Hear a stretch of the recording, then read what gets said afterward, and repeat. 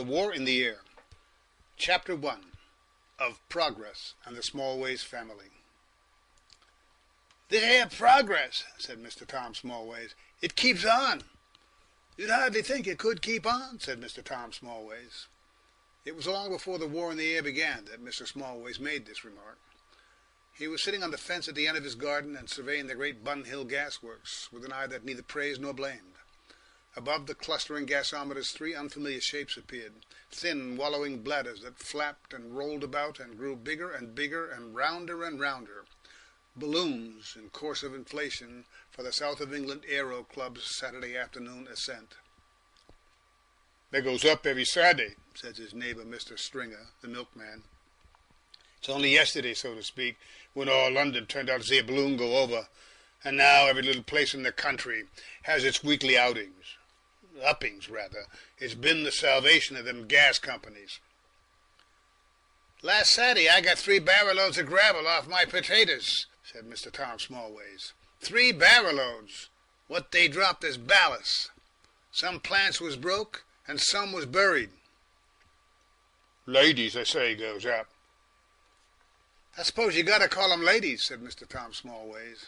"Still, it ain't hardly my idea of a lady flying about in the air and throwing gravel at people. It ain't what I've been accustomed to consider ladylike, whether or no." Mr. Stringer nodded his head approvingly, and for a time they continued to regard the swelling bulks with expressions that had changed from indifference to disapproval. Mr. Tom Smallways was a greengrocer by trade and a gardener by disposition. His little wife Jessica saw to the shop, and Heaven had planned him for a peaceful world. Unfortunately, Heaven had not planned a peaceful world for him. He lived in a world of obstinate and incessant change, and in parts where its operations were unsparingly conspicuous. Vicissitude was in the very soil he tilled. Even his garden was on a yearly tenancy, and overshadowed by a huge board that proclaimed it not so much a garden as an eligible building site. He was horticulture under notice to quit, the last patch of country in a district flooded by new and other things. He did his best to console himself, to imagine matters near the turn of the tide. "You'd hardly think you could keep on," he said. Mr. Smallways' aged father could remember Bun Hill as an idyllic Kentish village. He had driven Sir Peter Bone until he was 50, and then he took to drink a little and driving the station bus, which lasted until he was 78. Then he retired. He sat by the fireside, a shrivelled, very, very old coachman, full charged with reminiscences and ready for any careless stranger. He could tell you of the vanished estate of Sir Peter Bone, long since cut up for building, and how that magnate ruled the countryside when it was a countryside, of shooting and hunting, and of caches along the high road, of how where the gaswork is was a cricket field, and of the coming of the Crystal Palace. The Crystal Palace was 6 miles away from Bun Hill, a great facade that glittered in the morning and was a clear blue outline against the sky in the afternoon, and of a night a source of gratuitous fireworks for all the population of Bun Hill. And then had come the railway, and then villas, and then the gasworks and the waterworks, and a great ugly sea of workmen's houses, and then drainage, and the water vanished out of the Otterbourne and left it a dreadful ditch, and then a second railway station, Bun Hill South, and more houses, and more shops, more competition, plate glass shops, a school board, rates, omnibuses, tram cars going right away into London itself, bicycles, motor cars, and then more motor cars, a Carnegie Library. "You'd hardly think you could keep on," said Mr. Tom Smallways, growing up amongst these marvels. But it kept on. Even from the first, the greengrocer's shop, which he had set up in one of the smallest of the old surviving village houses in the tail of the High Street, had a submerged air, an air of hiding from something that was looking for it. When they had made up the pavement of High Street, they levelled that up so that one had to go down 3 steps into the shop. Tom did his best to sell only his own excellent but limited range of produce, but progress came shoving things into his window. French artichokes, aubergines, foreign apples, apples from the state of New York, apples from California, apples from Canada, apples from New Zealand. Pretty looking fruit, but not what I should call English apples, said Tom. Bananas, unfamiliar nuts, grapefruits, mangoes. The motor cars that went by northward and southward grew more and more powerful and efficient, whizzed faster and smelt worse. There appeared great clangorous petrol trolleys delivering coal and parcels in the place of vanishing horse vans. Motor omnibuses ousted the horse omnibuses. Even the Kentish strawberries going Londonward in the night took to machinery and clattered instead of creaking, and became affected in flavour by progress and petrol. And then young Bert Smallways got a motor bicycle. 2. Bert, it is necessary to explain, was a progressive Smallways. Nothing speaks more eloquently of the pitiless insistence of progress and the expansion in our time than that it should get into the Smallways blood. But there was something advanced and enterprising about young Smallways before he was out of short frocks. He was lost for a whole day before he was 5, and nearly drowned in the reservoir of the old waterworks before he was 7.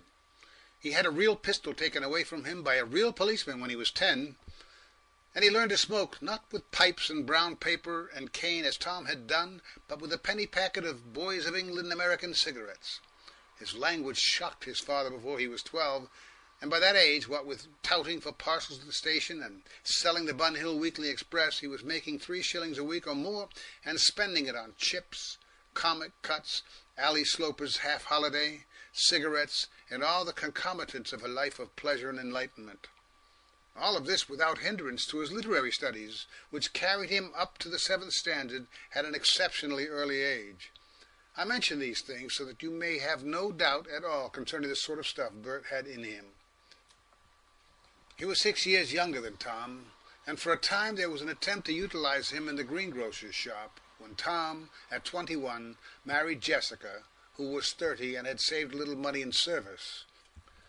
But it was not Bert's forte to be utilized. He hated digging, and when he was given a basket of stuff to deliver, a nomadic instinct arose irresistibly. It became his pack, and he did not seem to care how heavy it was, nor where he took it, so long as he did not take it to its destination. Glamour filled the world, and he strayed after it, basket and all. So Tom took his goods out himself and sought employers for Bert, who did not know of this strain of poetry in his nature. And Bert touched the fringe of a number of trades in succession: draper's porter, chemist's boy, doctor's page, junior assistant gas fitter, envelope addresser, milk cart assistant, golf caddy, and at last helper in a bicycle shop. Here, apparently, he found the progressive quality his nature had craved. His employer was a pirate-souled young man named Grubb, with a black-smeared face by day and a music-hall side in the evening, who dreamt of a patent leather chain, and it seemed to Bert that he was the perfect model of a gentleman of spirit. He hired out quite the dirtiest and unsafest bicycles in the whole south of England, and conducted the subsequent discussions with astonishing verve. Bert and he settled down very well together. Bert lived in, became almost a trick rider. He could ride bicycles for miles that would have come to pieces instantly under you or me, and took to washing his face after business, and spent his surplus money upon remarkable ties and collars, cigarettes, and shorthand classes at the Bun Hill Institute. He would go round to Tom at times and look and talk so brilliantly that Tom and Jessie, who both had a natural tendency to be respectful to anybody or anything, looked up to him immensely. "He's a go-ahead chap, is Bert," said Tom. "He knows a thing or two." "Let's hope he don't know too much," said Jessica, who had a fine sense of limitations. "It's go-ahead time," said Tom. "New potatoes, and English at that. We'll be having 'em in March if things go on as they do. I never see such time. See his tie last night?" "It wasn't suited to him, Tom. It was a gentleman's tie. He wasn't up to it. Not the rest of him. It wasn't becoming." Then presently Bert got a cyclist suit, cap, badge, and all, and to see him and Grubb going down to Brighton and back, heads down, handlebars down, backbones curved, was a revelation in the possibilities of the Smallways blood. Go-ahead times. Old Smallways would sit over the fire mumbling of the greatness of other days, of old Sir Peter, who drove his coach to Brighton and back in 8 and 20 hours, of old Sir Peter's white top hats, of Lady Bone, who never set foot to ground except to walk in the garden, of the great prize fights at Crawley. He talked of pink and pigskin breeches, of foxes at Ring's Bottom, where now the country council pauper lunatics were enclosed, of Lady Bone's chintzes and crinolines. Nobody heeded him. The world had thrown up a new type of gentleman altogether, a gentleman of most ungentlemanly energy, a gentleman in dusty oilskins and motor goggles and a wonderful cap, a stink-making gentleman, a swift, high-class badger who fled perpetually along high roads from the dust and stink he perpetually made. And his lady, as they were able to see her at Bun Hill, was a weather-bitten goddess, as free from refinement as a gypsy, not so much dressed as packed for transit at a high velocity. So Bert grew up filled with ideals of speed and enterprise, and became, so far as he became anything, a kind of bicycle engineer of the let's-have-a-look-at-it and enamel-chipping variety.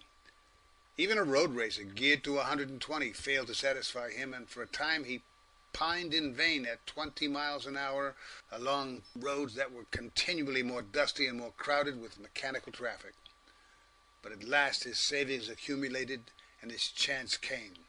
The hire purchase system bridged a financial gap, and one bright and memorable Sunday morning he wheeled his new possession through the shop into the road, got on to it with the advice and assistance of Grubb, and tuffed off into the haze of the traffic-tortured high road to add himself as one more voluntary public danger to the amenities of the south of England. "Off to Brighton," said old Tom Smallways, regarding his youngest son from the sitting-room window over the greengrocer's shop with something between pride and reprobation. "When I was his age I'd never been to London, never been south of Crawley, never been anywhere on my own where I couldn't walk, and nobody didn't go, not unless they was gentry. Now everybody's off everywhere. The whole dratted country seems flying to pieces. Wonder they all get back. Off to Brighton indeed. Anybody want to buy horses?" "You can't say I've been to Brighton, father," said Tom. "No, I don't want to go," said Jessica sharply, "queering about and spending your money." 3. For a time the possibilities of the motor bicycle so occupied Bert's mind that he remained regardless of the new direction in which the striving soul of man was finding exercise and refreshment. He failed to observe that the type of motor car, like the type of bicycle, was settling down and losing his adventurous quality. Indeed, it was as true as it is remarkable that Tom was the first to observe the new development. But his gardening made him attentive to the heavens, and the proximity of the Bun Hill gas works and the Crystal Palace, from which ascents were continually being made, and presently the descent of ballast upon his potatoes, conspired to bear in upon his unwilling mind the fact that the goddess of change was turning her disturbing attention to the sky. The first great boom in aeronautics was beginning. Grubb and Bert heard of it in a music hall. Then it was driven home to their minds by the cinematograph. Then Bert's imagination was stimulated by a sixpenny edition of that aeronautic classic, Mr. George Griffith's Clipper of the Clouds, and so the thing really got hold of them. At first the most obvious aspect was the multiplication of balloons. The sky of Bun Hill began to be infested by balloons. On Wednesday and Saturday afternoons particularly, you could scarcely look skyward for a quarter of an hour without discovering a balloon somewhere. And then one bright day Bert, motoring towards Croydon, was arrested by the insurgence of a huge bolster-shaped monster from the Crystal Palace grounds, and obliged to dismount and watch it. It was like a bolster with a broken nose, and below it, and comparatively small, was a stiff framework bearing a man and an engine with a screw that whizzed around in front and a sort of canvas rudder behind. The framework had an air of dragging the reluctant gas cylinder after it like a brisk little terrier towing a shy, gas-distended elephant into society. The combined monster certainly travelled and steered. It went overhead perhaps 1,000 feet up. Bert heard the engine, sailed away southward, vanished over the hills, reappeared a little blue outline far off in the east, going now very fast before a gentle southwest gale, returned above the Crystal Palace towers, circled round them, chose a position for descent, and sank down out of sight. Bert sighed deeply and turned to his motor bicycle again. And that was only the beginning of a succession of strange phenomena in the heavens. Cylinders, cones, pear-shaped monsters, even at last a thing of aluminium that glittered wonderfully, and that Grubb, through some confusion of ideas about armor plates, was inclined to consider a war machine. There followed actual flight. This, however, was not an affair that was visible from Bun Hill. It was something that occurred in private grounds or other enclosed places and under favourable conditions, and it was brought home to Grubb and Bert Smallways only by means of the magazine page of the halfpenny newspapers or by cinematograph records. But it was brought home very insistently, and in those days if ever one heard a man saying in a public place in a loud, reassuring, confident tone, "It's bound to come," the chances were 10 to 1 he was talking of flying. And Bert got a box lid and wrote out in correct window ticket style, and Grubb put it in the window, this inscription: "Aeroplanes made and repaired." It quite upset Tom. It seemed taking one's shop so lightly, but most of the neighbours and all of the sporting ones approved of it as being very good indeed. Everybody talked of flying. Everybody repeated over and over again, bound to come. And then, it didn't come. There was a hitch. They flew, that was all right. They flew in machines heavier than air. But they smashed. Sometimes they smashed the engine, sometimes they smashed the aeronaut. Usually they smashed both. Machines that made flights of 3 or 4 miles and came down safely went up the next time to headlong disaster. There seemed no possible trusting to them. The breeze upset them. The eddies near the ground upset them. A passing thought in the mind of the aeronaut upset them. Also, they upset, simply. "It's the stability does 'em," said Grubb, repeating his newspaper. "They pitch and they pitch till they pitch themselves to pieces." Experiments fell away after 2 expectant years of this sort of success.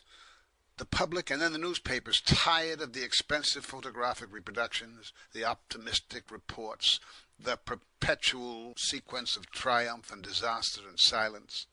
Flying slumped. Even ballooning fell away to some extent, though it remained a fairly popular sport and continued to lift gravel from the wharf of the Bun Hill Gasworks and drop it upon deserving people's lawns and gardens. There were half a dozen reassuring years for Tom, at least so far as flying was concerned, but that was the great time of monorail development, and his anxiety was only diverted from the high heavens by the most urgent threats and symptoms of change in the lower sky. There had been talk of monorails for several years, but the real mischief began when Brennan sprang his gyroscopic monorail car upon the Royal Society. It was the leading sensation of the 1907 soirees. That celebrated demonstration room was all too small for its exhibition. Brave soldiers, leading Zionists, deserving novelists, noble ladies congested the narrow passage and thrust distinguished elbows into ribs the world would not willingly let break, deeming themselves fortunate if they could see just a little bit of the rail. Inaudible but convincing, the great inventor expounded his discovery and sent his obedient little model of the trains of the future up gradients, round curves, and across a sagging wire. It ran along its single rail, on its single wheels, simple and sufficient. It stopped, reversed, stood still, balanced perfectly. It maintained its astounding equilibrium amidst a thunder of applause. The audience dispersed at last, discussing how far they would enjoy crossing an abyss on a wire cable. Suppose the gyroscope stopped? Few of them anticipated a tithe of what the Brennan monorail would do for their railway securities and for the face of the world. In a few years they realized better. In a little while no one thought anything of crossing an abyss on a wire, and the monorail was superseding the tram lines, railways, and indeed every form of track for mechanical locomotion. Where land was cheap, the rail ran along the ground. Where it was dear, the rail lifted up on iron standards and passed overhead. Its swift, convenient cars went everywhere and did everything that had once been done along made tracks upon the ground. When old Tom Smallways died, Tom could think of nothing more striking to say of him than that when he was a boy there wasn't nothing higher than your chimblies. There wasn't a wire nor a cable in the sky. Old Smallways went to his grave under an intricate networks of wires and cables, for Bun Hill became not only a sort of minor centre of power distribution. The home county's power distribution company set up transformers and a generating station close beside the old gasworks, but also a junction on the suburban monorail system. Moreover, every tradesman in the place, and indeed nearly every house, had its own telephone. The monorail cable standard became a striking fact in urban landscape. For the most part, stout iron erections, rather like tapering trestles, and painted a bright bluish green. One, it happened, bestrode Tom's house, which looked still more retiring and apologetic beneath its immensity, and another giant stood just inside the corner of his garden, which was still not built upon and unchanged except for a couple of advertisement boards, one recommending a 2 and 6-penny watch, and one a nerve restorer. These, by the by, were placed almost horizontally to catch the eye of the passing monorail passengers above, and so served admirably to roof over a tool shed and a mushroom shed for Tom. All day and all night the fast cars from Brighton and Hastings went murmuring by overhead, long, broad, comfortable-looking cars that were brightly lit after dark. And as they flew by at night, transient flares of light and a rumbling sound of passage, they kept up a perpetual summer lightning and thunderstorm in the street below. Presently the English Channel was bridged, a series of great iron Eiffel Tower pillars carrying monorail cables at a height of 150 feet above the water, except near the middle, where they rose higher to allow the passage of the London and Antwerp shipping and the Hamburg American liners. Then heavy motor cars began to run about on only a couple of wheels, one behind the other, which for some reason upset Tom dreadfully and made him gloomy for days after the first one passed the shop. All this gyroscopic and monorail development naturally absorbed a vast amount of public attention, and there was also a huge excitement consequent upon the amazing gold discoveries off the coast of Anglesia, made by a submarine prospector, Miss Patricia Giddy. She had taken her degree in geology and mineralogy at the University of London, and while working upon the auriferous rocks of North Wales after a brief holiday spent in agitating for women's suffrage, she had been struck by the possibility of these reefs cropping up again under the water. She had set herself to verify this supposition by the use of a submarine crawler invented by Dr. Alberto Cassini.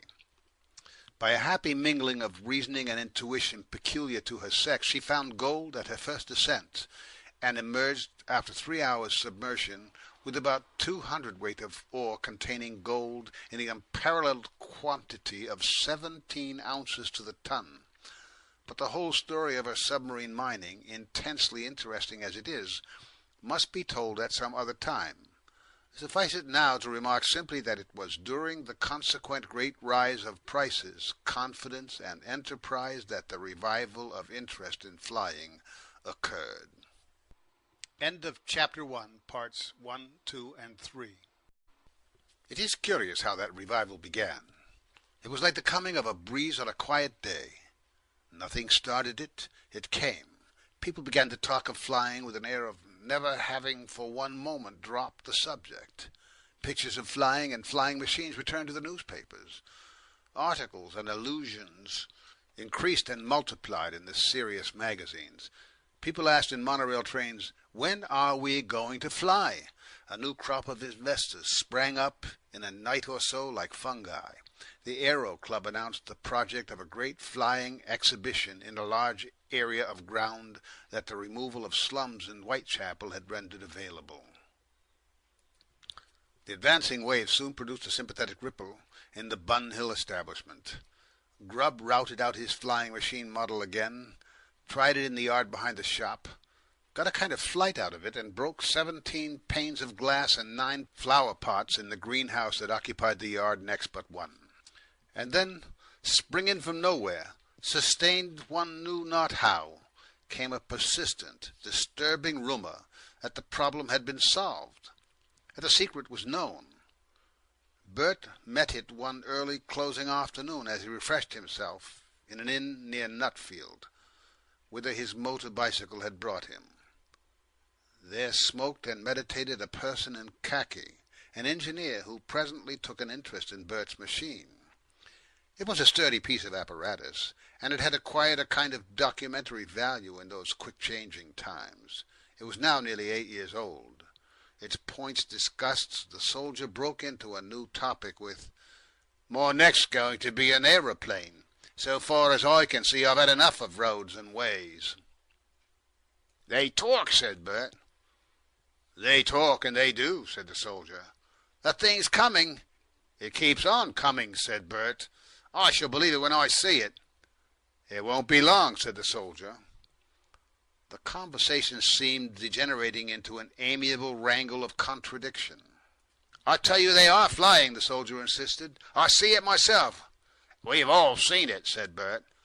"I don't mean to flap and smash up. I mean real safe, steady, controlled flying, against the wind, good and right." "You ain't seen that."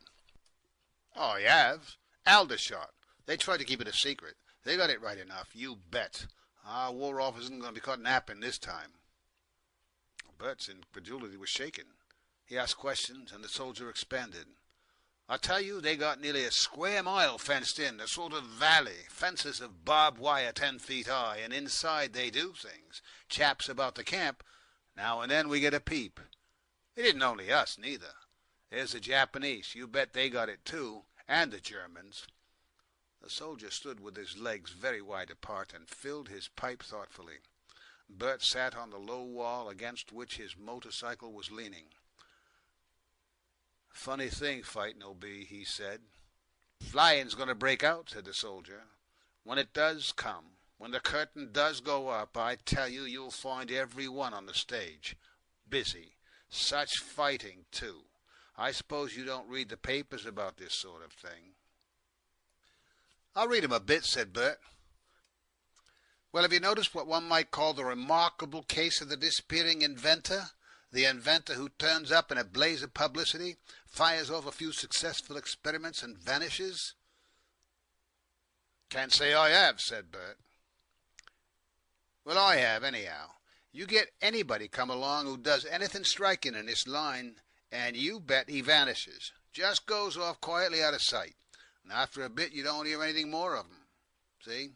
They disappear. Gone. No address. First, it's an old story now.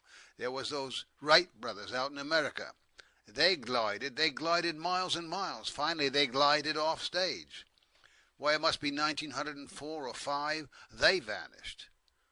Then there was those people in Ireland. Now, I forget their names. Everybody said they could fly. They went. They ain't dead that I've heard tell, but you can't say they're alive. Not a feather of 'em can you see. Then that chap who flew around Paris and upset in the Seine. De Bouley, was it? I forget. There was a grand fly, in spite of the accident. But where's he got to? The accident didn't hurt him, eh? He's gone to cover." The soldier prepared to light his pipe. "Looks like a secret society got hold of him," said Bert. "Secret society? Nah." The soldier lit his match and drew. "Secret society," he repeated, with his pipe between his teeth and the match flaring in response to his words. "War Department, that's more like it."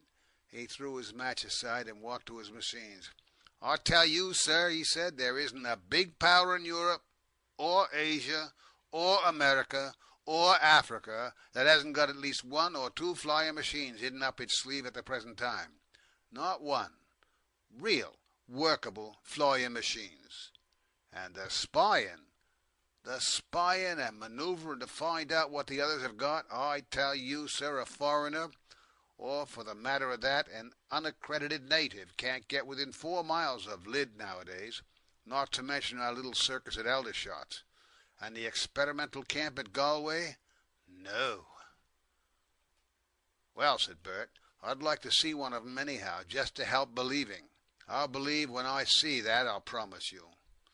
You'll see 'em fast enough, said the soldier, and led his machine to the road. He left Bert on his wall, grave and pensive, with his cap on the back of his head and a cigarette smouldering in the corner of his mouth. If what he says is true, said Bert, me and Grubb, we've been wasting our blessed old time, besides incurring expense with that greenhouse. 5. It was while this mysterious talk with the soldier still stirred in Bert Smallways' imagination that the most astounding incident in the whole of that dramatic chapter of human history, the coming of flying, occurred. People talk glibly enough of epoch-making events. This was an epoch-making event. It was the unanticipated and entirely successful flight of Mr. Alfred Butteridge from the Crystal Palace to Glasgow and back in a small business-like looking machine, heavier than air, an entirely manageable and controllable machine that could fly as well as a pigeon. It wasn't, one felt, a fresh step forward in the matter so much as a giant stride, a leap. Mr. Butteridge remained in the air altogether for about 9 hours, and during that time he flew with the ease and assurance of a bird. His machine was, however, neither bird-like nor butterfly-like, nor had it the wide lateral expansion of the ordinary aeroplane. The effect upon the observer was rather something in the nature of a bee or a wasp. Parts of the apparatus were spinning very rapidly and gave one a hazy effect of transparent wings, but parts, including 2 peculiarly curved wing cases, if one may borrow a figure from the flying beetles, remained expanded stiffly. In the middle was a long rounded body like a body of a moth, and on this Mr. Butteridge could be seen sitting astride, much as a man bestrides a horse. The wasp-like resemblance was increased by the fact that the apparatus flew with a deep booming hum, exactly the sound made by a wasp at a window pane. Mr. Butteridge took the world by surprise. He was one of those gentlemen from nowhere fate still succeeds in producing for the stimulation of mankind. He came, it was variously said, from Australia and America and the south of France. He was also described quite incorrectly as the son of a man who had amassed a comfortable fortune in the manufacture of gold nibs and the Butteridge fountain pens. But this was an entirely different strain of Butteridges. For some years, in spite of a loud voice, a large presence, an aggressive swagger, and an implacable manner, he had been an undistinguished member of most of the existing aeronautical associations. Then one day he wrote to all the London papers to announce that he had made arrangements for an ascent from the Crystal Palace of a machine that would demonstrate satisfactorily that the outstanding difficulties in the way of flying were finally solved. Few of the papers printed his letter. Still fewer were the people who believed in his claim. No one was excited, even when a fracas on the steps of a leading hotel in Piccadilly, in which he tried to horsewhip a prominent German musician upon some personal account, delayed his promised ascent.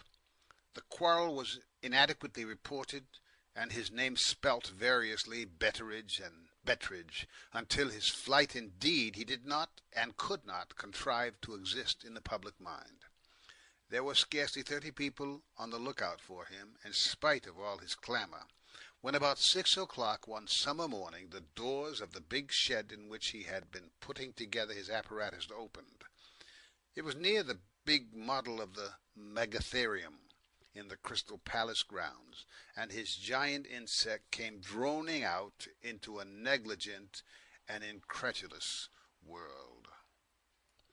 But before he had made his second circuit of the Crystal Palace towers, Fame was lifting her trumpet. She drew a deep breath as the startled tramps who slept on the seats of Trafalgar Square were roused by his buzz, and awoke to discover him circling the Nelson column. And by the time he had got to Birmingham, which place he crossed about 10:30, her deafening blast was echoing throughout the country. The despaired of thing was done. A man was flying securely and well. Scotland was agape for his coming. Glasgow he reached by 1 o'clock, and it was related that scarcely a shipyard or factory in that busy hive of industry resumed work before 2:30. The public mind was just sufficiently educated on the impossibility of flying to appreciate Mr. Butteridge at his proper value. He circled the university buildings and dropped to within shooting distance of the crowds of West End Park, and on the slope of Glamorhill the thing flew quite steadily at a pace of about 3 miles an hour in a wide circle, making a deep hum that would have drowned his full, rich voice completely had he not provided himself with a megaphone. He avoided churches, buildings, and monorail cables with consummate ease as he conversed. "My name's Butteridge," he shouted. Butterige. Got it? Me mother was Scotch. Having assured himself that he had been understood, he rose amidst cheers and shouting and patriotic cries, and then flew up very swiftly and easily into the southeastern sky, rising and falling with long, easy undulations in an extraordinarily wasp-like manner. His return to London, he visited and hovered over Manchester and Liverpool and Oxford on his way, and spelt his name out to each place, was an occasion of unparalleled excitement. Everyone was staring heavenward. More people were run over in the streets upon that one day than in the previous 3 months, and a county council steamboat, the Isaac Walton, collided with a pier of Westminster Bridge and narrowly escaped disaster by running ashore. It was low water on the mud on the south side. He returned to the Crystal Palace grounds, that classic starting point of aerodynamic adventure, about sunset, re-entered his shed without disaster, and had the doors locked immediately upon the photographers and journalists who had been waiting his return. "Look here, you chaps," he said as his assistant did so.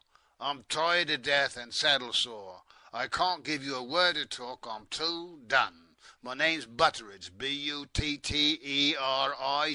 Get that right. I'm an imperial Englishman, and I'll talk to you all tomorrow." Foggy snapshots still survived to record that incident. His assistant's struggles in a sea of aggressive young men carrying notebooks or upholding cameras and wearing bowler hats and enterprising ties. He himself towers up in the doorway, a big figure with a mouth, an eloquent cavity beneath a vast black moustache, distorted by his shout to these relentless agents of publicity.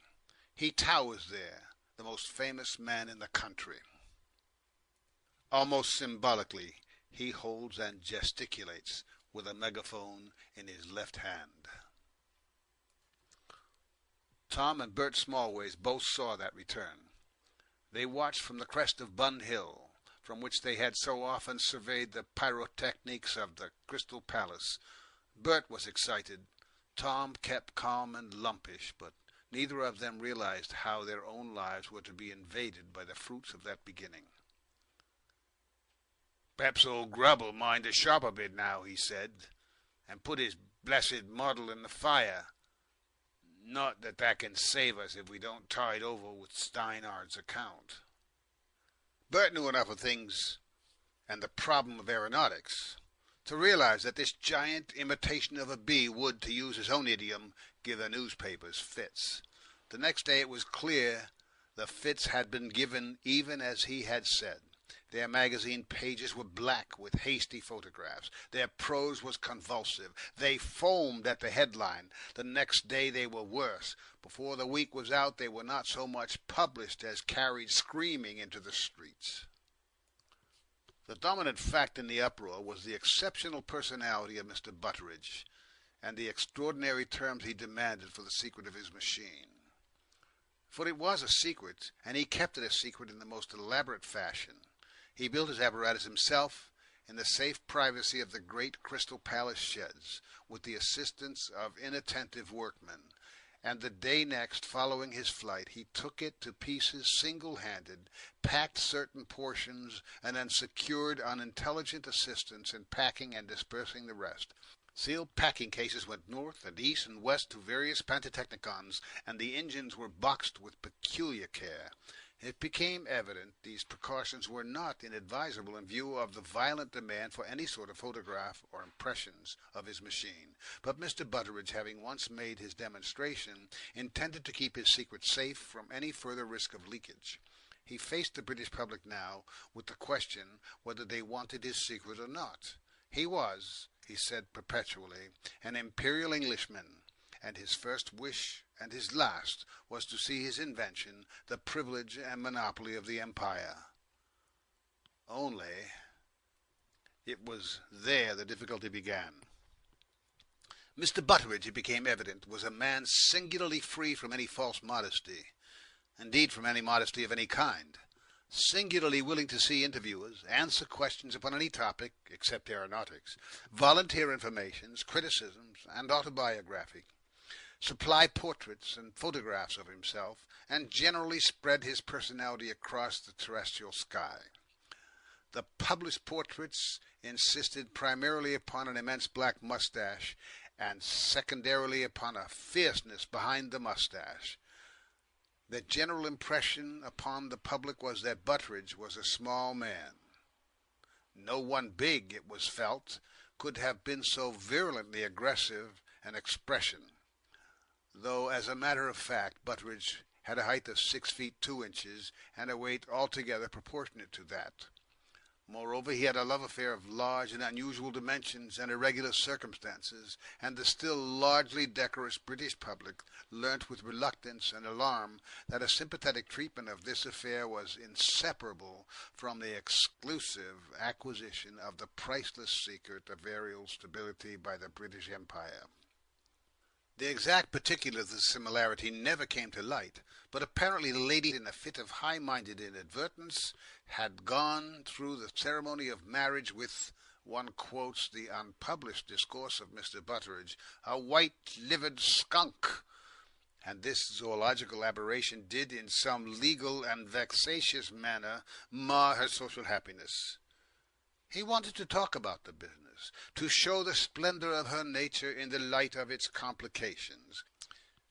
It was really most embarrassing to a press that has always possessed a considerable turn for reticence, that wanted things personal indeed in the modern fashion, yet not too personal. It was embarrassing, I say, to be inexorably confronted with Mr. Butteridge's great heart, to see it laid open in relentless self-vivisection and its pulsating discepiments adorned with emphatic flag labels. Confronted they were, and there was no getting away from it. He would make his appalling viscous beat and throb before the shrinking journalists. No uncle with a big watch and a little baby ever harped upon it so relentlessly. Whatever evasion they attempted, he set aside. He gloried in his love, he said, and compelled them to write it down. That is, of course, a private affair, Mr. Butteridge, they would object. The injustice, sir, is public. I do not care either I am up against institutions or individuals. I do not care if I am up against the universal all. I am pleading the cause of a woman I love, sir, a noble woman, misunderstood. I intend to vindicate her, sir, to the four winds of heaven. I love England, he used to say, love England, but Puritanism, sir, I abhor. It fills me with loathing. It raises my gorge. Take my own case. He insisted relentlessly upon his heart and upon seeing proofs of the interview. If they had not done justice to his erotic bellowings and gesticulations, he stuck in a large inky scrawl, all and more that they had omitted. It was a strangely embarrassing thing for British journalism.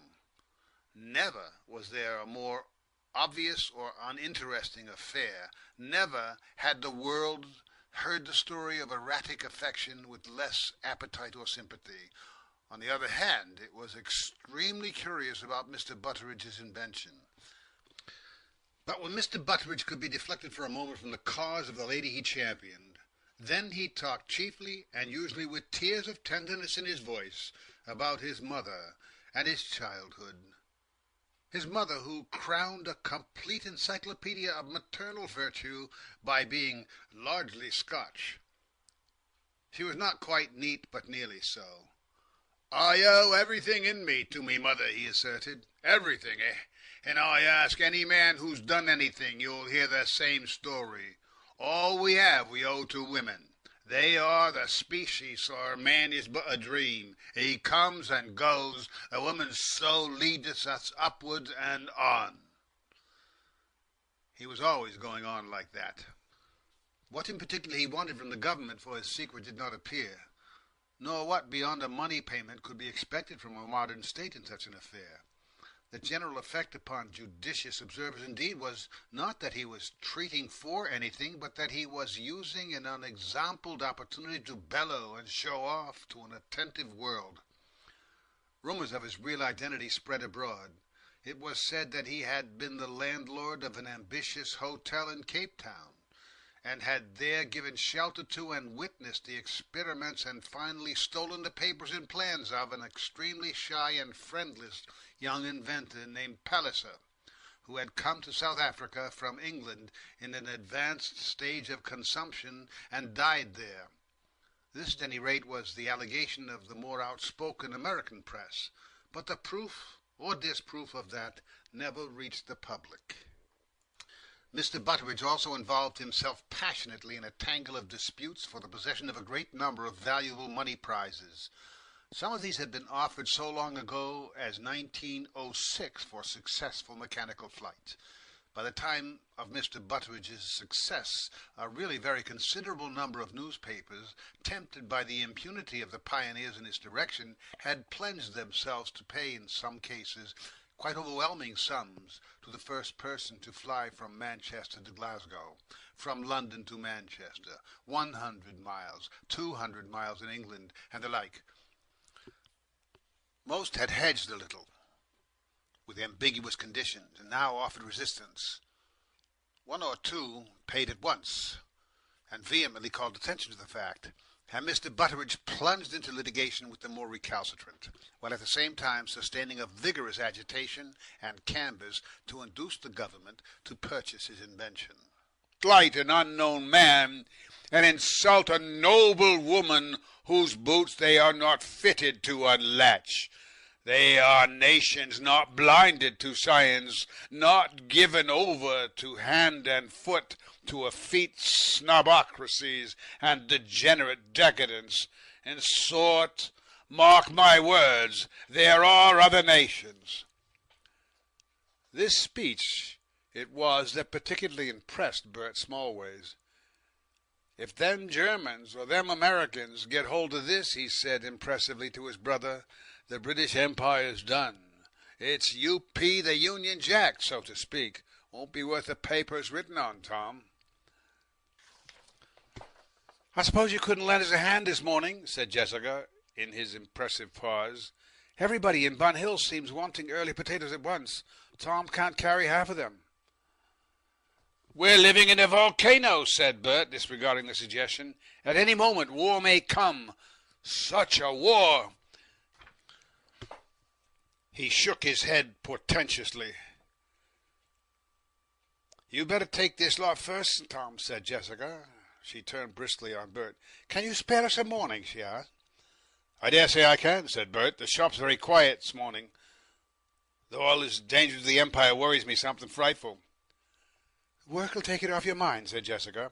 and presently he too was going out into the world of change and wonder, bowed beneath a load of potatoes and patriotic insecurity that merged at last into a very definite irritation at the weight and want of style of the potatoes, and a very clear conception of the entire detestableness of Jessica. End of Chapter 1, Parts 4, 5, and 6. Chapter 2, Parts 1 and 2. It did not occur to either Tom or Bert Smallways that this remarkable aerial performance of Mr. Butteridge was likely to affect either of their lives in any special manner, that it would in any way single them out from the millions about them. And when they had witnessed it from the crest of Bun Hill, and seen the fly-like mechanism, its rotating planes of golden haze in the sunset, sink humming to the harbour of its shed again, they turned back towards the sunken greengrocery beneath the great iron standard of the London to Brighton monorail, and their minds reverted to the discussion that had engaged them before Mr. Butteridge's triumph had come in sight out of the London haze. It was a difficult and unsuccessful discussion. They had to carry it on in shouts because of the moaning and roaring of the gyroscopic motor cars that traversed the high streets, and in its nature it was contentious and private. The grub business was in difficulties, and Grubb, in a moment of financial eloquence, had given a half-share in it to Bert, whose relation with his employer had been for some time unsalaried and Polish and informal. Bert was trying to impress Tom with the idea that the reconstructed Grubb and Smallways offered unprecedented and unparalleled opportunities to the judicious small investor. It was coming home to Bert as though it were an entirely new fact that Tom was singularly impervious to ideas. In the end he put the financial issues on one side, and making the thing entirely a matter of fraternal affection, succeeded in borrowing a sovereign on the security of his word of honour. The firm of Grubb and Smallways, formerly Grubb, had indeed been singularly unlucky in the last year or so. For many years the business had struggled along with a flavour of romantic insecurity in a small, dissolute-looking shop in the High Street, adorned with brilliantly coloured advertisements of cycles, a display of bells, trouser clips, oil cans, pump clips, flame cases, wallets and other accessories, and the announcement of bicycles on hire, repairs, free inflation, petrol, and similar attractions. They were agents for several obscure makes of bicycle. 2 samples constituted the stock, and occasionally they effected a sale. They also repaired punctures and did their best, though luck was not always on their side, with any other repairing that was brought to them. They handled a line of cheap gramophones, and did a little with musical boxes. The staple of their business was, however, the letting of bicycles on hire. It was a singular trade, obeying no known commercial or economic principles. Indeed, no principles. There was a stock of ladies' and gentlemen's bicycles in a state of disrepair that passes description, and these, the hiring stock, were let to unexacting and reckless people, inexpert in the things of this world, at a nominal rate of 1 shilling for the first hour and 6pence per hour afterwards. But really there were no fixed prices, and insistent boys could get bicycles, and the thrill of danger, for an hour for so low a sum as 3pence, provided they could convince Grubb that that was all they had. The saddle and handlebar were then sketchily adjusted by Grubb, a deposit exacted, except in the case of familiar boys, the machine lubricated, and the adventurer started upon his career. Usually he or she came back, but at times, when the accident was serious, Bert or Grubb had to go out and fetch the machine home. Hire was always charged up to the hour of return to the shop, and deducted from the deposit. It was rare that a bicycle started out from their hands in a state of pedantic efficiency. Romantic possibilities of accident lurked in the worn thread of the screw that adjusted the saddle, in the precarious pedals, in the loose-knit chain, in the handlebars, above all the brakes and tires. Tappings and clankings and strange rhythmic creakings awoke as the intrepid hirer pedalled out into the country. Then perhaps the bell would jam, or a brake fail to act on a hill, or the seat pillow would get loose and the saddle drop 3 or 4 inches with a disconcerting bump, or the loose and rattling chain would jump the cogs of the chain wheel as the machine ran downhill, and so bring the mechanism to an abrupt and disastrous stop, without at the same time arresting the forward momentum of the rider, or a tire would bang, or sigh quietly and give up the struggle for efficiency. When the hirer returned, a heated pedestrian, Grubb would ignore all verbal complaints and examine the machine gravely. "This ain't had fair usage," he used to begin. He became a mild embodiment of the spirit of reason. "You can't expect a bicycle to take you up in its arms and carry you," he used to say. "You got to show intelligence. After all, it's machinery." Sometimes the process of liquidating the consequent claims bordered on violence. It was always a very rhetorical and often a trying affair, but in these progressive times you have to make a noise to get a living. It is often hard work, but nevertheless this hiring was a fairly steady source of profit, until one day all the panes in the window and door were broken, and the stock on sale in the window greatly damaged and disordered by 2 overcritical hirers with no sense of rhetorical irrelevance. They were big, coarse stokers from Gravesend. One was annoyed because his left pedal had come off, and the other because his tire had become deflated. Small and indeed negligible accidents by Bun Hill standards, due entirely to the ungentle handling of the delicate machines entrusted to them, and they failed to see clearly how they put themselves in the wrong by this method of argument. It is a poor way of convincing a man that he has let you a defective machine to throw his foot-pump about his shop and take his stock of gongs outside in order to return them through the window panes. It carried no real conviction to the minds of either Grubb or Bert. It only irritated and vexed them. One quarrel makes many, and this unpleasantness led to a violent dispute between Grubb and the landlord upon the moral aspects of and legal responsibility for the consequent reglazing. In the end, Grubb and Smallways were put to the expense of a strategic nocturnal removal to another position. It was a position they had long considered. It was a small, shed-like shop with a plate-glass window and one room behind, just at the sharp bend in the road at the bottom of Bun Hill, and here they struggled along bravely in spite of persistent annoyance from their former landlord, hoping for certain eventualities the peculiar situation of the shop seemed to promise. Here, too, they were doomed to disappointment. The high road from London to Brighton that ran through Bun Hill was like the British Empire or the British Constitution, a thing that had grown to its present importance. Unlike any other roads in Europe, the British high roads have never been subjected to any original attempts to grade or straighten them out, and to that, no doubt, their peculiar picturesqueness is to be ascribed. The old Bun Hill High Street drops at its end for perhaps 80 or 100 feet of descent, at an angle of 1 in 5, turns at right angles to the left, runs in a curve for about 30 yards to a brick bridge over the dry ditch that had once been the Otterbourne, and then bends sharply to the right again around a dense clump of trees, and goes on, a simple, straightforward, peaceful high road. There had been 1 or 2 horse and van and bicycle accidents in the place before the shop Bert and Grubb took was built, and to be frank, it was the probability of others that attracted them to it. Its possibilities had come to them first with a humorous flavour. "Here's one of the places where a chap might get a living by keeping hens," said Grubb.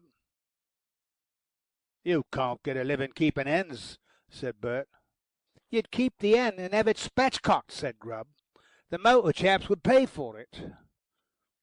When they really came to take the place they remembered this conversation. Hens, however, were out of the question. There was no place for a run unless they had it in the shop. It would have been obviously out of place there. The shop was much more modern than their former one, and had a plate-glass front. "Sooner or later," said Bert, "we shall get a motor car through this." "That's all right," said Grubb. "Compensation. I don't mind when that motor car comes along. I don't mind if it gives me a shock to the system." "And meanwhile," said Bert, with great artfulness, "I'm going to buy myself a dog." He did. He bought 3 in succession. He surprised the people at the Dogs' Home in Battersea by demanding a deaf retriever and rejecting every candidate that pricked up its ears. "I want a good, deaf, slow-moving dog," he said, "a dog that doesn't put himself out for things." They displayed inconvenient curiosity. They declared a great scarcity of deaf dogs. "You'll see," they said, "dogs are not deaf." "Mine's got to be," said Bert. "I've had dogs that aren't deaf. All I want. It's like this, you see. I sell gramophones. Naturally, I want to make 'em talk and tootle a bit to show 'em off. Well, a dog that isn't deaf doesn't like it. Gets excited, smells around, barks, growls. That upsets the customers, see? Then a dog that has got his hearing fancies things, makes burglars out of passing tramps, wants to fight every motor that makes a whiz. All very well if you want livening up, but our place is lively enough. I don't want a dog of that sort. I want a quiet dog." In the end he got 3 in succession, but none of them turned out well. The first strayed off into the infinite, heeding no appeals. A second was killed in the night by a fruit motor wagon, which fled before Grubb could get down. The third got itself entangled in the front wheel of a passing cyclist who came through the plate glass and proved to be an actor out of work and an undischarged bankrupt. He demanded compensation for some fancied injury, would hear nothing of the valuable dog he had killed or the window he had broken, obliged Grubb by sheer physical obduracy to straighten his buckled front wheel, and pestered the struggling firm with a series of inhumanely worded solicitors' letters. Grubb answered them stingingly and put himself, Bert thought, in the wrong. Affairs got more and more exasperating and strained under these pressures. The window was boarded up, and an unpleasant altercations about their delay in repairing it with the new landlord, a Bun Hill butcher, and a loud, bellowing, unreasonable person at that, served to remind them of their unsettled troubles with the old. Things were at this pitch when Bert bethought himself of creating a sort of debenture capital in the business for the benefit of Tom. But, as I have said, Tom had no enterprise in his composition. His idea of investment was the stocking. He bribed his brother not to keep the offer open. And then ill luck made its last lunge at their crumbling business and brought it to the ground. It is a poor heart that never rejoices, and Whitsuntide had an air of coming as an agreeable break in the business complications of Grubb and Smallways. Encouraged by the practical outcome of Bert's negotiations with his brother, and by the fact that half the hiring stock was out from Saturday to Monday, they decided to ignore the residuum of hiring trade on Sunday and devote that day to much-needed relaxation and refreshment. To have, in fact, an unstinted good time, a beano on Whitsunday, and return invigorated to grapple with the difficulties and the bank holiday repairs on Monday. No good thing was ever done by exhausted and dispirited men. It happened that they had made the acquaintance of 2 young ladies in employment in Clapham, Miss Flossie Bright and Miss Edna Bunthorne, and it was resolved therefore to make a cheerful little cyclist party of 4 into the heart of Kent, and to picnic and spend an indolent afternoon and evening among the trees and bracken between Ashford and Maidstone. Miss Bright could ride a bicycle, and a machine was found for her, not among the hiring stock, but specifically in the sample held for sale. Miss Bunthorne, whom Bert particularly affected, could not ride, and so with some difficulty he hired a basket-work trailer from the big business of Ray's in the Clapham Road. To see our young men brightly dressed and cigarettes alight, wheeling off to the rendezvous, Grubb guiding the ladies' machine beside him with one skilful hand, and Bert tuffing steadily, was to realize how pluck may triumph even over insolvency. Their landlord, the butcher, said "Grr" as they passed, and shouted "Go it" in a loud, savage tone to their receding backs. Much they cared. The weather was fine, and though they were on their way southward before 9 o'clock, there was already a great multitude of holiday people abroad upon the roads. There were quantities of young men and women on bicycles and motor bicycles, and a majority of gyroscopic motor cars running bicycle fashion on two wheels mingled with old-fashioned four-wheeled traffic. Bank holiday times always bring out old stored-away vehicles and odd people. One saw tricars and electric broughams and dilapidated old racing cars with huge pneumatic tires. Once our holiday maker saw a horse and cart, and once a youth riding a black horse amidst the badinage of a passers-by. And there were several navigable gas airships, not to mention balloons, in the air. It was all immensely interesting and refreshing after the dark anxieties of the shop.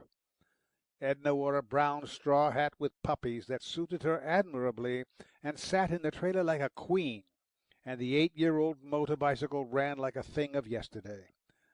Little it seemed to matter to Mr. Bert Smallways that a newspaper placard proclaimed, "Germany denounces the Monroe Doctrine. Ambiguous attitude of Japan. What will Britain do? Is it war?" This sort of thing was always going on, and on holidays one disregarded it as a matter of course. Weekdays and the slack time after the midday meal, then perhaps one might worry about the empire and international politics, but not on a sunny Sunday with a pretty girl trailing behind one, and envious cyclists trying to race you. Nor did our young people attach any great importance to the flitting suggestions of military activity they glimpsed ever and again. Near Maidstone they came on a string of 11 motor guns of peculiar construction, halted by the roadside, with a number of business-like engineers grouped about them, watching through field glasses some sort of entrenchment that was going on near the crest of the Downs. It signified nothing to Bert. "What's up?" said Edna. "Oh, manoeuvres," said Bert. "Oh, I thought they did them at Easter," said Edna, and troubled no more.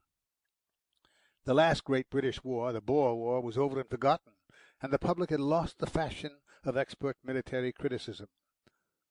Our 4 young people picnicked cheerfully and were happy in the manner of a happiness that was an ancient mode in Nineveh.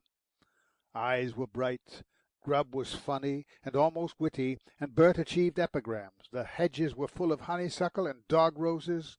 In the woods the distant toot-toot-toot of the traffic on the dust-hazy high road might have been no more than the horns of Elfland. They laughed and gossiped and picked flowers and made love and talked, and the girls smoked cigarettes. Also they scuffled playfully. Among other things they talked aeronautics, and how they would come for a picnic together in Bert's flying machine before 10 years were out. The world seemed full of amusing possibilities that afternoon. They wondered what their great-grandparents would have thought of aeronautics. In the evening about 7, the party turned homeward, expecting no disaster, and it was only on the crest of the Downs between Wrotham and Kingsdown that disaster came. They had come up the hill in the twilight. Bert was anxious to get as far as possible before he lit, or attempted to light, for the issue was a doubtful one, his lamps, and they had scorched past a number of cyclists, and by a 4-wheeled motor car of the old style, lamed by a deflated tire. Some dust had penetrated Bert's horn, and the result was a curious, amusing wheezing sound had got into his honk-honk. For the sake of merriment and glory he was making this sound as much as possible, and Edna was in fits of laughter in the trailer. They made a sort of rushing cheerfulness along the road that affected their fellow travellers variously, according to their temperaments. She did notice a good lot of bluish, evil-smelling smoke coming from about the bearings between his feet, but she thought this was one of the natural concomitants of motor traction, and troubled no more about it, until abruptly it burst into a little yellow-tipped flame. "Bert!" she screamed. But Bert had put on the brakes with such suddenness that she found herself involved with his legs as he dismounted. She got to the side of the road and hastily readjusted her hat, which had suffered. "Gaw!" said Bert. He stood for some fatal seconds, watching the petrol drip and catch, and the flame, which was now beginning to smell of an animal as well as oil, spread and grew. His chief idea was the sorrowful one that he had not sold the machine second-hand a year ago, and that he ought to have done so. A good idea in its way, but not immediately helpful. He turned upon Edna sharply. "Get a lot of wet sand," he said, and he wheeled the machine a little towards the side of the roadway and laid it down and looked about for a supply of wet sand. The flames received this as a helpful attention and made the most of it. They seemed to brighten, and the twilight to deepen about them. The road was a flinty road in the chalk country, and ill provided with sand. Edna accosted a short, fat cyclist. "We want wet sand," she said, and added, "Our motor's on fire." The short, fat cyclist stared blankly for a moment, and then with a helpful cry began to scrabble in the road grit, whereupon Bert and Edna also scrabbled in the road grit. Other cyclists arrived, dismounted, and stood about, and their flame-lit faces expressed satisfaction, interest, curiosity. "Wet sand," said the short, fat man, scrabbling terribly. "Wet sand." One joined him. They threw hard-earned handfuls of road grit upon the flames, which accepted them with enthusiasm. Grubb arrived, riding hard. He was shouting something. He sprang off and threw his bicycle into the hedge.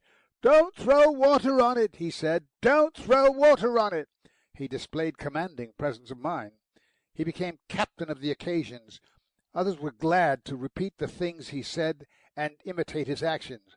"Don't throw water on it," they cried. Also, there was no water. "Beat it out, you fools," he said. He seized a rug from the trailer. It was an Australian blanket and Bert's winter coverlet, and began to beat at the burning petrol.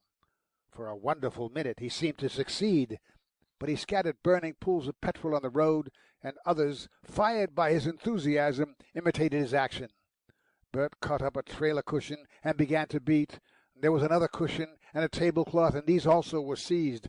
A young hero pulled off his jacket and joined the beating, and for a moment there was less talking than hard breathing, and a tremendous flapping. Flossie arrived on the outskirts of the crowd, cried, "Oh, my God!" and burst loudly into tears. "Help!" she said, "and fire!" The lame motor car arrived and stopped in consternation. A tall, goggled, grey-haired man who was driving inquired with an Oxford intonation and a clear, careful enunciation, "Can we help at all?" It became manifest that the rug, the tablecloth, the cushion, the jacket were getting smeared with petrol and burning. The soul seemed to go out of the cushion. Bert was swaying, and the air was full of feathers, like a snowstorm in the still twilight. Bert had got very dusty and sweaty and strenuous. It seemed to him his weapon had been wrested from him at the moment of victory. The fire lay like a dying thing, close to the ground and wicked. It gave a leap of anguish at every whack of the beaters. But now Grubb had gone off to stamp out the burning blanket. The others were lacking just at the moment of victory. One had dropped the cushion and was running to the motor car. "Here!" cried Bert. "Keep on!" He flung the deflated, burning rags of cushion aside, whipped off his jacket, and sprang at the flames with a shout. He stamped into the ruin until flames ran up his boots. Edna saw him, a red-lit hero, and thought it was good to be a man. A bystander was hit by a hot halfpenny flying out of the air, and then Bert thought of the papers in his pockets and staggered back, trying to extinguish his burning jacket. Checked, repulsed, dismayed. Edna was struck by the benevolent appearance of an elderly spectator in a silk hat and sabbatical garments. "Oh," she cried to him, "help this young man! How can you stand and see it?" A cry of "The tarpaulin!" arose. An earnest-looking man in a light grey cycling suit had suddenly appeared at the side of the lame motor car and addressed the owner. "Have you a tarpaulin?" he said. "Yes," said the gentlemanly man. "Yes, we've got a tarpaulin." "That's it," said the earnest-looking man, and suddenly shouting, "Let's have it, quick!" The gentlemanly man, with feeble and deprecatory gestures, and in the manner of a hypnotized person, produced an excellent large tarpaulin. "Here!" cried the earnest-looking man to Grubb. "Catch hold!" Then everybody realized that a new method was to be tried. A number of willing hands seized upon the Oxford gentleman's tarpaulin. The others stood away with approving noises. The tarpaulin was held over the burning bicycle like a canopy, and then smothered down upon it. "We ought to have done this before," panted Grubb. There was a moment of triumph. The flames vanished. Everyone who could contrive to do so touched the edge of the tarpaulin. Bert held down the corner with 2 hands and a foot. The tarpaulin, bulged up in the centre, seemed to be suppressing triumphant exultation. Then its self-approval became too much for it. It burst into a bright red smile in the centre. It was exactly like the opening of a mouth. It laughed with a gust of flames.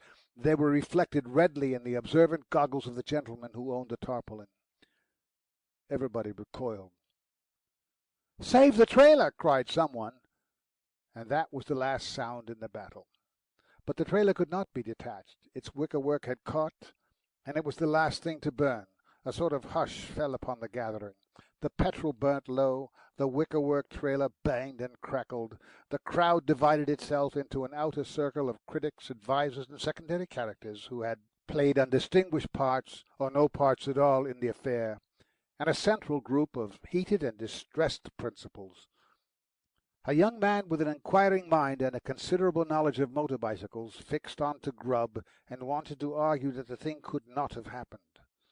Grubb was short and inattentive with him, and the young man withdrew to the back of the crowd, and there told the benevolent old gentleman in the silk hat that people who went out in machines they didn't understand had only themselves to blame if things went wrong.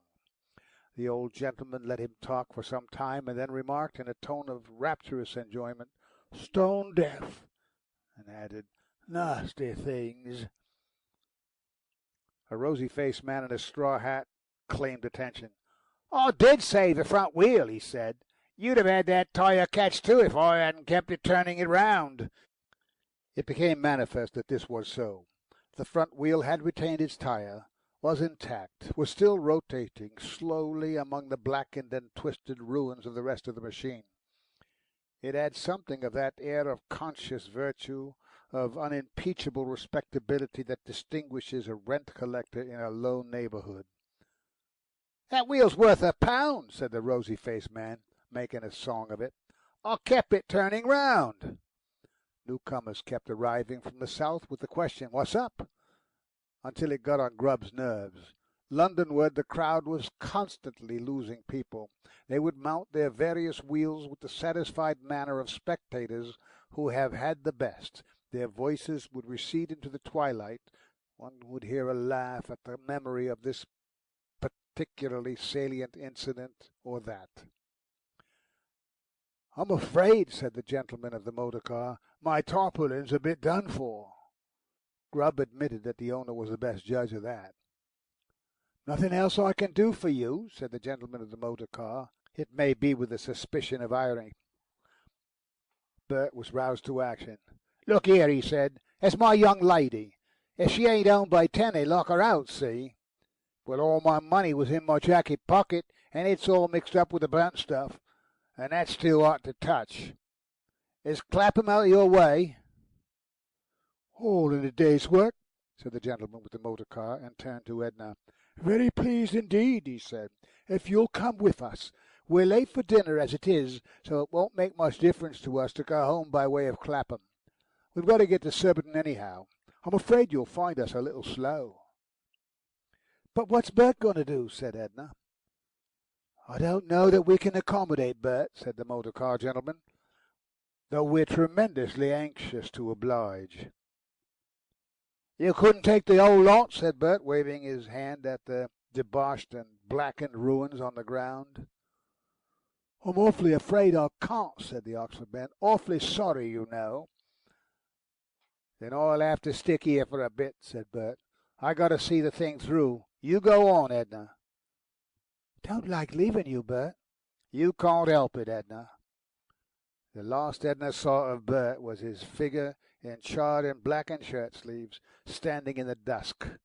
He was musing deeply by the mixed ironwork and ashes of his vanished motor bicycle, a melancholy figure. His retinue of spectators had shrunk now to half a dozen figures. Flossie and Grubb were preparing to follow her desertion. "Cheer up, old Bert," cried Edna, with artificial cheerfulness. "So long." "So long, Edna," said Bert. "See you tomorrow." "See you tomorrow," said Bert, though he was destined, as a matter of fact, to see much of the habitable globe before he saw her again. Bert began to light matches from a borrowed boxful and search for a half-crown that still eluded him among the charred remains. His face was grave and melancholy. "I wish that hadn't happened," said Flossie, riding on with Grubb. And at last Bert was left almost alone, a sad, blackened, Promethean figure, cursed by the gift of fire. He had entertained vague ideas of hiring a cart, of achieving miraculous repairs, of still snatching some residual value from his one chief possession. Now in the darkening night he perceived the vanity of such intentions. Truth came to him bleakly and laid her chill conviction upon him. He took hold of the handlebar, stood the thing up, tried to push it forward. The tireless hind wheel was jammed hopelessly, even as he feared. For a moment or so he stood upholding his machine, a motionless despair. Then with a great effort he thrust the ruins from him into the ditch, kicked it once, regarded it for a moment, and turned his face resolutely Londonward. He did not once look back. "That's the end of that game," said Bert. "No more tough for Bert Smallways for a year or two. Good-bye, holidays. Oh, I ought to have sold that blasted thing when I had a chance 3 years ago." End of Chapter 2, Parts 1 and 2. 2, Parts 3 through 5. The next morning found the firm of Grubb and Smallways in a state of profound despondency. It seemed a small matter to them that the newspaper and cigarette shop opposite displayed such placards as this: "Reported American ultimatum. Britain must fight. Our infatuated War Office still refuses to listen to Mr. Butteridge. Great monorail disaster at Timbuktu." Or this: "War a question of hours. New York calm. Excitement in Berlin." Or again: "Washington still silent. What will Paris do? The panic on the Bourse." "The King's Garden party to the masked Tuaregs. Mr. Butteridge takes an offer. Latest betting from Tehran." Or this: "Will America fight? Anti-German riot in Baghdad. The municipal scandals at Damascus. Mr. Butteridge's invention for America." Bert stared at these over the card of pump clips in the pane in the door with unseeing eyes. He wore a blackened flannel shirt and the jacketless ruins of the holiday suit of yesterday. The boarded-up shop was dark and depressing beyond words. The few scandalous hiring machines had never looked so hopelessly disreputable. He thought of their fellows who were out, and of the approaching disputations of the afternoon. He thought of their new landlord, and of their old landlord, and of bills and claims. Life presented itself, for the first time, as a hopeless fight against fate. "Grubb, old man," he said, distilling the quintessence, "I'm fair sick of this shop." "So'm I," said Grubb. "I'm out of conceit with it. I don't seem to care even to speak to a customer again." "There's that trailer," said Grubb after a pause. "Blow the trailer," said Bert. "Anyhow, I didn't leave a deposit on it. I didn't do that. Still—" He turned round on his friend. "Look here," he said. "We aren't getting on here. We've been losing money hand over fist. We got things tied up in 50 knots." "What can we do?" said Grubb. "Clear out. Sell what we can for what it'll fetch and quit. See?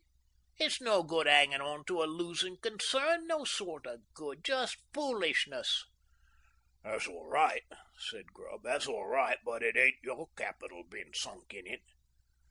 "No need for us to sink after our capital," said Bert, ignoring the point. "I'm not going to be held responsible for that trailer, anyhow. That ain't my affair." "Nobody asked you to make it your affair. If you like to stick on here, well and good. I'm quitting. I'll see Bank Holiday through, and then I'm ORPH. See?" "Leaving me?" Leaving you, if you must be left. Grubb looked around the shop. It certainly had become distasteful. Once upon a time it had been bright with hope and new beginnings and stock and the prospect of credit. Now it was failure and dust. Very likely the landlord would be round presently to go on with the row about the window. "Where d'yer think of going, Bert?" Grubb asked. Bert turned round and regarded him. "I thought it out as I was walking home and in bed. I couldn't sleep a wink." "What did yer think out?" "Plans." "Oh, what plans?" "Oh, you're for sticking here." "Not if anything better was to offer." "Oh, it's only an idea," said Bert. "You made the girls laugh yesterday, that song you sang." "Seemed a long time ago now," said Grubb. "And old Edna nearly cried over that bit of mine." "She got a fly in her eye," said Grubb. "I saw it. But what's this got to do with your plan?" "No end," said Bert. "How? Don't you say?" "Not singing in the streets." "Streets? No fear. But how about the tour of the watering places of England, Grubb? Singing. Young men of family doing it for a lark. You ain't got a bad voice, you know, and mine's all right. I never seen a chap singing on the beach yet that I couldn't have sung into a cocked hat. And we both know how to put on the toff a bit. Well, that's my idea. Me and you, Grubb, with a refined song and a breakdown, like we was doing for foolery yesterday. That was what put it into me head. Easy make up a program, easy. 6 choice items and 1 or 2 for encores and patter. I'm all right for the patter, anyhow." Grubb remained regarding his darkened and disheartening shop. He thought of his former landlord and his present landlord, and of the general disgustingness of business in an age which re-echoes to the bitter cry of the middle class, and then it seemed to him that afar off he heard the twinkle, twinkle of a banjo, and the voice of a stranded siren singing.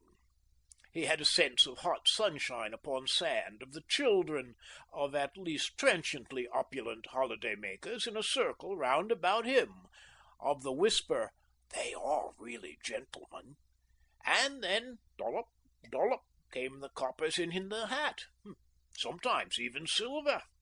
It was all income, no outgoings, no bills. "Come on, Bert," he said. "Right-o," said Bert. "And now we shan't be long." "We needn't start without capital, neither," said Grubb.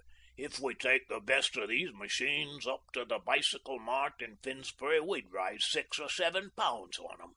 We could easy do that tomorrow before anybody much was about." "Nice to think of old Suet and Bones coming round to make his usual row with us and finding a card up, 'Closed for repairs.'" "We'll do that," said Grubb with zest. "We'll do that, and we'll put up another notice and just charge all inquirers to go round to him and inquire, see? Then they'll know all about us." Before the day was out, the whole enterprise was planned. They decided at first that they would call themselves the Naval Mr. O's, a plagiarism, and not perhaps a very good one, from the title of the well-known troupe of Scarlet Mr. E's. And Bert rather clung to the idea of a uniform of bright blue serge with a lot of gold lace and cord and ornamentation, rather like a naval officer's, but more so. But that had to be abandoned as impracticable. It would have taken too much time and money to prepare. They perceived they must wear some cheaper and more readily prepared costume, and Grubb fell back on white dominoes. They entertained the notion for a time of selecting the 2 worst machines from the hiring stock, painting them over with crimson enamel paint, replacing the bells by the loudest sort of motor horn, and doing a ride about to begin and end the entertainment. They doubted the advisability of this step. "There's people in the world," said Bert, "who wouldn't recognise us, who'd know them bicycles again like a shot. And we don't want to go on with no old stories. We want a fresh start." "I do," said Grubb, "badly." We want to forget things and cut out all these rotten old worries. They ain't doing us good." Nevertheless, they decided to take the risk of these bicycles, and they decided their costumes should be brown stockings and sandals, and cheap unbleached sheets with a hole cut in the middle, and wigs and beards of tow. The rest, their normal selves. The Desert Dervishes, they would call themselves, and their chief songs would be those popular ditties, "In My Trailer" and "What Price Hairpins Now?" They decided to begin with small seaside places, and gradually, as they gained confidence, attack larger centres. To begin with, they selected Littlestone in Kent, chiefly because of its unassuming name. So they planned, and it seemed a small and unimportant thing to them that as they clattered, the governments of half the world and more were drifting into war. About midday they became aware of the first of the evening paper placards shouting to them across the street, "The war cloud darkens." Nothing else but that. "Always rotting about war now," said Bert. "They'll get it in the neck in real earnest one of these days if they ain't precious careful." Part 4. So you will understand the sudden apparition that surprised rather than delighted the quiet informality of Dymchurch Sands. Dymchurch was one of the last places on the coast of England to be reached by the monorail, and so its spacious sands were still, at the time of this story, the secret and delight of quite a limited number of people.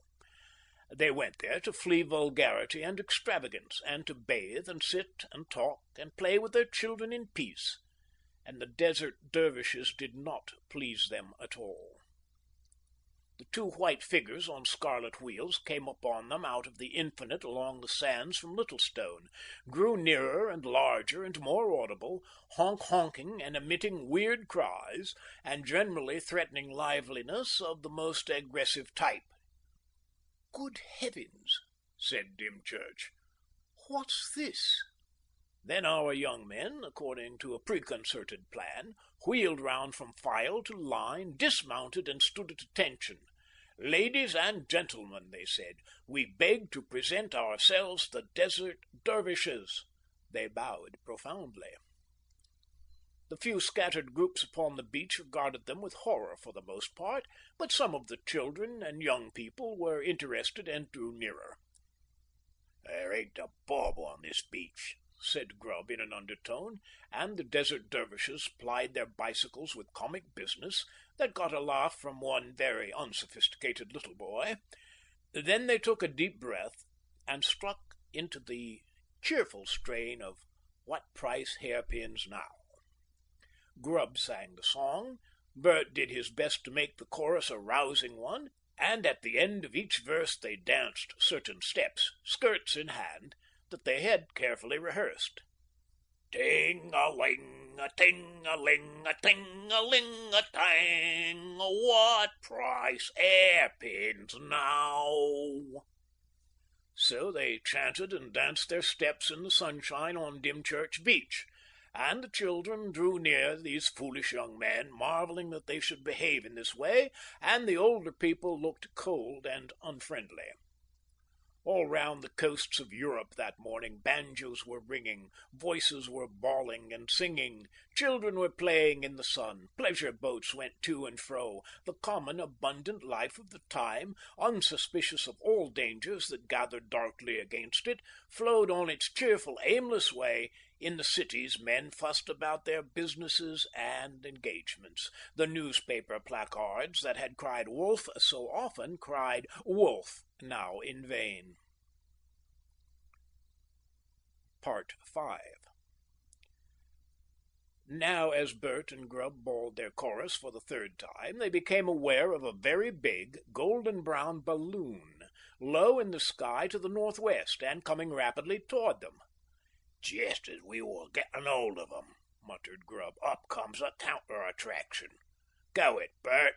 Ting-a-ling, a ting-a-ling, a ting-a-ling, a tang. What price hairpins now?"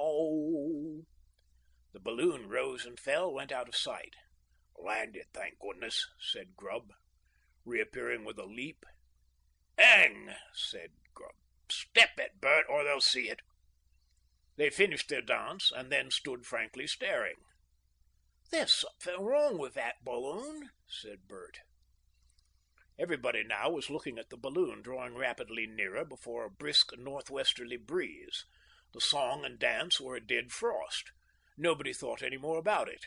Even Bert and Grubb forgot it, and ignored the next item on the program altogether. The balloon was bumping as though its occupants were trying to land. It would approach, sinking slowly, touch the ground, and instantly jump 50 feet or so in the air, and immediately begin to fall again.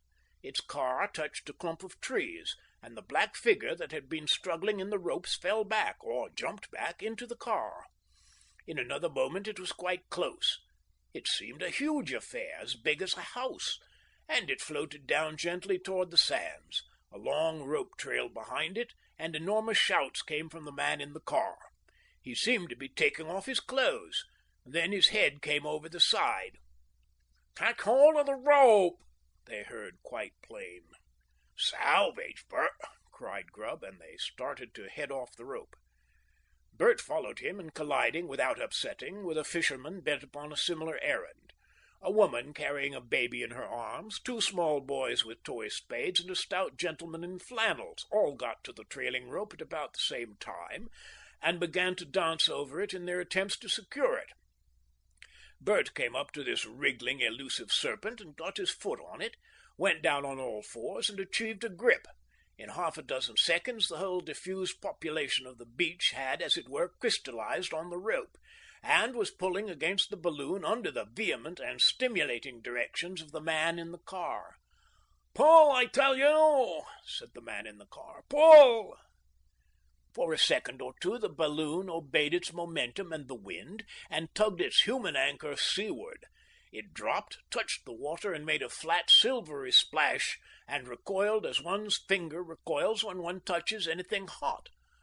"Pull her in," said the man in the car. "She's fainted." He occupied himself with some unseen object, while the people on the rope pulled him in.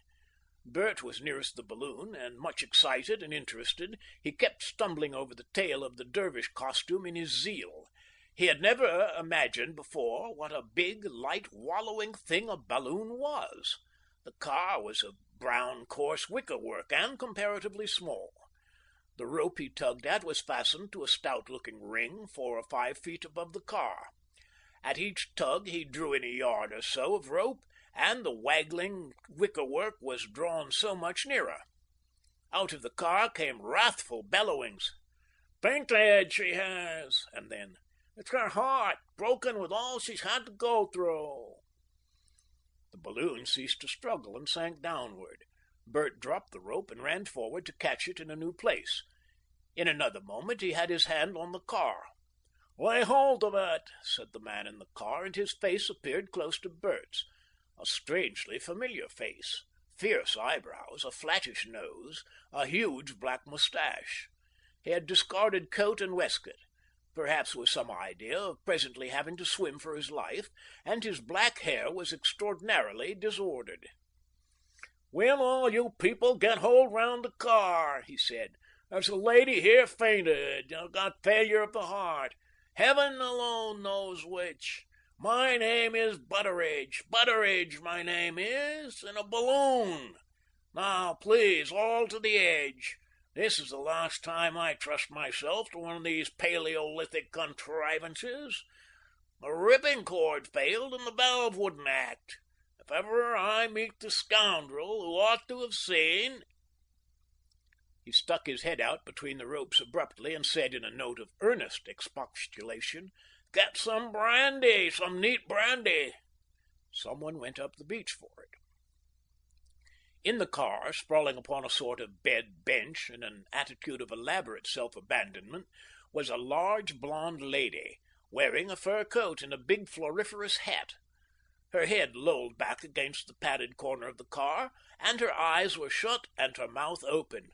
"My dear," said Mr. Butteridge in a common loud voice, "we're safe." She gave no sign.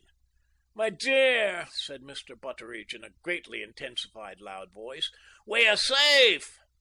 She was quite impassive. Then Mr. Butteridge showed the fiery core of his soul. "If she is dead," he said, slowly lifting a fist toward the balloon above him, and speaking in an immense, tremendous bellow, "if she is dead, I will rend the heavens like a garment. I must get her out," he cried, his nostrils dilated with emotion. "I must get her out. I cannot have her die in a wickerwork basket 9 feet square, she who was made for kings' palaces. Keep hold of this car. Is there a strong man among ye to take her if I hand her out?" He swept the lady together by a powerful movement of his arms and lifted her. "Keep the car from jumping," he said to those who clustered about him. "Keep your weight on it. She's no light woman, and when she's out of it, it will be relieved." Bert leapt lightly into a sitting position on the edge of the car. The others took a firmer grip upon the ropes and ring. "Are you ready?" said Mr. Butteridge. He stood upon the bed bench and lifted the lady carefully. Then he sat down on the wicker edge opposite to Bert and put one leg over to dangle outside. A rope or so seemed to incommode him. "Will someone assist me?" he said. "If they would take this lady." It was just at this moment, with Mr. Butteridge and the lady balanced finely on the basket brim, that she came to. She came to suddenly and violently, with a loud, heart-rending cry of "Alfred, save me!" and she waved her arms searchingly and then clasped Mr. Butteridge about. It seemed to Bert that the car swayed for a moment, and then Buck jumped and kicked him. Also, he saw the boots of the lady and the right leg of the gentleman describing arcs through the air, preparatory to vanishing over the side of the car. His impressions were complex, but they also comprehended the fact that he had lost his balance and was going to stand on his head inside this creaking basket. He spread out clutching arms. He did stand on his head, more or less. His toe beard came off and got in his mouth, and his cheeks slid along against padding. His nose buried itself in a bag of sand. The car gave a violent lurch and became still. "Confound it!" he said. He had an impression he must be stunned because of a surging in his ears, and because all the voices of the people about him had become small and remote. They were shouting like elves inside a hill. He found it a little difficult to get on his feet. His limbs were mixed up with the garments Mr. Butteridge had discarded when that gentleman had thought he must needs plunge into the sea. Bert bawled out, half angry, half rueful, "You might have said you were going to tip the basket." Then he stood up and clutched the ropes of the car convulsively. Below him, far below him, shining blue, were the waters of the English Channel. Far off, a little thing in the sunshine, and rushing down as if someone were bending it hollow, was the beach and the irregular cluster of houses that constitutes Dymchurch. He could see the little crowd of people he had so abruptly left. Grubb, in the white wrapper of a desert dervish, was running along the edge of the sea. Mr. Butteridge was knee-deep in the water, bawling immensely. The lady was sitting up with her floriferous hat in her lap, shockingly neglected. The beach, east and west, was dotted with little people. They seemed all heads and feet, looking up. And the balloon, released from the 25 stone or so of Mr. Butteridge and his lady, was rushing up into the sky at the pace of a racing motor car. "My crikey," said Bert, "here's a go." He looked down with a pinched face at the receding beach, and reflected that he wasn't giddy. Then he made a superficial survey of the cords and ropes about him with a vague idea of doing something. "I'm not going to mess about with this thing," he said at last, and sat down upon the mattress. "I'm not going to touch it. I wonder what one ought to do." Soon he got up again and stared for a long time at the sinking world below, at white cliffs to the east and flattening marsh to the left, at a minute wide prospect of weald and downland, at dim towns and harbours and rivers and ribbon-like roads, at ships and ships, decks and foreshortened funnels upon the ever-widening sea, and at the great monorail bridge that straddled the channel from Folkestone to Boulogne, until at last first little wisps and then a veil of filmy cloud hid the prospect from his eyes. He wasn't at all giddy, nor very much frightened, only in a state of enormous consternation. End of Chapter 2, Parts 3 through 5. Chapter 3, Parts 1 through 3. Bert Smallways was a vulgar little creature, the sort of pert, limited soul that the old civilization of the early 20th century produced by the million in every country of the world. He had lived all his life in narrow streets and between mean houses he could not look over, and in a narrow circle of ideas from which there was no escape. He thought the whole duty of man was to be smarter than his fellows, get his hands, as he put it, on the dibs, and have a good time. He was, in fact, the sort of man who had made England and America what they were. The luck had been against him so far, but that was by the way. He was a mere aggressive and acquisitive individual, with no sense of the state, no habitual loyalty, no devotion, no code of honour, no code even of courage. Now, by a curious accident, he found himself lifted out of his marvellous modern world for a time, out of all the rush and confused appeals of it, and floating like a thing dead and disembodied between sea and sky. It was as if heaven was experimenting with him, had picked him out as a sample from the English millions, to look at him more nearly, and to see what was happening to the soul of man. But what heaven made of him in that case I cannot profess to imagine, for I have long since abandoned all theories about the ideals and satisfactions of heaven. To be alone in a balloon at a height of 14,000 or 15,000 feet, and to that height Bert Smallways presently rose, is like nothing else in human experience. It is one of the supreme things possible to man. No flying machine can ever better it. It is to pass extraordinarily out of human things. It is to be still and alone to an unprecedented degree. It is solitude without the suggestion of intervention. It is calm without a single irrelevant murmur. It is to see the sky. No sound reaches one of all the roar and jar of humanity. The air is clear and sweet beyond the thought of defilement. No bird, no insect comes so high. No wind blows ever in a balloon, no breeze rustles, for it moves with the wind and is itself a part of the atmosphere. Once started, it does not rock or sway. You cannot feel whether it rises or falls. Bert felt acutely cold, but he wasn't mountain sick.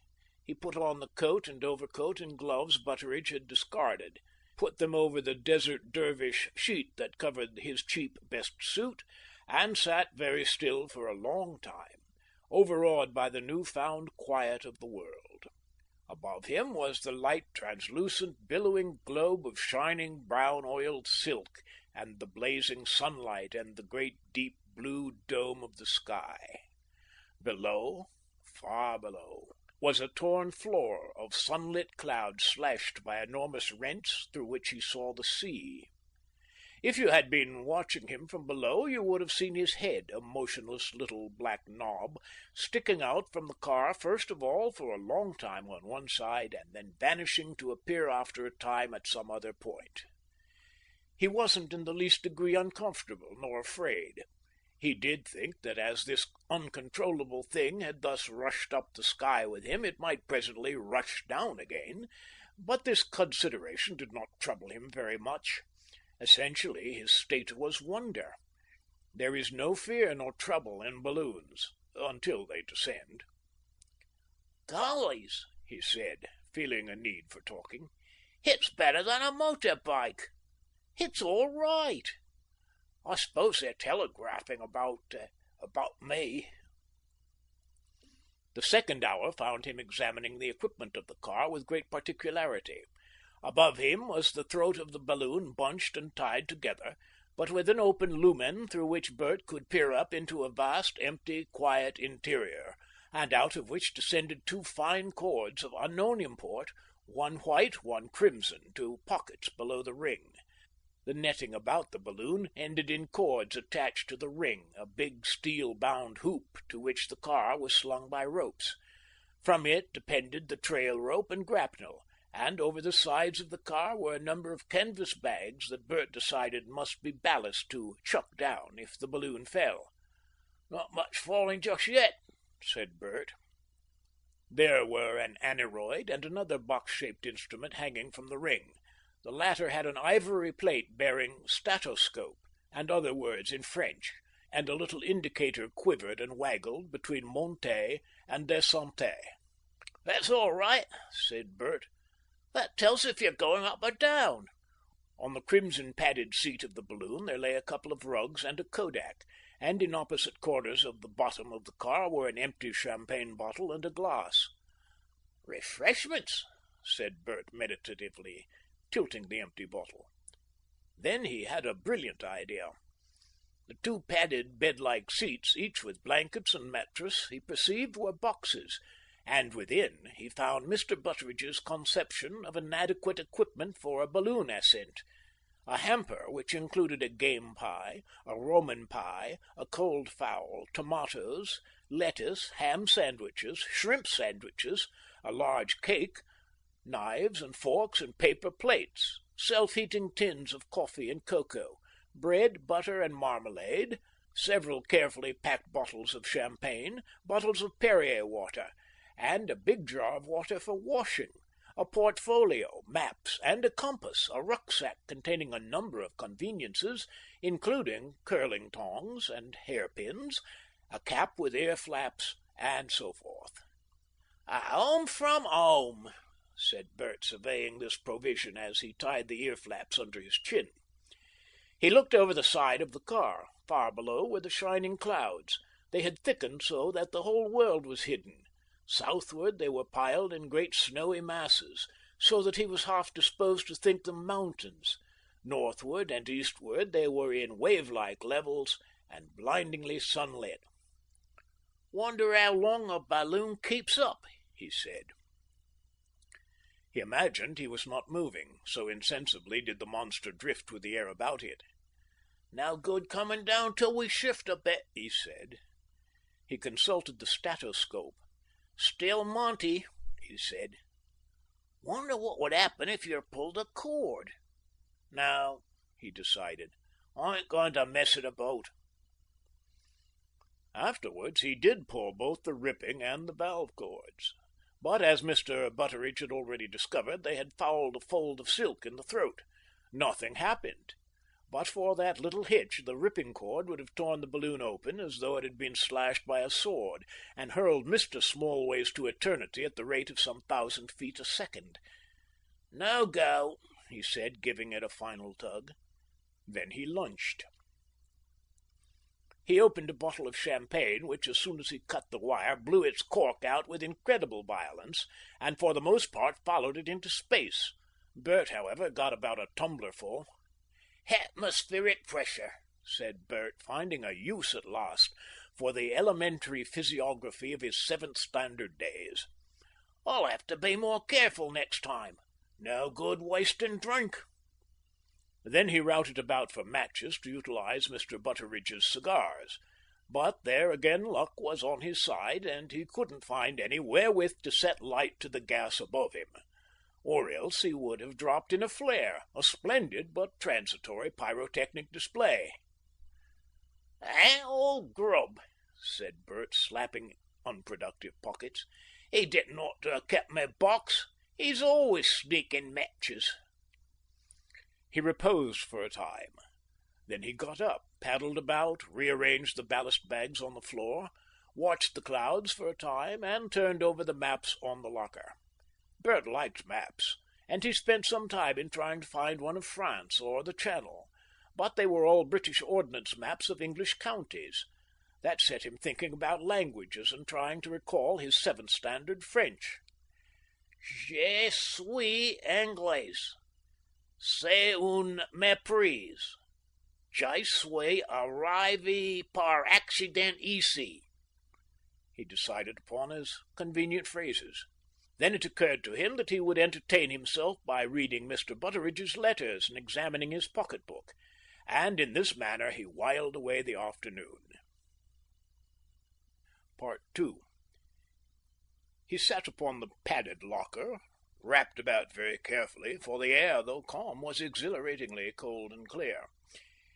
He was wearing first a modest suit of blue serge and all the unpretending underwear of a suburban young man of fashion, with sandal-like cycling shoes and brown stockings drawn over his trouser ends, then the perforated sheet proper to a desert dervish, then the coat and waistcoat and big fur-trimmed overcoat of Mr. Butteridge, then a lady's large fur cloak, and round his knees a blanket.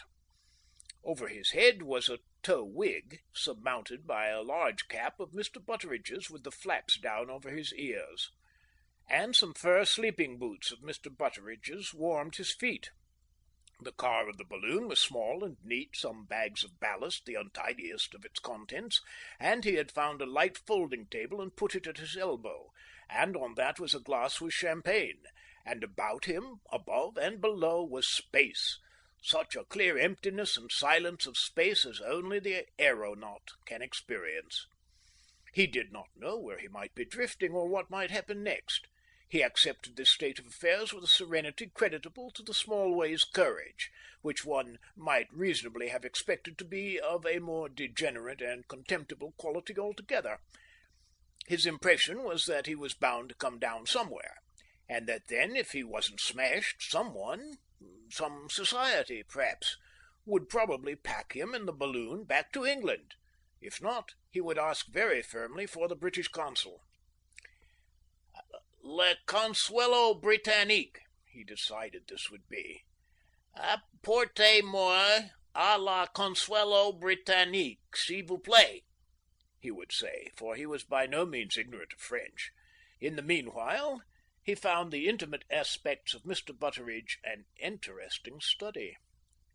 There were letters of an entirely private character addressed to Mr. Butteridge, and among others several love letters of a devouring sort, in a large feminine hand. These are no business of ours, and one remarks with regret that Bert read them. When he had read them, he remarked, "Gollies," in an awe-stricken tone, and then, after a long interval, "I wonder if that was her. Lor!" He mused for a time. He resumed his exploration of the Butteridge interior. It included a number of press cuttings of interviews and also several letters in German, then some in the same German handwriting, but in English. "Hello," said Bert. One of the latter, the first he took, began with an apology to Butteridge for not writing to him in English before, and for the inconvenience and delay that had been caused him by that, and went on to matter that Bert found exciting in the highest degree. "We can understand entirely the difficulties of your position, and that you shall probably be watched at the present juncture. But, sir, we do not believe that any serious obstacles will be put in your way if you wish to endeavour to leave the country and come to us with your plans by the customary routes, either via Dover, Ostend, Boulogne, or Dieppe. We find it difficult to think you are right in supposing yourself to be in danger of murder for your invaluable invention." "Funny," said Bert, and meditated. Then he went through the other letters. "They seem to want him to come," said Bert, "but they don't seem hurting themselves to get him. Or else their shaman don't care to get his prices down. They don't quite seem to be the government," he reflected after an interval. "It's more like some firm's paper. All this printed stuff at the top.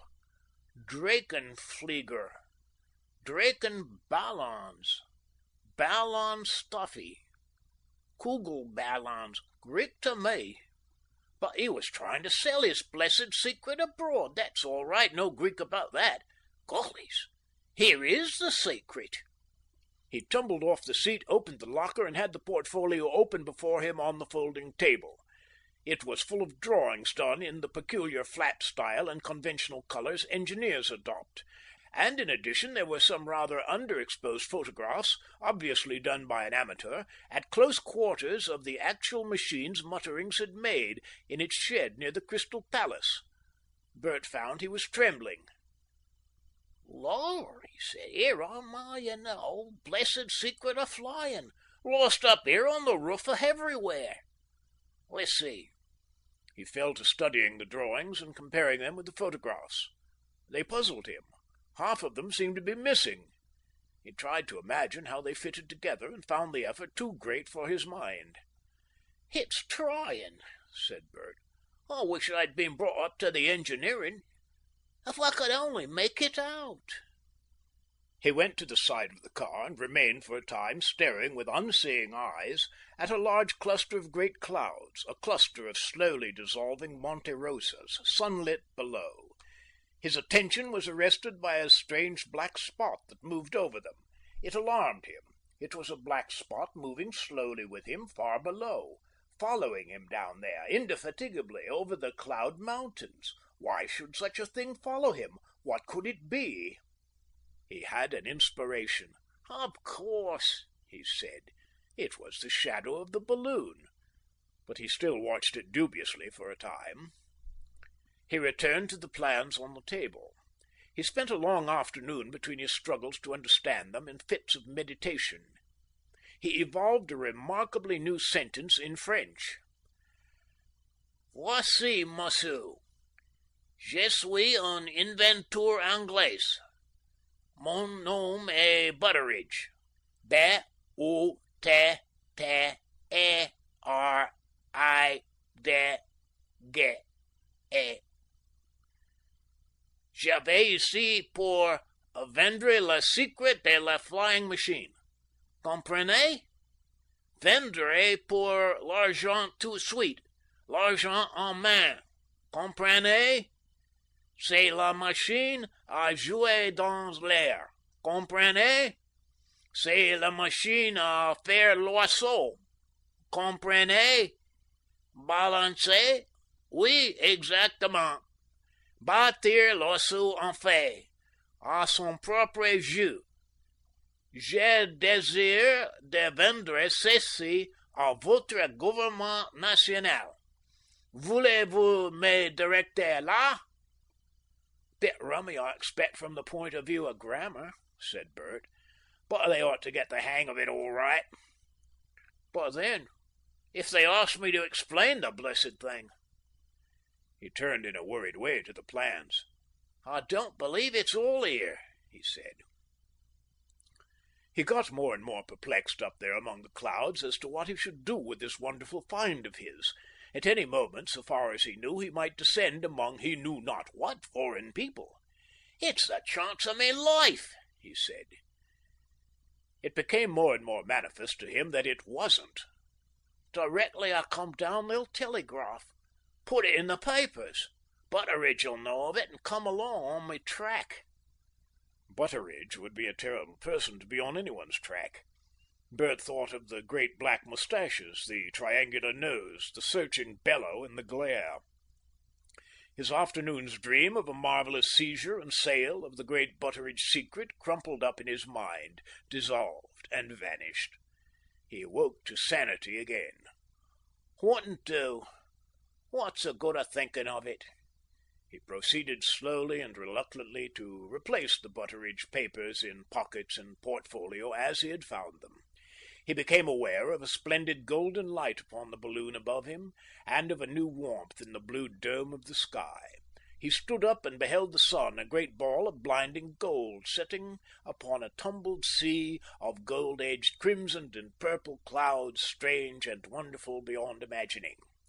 Eastward cloudland stretched forever, darkling blue, and it seemed to Bert the whole round hemisphere of the world was under his eyes.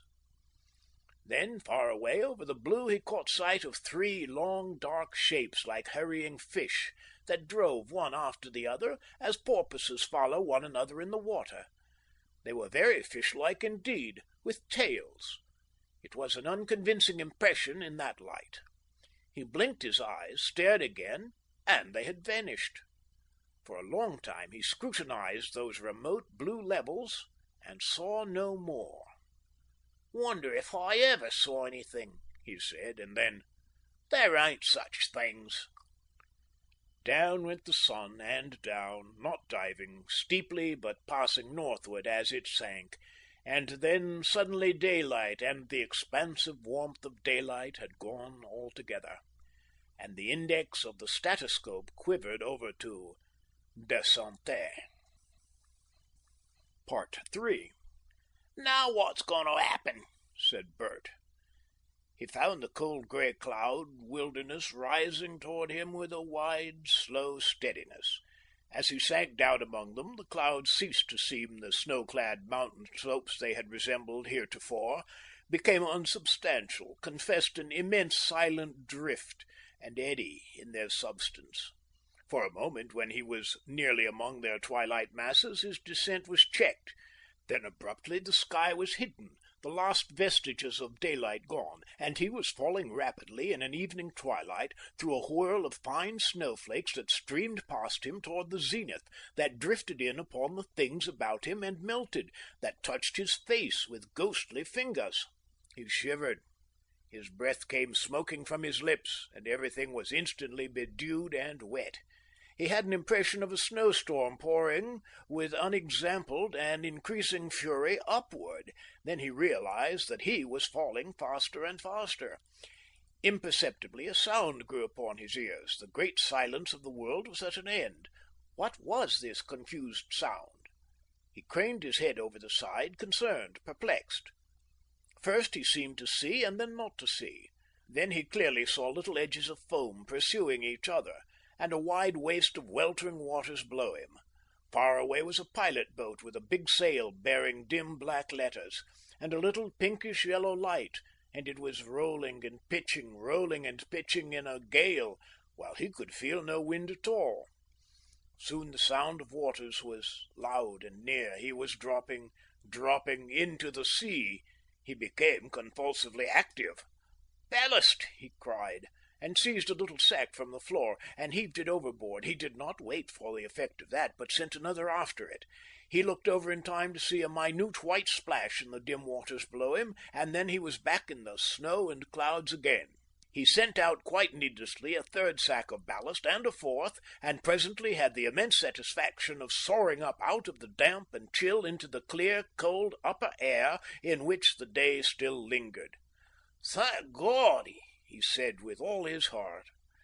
A few stars now had pierced the blue, and in the east there shone brightly a prolate moon.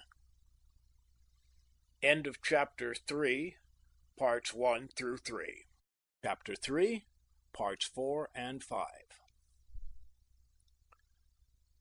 That first downward plunge filled Bert with a haunting sense of boundless waters below. It was a summer's night, but it seemed to him, nevertheless, extraordinarily long. He had a feeling of insecurity that he fancied, quite irrationally, the sunrise would dispel. Also, he was hungry. He felt in the dark in the locker, put his fingers in the Roman pie, and got some sandwiches, and he also opened rather successfully a half bottle of champagne. That warmed and restored him. He grumbled at Grubb about the matches, wrapped himself up warmly on the locker, and dozed for a time. He got up once or twice to make sure that he was still securely high above the sea.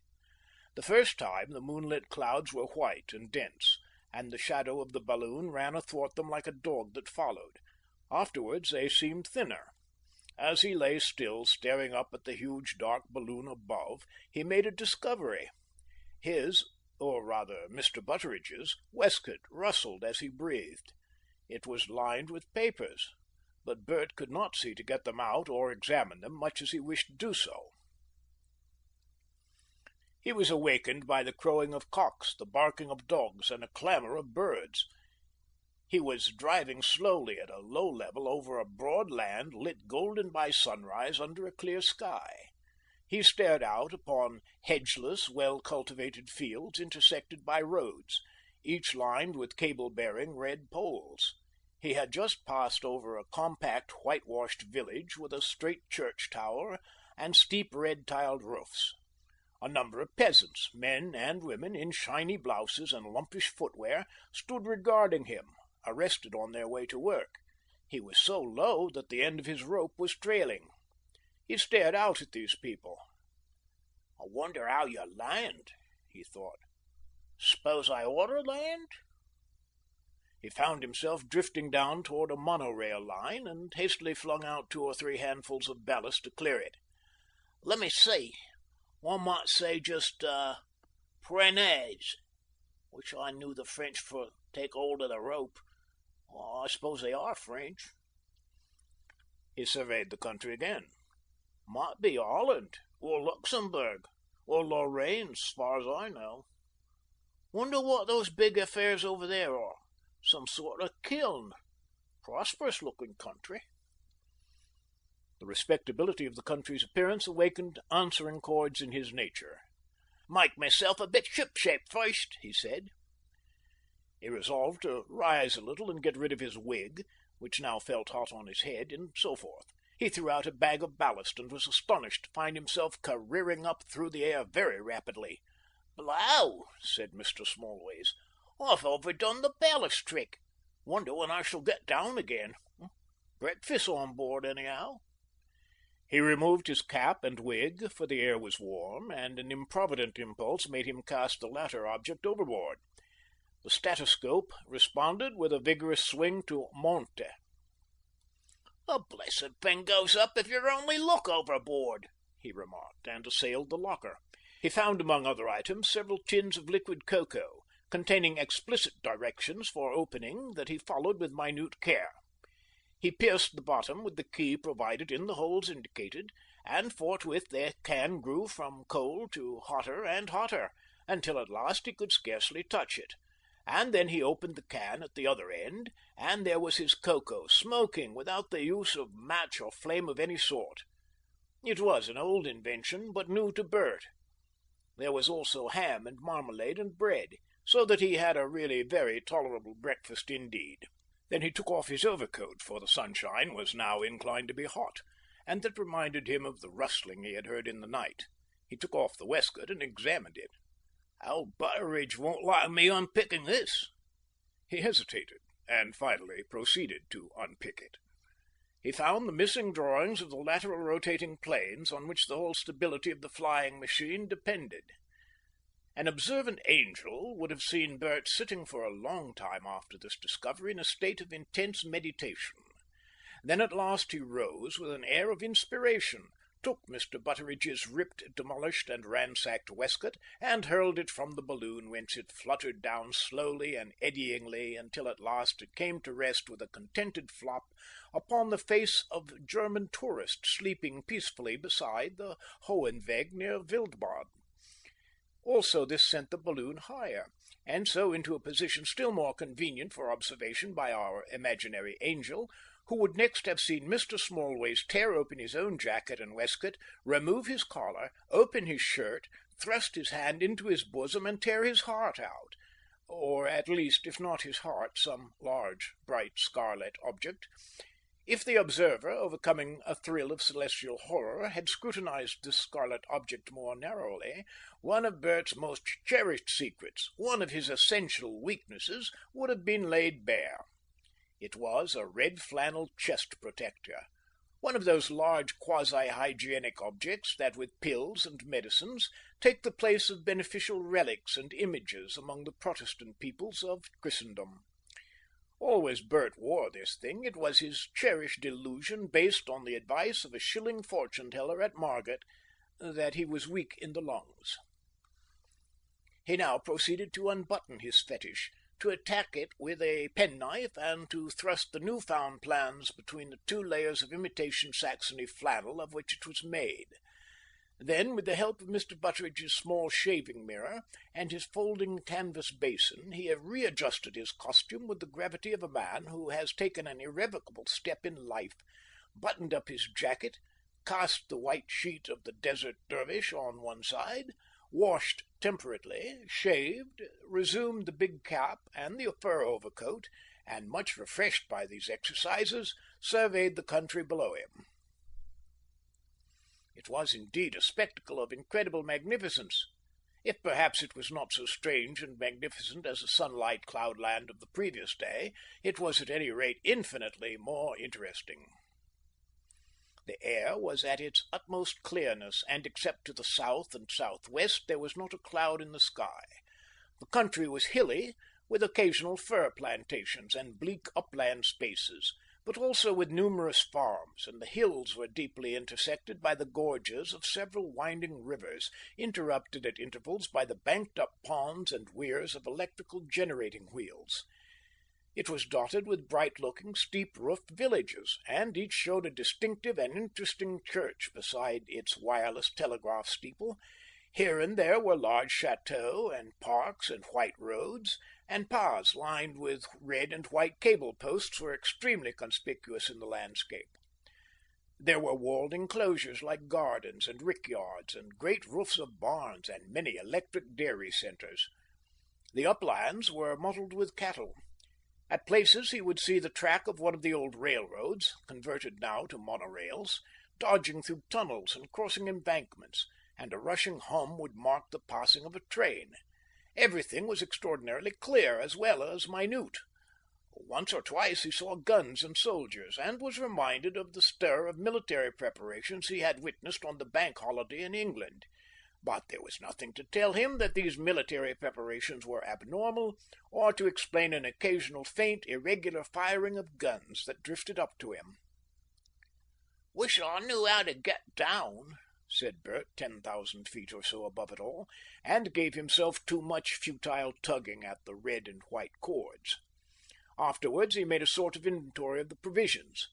Life in the high air was giving him an appalling appetite, and it seemed to him discreet at this stage to portion out his supply into rations. So far as he could see, he might pass a week in the air.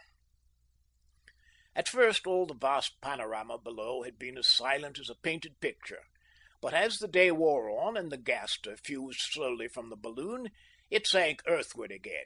Details increased, men became more visible, and he began to hear the whistle and moan of trains and cars, sounds of cattle, bugles and kettle drums, and presently even men's voices. And at last his guide rope was trailing again, and he found it possible to attempt a landing. Once or twice, as the rope dragged over cables, he found his hair erect with electricity, and once he had a slight shock, and sparks snapped about the car. He took these things among the chances of the voyage. He had one idea now very clear in his mind, and that was to drop the iron grapnel that hung from the ring. From the first, this attempt was unfortunate, perhaps because the place for descent was ill chosen. A balloon should come down in an empty open space, and he chose a crowd. He made his decision suddenly and without proper reflection. As he trailed, Bert saw ahead of him one of the most attractive little towns in the world, a cluster of steep gables surmounted by a high church tower and diversified with trees, walled, and with a fine, large gateway opening out upon a tree-lined high road.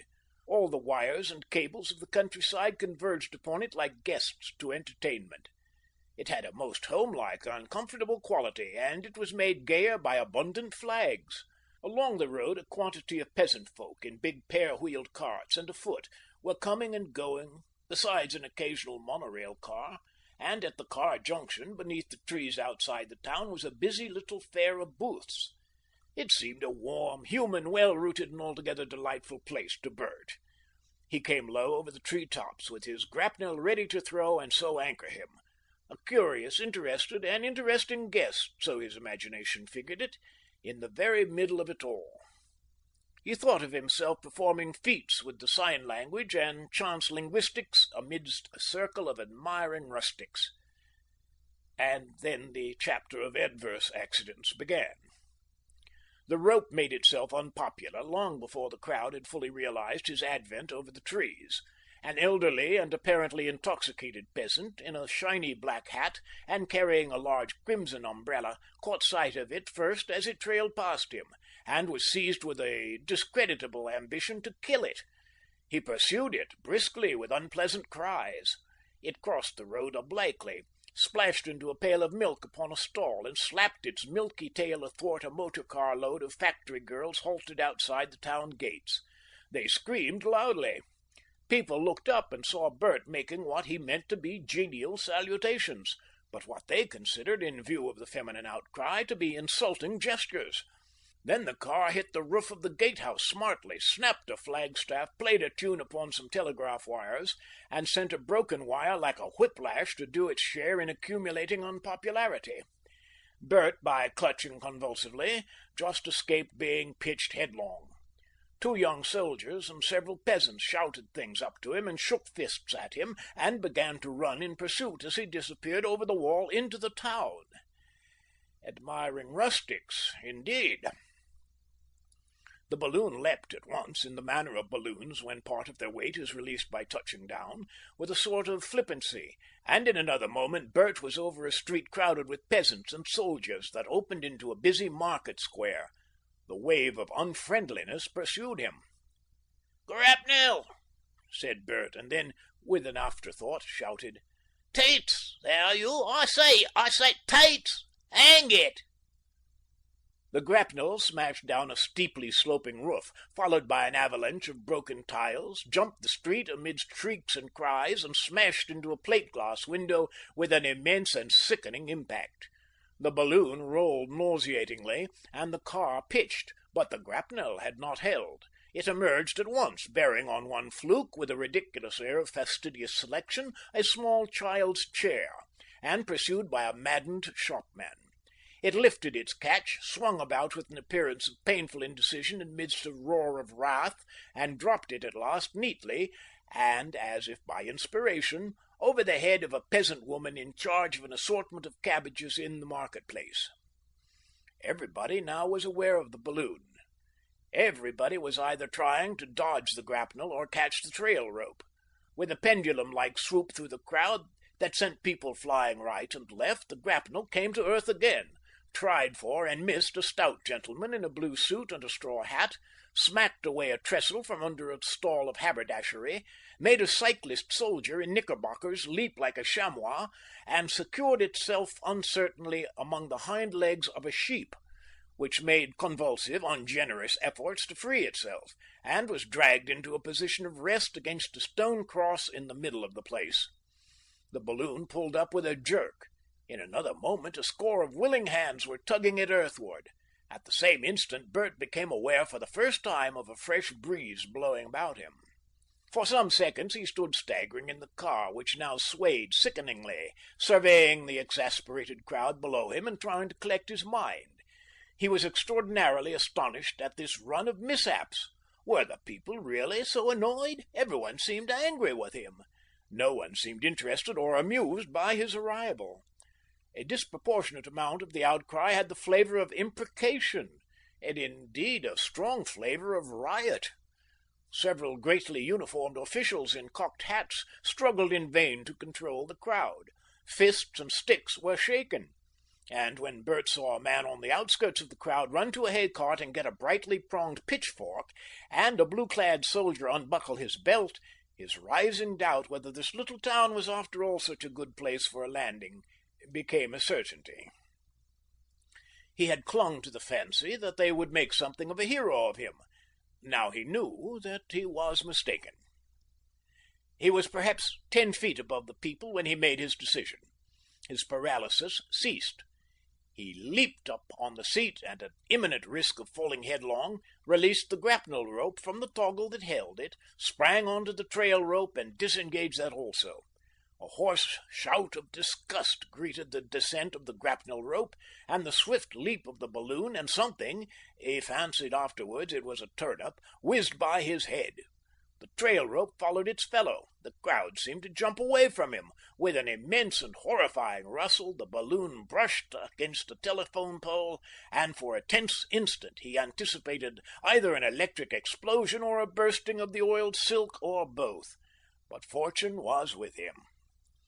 In another second he was cowering in the bottom of the car, and, released from the weight of the grapnel and the 2 ropes, rushing up once more through the air. For a time he remained crouching, and when at last he looked out again, the little town was very small and travelling, with the rest of Lower Germany, in a circular orbit round and round the car, or at least it appeared to be doing that. When he got used to it, he found this rotation of the balloon rather convenient. It saved moving about in the car. Part 5. Late in the afternoon of a pleasant summer day in the year 19 , if one may borrow a mode of phrasing that once found favour with the readers of the late G.P.R. James, a solitary balloonist, replacing the solitary horseman of the classic romances, might have been observed wending his way across Franconia in a northeasterly direction and at a height of about 11,000 feet above the sea and still spindling slowly. His head was craned over the side of the car, and he surveyed the country below with an expression of profound perplexity. Ever and again his lips shaped inaudible words. "Shooting at a chap," for example, and "I'll come down right enough soon as I find out how." Over the side of the basket the robe of the desert dervish was hanging, an appeal for consideration, an ineffectual white flag. He was now very distinctly aware that the world below him, so far from being the naive countryside of his early imaginings that day, sleepily unconscious of him, incapable of being amazed and nearly reverential at his descent, was acutely irritated by his career, and extremely impatient with the course he was taking. But indeed it was not he who took that course, but his masters, the winds of heaven. Mysterious voices spoke to him in his ear, jerking the words up to him by means of megaphones, in a weird and startling manner, in a great variety of languages. Official-looking persons had signalled to him by means of flag-flapping and arm-waving. On the whole, a guttural variant of English prevailed in the sentences that alighted upon the balloon. Chiefly he was told to "Come down, or you will be shot." "Oh, very well," said Bert, "but how?" Then they shot a little wide of the car. Latterly he had been shot at 6 or 7 times, and once the bullet had gone by with a sound so persuasively like the tearing of silk that he had resigned himself to the prospect of a headlong fall. But either they were aiming near him or they had missed, and as yet nothing was torn but the air about him and his anxious soul. He was now enjoying a respite from these attentions, but he felt it was at best an interlude, and he was doing what he could to appreciate his position. Incidentally, he was having some hot coffee and pie in an untidy, inadvertent manner, with an eye fluttering nervously over the side of the car. At first he had ascribed the growing interest in his career to his ill-conceived attempt to land in the bright little upland town, but now he was beginning to realize that the military rather than the civil arm was concerned about him. He was quite involuntarily playing that weird, mysterious part, the part of an international spy. He was seeing secret things. He had in fact crossed the designs of no less a power than the German Empire. He had blundered into the hot focus of Weltpolitik. He was drifting helplessly towards the great imperial secret, the immense aeronautic park that had been established at a headlong pace in Franconia to develop silently, swiftly, and on an immense scale, the great discoveries of Hundsted and Stossel, and so to give Germany before all other nations a fleet of airships, the air power and the empire of the world. Later, just before they shot him down altogether, Bert saw that great area of passionate work, warm lit in the evening light, a great area of upland on which the airships lay like a herd of grazing monsters at their feed. It was a vast, busy space stretching away northward as far as he could see, methodically cut up into numbered sheds, gasometers, squad encampments, storage areas, interlaced with the omnipresent monorail lines, and altogether free from overhead wires or cables. Everywhere was the white, black, and yellow of Imperial Germany. Everywhere the black eagles spread their wings. Even without these indications, the large, vigorous neatness of everything would have marked it German. Vast multitudes of men went to and fro, many in white and drab fatigue uniforms, busy about the balloons, others drilling in sensible drab. Here and there a full uniform glittered. The airships chiefly engaged his attention, and he knew at once it was three of these he had seen on the previous night, taking advantage of the cloud welkin to manoeuvre unobserved. They were altogether fish-like. For the great airships with which Germany attacked New York in her last gigantic effort for world supremacy, before humanity realized that world supremacy was a dream, were the lineal descendants of the Zeppelin airship that flew over Lake Constance in 1906, and of the Lebaudy navigables that made their memorable excursions over Paris in 1907 and 1908. These German airships were held together by rib-like skeletons of steel and aluminium and a stout inelastic canvas outer skin, within which was an impervious rubber gas bag, cut up by transverse deceptiments into 50 to 100 compartments. These were all absolutely gas-tight and filled with hydrogen, and the entire aerostat was kept at any level by means of a long internal ballonette of oiled and toughened silk canvas, into which air could be forced and from which it could be pumped. So the airship could be made either heavier or lighter than air, and losses of weight through the consumption of fuel, the casting of bombs, and so forth, could be compensated by admitting air to sections of the general gas bag. Ultimately, that made a highly explosive mixture, but in all these matters risks must be taken and guarded against. There was a steel axis to the whole affair, a central backbone which terminated in the engine and propeller, and the men and magazines were forward in a series of cabins under the expanded head-like forepart. The engine, which was of the extraordinarily powerful Pforzheim type, that supreme triumph of German invention, was worked by wires from this forepart, which was indeed the only really habitable part of the ship. If anything went wrong, the engineers went aft along a rope ladder beneath the frame. The tendency of the whole affair to roll was partly corrected by a horizontal lateral fin on either side, and steering was chiefly effected by two vertical fins, which normally lay back like gill flaps on either side of the head. It was indeed a most complete adaptation of the fish form to aerial conditions, the position of swimming bladder, eyes, and brain being, however, below instead of above. A striking and unfish-like feature was the apparatus for wireless telegraphy that dangled from the forward cabin, that is to say, under the chin of the fish. These monsters were capable of 90 miles an hour in a calm, so that they could face and make headway against nearly everything except the fiercest tornado. They varied in length from 800 to 2,000 feet, and they had a carrying power of from 70 to 200 tons. How many Germany possessed, history does not record, but Bert counted nearly 80 great bulks receding in perspective during his brief inspection. Such were the instruments on which she chiefly relied to sustain her in her repudiation of the Monroe Doctrine and her bold bid for a share in the empire of the New World. But not altogether did she rely on these. She had also a one-man bomb-throwing Drachenflieger of unknown value among the resources.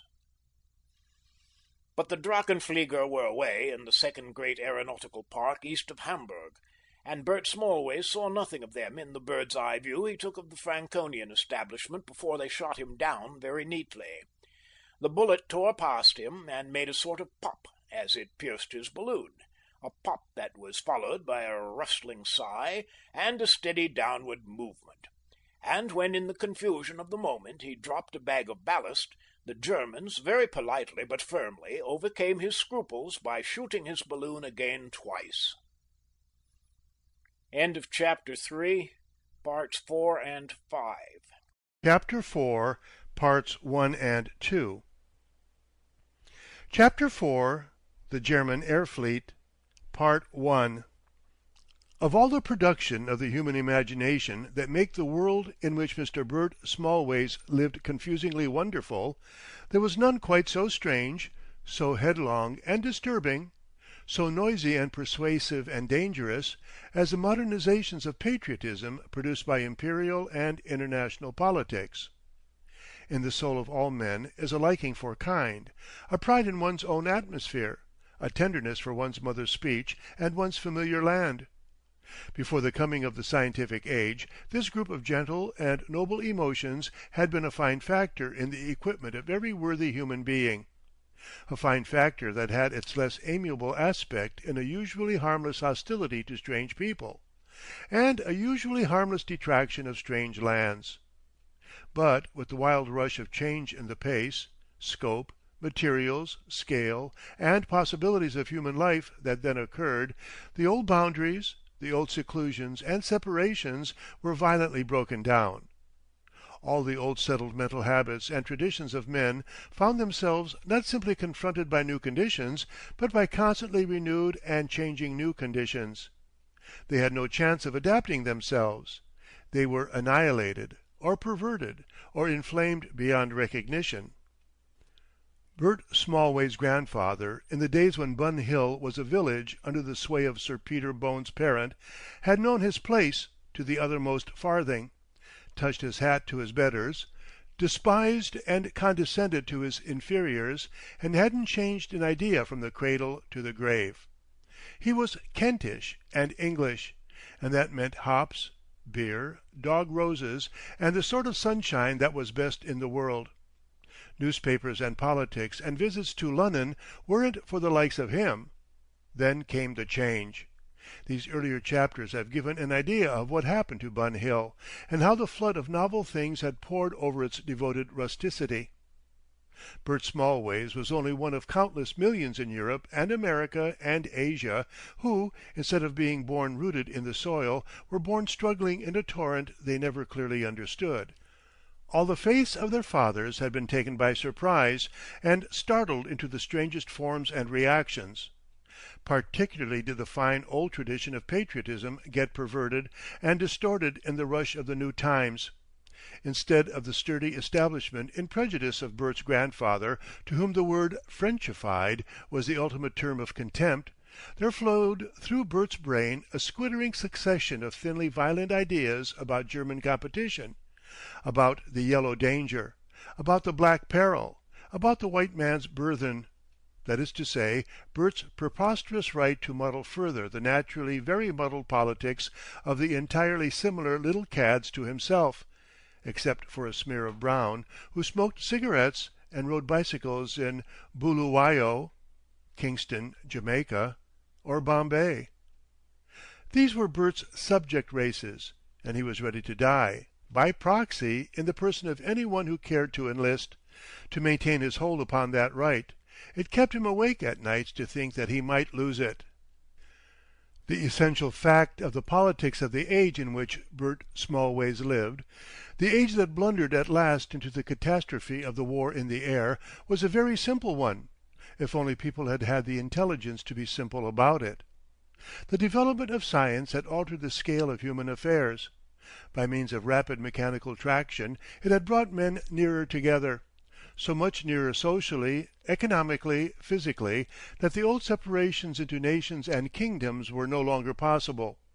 A newer, wider synthesis was not only needed, but imperatively demanded. Just as the once independent dukedoms of France had to fuse into a nation, so now the nations had to adapt themselves to a wider coalescence. They had to keep what was precious and possible, and concede what was obsolete and dangerous. A saner world would have perceived this patent need for a reasonable synthesis, would have discussed it temperately, achieved and gone on to organize the great civilization that was manifestly possible to mankind. The world of Bert Smallways did nothing of the sort.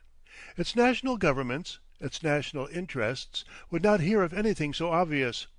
They were too suspicious of each other, too wanting in generous imaginations. They began to behave like ill-bred people in a crowded public car, to squeeze against one another, elbow, thrust, dispute, and quarrel. Vain to point out to them that they had only to rearrange themselves to be comfortable. Everywhere, all over the world, the historian of the early 20th century finds the same thing.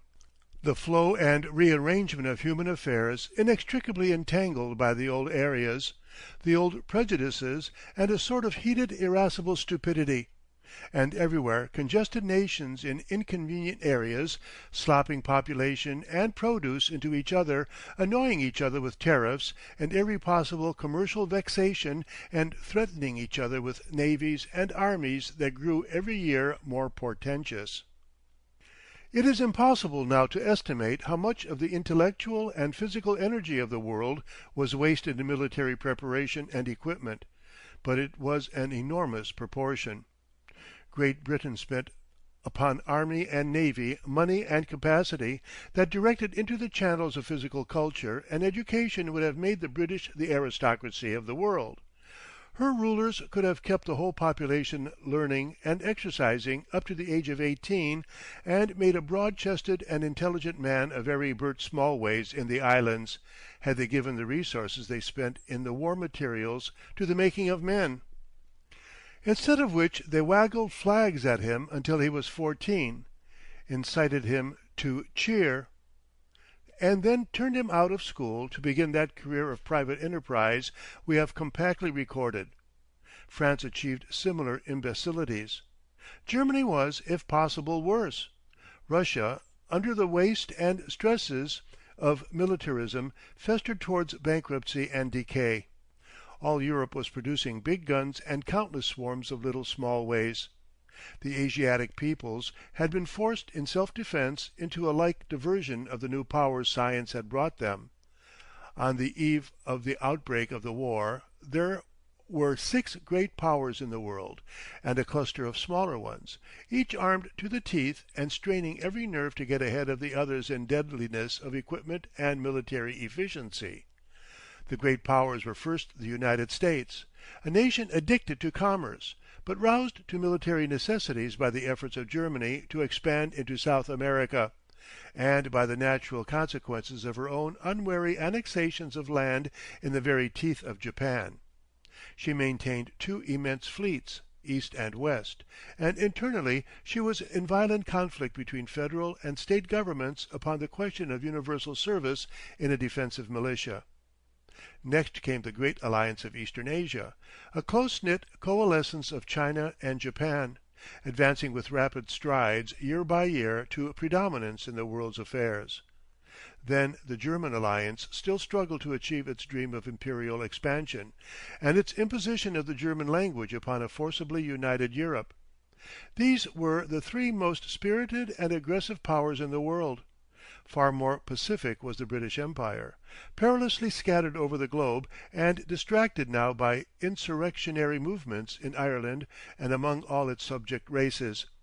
It had given these subject races cigarettes, boots, bowler hats, cricket, race meetings, cheap revolvers, petroleum, the factory system of industry, halfpenny newspapers in both English and the vernacular, inexpensive university degrees, motor bicycles, and electric trams. It had produced a considerable literature expressing contempt for the subject races, and rendered it freely accessible to them, and it had been content to believe that nothing would result from these stimulants because somebody once wrote the immemorial East, and also in the inspired words of Kipling, "East is East and Vest is Vest, and never the twain shall meet." Instead of which, Egypt, India, and the subject countries generally had produced new generations in a state of passionate indignation and the utmost energy, activity, and modernity.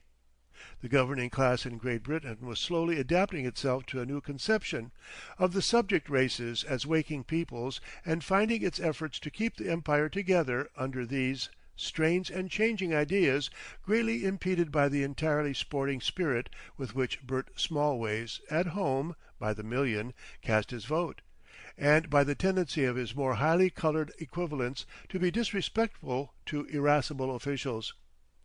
Their impertinence was excessive. It was no mere stone-throwing and shouting. They would quote Burns at them, and Mill, and Darwin, and confute them in arguments. Even more pacific than the British Empire were France and its allies, the Latin powers, heavily armed states indeed, but reluctant warriors, and in many ways socially and politically leading Western civilization. Russia was a Pacific power perforce, divided within itself, torn between revolutionaries and reactionaries who were equally incapable of social reconstruction, and so sinking towards a tragic disorder of chronic political vendetta. Wedged in among these portentous larger bulks, swayed and threatened by them, the smaller states of the world maintained a precarious independence, each keeping itself armed as dangerously as its utmost ability could contrive. So it came about that in every country a great and growing body of energetic and inventive men was busied either for offensive or defensive ends in elaborating the apparatus of war until the accumulating tensions should reach the breaking point. Each power sought to keep its preparations secret, to hold new weapons in reserve, to anticipate and learn the preparations of its rivals. The feeling of danger from fresh discoveries affected the patriotic imagination of every people in the world. Now it was rumoured the British had an overwhelming gun, now the French an invincible rifle, now the Japanese a new explosive, now the Americans a submarine that would drive every ironclad from the seas. Each time there would be a war panic. The strength and heart of the nations was given to the thought of war, and yet the mass of their citizens was a teeming democracy as heedless of and unfitted for fighting, mentally, morally, physically, as any population has ever been, or, one ventures to add, could ever be. That was the paradox of the time. It was a period altogether unique in the world's history.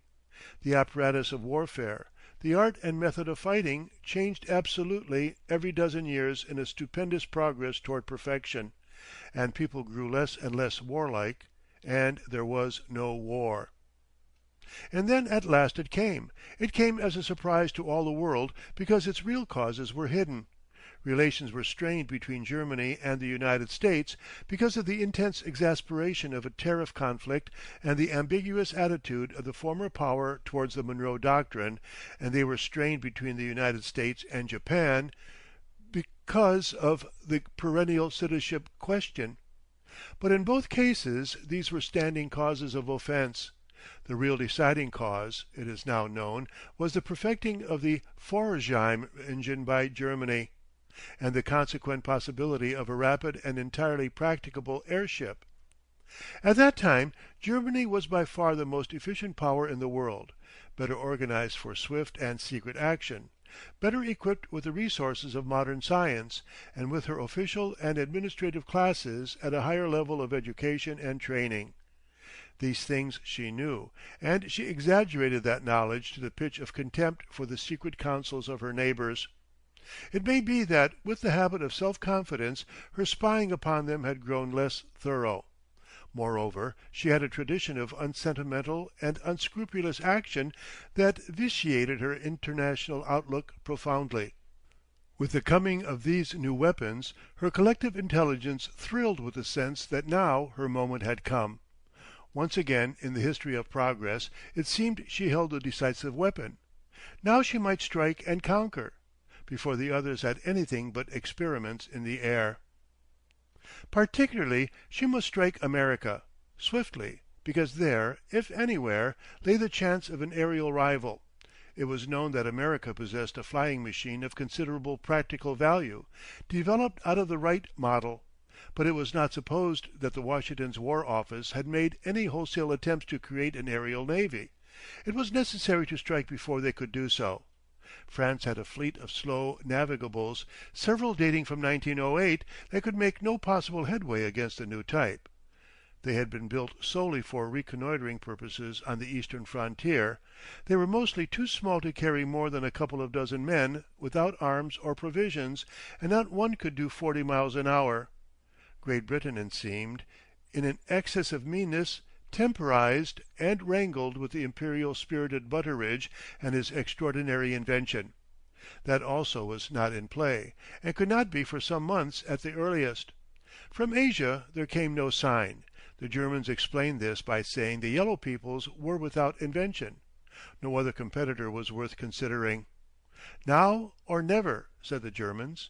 "Now or never we may seize the air, as once the British seized the seas, while all the other powers are still experimenting." Swift and systematic and secret were their preparations, and their plan most excellent. So far as their knowledge went, America was the only dangerous possibility. America, which was also now the leading trade rival of Germany and one of the chief barriers to her imperial expansion. So at once they would strike at America.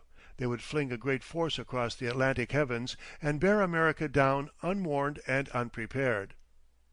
Altogether it was a well-imagined and most hopeful and spirited enterprise, having regard to the information in the possession of the German government. The chances of it being a successful surprise were very great. The airship and the flying machine were very different things from ironclads, which take a couple of years to build. Given hands, given plant, they could be made innumerably in a few weeks. Once the needful parks and foundries were organized, airships and Drachenflieger could be poured into the sky. Indeed, when the time came, they did pour into the sky like, as a bitter French writer put it, flies roused from filth. The attack upon America was to be the first move in this tremendous game, but no sooner had it started than instantly the aeronautic parks were to proceed to put together and inflate the second fleet, which was to dominate Europe and manoeuvre significantly over London, Paris, Rome, St. Petersburg, or wherever else its moral effect was required. A world surprise it was to be, no less a world conquest, and it is wonderful how near the calmly adventurous minds that planned it came to succeeding in their colossal design. Von Sternberg was the Moltke of this war in the air, but it was the curious hard romanticism of Prince Karl Albert that won over the hesitating Emperor to the scheme. Prince Karl Albert was indeed the central figure of the world drama. He was the darling of the imperialist spirit in Germany, and the ideal of the new aristocratic feeling, the new chivalry, as it was called, that followed the overthrow of socialism through its internal divisions and lack of discipline, and the concentration of wealth in the hands of a few great families. He was compared by obsequious flatterers to the Black Prince, to Alcibiades, to the young Caesar. To many he seemed Nietzsche's Overman revealed. He was big and blond and virile, and splendidly non-moral. The first great feat that startled Europe, and almost brought about a new Trojan War, was his abduction of the Princess Helena of Norway and his blank refusal to marry her. Then followed his marriage with Gretchen Krass, a Swiss girl of peerless beauty. Then came the gallant rescue, which almost cost him his life, of 3 drowning sailors whose boat had upset in the sea near Heligoland. For that and his victory over the American yacht Defender, CCI, the Emperor forgave him and placed him in control of the new aeronautic arm of the German forces. This he developed with marvellous energy and ability, being resolved, as he said, to give to Germany land and sea and sky. The national passion for aggression found in him its supreme exponent, and achieved through him its realisation in this astounding war. But his fascination was more than national.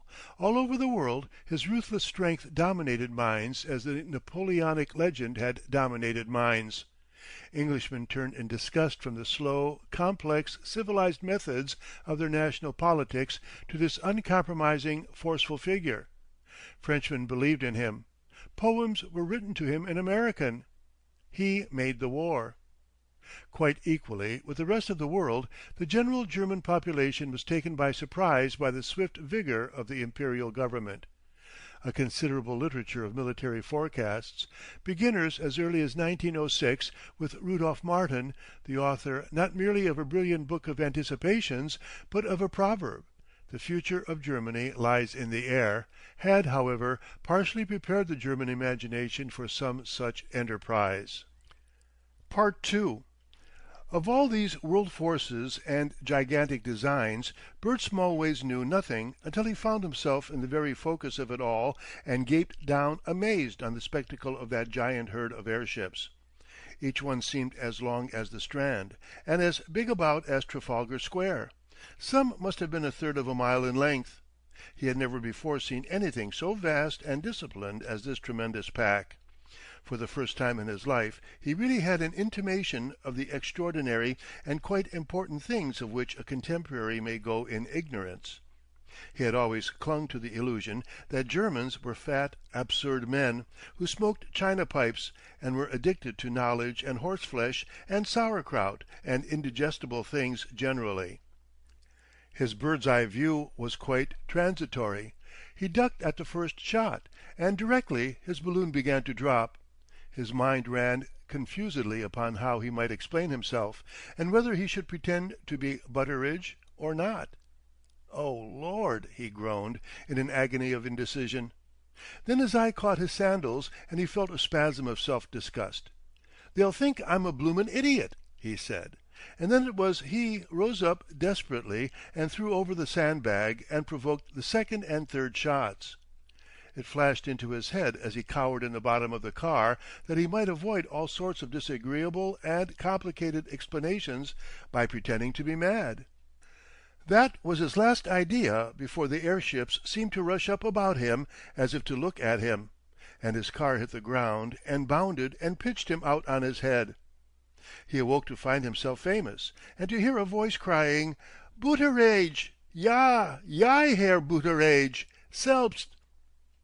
He was lying on a little patch of grass beside one of the main avenues of the aeronautic park. The airships receded down a great vista, an immense perspective, and the blunt prow of each was adorned with a black eagle of 100 feet or so spread. Down the other side of the avenue ran a series of gas generators, and big hose pipes trailed everywhere across the intervening space. Close at hand was his now nearly deflated balloon, and the car on its side looking minutely small, a mere broken toy, a shriveled bubble, in contrast with the gigantic bulk of the nearer airship. This he saw almost end on, rising like a cliff and sloping forward towards its fellow on the other side so as to overshadow the alley between them. There was a crowd of excited people about him, big men mostly in tight uniforms. Everybody was talking, and several were shouting, in German. He knew that because they splashed and aspirated sounds like startled kittens. Only one phrase repeated again and again could be recognized, the name of Herr Butteridge. "Gollies!" said Bert. "They've spotted it." "Besser!" said someone, and some rapid German followed. He perceived that close at hand was a field telephone, and that a tall officer in blue was talking thereat about him. Another stood close beside him with a portfolio of drawings and photographs in his hand. They looked around at him. "Do you spik German, Herr Butteridge?" Bert decided that he had better be dazed. He did his best to seem thoroughly dazed. "Where am I?" he asked. Volubility prevailed. "Der Prinz" was mentioned. A bugle sounded far away, and its call was taken up by one nearer, and then by one close at hand. This seemed to increase the excitement greatly. A monorail car bumbled past. The telephone bell rang passionately, and the tall officer seemed to engage in a heated altercation. Then he approached the group about Bert, calling out something about mitbringen. An earnest-faced, emaciated man with a white moustache appealed to Bert. "Herr Butteridge, sir, we are chust to start." "Where am I?" Bert repeated. Someone shook him by the other shoulder. "Are you Herr Butteridge?" he asked. "Herr Butteridge, we are chust to start," repeated the white moustache, and then helplessly, "What is the gut? What can we do?" The officer from the telephone repeated his sentence about der Prinz and mitbringen. The man with the moustache stared for a moment, grasped an idea, and became violently energetic, stood up and bawled directions at unseen people. Questions were asked, and the doctor at Bert's side answered "Ja, ja" several times, also something about cough. With a certain urgency he got Bert rather unwillingly to his feet. Two huge soldiers in grey advanced upon Bert and seized hold of him. "Ullo!" said Bert, startled. "What's up?" "It is all right," the doctor explained. "They are to carry you." "Where?" asked Bert, unanswered. "Put your arms round their hals, round them." "Yes, but where?" "Hold tight." Before Bert could decide to say anything more, he was whisked up by the two soldiers. They joined hands to seat him, and his arms were put about their necks. "Vorwärts!" Someone ran before him with the portfolio, and he was borne rapidly along the broad avenue between the gas generators and the airships. Rapidly, and on the whole smoothly, except that once or twice his bearers stumbled over hose pipes and nearly let him down. He was wearing Mr. Butteridge's alpine cap, and his little shoulders were in Mr. Butteridge's fur-lined overcoat, and he had responded to Mr. Butteridge's name. The sandals dangled helplessly. Gaw! Everybody seemed in a devil of a hurry. Why? He was carried joggling and gaping through the twilight, marvelling beyond measure. The systematic arrangement of wide convenient spaces, the quantities of business-like soldiers everywhere, the occasional neat piles of material, the ubiquitous mono-rail lines, and the towering ship-like hulls about him, reminded him a little of impressions he had got as a boy on a visit to Woolwich Dockyard. The whole camp reflected the colossal power of modern science that had created it. A peculiar strangeness was produced by the lowness of the electric light which lay upon the ground, casting all shadows upwards and making a grotesque shadow figure of himself and his bearers on the airship sides, fusing all three of them into a monstrous animal with attenuated legs and an immense fan-like humped body. The lights were on the ground because as far as possible all poles and standards had been dispensed with to prevent complications when the airships rose. It was deep twilight now, a tranquil, blue-skied evening. Everything rose out from the splashes of light upon the ground into dim, translucent, tall masses. Within the cavities of the airships, small inspecting lamps glowed like cloud-veiled stars, and made them seem marvellously unsubstantial. Each airship had its name in black letters on white on either flank, and forward the imperial eagle sprawled, an overwhelming bird in the dimness. Bugles sounded. Monorail cars of quiet soldiers slithered burbling by. The cabins under the heads of the airships were being lit up. Doors opened in them and revealed padded passages. Now and then a voice gave directions to workers indistinctly seen. There was a matter of sentinels, gangways, and a long narrow passage, a scramble over a disorder of baggage, and then Bert found himself lowered to the ground and standing in the doorway of a spacious cabin. It was perhaps 10 feet square and 8 high, furnished with crimson padding and aluminium. A tall, bird-like young man with a small head, a long nose, and very pale hair, with his hands full of things like shaving strops, boot trees, hair brushes, and toilet tidies, was saying things about Gott and thunder and Dummer Butterage as Bert entered. He was apparently an evicted occupant. Then he vanished, and Bert was lying back on a couch in the corner with a pillow under his head and the door of the cabin shut upon him. He was alone. Everybody had hurried out again, astonishingly. "Gollies!" said Bert. "What next?" He stared about him at the room. "Butteridge! Shall I try to keep it up, or shan't I?" The room he was in puzzled him. "'Tisn't a prison, and 'tisn't a norfis." Then the old trouble came uppermost. "I wish to 'eaven I 'adn't these silly sandals on," he cried querulously to the universe. "They give the whole blessed show away." End of Chapter 4, Parts 1 and 2. Chapter 4, Parts 3, 4, and 5. Part 3. His door was flung open, and a compact young man in uniform appeared, carrying Mr. Butteridge's portfolio, rucksack, and shaving glass. "I say," he said in faultless English as he entered. He had a beaming face and a sort of pinkish blond hair. "Fancy you being Butteridge!" He slapped Bert's meagre luggage down. "We'd have started," he said, "in another half hour. You didn't give yourself much time." He surveyed Bert curiously.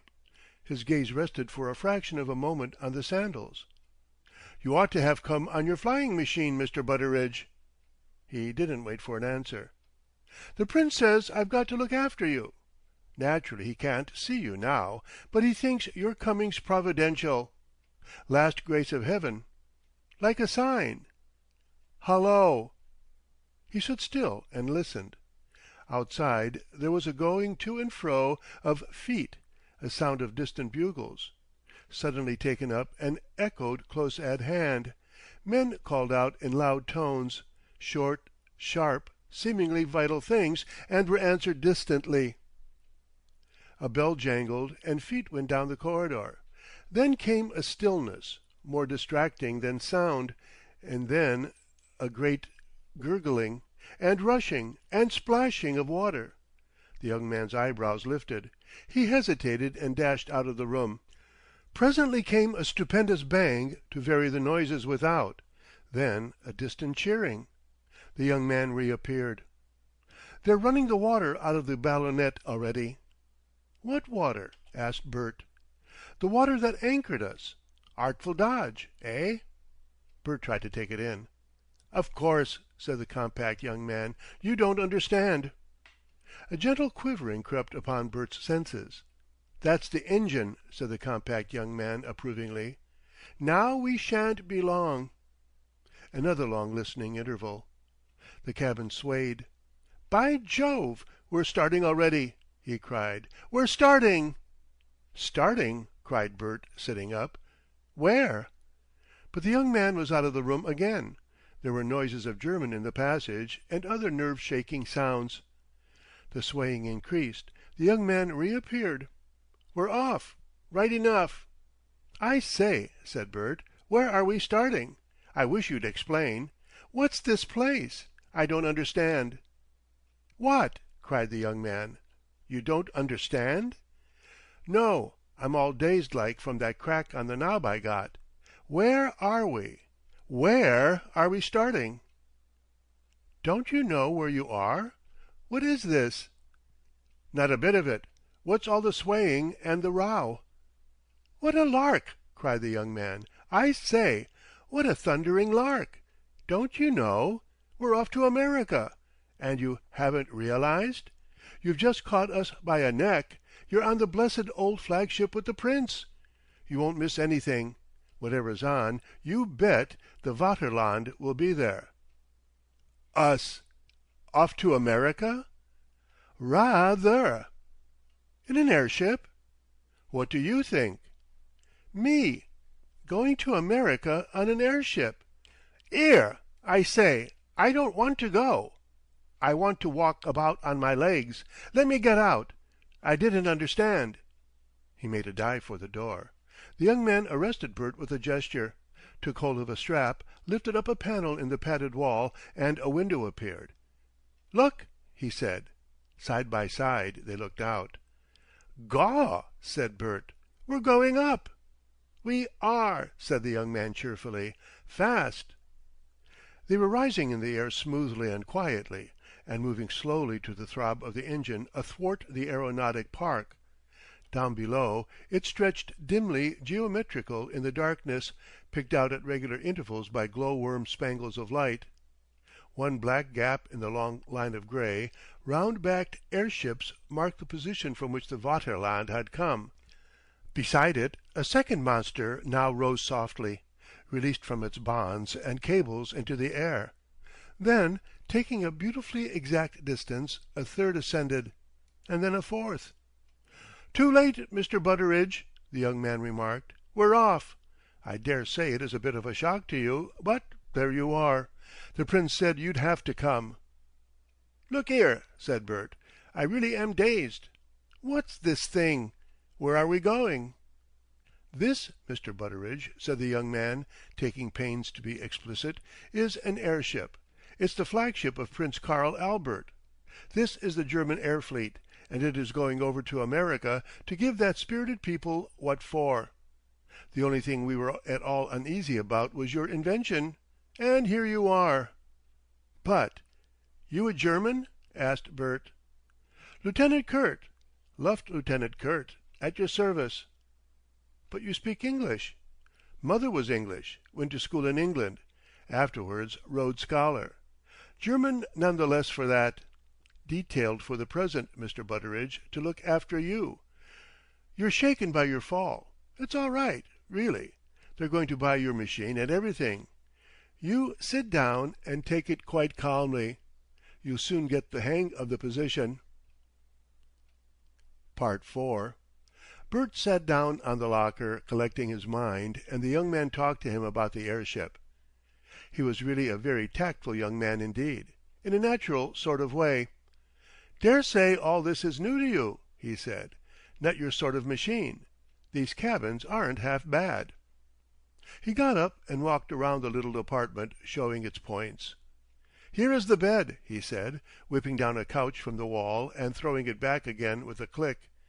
"Here are toilet things," and he opened a neatly arranged cupboard. "Not much washing. No water we've got. No water at all except for drinking. No baths or anything until we get to America and land. Rub over with loofah. 1 pint of hot for shaving. That's all. In the locker below you are rugs and blankets. You will need them presently. They say it gets cold. I don't know. Never been up before. Except a little work with gliders, which is mostly going down. 3/4 of the chaps in the fleet haven't. Here's a folding chair and table behind the door. Compact, eh?" He took the chair and balanced it on his little finger. "Pretty light, eh? Aluminum and magnesium alloy, and a vacuum inside. All these cushions stuffed with hydrogen. Foxy. The whole ship like that. And not a man in the fleet except the Prince and 1 or 2 others. Over 11 stone. Couldn't sweat the Prince, you know. We'll go all over the thing to-morrow. I'm frightfully keen on it." He beamed at Bert. "You do look young," he remarked. "I always thought you'd be an old man with a beard. A sort of philosopher. I don't know why one should expect clever people always to be old. I do." Bert parried that compliment a little awkwardly, and then the lieutenant was struck with the riddle why Herr Butteridge had not come in his own flying machine. "It's a long story," said Bert. "Look here," he said abruptly, "I wish you'd lend me a pair of slippers or something. I'm regular sick of these sandals. They're rotten things. I've been trying them for a friend." "Right-o." The ex-Rhodes Scholar whisked out of the room and reappeared with a considerable choice of footwear. Pumps, cloth bath slippers, and a purple pair adorned with golden sunflowers. But these he repented of at the last moment. "I don't even wear them myself," he said. "Only brought 'em in the zeal of the moment." He laughed confidently. "Had 'em worked for me. In Oxford. By a friend. Take 'em everywhere." So Bert chose the pumps. The lieutenant broke into a cheerful snigger. "Here we are trying on slippers," he said, "and the world going by like a panorama below. Rather a lark, eh? Look." Bert peeped with him out of the window, looking from the bright pettiness of the red and silver cabin into a dark immensity. The land below, except for a lake, was black and featureless, and the other airships were hidden. "See more outside," said the lieutenant. "Let's go. There's a sort of little gallery." He led the way into the long passage, which was lit by one small electric light, past some notices in German, to an open balcony and a light ladder and gallery of metal lattice overhanging empty space. Bert followed his leader down to the gallery, slowly and cautiously. From it he was able to watch the wonderful spectacle of the first air fleet flying through the night. They flew in a wedge-shaped formation, the Vaterland highest and leading, the tail receding into the corners of the sky. They flew in long, regular undulations, great dark fish-like shapes, showing hardly any light at all, the engines making a throbbing sound that was very audible out on the gallery. They were going at a level of 5,000 or 6,000 feet, and rising steadily. Below, the country lay silent, a clear darkness dotted and lined out with clusters of furnaces, and the lit streets of a group of big towns. The world seemed to lie in a bowl. The overhanging bulk of the airship above hid all but the lowest levels of the sky. They watched the landscape for a space. "Jolly it must be to invent things," said the lieutenant suddenly. "How did you come to think of your machine first?" "Worked it out," said Bert, after a pause. "Just ground away at it." Our people are frightfully keen on you. They thought the British had got you. Weren't the British keen?" "In a way," said Bert. "Still, it's a long story." "I think it's an immense thing to invent. I couldn't invent a thing to save my life." They both fell silent, watching the darkened world and following their thoughts until a bugle summoned them to a belated dinner. Bert was suddenly alarmed. "Don't you 'ave to dress and things?" he said. "I've always been too hard at science and things to go into society and all that." "No fear," said Kurt. "Nobody's got more than the clothes they wear. We're travelling light. You might perhaps take your overcoat off. They've an electric radiator each end of the room." And so presently Bert found himself sitting to eat in the presence of the German Alexander, that great and puissant Prince Karl Albert, the warlord, the hero of two hemispheres. He was a handsome blond man with deep-set eyes, a snub nose, upturned moustache, and long white hands, a strange-looking man. He sat higher than the others, under a black eagle with widespread wings and the German imperial flags. He was, as it were, enthroned, and it struck Bert greatly that as he ate he did not look at people, but over their heads, like one who sees visions. 20 officers of various ranks stood about the table. And Bert. They all seemed extremely curious to see the famous Butteridge, and their astonishment at his appearance was ill-controlled. The Prince gave him a dignified salutation, to which, by an inspiration, he bowed. Standing next to the Prince was a brown-faced, wrinkled man with silver spectacles and fluffy, dingy, grey side-whiskers, who regarded Bert with a peculiar and disconcerting attention.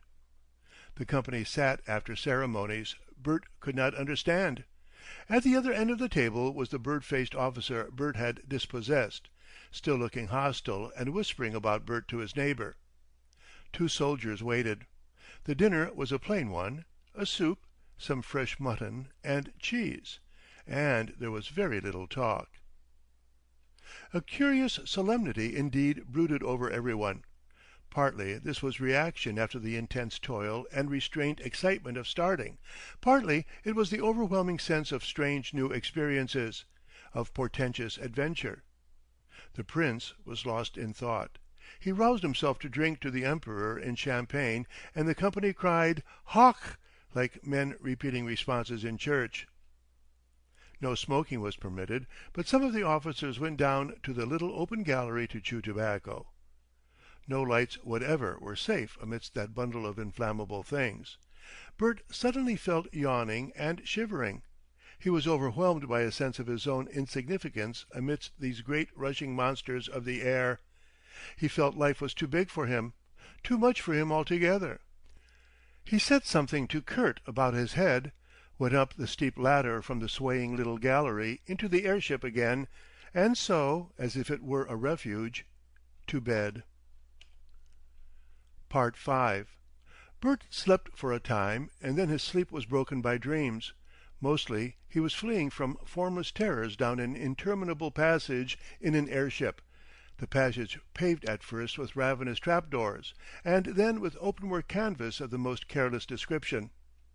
"Gaw!" said Bert, turning over after his 7th fall through infinite space that night. He sat up in the darkness and nursed his knees.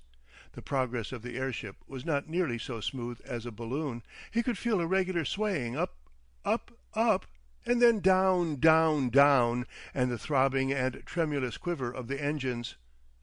His mind began to teem with memories, and more. Through them, like a struggling swimmer in broken water, came the perplexing question, "What am I to do to-morrow?" To-morrow, Kurt had told him, the Prince's secretary, the Graf von Winterfeld, would come to him and discuss his flying machine, and then he would see the Prince. He would have to stick it out now that he was Butteridge, and sell his invention. And then, if they found him out... He had a vision of infuriated Butteridges. Suppose, after all, he owned up, pretended it was their misunderstanding. He began to scheme devices for selling the secret and circumventing Butteridge. What should he ask for the thing? Somehow 20,000 pounds struck him as about the sum indicated. He fell into that despondency that flies in wait in the small hours. He had got too big a job on. Too big a job. Memories swamped his scheming. Where was I this time last night? He recapitulated his evenings tediously and lengthily. Last night he had been up above the clouds in Butteridge's balloon. He thought of the moment when he dropped through them and saw the cold twilight sea close below. He still remembered that disagreeable incident with a nightmare vividness. And the night before, he and Grubb had been looking for cheap lodgings at Littlestone in Kent. How remote that seemed now! It might be years ago. For the first time he thought of his fellow Desert Dervish, left with the two red-painted bicycles on Dymchurch sands. "'E won't make much of a show of it, and not without me, any'ow. 'E did 'ave the Treasury, such as it was, in his pocket." The night before that was Bank Holiday night, and they had sat discussing their minstrel enterprise, drawing up a programme and rehearsing steps. And the night before was Whit Sunday. "Lord!" cried Bert, "what a doing that motor-cycle give me!" He recalled the empty flapping of the eviscerated cushion, the feeling of impotence as the flames rose again. From among the confused memories of that tragic flare one little figure emerged very bright and poignantly sweet. Edna, crying back reluctantly from the departing motor-car, "See you to-morrow, Bert?" Other memories of Edna clustered round that impression. They led Bert's mind step by step to an agreeable state that found expression in "I'll marry 'er if she don't look out." And then, in a flash, it followed in his mind that if he sold the Butteridge secret he could. Suppose after all he did get 20,000 pounds. Such sums have been paid. With that he could buy house and garden, buy new clothes beyond dreaming, buy a motor, travel, have every delight of the civilized life as he knew it, for himself and Edna. Of course risks were involved. "I'll 'ave old Butteridge on my track, I expect." He meditated upon that. He declined again to despondency. As yet he was only in the beginning of the adventure. He had still to deliver the goods and draw the cash. And before that, just now he was by no means on his way home. He was flying off to America to fight there. Not much fighting, he considered. All our own way. Still, if a shell did happen to hit the Vaterland on the underside... Suppose I ought to make my will. He lay back for some time composing wills, chiefly in favour of Edna. He had settled now it was to be 20,000 pounds. He left a number of minor legacies. The wills became more and more meandering and extravagant. He woke from the 8th repetition of his nightmare fall through space. "This flying gets on one's nerves," he said. He could feel the airship diving down, down, down, then slowly swinging to up, up, up. Throb, throb, throb, throb, quivered the engine. He got up presently and wrapped himself about with Mr. Butteridge's overcoat and all the blankets, for the air was very keen. Then he peeped out of the window to see a grey dawn breaking over clouds, then turned up his light and bolted his door, sat down to the table and produced his chest protector. He smoothed the crumpled plans with his hand and contemplated them. Then he referred to the other drawings in the portfolio. 20,000 pounds. If he worked it right, it was worth trying anyhow. Presently he opened the drawer in which Kurt had put paper and writing materials. Bert Smallways was by no means a stupid person, and up to a certain limit he had not been badly educated. His board school had taught him to draw up to certain limits, taught him to calculate and understand a specification. If at that point his country had tired of its efforts and handed him over unfinished to scramble for a living in an atmosphere of advertisements and individual enterprise, that was really not his fault. He was as his state had made him, and the reader must not imagine because he was a little Cockney cad that he was absolutely incapable of grasping the idea of the Butteridge flying machine. But he found it stiff and perplexing. His motorcycle and Grubb's experiments and the mechanical drawing he had done in Standard 7 all helped him out, and, moreover, the maker of these drawings, whoever he was, had been anxious to make his intentions plain. Bert copied sketches, he made notes, he made a quite tolerable and intelligent copy of the essential drawings and sketches of the others. Then he fell into a meditation upon them. At last he rose with a sigh, folded up the originals that had formerly been in his chest protector, and put them into the breast pocket of his jacket, and then very carefully deposited the copies he had made in the place of the originals. He had no very clear plan in his mind in doing this, except that he hated the idea of altogether parting with the secret. For a long time he meditated profoundly, nodding.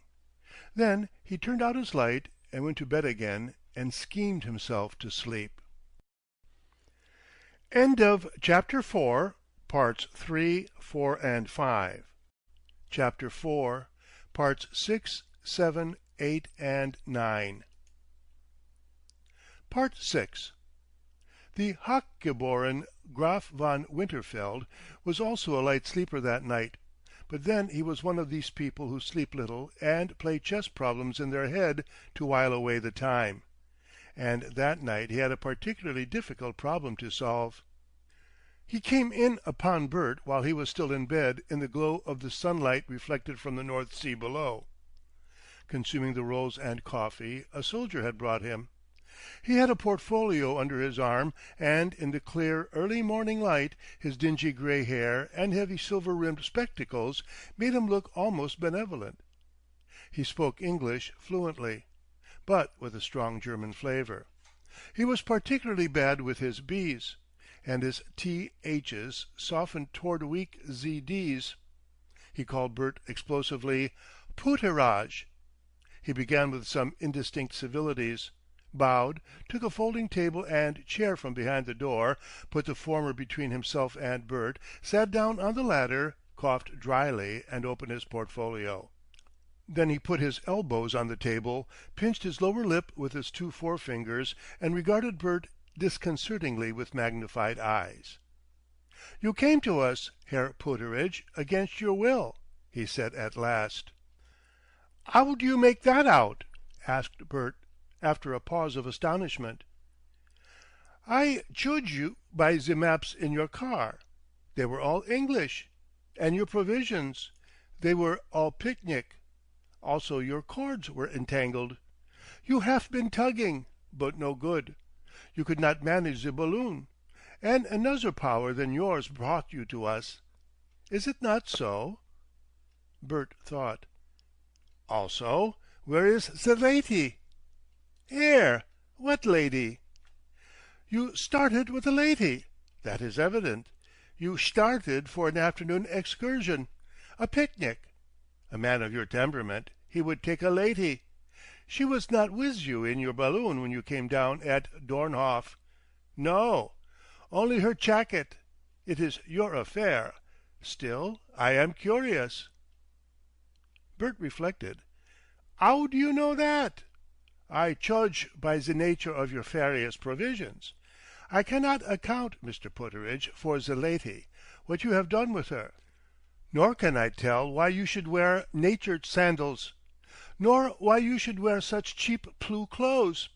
These are outside my instructions. Trifles, perhaps. Officially they are to be ignored. Ladies come and go.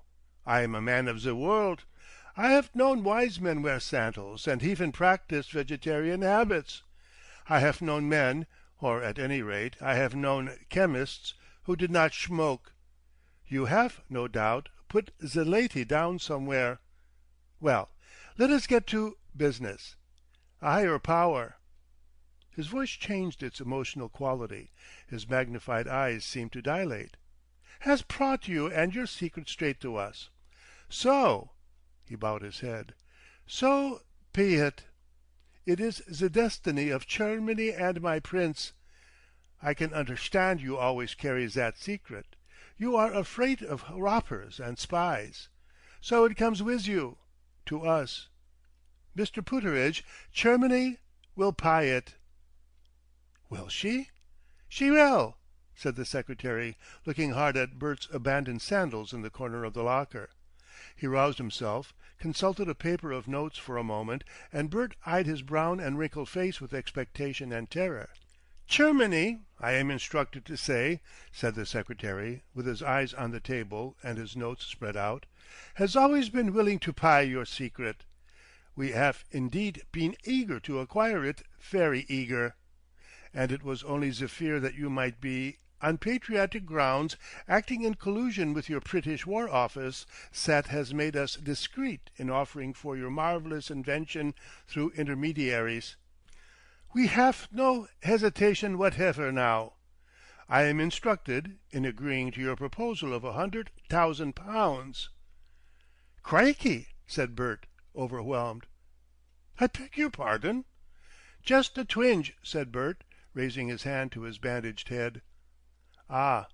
Also I am instructed to say that as for that noble, unrightly accused lady you have championed so bravely against British hypocrisy and coldness, all the chivalry of Germany is on her side." "Lady?" said Bert faintly, and then recalled the great Butteridge love story. Had the old chap also read the letters? He must think him a scorcher if he had. "Oh, that's all right," he said. "About I hadn't any doubt about that. He stopped. The secretary certainly had a most appalling stare. It seemed ages before he looked down again. "Well, the lady, as you please. She is your affair. I have performed my instructions, and the title of Baron, that also can be done. It can all be done, Herr Putteridge." He drummed on the table for a second or so, and resumed. "I have to tell you, sir, that you come to us at a crisis in Welt Politik. There can be no harm now for me to put our plans before you. Before you leave this ship again, they will be manifest to all the world. War is perhaps already declared. We go to America. Our fleet will descend out of the air upon the United States. It is a country quite unprepared for war everywhere. Everywhere. They have always relied on the Atlantic and their navy. We have selected a certain point. It is at present the secret of our commanders, which we shall seize, and then we shall establish a depot, a sort of inland Gibraltar. It will be what will it be? An eagle's nest. There our airships will gather and repair, and thence they will fly to and fro over the United States, terrorizing cities, dominating Washington, levying what is necessary until the terms we dictate are accepted. You follow me?" "Go on," said Bert. "We could have done all this with such Luftschiffe and Drachenflieger as we possess, but the accession of your machine renders our project complete. It not only gives us a better Drachenflieger, but it removes our last uneasiness as to Great Britain.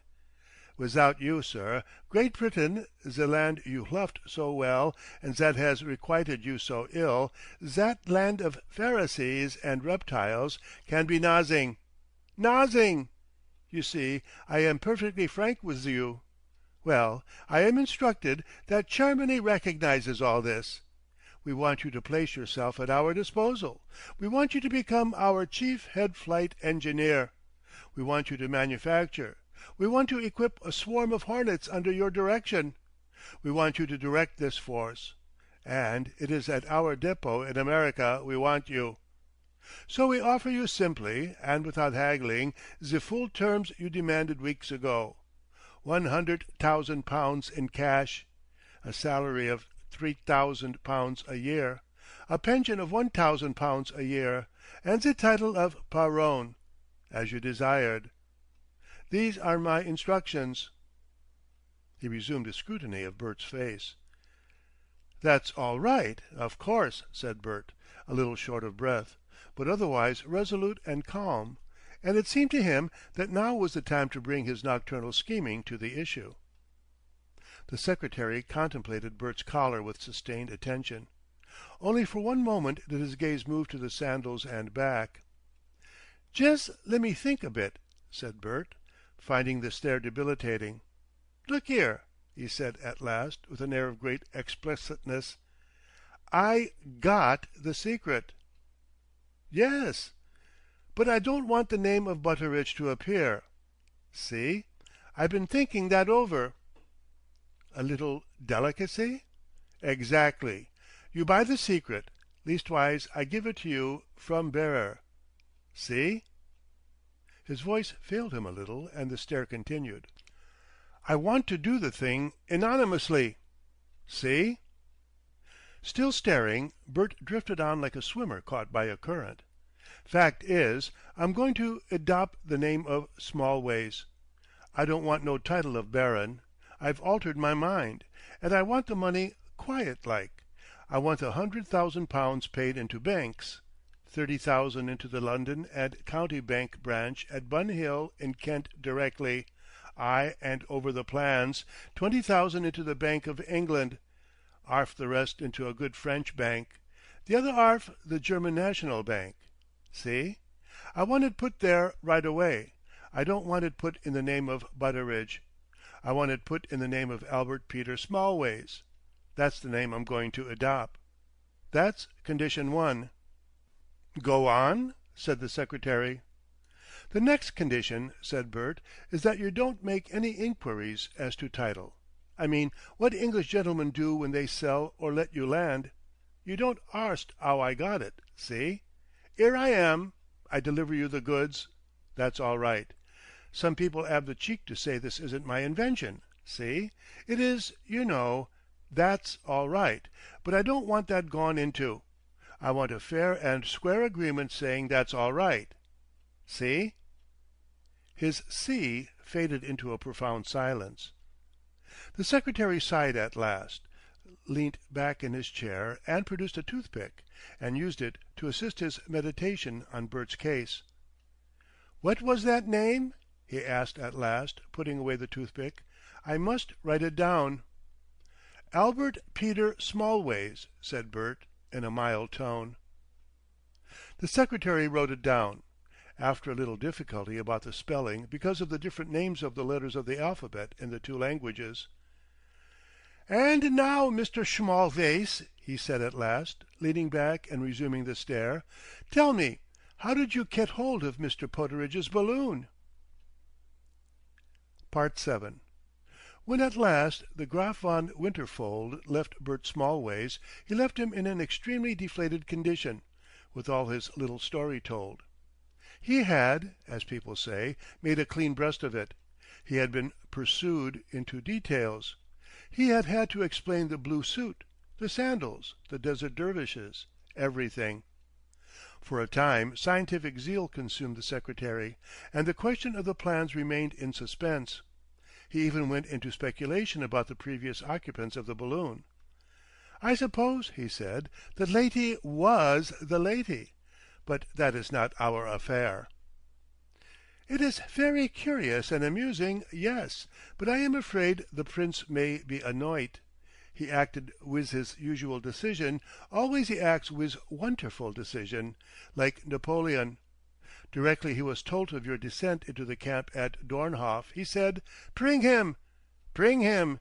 It is my star, his star of destiny. You see? He will be thwarted. He directed you to come as Herr Putteridge, and you haf not done so. You have tried, of course, but it has been a poor try. His judgments of men are very just and right, and it is better for men to act up to them, completely, especially now, particularly now." He resumed that attitude of his, with his underlip pinched between his forefingers. He spoke almost confidentially. "It will be awkward. I tried to suggest some doubt, but I was overruled. The Prince does not listen. He is impatient in the high air. Perhaps he will think his star has been making a fool of him. Perhaps he will think I have been making a fool of him." He wrinkled his forehead, and drew in the corners of his mouth. "I got the plans," said Bert. "Yes, there is that. Yes. But you see, the Prince was interested in Herr Pooterage because of his romantic Zeit. Herr Pooterage was so much more, in the picture. I am afraid you are not equal to controlling the flying machine department of our aerial park as he wished you to do. He had promised himself that. And there was also the prestige, the world prestige of Pooterage with us. Well, we must see what we can do. He held out his hand. Give me the plans. A terrible chill ran through the being of Mr. Smallways. To this day he is not clear in his mind whether he wept or no, but certainly there was weeping in his voice. "'Ere, I say," he protested, "ain't I to 'ave nothin' for 'em?" The secretary regarded him with benevolent eyes. "You do not deserve anyzing," he said. "I might 'ave tore 'em up." "They are not yours." "They weren't Butteridge's." "No need to pay anyzing." Bert's being seemed to tighten towards desperate deeds. "Gaw!" he said, clutching his coat. "Ain't there?"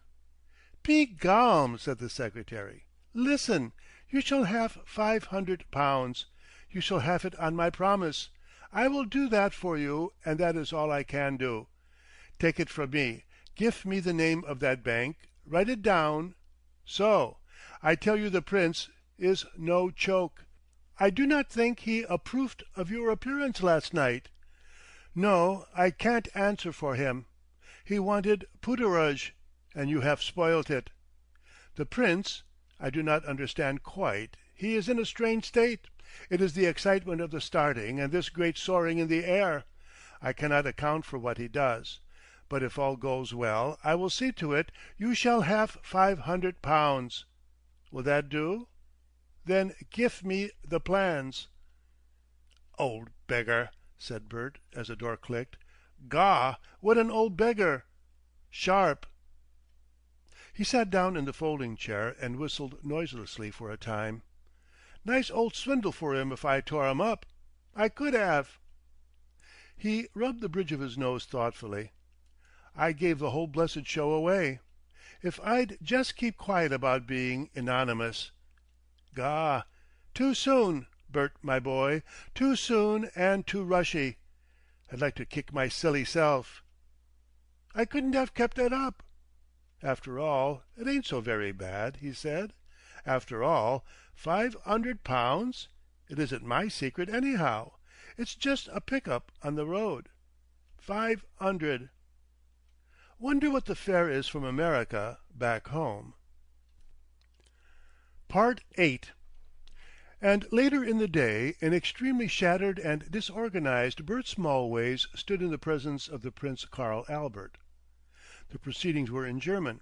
The Prince was in his own cabin, the end room of the airship, a charming apartment furnished in wicker work with a long window across its entire breadth, looking forward. He was sitting at a folding table of green baize with von Winterfeld and two officers sitting beside him, and littered before them was a number of American maps and Mr. Butteridge's letters and his portfolio and a number of loose papers. Bert was not asked to sit down, and remained standing throughout the interview.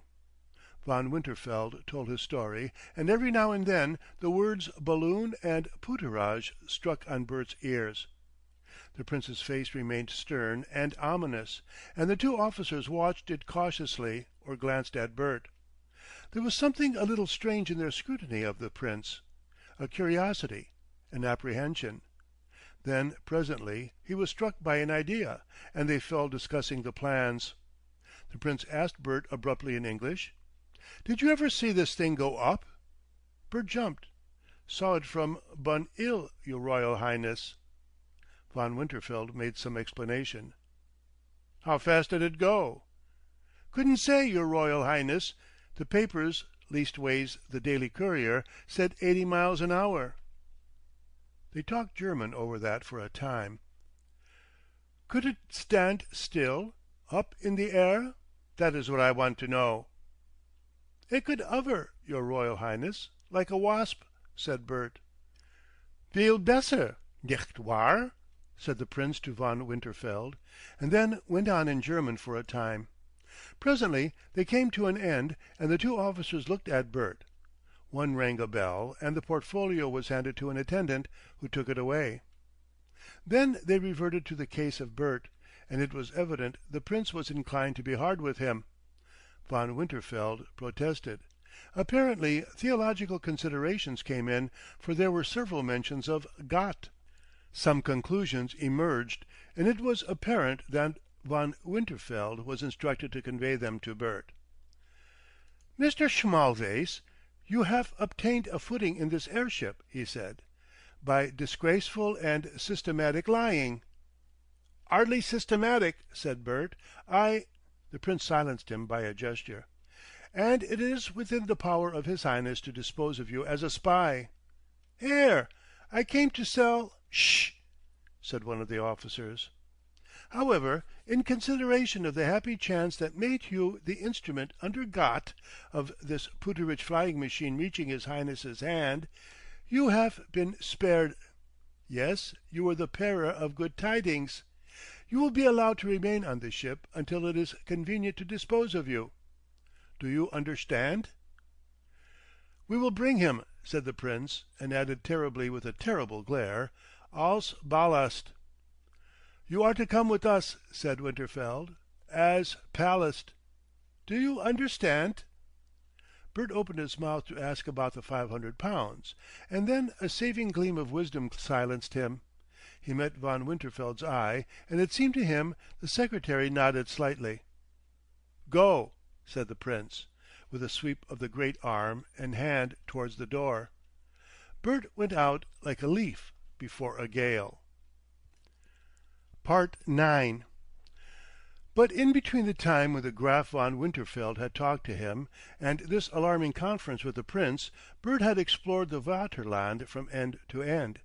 He had found it interesting in spite of grave preoccupations. Kurt, like the greater number of the men upon the German air fleet, had known hardly anything of aeronautics before his appointment to the new flagship, but he was extremely keen upon this wonderful new weapon Germany had assumed so suddenly and dramatically. He showed things to Bert with a boyish eagerness and appreciation. It was as if he showed them over again to himself, like a child showing a new toy. "Let's go all over the ship," he said with zest. He pointed out particularly the lightness of everything, the use of exhausted aluminum tubing, of springy cushions inflated with compressed hydrogen. The partitions were hydrogen bags covered with light imitation leather. The very crockery was a light biscuit glazed in a vacuum, and weighed next to nothing. Where strength was needed, there was the new Charlottenburg alloy, German steel as it was called, the toughest and most resistant metal in the world. There was no lack of space. Space did not matter, so long as load did not grow. The habitable part of the ship was 250 feet long, and the rooms in two tiers. Above these one could go up into remarkable little white metal turrets with big windows and airtight double doors that enabled one to inspect the vast cavity of the gas chambers. This inside view impressed Bert very much. He had never realized before that an airship was not one simple continuous gas bag containing nothing but gas. Now he saw far above him the backbone of the apparatus and its big ribs. "Like the neural and hemal canals," said Kurt, who had dabbled in biology. "Rather," said Bert appreciatively, though he had not the ghost of an idea what these phrases meant. Little electric lights could be switched on up there if anything went wrong in the night. There were even ladders across the space. "But you can't go into the gas," protested Bert. "You can't breathe it."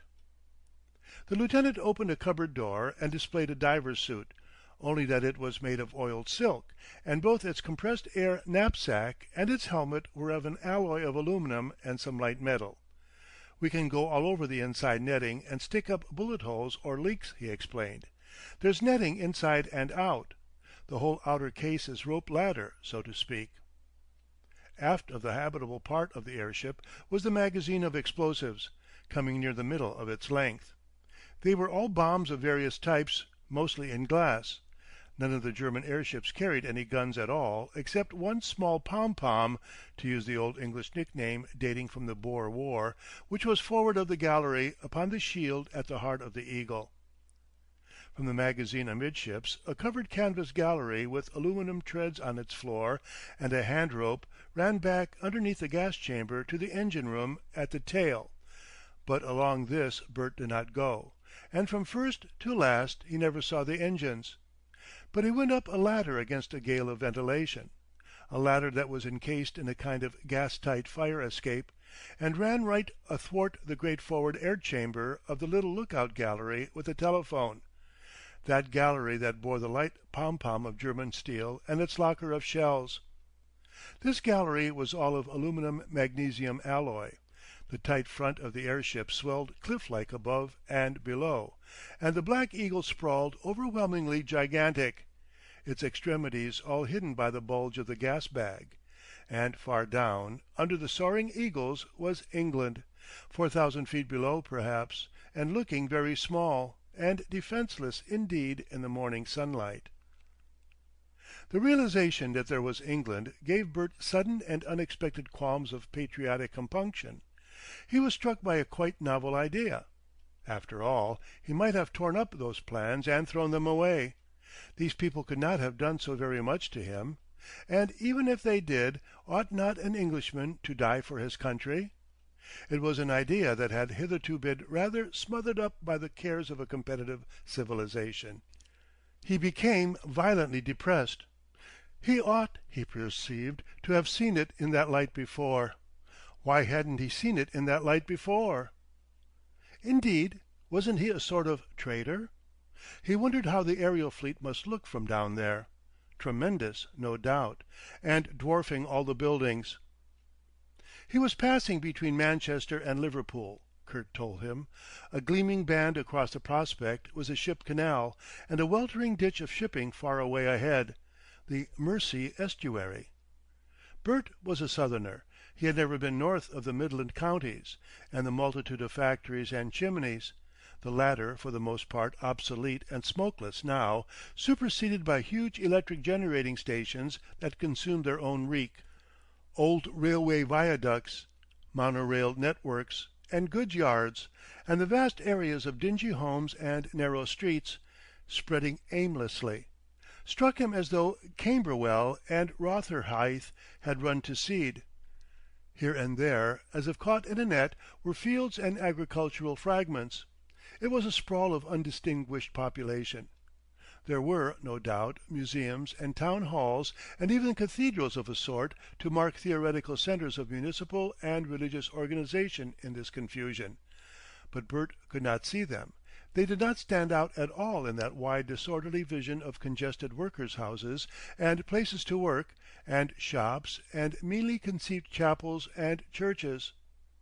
And across this landscape of an industrial civilization swept the shadows of the German airships like a hurrying shoal of fishes. Kurt and he fell talking of aerial tactics, and presently went down to the under gallery in order that Bert might see the Drachenflieger that the airships of the right wing had picked up overnight and were towing behind them, each airship towing 3 or 4. They looked like big box kites of an exaggerated form, soaring at the ends of invisible cords. They had long, square heads and flattened tails, with lateral propellers. "Much skill is required for those. Much skill." "Rather." Pause. "Your machine is different from that, Mr. Butteridge."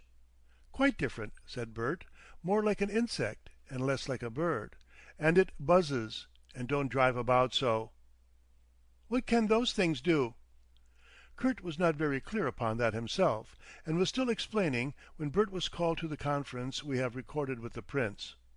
And after that was over, the last traces of Butteridge fell from Bert like a garment, and he became Smallways to all on board. The soldiers ceased to salute him, and the officers ceased to seem aware of his existence, except Lieutenant Kurt. He was turned out of his nice cabin, and packed in with his belongings to share that of Lieutenant Kurt, whose luck it was to be junior, and the bird-headed officer, still swearing slightly, and carrying strops and aluminum boot trees and weightless hair-brushes and hand-mirrors and pomade in his hands, resumed possession. Bert was put in with Kurt because there was nowhere else for him to lay his bandaged head in that close-packed vessel. He was to mess, he was told, with the men. Kurt came and stood with his legs wide apart and surveyed him for a moment as he sat despondent in his new quarters. "What's your real name, then?" said Kurt, who was only imperfectly informed of the new state of affairs. "Smallways." "I thought you were a bit of a fraud, even when I thought you were Butteridge. You're jolly lucky the Prince took it calmly. He's a pretty tidy blazer when he's roused. He wouldn't stick a moment at pitching a chap of your sort overboard if he thought fit. No, they've shoved you on to me, but it's my cabin, you know." "I won't forget," said Bert.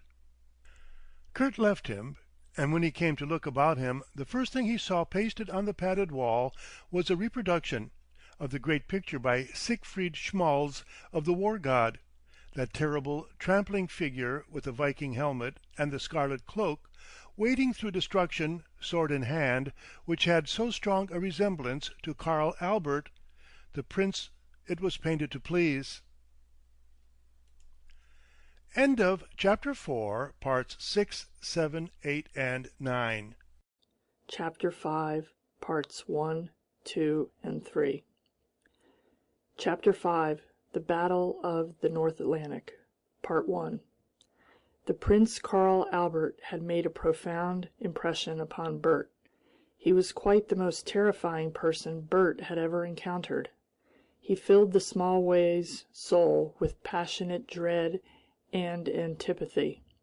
For a long time Bert sat alone in Kurt's cabin, doing nothing, and not venturing even to open the door lest he should be by that much nearer that appalling presence.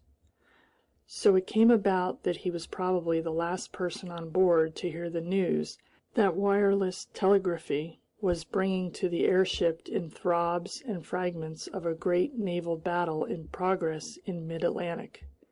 He learnt it at last from Kurt. Kurt came in with a general air of ignoring Bert, but muttering to himself in English nevertheless. "Stupendous!" Bert heard him say. "Here," he said, "get off this locker." And he proceeded to rout out 2 books and a case of maps. He spread them on the folding table and stood regarding them. For a time his Germanic discipline struggled with his English informality and his natural kindliness and talkativeness, and at last lost. "They're at it, Smallways," he said.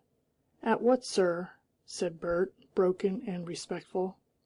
"Fighting the American North Atlantic Squadron, and pretty nearly the whole of our fleet. Our eastern cruise has had a grueling and is sinking, and their Miles Standish, she's one of their biggest, has sunk with all hands. Torpedoes, I suppose. She was a bigger ship than the Karl de Gross, but 5 or 6 years older. Gods, I wish we could see it, Smallways. A square fight in blue water, guns or nothing, and all of 'em steaming ahead." He spread his maps. He had to talk, and so he delivered a lecture on the naval situation to Bert. "Here it is," he said. "Latitude 30 degrees 50 minutes north, longitude 30 degrees 50 minutes west. It's a good day off us, anyhow, and they're all going south west by south at full pelt as hard as they can go. We shan't see a bit of it, worse luck. Not a sniff we shan't get." Part 2. The naval situation in the North Atlantic at that time was a peculiar one. The United States was by far the stronger of the 2 powers upon the sea, but the bulk of the American fleet was still in the Pacific. It was in the direction of Asia that war had been most feared, for the situation between Asiatic and white had become unusually violent and dangerous, and the Japanese government had shown itself quite unprecedentedly difficult. The German attack therefore found half the American strength at Manila, and what was called the Second Fleet strung out across the Pacific in wireless contact between the Asiatic Station and San Francisco. The North Atlantic Squadron was the sole American force on her eastern shore. It was returning from a friendly visit to France and Spain, and was pumping oil fuel from tenders in mid-Atlantic, for most of its ships were steamships, when the international situation became acute. It was made up of 4 battleships and 5 armored cruisers, ranking almost with battleships, not one of which was of a later date than 1913. The Americans had indeed grown so accustomed to the idea that Great Britain could be trusted to keep the peace of the Atlantic that a naval attack on the eastern seaboard found them unprepared, even in their imaginations. But long before the declaration of war, indeed, on Whit Monday, the whole German fleet of 18 battleships, with a flotilla of fuel tenders and converted liners containing stores to be used in support of the air fleet, had passed through the Straits of Dover and headed boldly for New York. Not only did these German battleships outnumber the Americans 2 to 1, but they were more heavily armed and more modern in construction, 7 of them having high explosive engines built of Charlottenburg steel, and all carrying Charlottenburg steel guns. The fleets came into contact on Wednesday before any actual declaration of war. The Americans had strung out in the modern fashion at distances of 30 miles or so, and were steaming to keep themselves between the Germans and either the eastern states or Panama, because, vital as it was to defend the seaboard cities, and particularly New York, it was still more vital to save the canal from any attack that might prevent the return of the main fleet from the Pacific. No doubt, said Kurt, this was now making records across that ocean, unless the Japanese have had the same idea as the Germans. It was obviously beyond human possibility that the American North Atlantic Fleet could hope to meet and defeat the German, but, on the other hand, with luck it might fight a delaying action and inflict such damage as to greatly weaken the attack upon the coast defenses. Its duty, indeed, was not victory but devotion, the severest task in the world. Meanwhile, the submarine defenses of New York, Panama, and the other more vital points could be put in some sort of order. This was the naval situation, and until Wednesday in Whit Week, it was the only situation the American people had realized.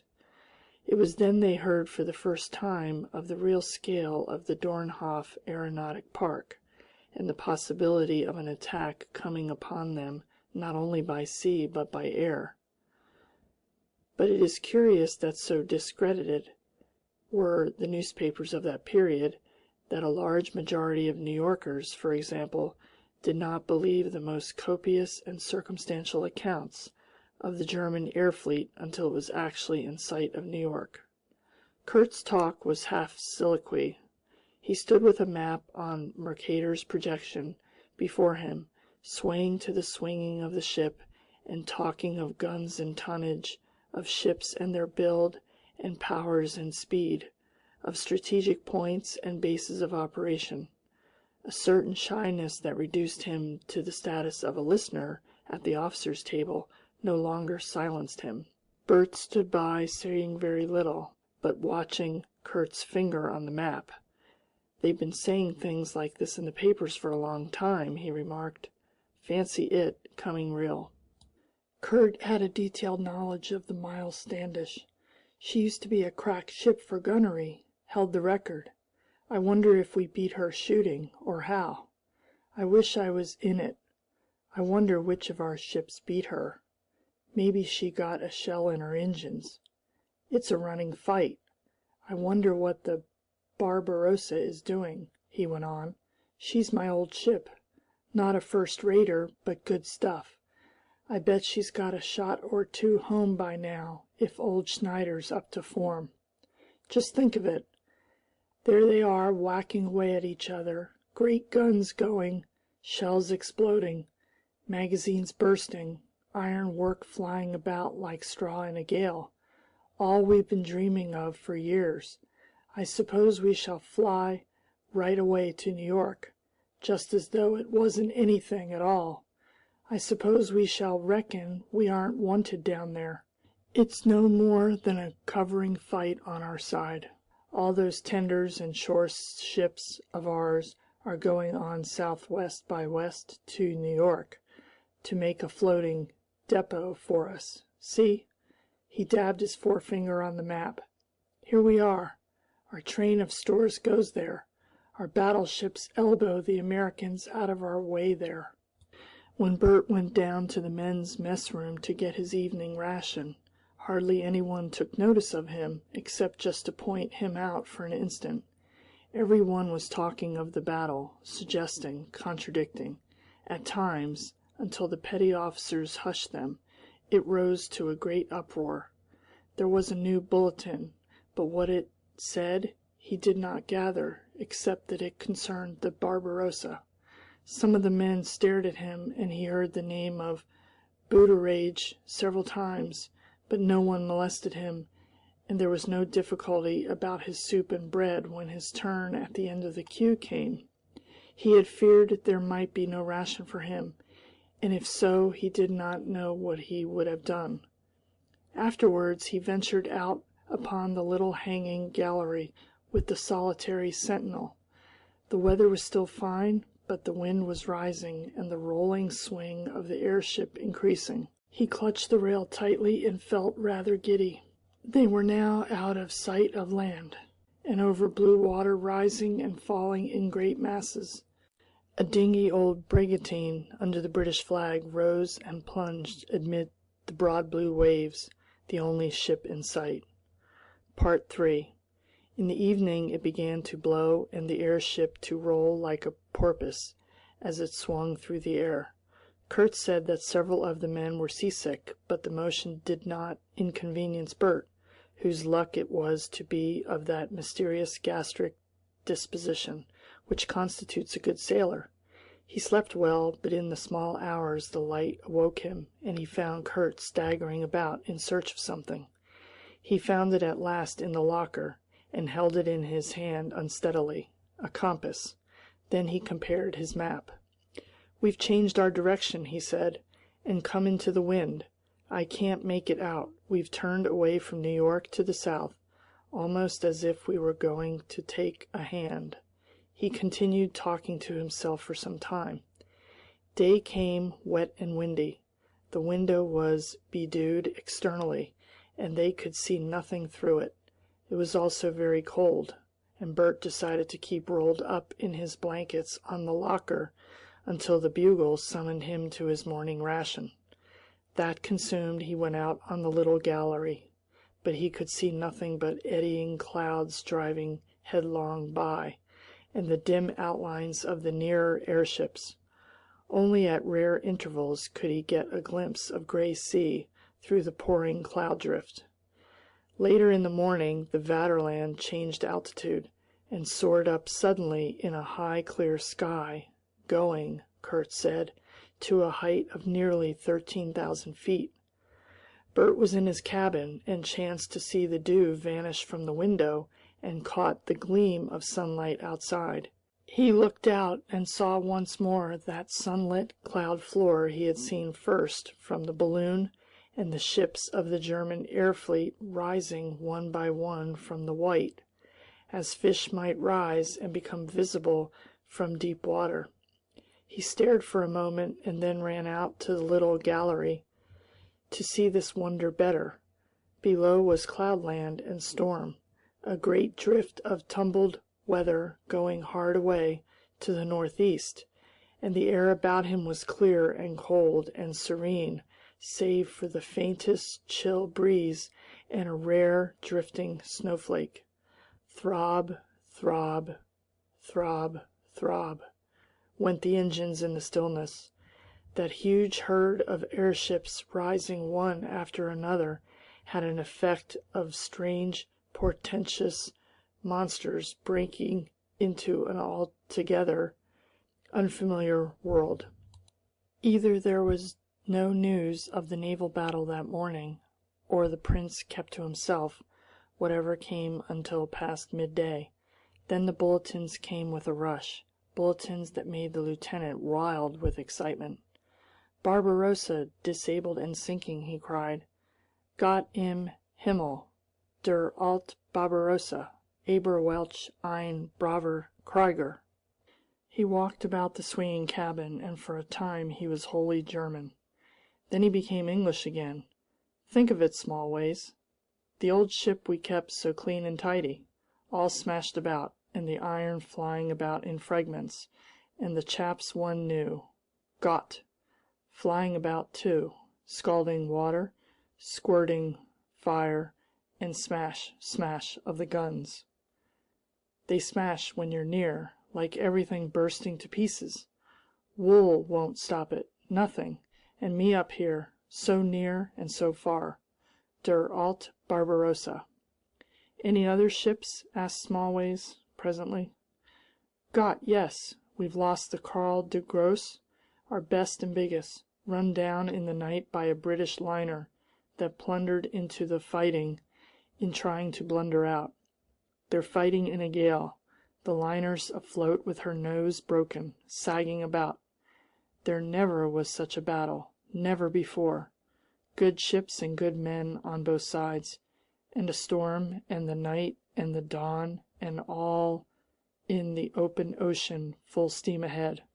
No stabbing, no submarines, guns and shooting. Half our ships we don't hear of any more, because their masts are shot away. Latitude 30 degrees 40 minutes north. Longitude 40 degrees 30 minutes west. Where's that?" He routed out his map again and stared at it with eyes that did not see. "Der Alt Barbarossa, I can't get it out of my head, with shells in her engine room, and the fires flying out of her furnaces, and the stokers and engineers scalded and dead. Men I've messed with, Smallways, men I've talked to close, and they've had their day at last, and it wasn't all luck for them. Disabled and sinking, I suppose everybody can't have all the luck in battle. Poor old Schneider, I bet he gave 'em something back." So it was the news of the battle came filtering through to them all that morning. The Americans had lost a second ship, name unknown. The Hermann had been damaged in covering the Barbarossa.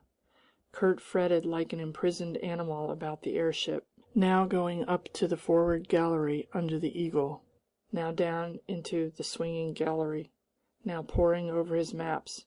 He infected Smallways with a sense of the immediacy of this battle that was going on just over the curve of the earth.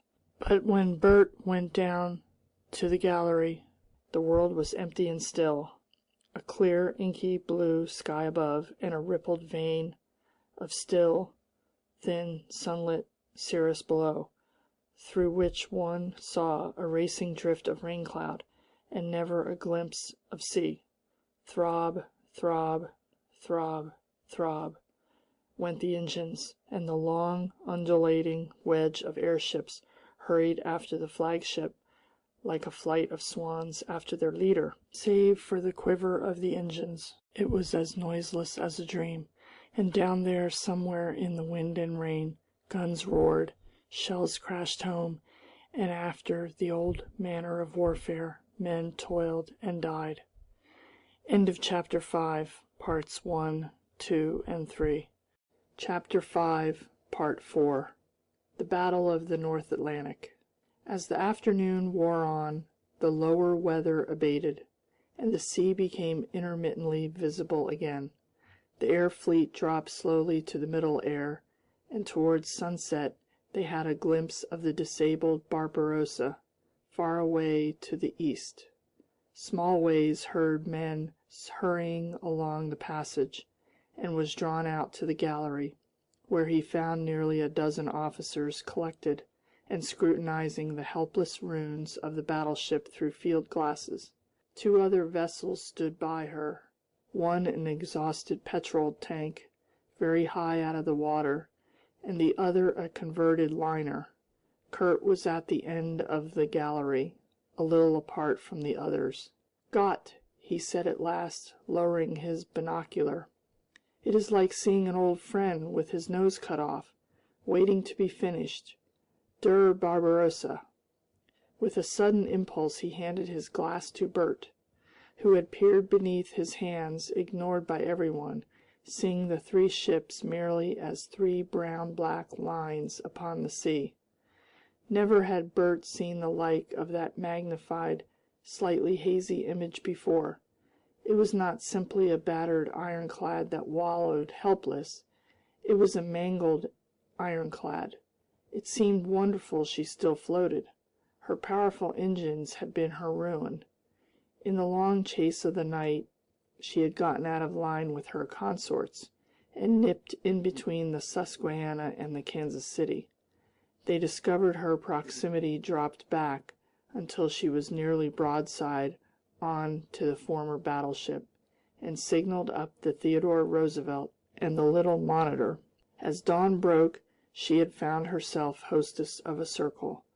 The fight had not lasted 5 minutes before the appearance of the Hermann to the east, and immediately after of the first Bismarck in the west, forced the Americans to leave her, but in that time they had smashed her iron to rags. They had vented the accumulated tensions of their hard day's retreat upon her.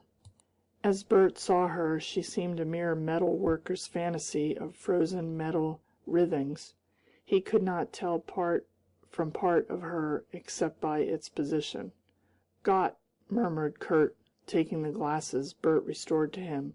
"Gott! Da waren Albrecht, der gut Albrecht, und der alt Zimmermann, und van Rosen."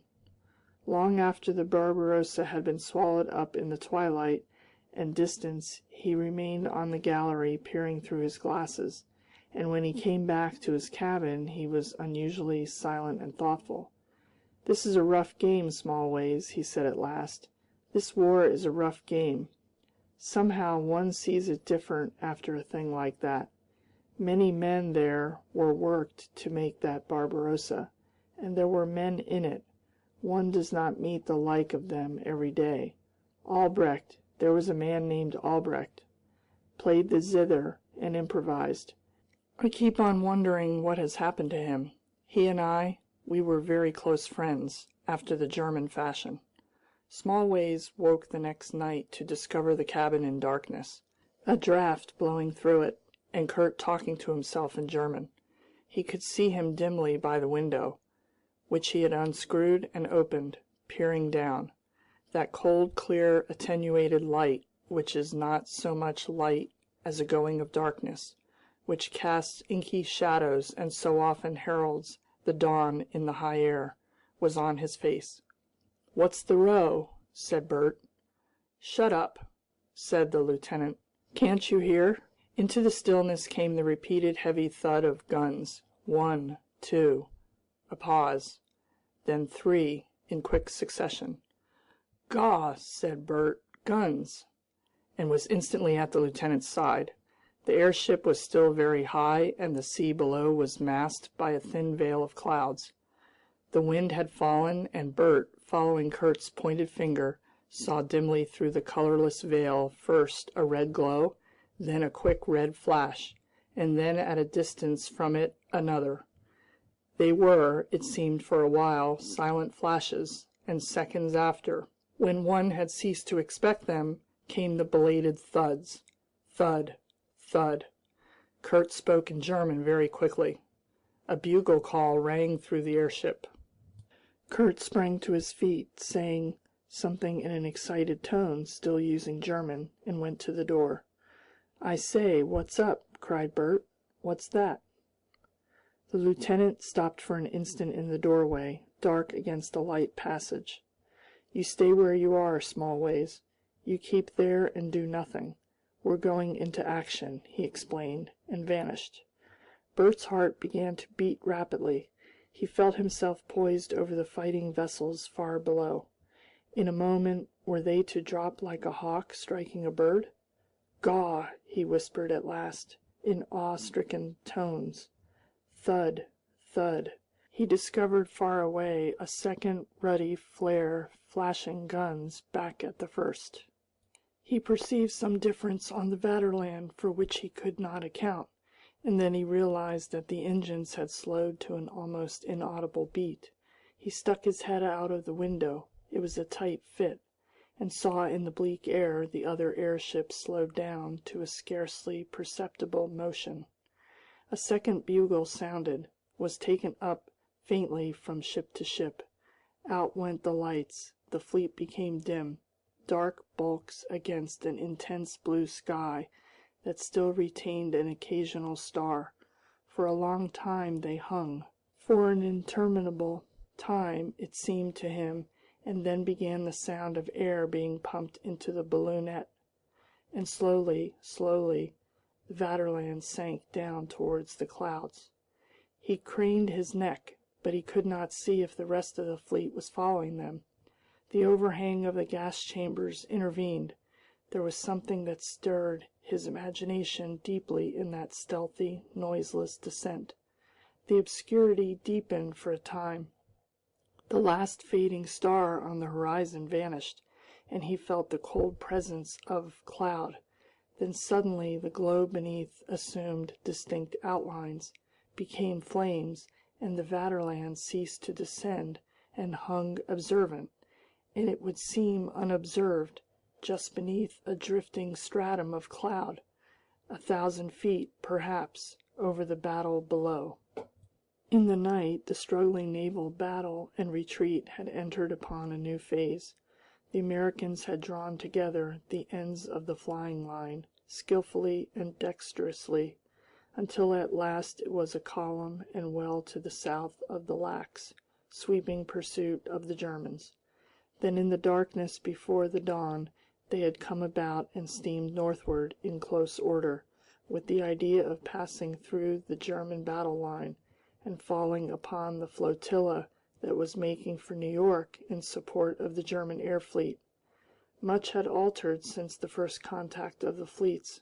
By this time the American Admiral O'Connor was fully informed of the existence of the airships, and he was no longer vitally concerned for Panama, since the submarine flotilla was reported arrived there from Key West, and the Delaware and Abraham Lincoln, two powerful and entirely modern ships, were already at Rio Grande, on the Pacific side of the canal.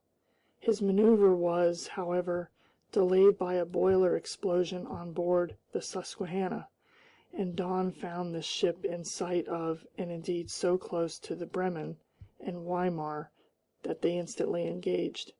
There was no alternative to her abandonment but a fleet engagement.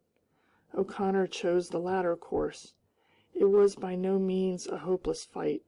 The Germans, though much more numerous and powerful than the Americans, were in a dispersed line measuring nearly 45 miles from end to end, and there were many chances that before they could gather in for the fight, the column of 7 Americans would have ripped them from end to end. The day broke dim and overcast, and neither the Bremen nor the Weimar realized they had to deal with more than the Susquehanna, until the whole column drew out from behind her at a distance of a mile or less and bore down on them. This was the position of affairs when the Vaterland appeared in the sky. The red glow Bert had seen through the column of clouds came from the luckless Susquehanna. She lay almost immediately below, burning fore and aft, but still fighting 2 of her guns and steaming slowly southward. The Bremen and the Weimar, both hit in several places, were going west by south and away from her. The American fleet, headed by the Theodore Roosevelt, was crossing behind them, pounding them in succession, steaming in between them and the big modern First Bismarck, which was coming up from the west. To Bert, however, the names of all these ships were unknown, and for a considerable time indeed, misled by the direction in which the combatants were moving, he imagined the Germans to be Americans and the Americans Germans. He saw what appeared to him to be a column of 6 battleships pursuing 3 others who were supported by a newcomer, until the fact that the Bremer and Weimar were firing into the Susquehanna upset his calculations. Then for a time he was hopelessly at a loss. The noise of the guns, too, confused him. They no longer seemed to boom. They went whack, whack, whack, whack, and each faint flash made his heart jump in anticipation of the instant impact. He saw these ironclads, too, not in profile as he was accustomed to see ironclads in pictures, but in plan and curiously foreshortened. For the most part they presented empty decks, but here and there little knots of men sheltered behind steel bulwarks. The long, agitated noses of their big guns, jetting thin, transparent flashes, and the broadside activity of the quick-firers were the chief facts in this bird's-eye view. The Americans, being steam turbine ships, had from 2 to 4 blast funnels each. The Germans lay lower in the water, having explosive engines, which now, for some reason, made an unwonted, muttering roar. Because of their steam propulsion, the American ships were larger and with a more graceful outline. He saw all these foreshortened ships rolling considerably and fighting their guns over a sea of huge, low waves and under the cold, explicit light of dawn. The whole spectacle waved slowly with the long, rhythmic rising and beat of the airship. At first only the Vaterland of all the flying fleet appeared upon the scene below. She hovered high over the Theodore Roosevelt, keeping pace with the full speed of that ship. From that ship she must have been intermittently visible through the drifting clouds. The rest of the German fleet remained above the cloud canopy at a height of 6,000 or 7,000 feet, communicating with the flagship by wireless telegraphy, but risking no exposure to the artillery below. It is doubtful at what particular time the unlucky Americans realized the presence of this new factor in the fight. No account now survives of their experience. We have to imagine, as well as we can, what it must have been to a battle-strained sailor suddenly glancing upward to discover that huge, long, silent shape overhead, vaster than any battleship, and trailing now from its hinder quarter a big German flag. Presently, as the sky cleared, more of such ships appeared in the blue through the dissolving clouds, and more, all disdainfully free of guns or armor, all flying fast to keep pace with the running fight below. From first to last no gun whatever was fired at the Vaterland, and only a few rifle shots. It was a mere adverse stroke of chance that she had a man killed aboard her, nor did she take any direct share in the fight until the end. She flew above the doomed American fleet while the Prince, by wireless telegraphy, directed the movements of her consorts. Meanwhile the Vogelstern and Preussen, each with half a dozen Drachenflieger in tow, went full speed ahead and then dropped through the clouds, perhaps 5 miles ahead of the Americans. The Theodore Roosevelt let fly at once, with the big guns in her forward barbette, but the shells burst far below the Vogelstern, and forthwith a dozen single-man Drachenflieger were swooping down to make their attack. Bert, craning his neck through the cabin porthole, saw the whole of that incident, that first encounter of aeroplane and ironclad. He saw the queer German Drachenflieger, with their wide flat wings and square box-shaped heads, their wheeled bodies, and their single-man riders, soar down the air like a flight of birds, "Gaw!" he said. One to the right pitched extravagantly, shot steeply up into the air, burst with a loud report, and flamed down into the sea. Another plunged nose forward into the water, and seemed to fly to pieces as it hit the waves. He saw little men on the deck of the Theodore Roosevelt below, men foreshortened in plan into mere heads and feet, running out preparing to shoot at the others. Then the foremost flying machine was rushing between Bert and the American's deck, and then bang came the thunder of its bomb flung neatly at the forward barbette, and a thin little crackling of rifle shots in reply. Whack, whack, whack went the quick-firing guns of the American's battery, and smash came an answering shell from the first Bismarck. Then a second and third flying machine passed between Bert and the American ironclad, dropping bombs also, and a fourth, its rider hit by a bullet, reeled down and dashed itself to pieces, and exploded between the shot-torn funnels, blowing them apart. Bert had a momentary glimpse of a little black creature jumping from the crumpling frame of the flying machine, hitting the funnel, and falling limply, to be instantly caught and driven to nothingness by the blaze and rush of the explosion.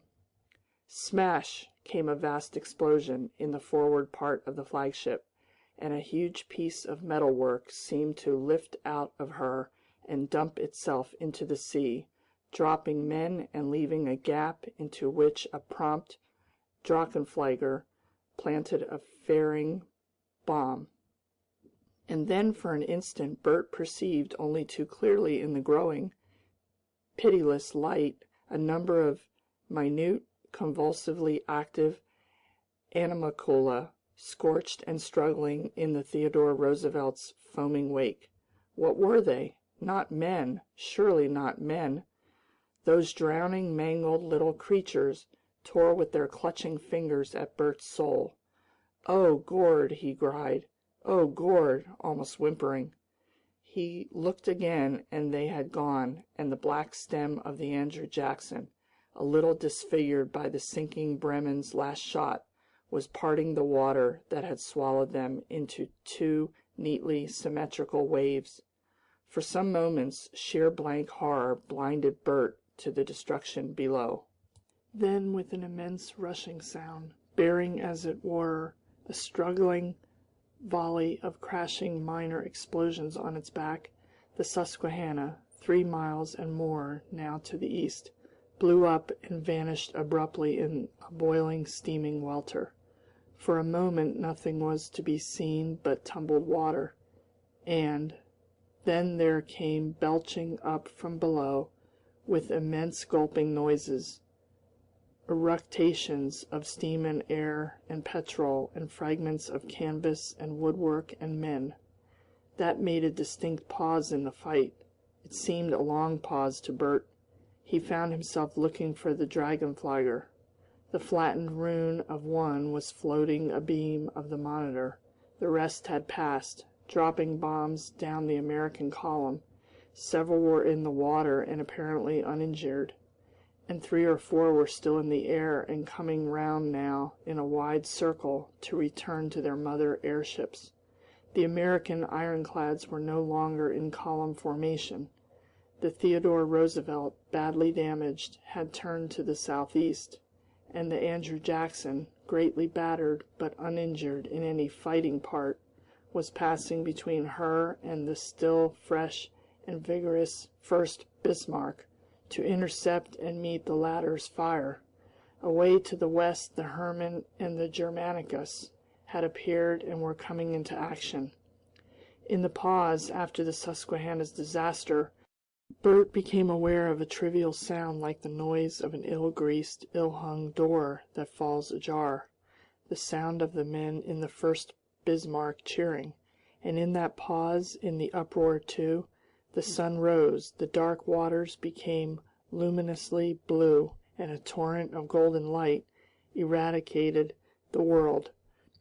It came like a sudden smile in the scene of hate and terror. The cloud veil had vanished as if by magic, and the whole immensity of the German air fleet was revealed in the sky, the air fleet stooping now upon its prey. Whack bang, the guns resumed. But ironclads were not built to fight the zenith, and the only hits the Americans scored were a few lucky chances in a generally ineffectual rifle fire. Their column was now badly broken. The Susquehanna had gone, the Theodore Roosevelt had fallen astern out of the line, with her forward guns disabled in a heap of wreckage, and the Monitor was in some grave trouble.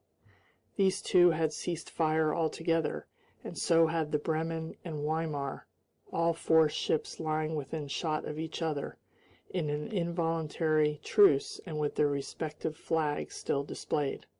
Only 4 American ships now, with the Andrew Jackson leading, kept to the southeasterly course, and the first Bismarck, the Hermann, and the Germanicus steamed parallel to them and drew ahead of them, fighting heavily. The Vaterland rose slowly in the air in preparation for the concluding act of the drama. Then, falling into place one behind the other, a string of dozen airships dropped with unhurrying swiftness down the air in pursuit of the American fleet. They kept at a height of 2,000 feet or more until they were over and a little in advance of the rearmost ironclad, and then stooped swiftly down into a fountain of bullets, and going just a little faster than the ship below, pelted her thinly protected decks with bombs until they became sheets of detonating flame. So the airships passed one after the other along the American column as it sought to keep up its fight with the first Bismarck, the Hermann, and the Germanicus, and each airship added to the destruction and confusion its predecessor had made. The American gunfire ceased, except for a few heroic shots, but they still steamed on, obstinately unsubdued, bloody, battered, and wrathfully resistant, spitting bullets at the airships and unmercifully pounded by the German ironclads. But now Bert had but intermittent glimpses of them between the nearer bulks of the airships that assailed them. It struck Bert suddenly that the whole battle was receding and growing small, and thus thunderously noisy. The Vaterland was rising in the air, steadily and silently, until the impact of the guns no longer smote upon the heart, but came to the ear dulled by distance, until the 4 silenced ships to the eastward were little distant things. But were there 4? Bert now could only see 3 of those floating, blackened, and smoking rafts of ruin against the sun. But the Bremen had 2 boats out. The Theodore Roosevelt was also dropping boats to where the drift of minute objects struggled, rising and falling on the big, broad Atlantic waves. The Vaterland was no longer following the fight. The whole of that hurrying tumult drove away to the southeastward, growing smaller and less audible as it passed.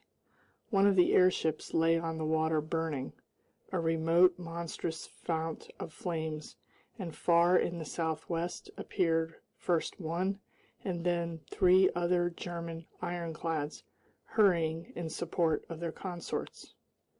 End of Chapter 5, Part 4. Chapter 5, Parts 5 and 6. Part 5. Steadily the Vaterland soared, and the air fleet soared with her, and came round to head for New York. And the battle became a little thing far away, an incident before the breakfast. It dwindled to a string of dark shapes and one smoking yellow flare that presently became a mere indistinct smear upon the vast horizon and the bright new day, that was at last altogether lost to sight. So it was that Bert Smallways saw the first fight of the airship, and the last fight of those strangest things in the whole history of war, the ironclad battleships, which began their career with the floating batteries of the Emperor Napoleon III in the Crimean War, and lasted, with an enormous expenditure of human energy and resources, for 70 years. In that space of time the world produced over 12,500 of these strange monsters, in schools, in types, in series, each larger and heavier and more deadly than its predecessors. Each in its turn was hailed as the last birth of time. Most in their turn were sold for old iron. Only about 5% of them ever fought in a battle. Some foundered, some went ashore and broke up. Several rammed one another by accident and sank. The lives of countless men were spent in their service. The splendid genius and patience of thousands of engineers and inventors, wealth and material beyond estimating, to their account we must put stunted and starved lives on land, millions of children sent to toil unduly, innumerable opportunities of fine living undeveloped and lost. Money had to be found for them at any cost. That was the law of a nation's existence during that strange time. Surely they were the weirdest, most destructive and wasteful megatheria in the whole history of mechanical invention. And then cheap things of gas and basket work made an end of them altogether, smiting out of the sky. Never before had Bert Smallways seen pure destruction. Never had he realized the mischief and waste of war. His startled mind rose to the conception. This also is in life. Out of all this fierce torrent of sensation one impression rose and became cardinal, the impression of the men of the Theodore Roosevelt who had struggled in the water after the explosion of the first bomb. "Gaw!" he said at the memory. "It might have been me and Grubb. I suppose you kick about and get the water in your mouf. I don't suppose it lasts long." He became anxious to see how Kurt was affected by these things. Also, he perceived he was hungry. He hesitated towards the door of the cabin and peeped out into the passage. Down forward, near the gangway to the men's mess, stood a little group of 6 sailors looking at something that was hidden from him in a recess. One of them was in the light diver's costume Bert had already seen in the gas chamber turret, and he was moved to walk along and look at this person more closely and examine the helmet he carried under his arm. But he forgot about the helmet when he got to the recess, because there he found lying on the floor the dead body of the boy who had been killed by a bullet from the Theodore Roosevelt. Bert had not observed that any bullets at all had reached the Vaterland, or indeed imagined himself under fire. He could not understand for a time what had killed the lad, and no one explained to him. The boy lay just as he had fallen and died, with his jacket torn and scorched, his shoulder blades smashed and burst away from his body, and all the left side of his body ripped and rent. There was much blood. The sailors stood listening to the man with the helmet, who made explanations and pointed to the round bullet hole in the floor and the smash in the panel of the passage upon which the still vicious missile had spent the residue of its energy. All the faces were grave and earnest. They were the faces of sober, blond, blue-eyed men accustomed to obedience and an orderly life, to whom this waste, wet, painful thing that had been a comrade came almost as strangely as it did to Bert. A peal of wild laughter sounded down the passage in the direction of the little gallery, and something spoke, almost shouted, in German in tones of exultation. Other voices at a lower, more respectful pitch replied. "Der Prinz!" said a voice, and all the men became stiffer and less natural. Down the passage appeared a group of figures, Lieutenant Kurt walking in front, carrying a packet of papers. He stopped point blank when he saw the thing in the recess, and his ruddy face went white. "So!" he said in surprise. The Prince was following him, talking over his shoulder to von Winterfeld and the Kapitan. "Eh?" he said to Kurt, stopping in mid-sentence, and followed the gesture of Kurt's hand. He glared at the crumpled object in the recess and seemed to think for a moment. He made a slight, careless gesture towards the boy's body and turned to the Kapitan. "Dispose of that," he said in German, and passed on, finishing his sentence to von Winterfeld in the same cheerful tone in which it had begun. Part 6. The deep impression of helplessly drowning men that Bert had brought from the actual fight in the Atlantic mixed itself up inextricably with that of the lordly figure of Prince Karl Albert gesturing aside the dead body of the Vaterland sailor. Hitherto he had rather liked the idea of war as being a jolly, smashing, exciting affair, something like a bank holiday rag on a large scale, and on the whole agreeable and exhilarating. Now he knew it a little better. The next day there was added to his growing disillusionment a third ugly impression, trivial indeed to describe, a mere necessary everyday incident of a state of war, but very distressing to his urbanist imagination. One writes urbanist to express the distinctive gentleness of the period. It was quite peculiar to the crowded townsmen of that time, and different altogether from the normal experience of any preceding age, that they never saw anything killed, never encountered, save through the mitigating media of book or picture, the fact of lethal violence that underlies all life. 3 times in his existence, and 3 times only, had Bert seen a dead human being, and he had never assisted at the killing of anything bigger than a new-born kitten. The incident that gave him his third shock was the execution of one of the men on the Adler for carrying a box of matches. The case was a flagrant one. The man had forgotten he had it upon him when coming aboard. Ample notice had been given to every one of the gravity of this offence, and notices appeared at numerous points all over the airships. The man's defence was that he had grown so used to the notices and had been so preoccupied with his work that he hadn't applied them to himself. He pleaded, in his defence, what is indeed in military affairs another serious crime, inadvertency. He was tried by his captain, and the sentence confirmed by wireless telegraphy by the Prince, and it was decided to make his death an example to the whole fleet. The Germans, the Prince declared, hadn't crossed the Atlantic to go wool gathering, and in order that this lesson in discipline and obedience might be visible to every one, it was determined not to electrocute or drown, but hang the offender. Accordingly, the air fleet came clustering around the flagship like carp in a pond at feeding time. The Adler hung at the zenith immediately alongside the flagship. The whole crew of the Vaterland assembled upon the hanging gallery. The crews of the other airships manned the air chambers, that is to say, clambered up the outer netting to the upper sides. The officers appeared upon the machine-gun platforms.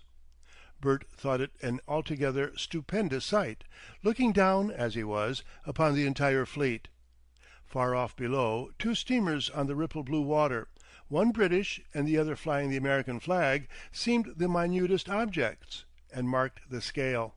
They were immensely distant. Bert stood on the gallery, curious to see the execution, but uncomfortable, because that terrible blond Prince was within a dozen feet of him, glaring terribly, with his arms folded and his heels together in military fashion. They hung the man from the Adler. They gave him 60 feet of rope, so that he should hang and dangle in the sight of all evildoers who might be hiding matches or contemplating any kindred disobedience. Bert saw the man standing, a living, reluctant man, no doubt scared and rebellious enough in his heart, but outwardly erect and obedient, on the lower gallery of the Adler about 100 yards away. Then they had thrust him overboard. Down he fell, hands and feet extending, until with a jerk he was at the end of the rope. Then he ought to have died and swung edifyingly. But instead a more terrible thing happened. His head came right off, and down the body went spinning to the sea. Feeble, grotesque, fantastic, with the head racing it in its fall. "Ugh!" said Bert, clutching the rail before him, and a sympathetic grunt came from several of the men beside him. "So!" said the Prince, stiffer and sterner, glared for some seconds, then turned to the gangway up into the airship. For a long time Bert remained clinging to the railing of the gallery. He was almost physically sick with the horror of this trifling incident. He found it far more dreadful than the battle. He was, indeed, a very degenerate, latter-day civilized person. Late that afternoon Kurt came into the cabin and found him curled up on his locker, and looking very white and miserable. Kurt had also lost something of his pristine freshness. "Seasick?" he asked. "No." "We ought to reach New York this evening. There's a good breeze coming up under our tails. Then we shall see things." Bert did not answer. Kurt opened out folding chair and table and rustled for a time with the maps. Then he fell thinking darkly. He roused himself presently and looked at his companion. "What's the matter?" he said. "Nothing." Kurt stared threateningly. "What's the matter?" "I saw them kill that chap. I saw that flying machine man hit the funnels of the big ironclad. I saw that dead chap in the passage. I seen too much smashing and killing lately. That's the matter. I don't like it. I didn't know war was this sort of thing. I'm a civilian. I don't like it." "I don't like it," said Kurt. "By Jove, no!" "I've read about war and all that, but when you see it, it's different, and I'm gettin' giddy. I'm gettin' giddy. I didn't mind a bit being up in that balloon at first, but all this looking down and floating over things and smashing up people, it's getting on my nerves. See?" "It'll have to get off again."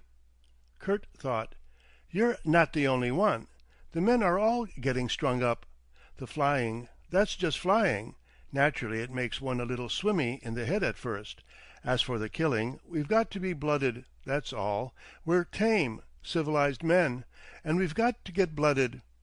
I suppose there's not a dozen men on the ship who've really seen bloodshed.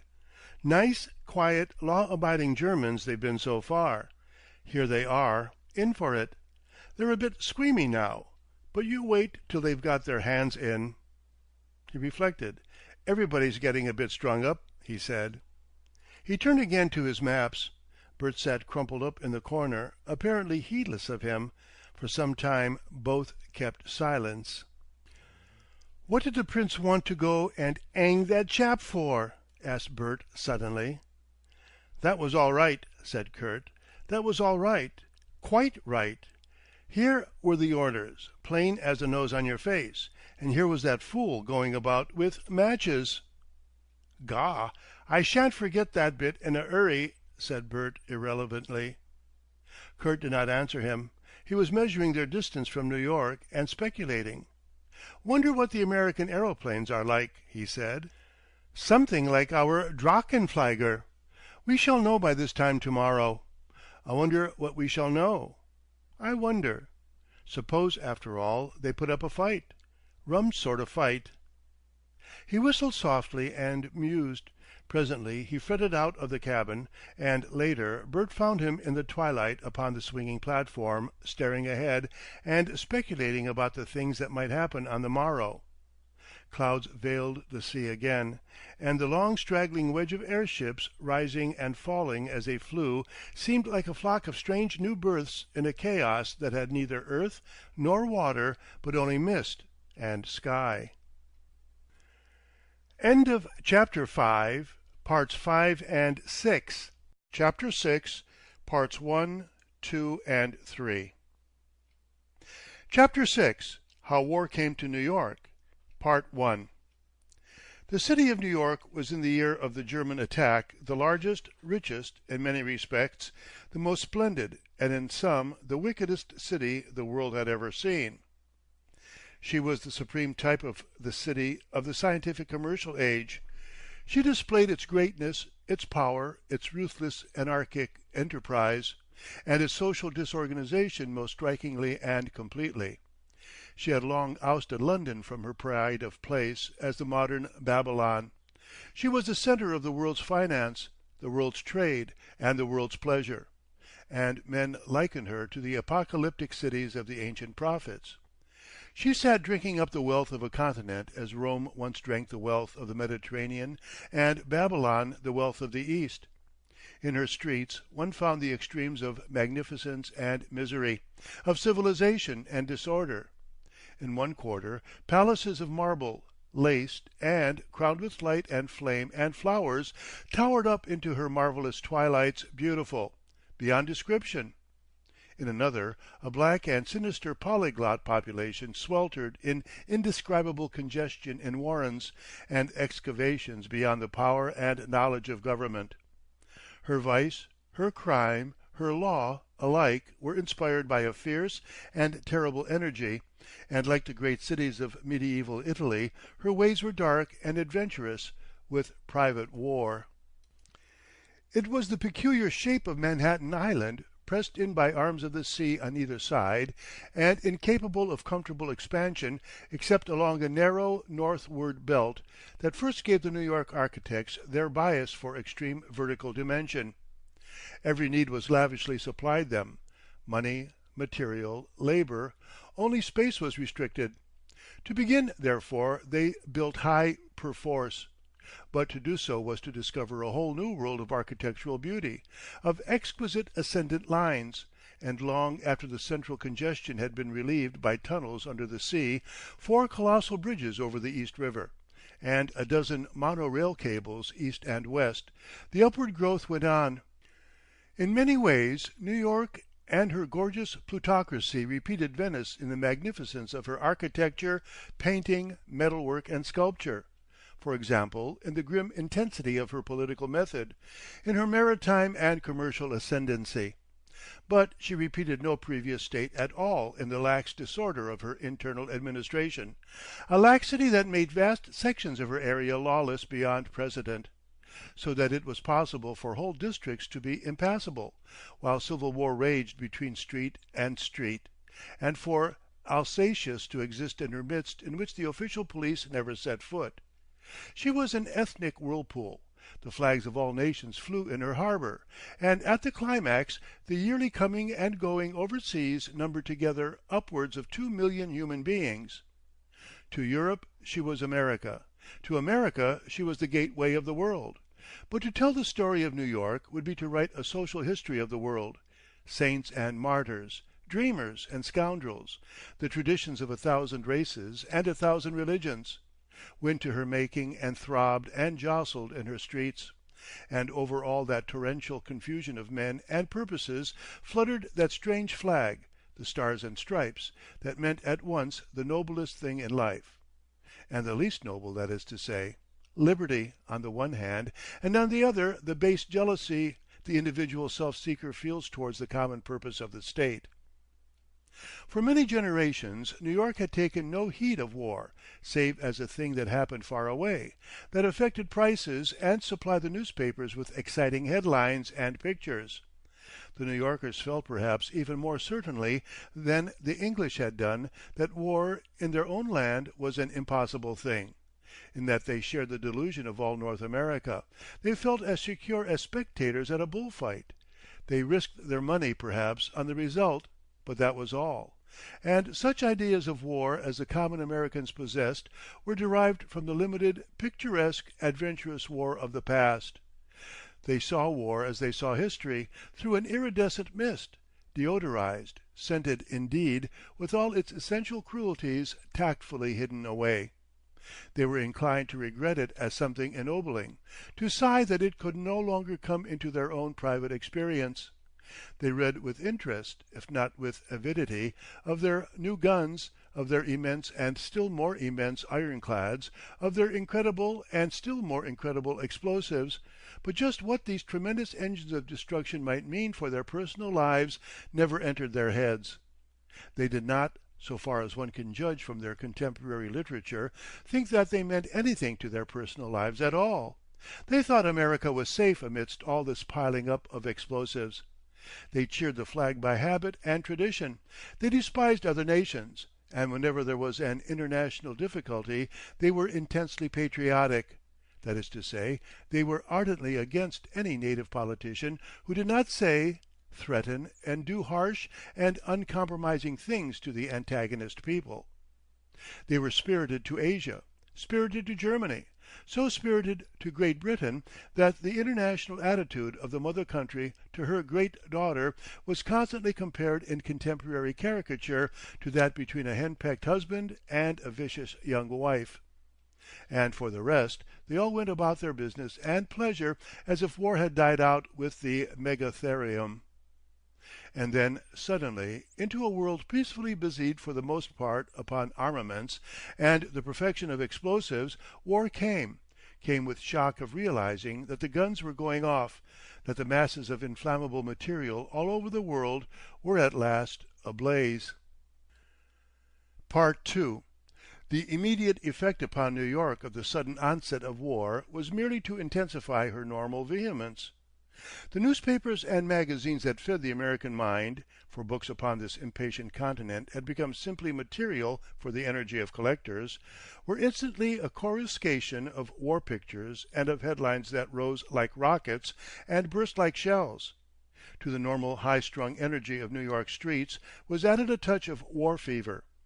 Great crowds assembled, more especially in the dinner hour, in Madison Square about the Farragut Monument, to listen to and cheer patriotic speeches, and a veritable epidemic of little flags and buttons swept through these great torrents of swiftly moving young people who poured into New York of a morning by car and monorail and subway and train, to toil and ebb home again between the hours of 5 and 7. It was dangerous not to wear a war button. The splendid music halls of the time sank every topic in patriotism and evolved scenes of wild enthusiasm.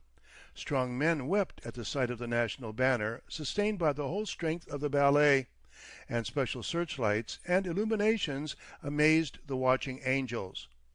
The churches re-echoed the national enthusiasm in graver key and slower measure, and the aerial and naval preparations on the East River were greatly incommoded by the multitude of excursion steamers which thronged, helpfully cheering, about them. The trade in small arms was enormously stimulated, and many overwrought citizens found an immediate relief for their emotions in letting off fireworks of a more or less heroic, dangerous, and national character in the public streets. Small children's air balloons of the latest model attached to string became a serious check to the pedestrian in Central Park. And amidst scenes of indescribable emotion, the Albany legislature, in permanent session, and with a generous suspension of rules and precedents, passed through both houses the long-disputed bill for universal military service in New York State. Critics of the American character are disposed to consider that up to the actual impact of the German attack the people of New York dealt altogether too much with the war as if it was a political demonstration. Little or no damage, they urge, was done to either the German or Japanese forces by the wearing of buttons, the waving of small flags, the fireworks, or the songs.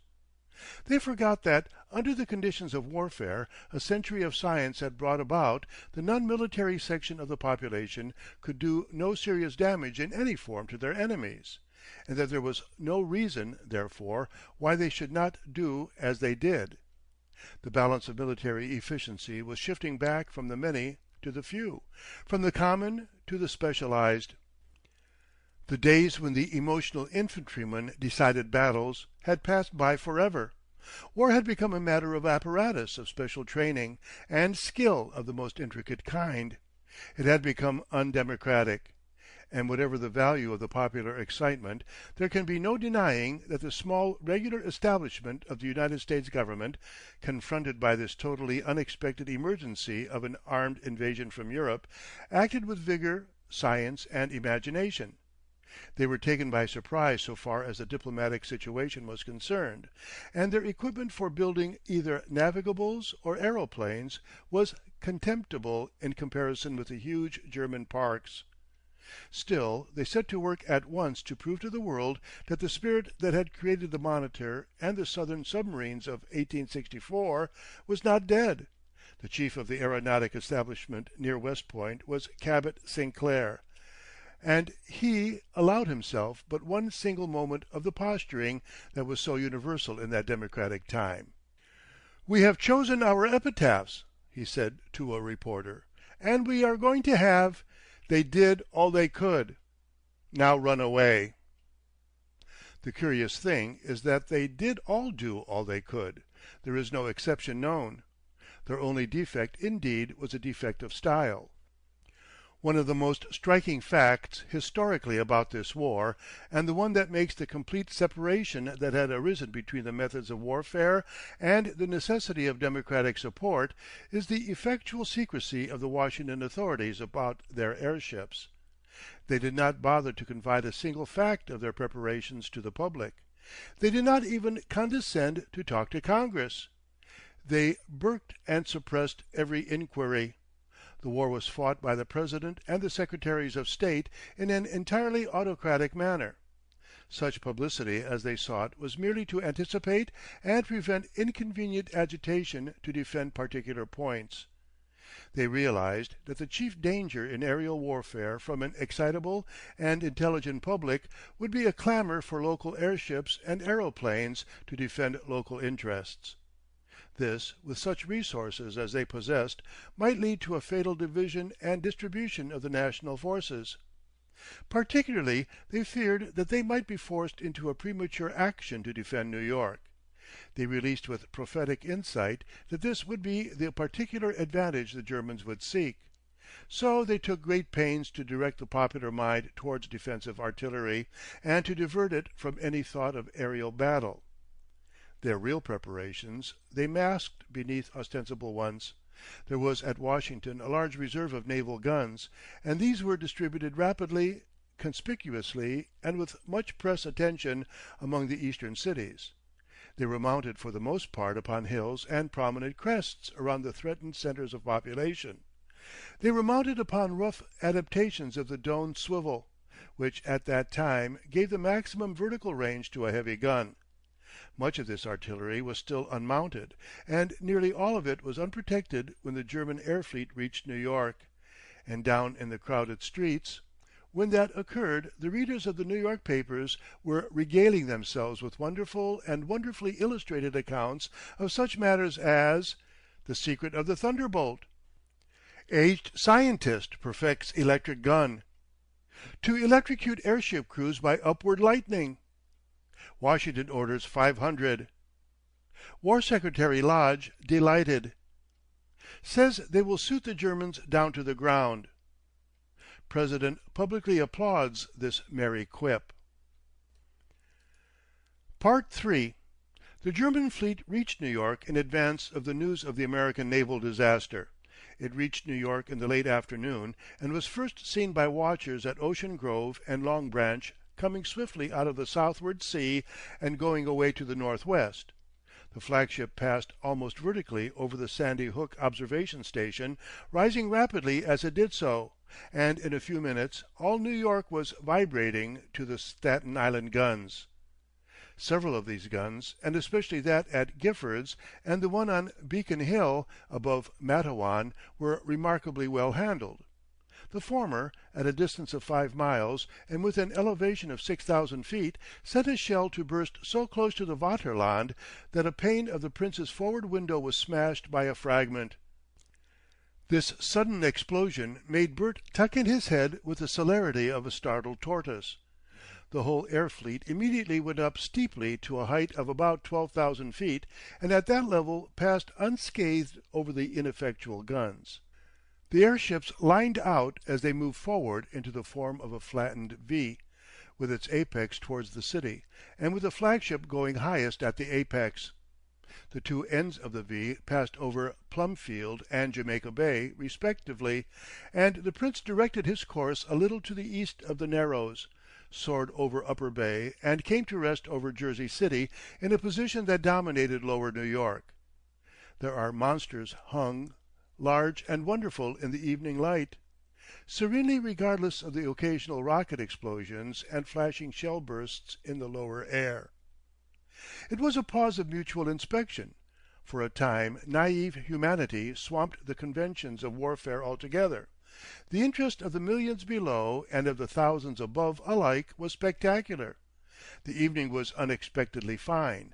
Only a few thin level bands of clouds at 7,000 or 8,000 feet broke its luminous clarity. The wind had dropped. It was an evening infinitely peaceful and still. The heavy concussions of the distant guns, and those incidental harmless pyrotechnics at the level of the clouds, seemed to have as little to do with killing and force, terror and submission, as a salute at a naval review. Below, every point of vantage bristled with spectators, the roofs of the towering buildings, the public squares, the active ferry boats, and every favourable street intersection had its crowds. All the river piers were dense with people. The Battery Park was solid black with East Side population, and every position of advantage in Central Park and along Riverside Drive had its peculiar and characteristic assembly from the adjacent streets.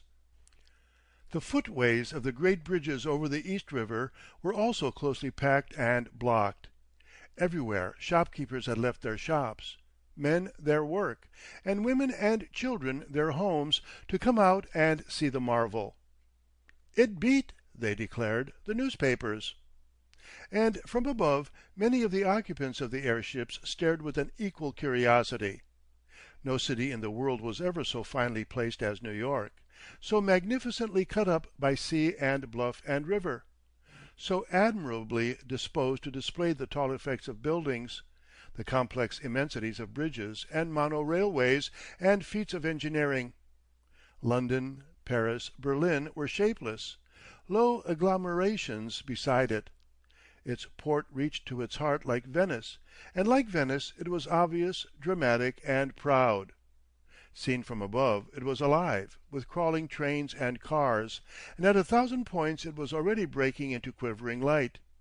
New York was altogether at its best that evening, its splendid best. "Gaw, what a place!" said Bert. It was so great, and in its collective effect so pacifically magnificent, that to make war upon it seemed incongruous beyond measure, like laying siege to the National Gallery, or attacking respectable people in an hotel dining-room with battle-axe and mail. It was in its entirety so large, so complex, so delicately immense, that to bring it to the issue of warfare was like driving a crowbar into the mechanism of a clock. And the fish-like shoal of great airships hovering light and sunlit above, filling the sky, seemed equally remote from the ugly forcefulness of war. To Kurt, to Smallways, to I know not how many more of the people in the air fleet, came the distinctest apprehension of these incompatibilities. But in the head of the Prince Karl Albert were the vapours of romance. He was a conqueror, and this was the enemy city. The greater the city, the greater the triumph. No doubt he had a time of tremendous exaltation, and sensed beyond all precedent the sense of power that night. There came an end at last to that pause. Some wireless communications had failed of a satisfactory ending, and fleet and city remembered they were hostile powers. "Look!" cried the multitude. "Look!" "What are they doing?" "What?" Down through the twilight sank 5 attacking airships, one to the Navy Yard on East River, one to City Hall, 2 over the great business buildings of Wall Street and Lower Broadway, one to the Brooklyn Bridge, dropping from among their fellows through the danger zone from the distant guns smoothly and rapidly to a safe proximity to the city's masses. At that descent all the cars in the streets stopped with dramatic suddenness, and all the lights that had been coming on in the streets and houses went out again.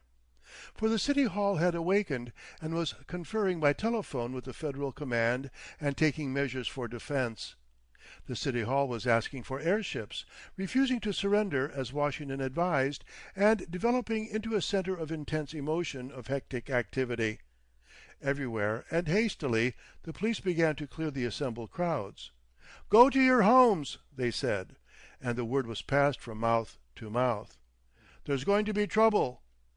A chill of apprehension ran through the city, and men, hurrying in the unwonted darkness across City Hall Park and Union Square, came upon the dim forms of soldiers and guns, and were challenged and sent back. In half an hour New York had passed from serene sunset and gaping admiration to a troubled and threatening twilight. The first loss of life occurred in the panic rush from Brooklyn Bridge as the airship approached it. With the cessation of the traffic an unusual stillness came upon New York, and the disturbing concussions of the futile defending guns on the hills about grew more and more audible. At last these ceased also. A pause of further negotiation followed. People sat in darkness, sought counsel from telephones that were dumb. Then into the expectant hush came a great crash and uproar, the breaking down of the Brooklyn Bridge, the rifle fire from the Navy Yard, and the bursting of bombs in Wall Street and the City Hall. New York as a whole could do nothing, could understand nothing. New York in the darkness peered and listened to these distant sounds until presently they died away as suddenly as they had begun. What could be happening? They asked it in vain. A long vague period intervened, and people looking out of the windows of upper rooms discovered the dark hulls of German airships, gliding slowly and noiselessly quite close at hand. Then quietly the electric lights came on again, and an uproar of nocturnal news vendors began in the streets. The units of that vast and varied population bought and learnt what had happened. There had been a fight, and New York had hoisted the white flag.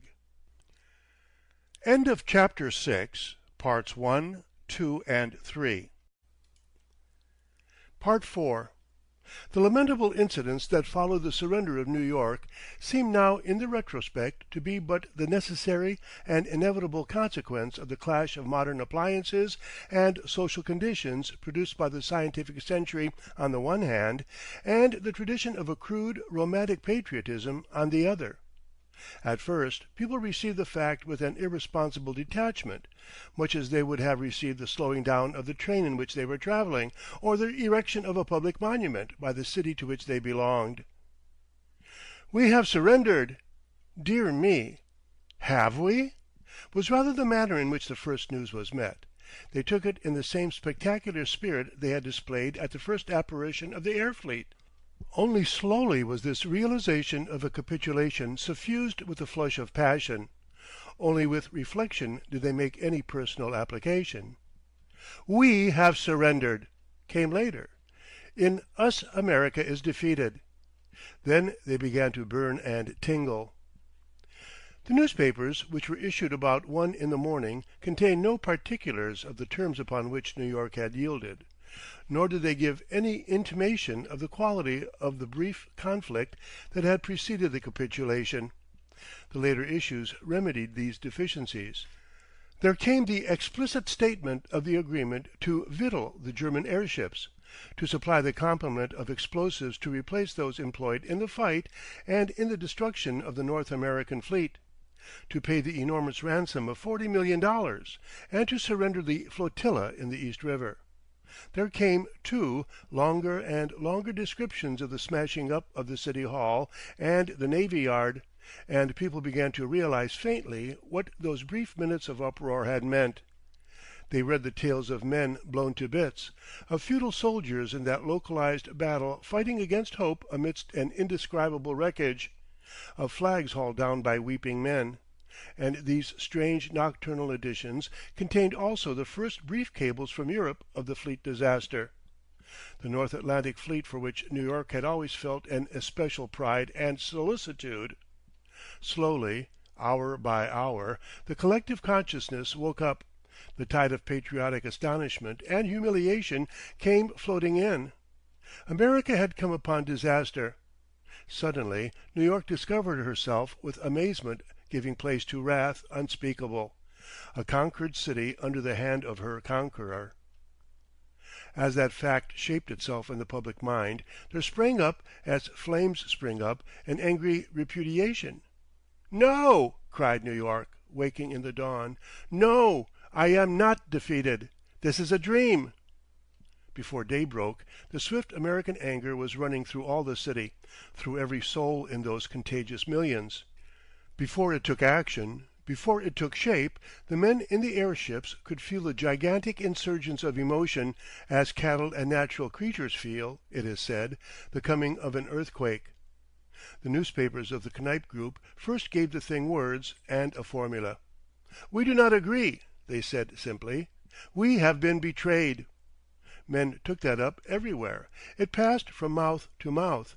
At every street corner under the paling lights of dawn orators stood unchecked, calling upon the spirit of America to arise, making the shame a personal reality to every one who heard.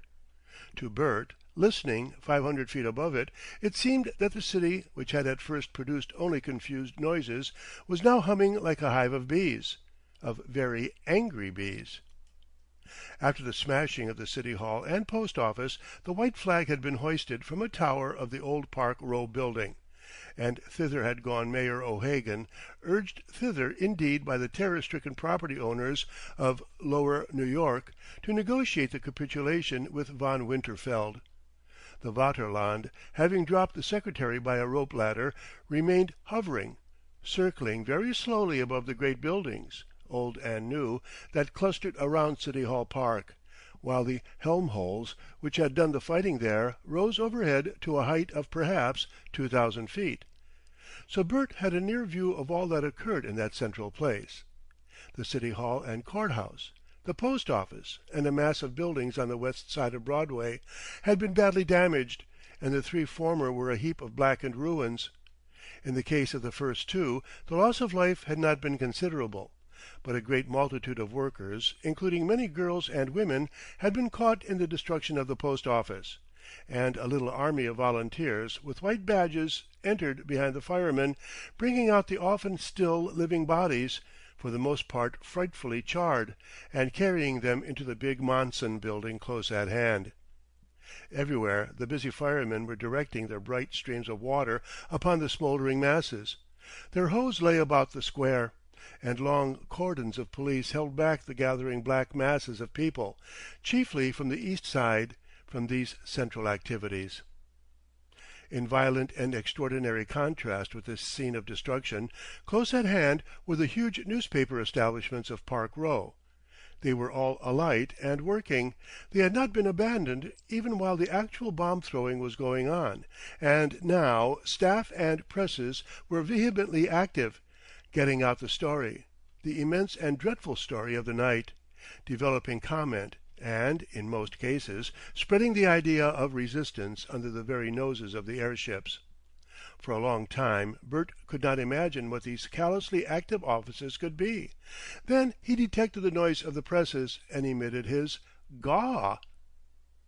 Beyond these newspaper buildings again, and partially hidden by the arches of the old elevated railway of New York, long since converted into a monorail, there was another cordon of police, and a sort of encampment of ambulances and doctors, busy with the dead and wounded who had been killed early in the night by the panic upon Brooklyn Bridge.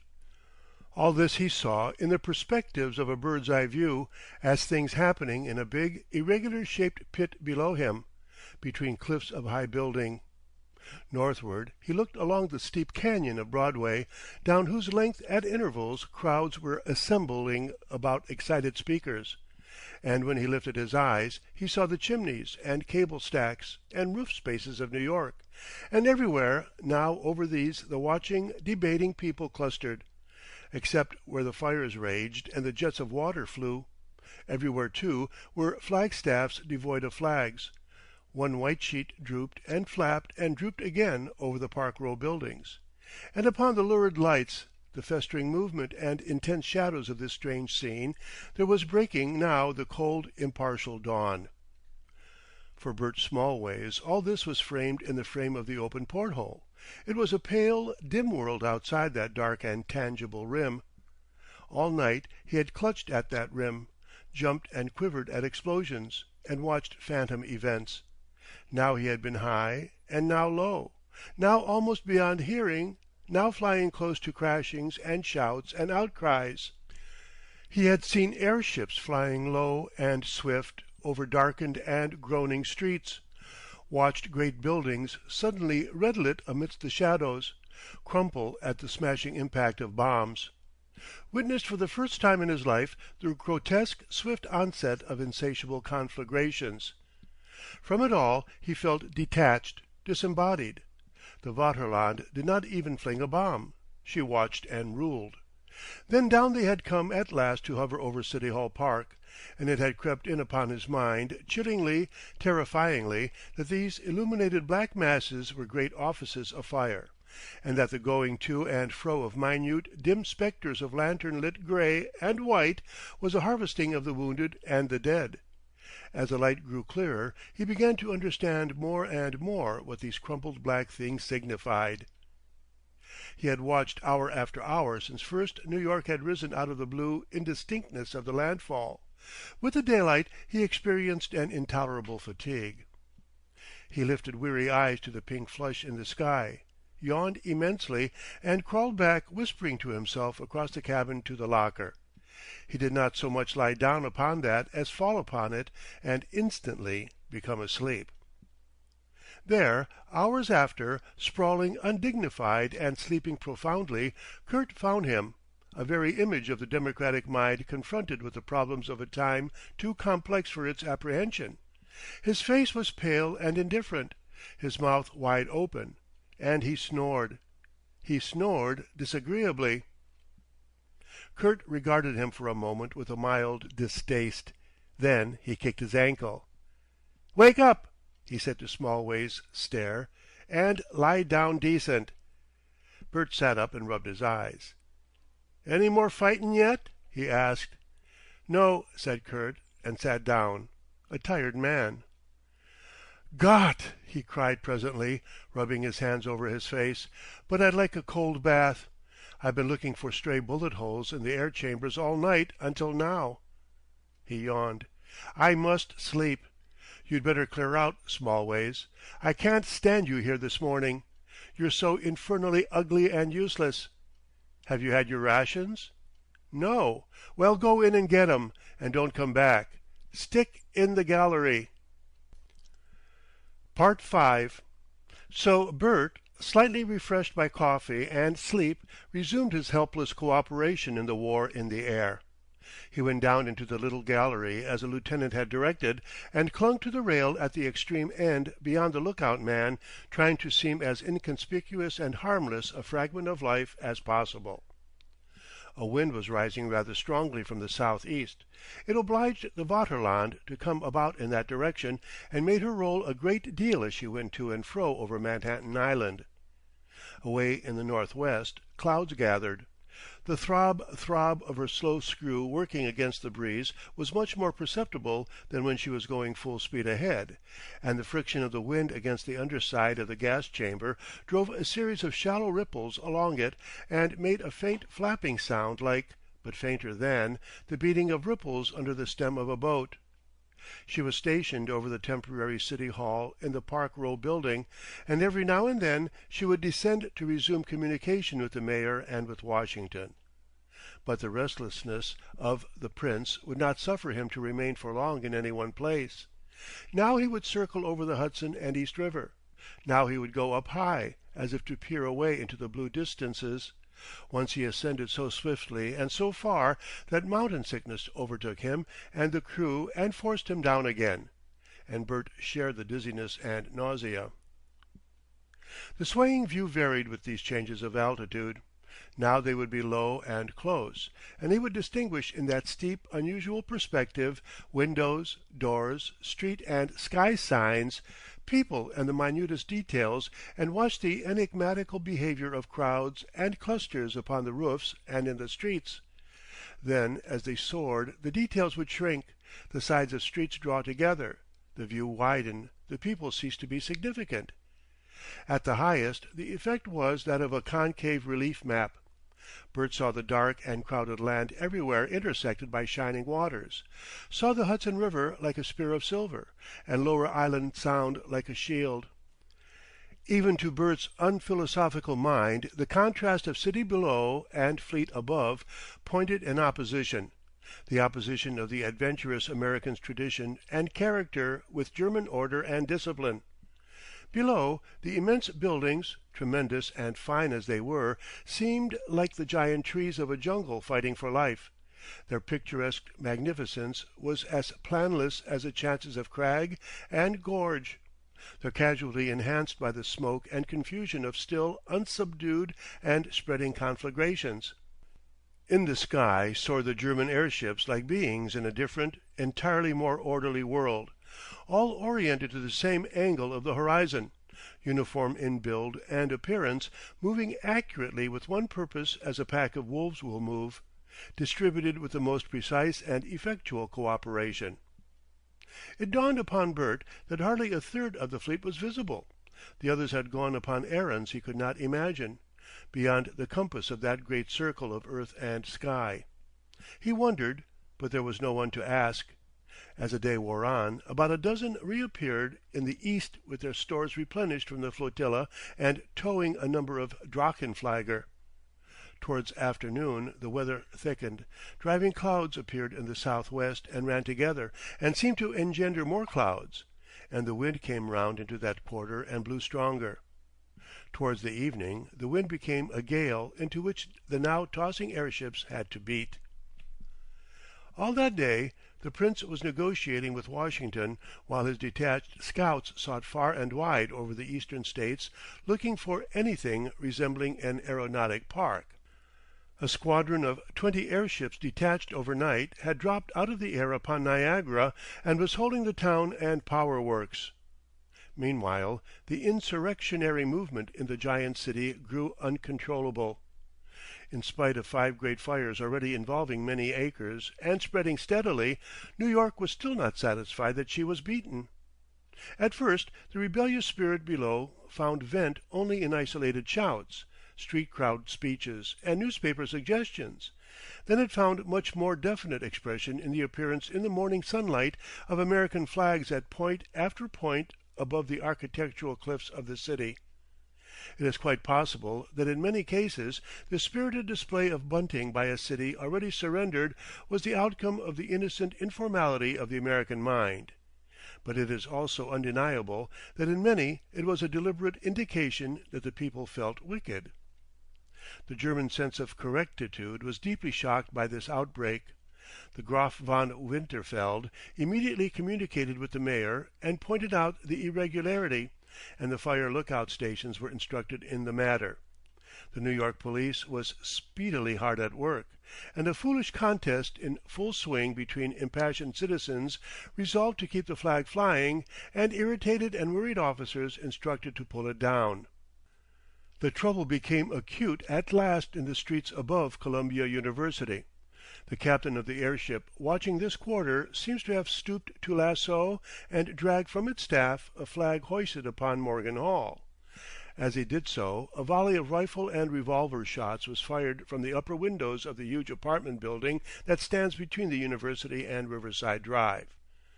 Most of these were ineffectual, but 2 or 3 perforated gas chambers, and one smashed the hand and arm of a man upon the forward platform. The sentinel on the lower gallery immediately replied, and the machine gun on the shield of the Eagle let fly and promptly stopped any further shots. The airship rose and signaled the flagship and City Hall. Police and militiamen were directed at once to the spot, and this particular incident closed. But hard upon that came the desperate attempt of a party of young clubmen from New York, who, inspired by patriotic and adventurous imaginations, slipped off in half a dozen motor cars to Beacon Hill, and set to work with remarkable vigor to improvise a fort about the Doane swivel gun that had been placed there. They found it still in the hands of the disgusted gunners, who had been ordered to cease fire at the capitulation, and it was easy to infect these men with their own spirit. They declared their gun hadn't had half a chance, and were burning to show what it could do. Directed by the newcomers, they made a trench and bank about the mounting of the piece, and constructed flimsy shelter pits of corrugated iron. They were actually loading the gun when they were observed by the airship Prosen, and the shell they succeeded in firing before the bombs of the latter smashed them and their crude defenses to fragments burst over the middle gas chambers of the Brigand, and brought her to earth, disabled, upon Staten Island. She was badly deflated, and dropped among trees, over which her empty central gas bag spread in canopies and festoons.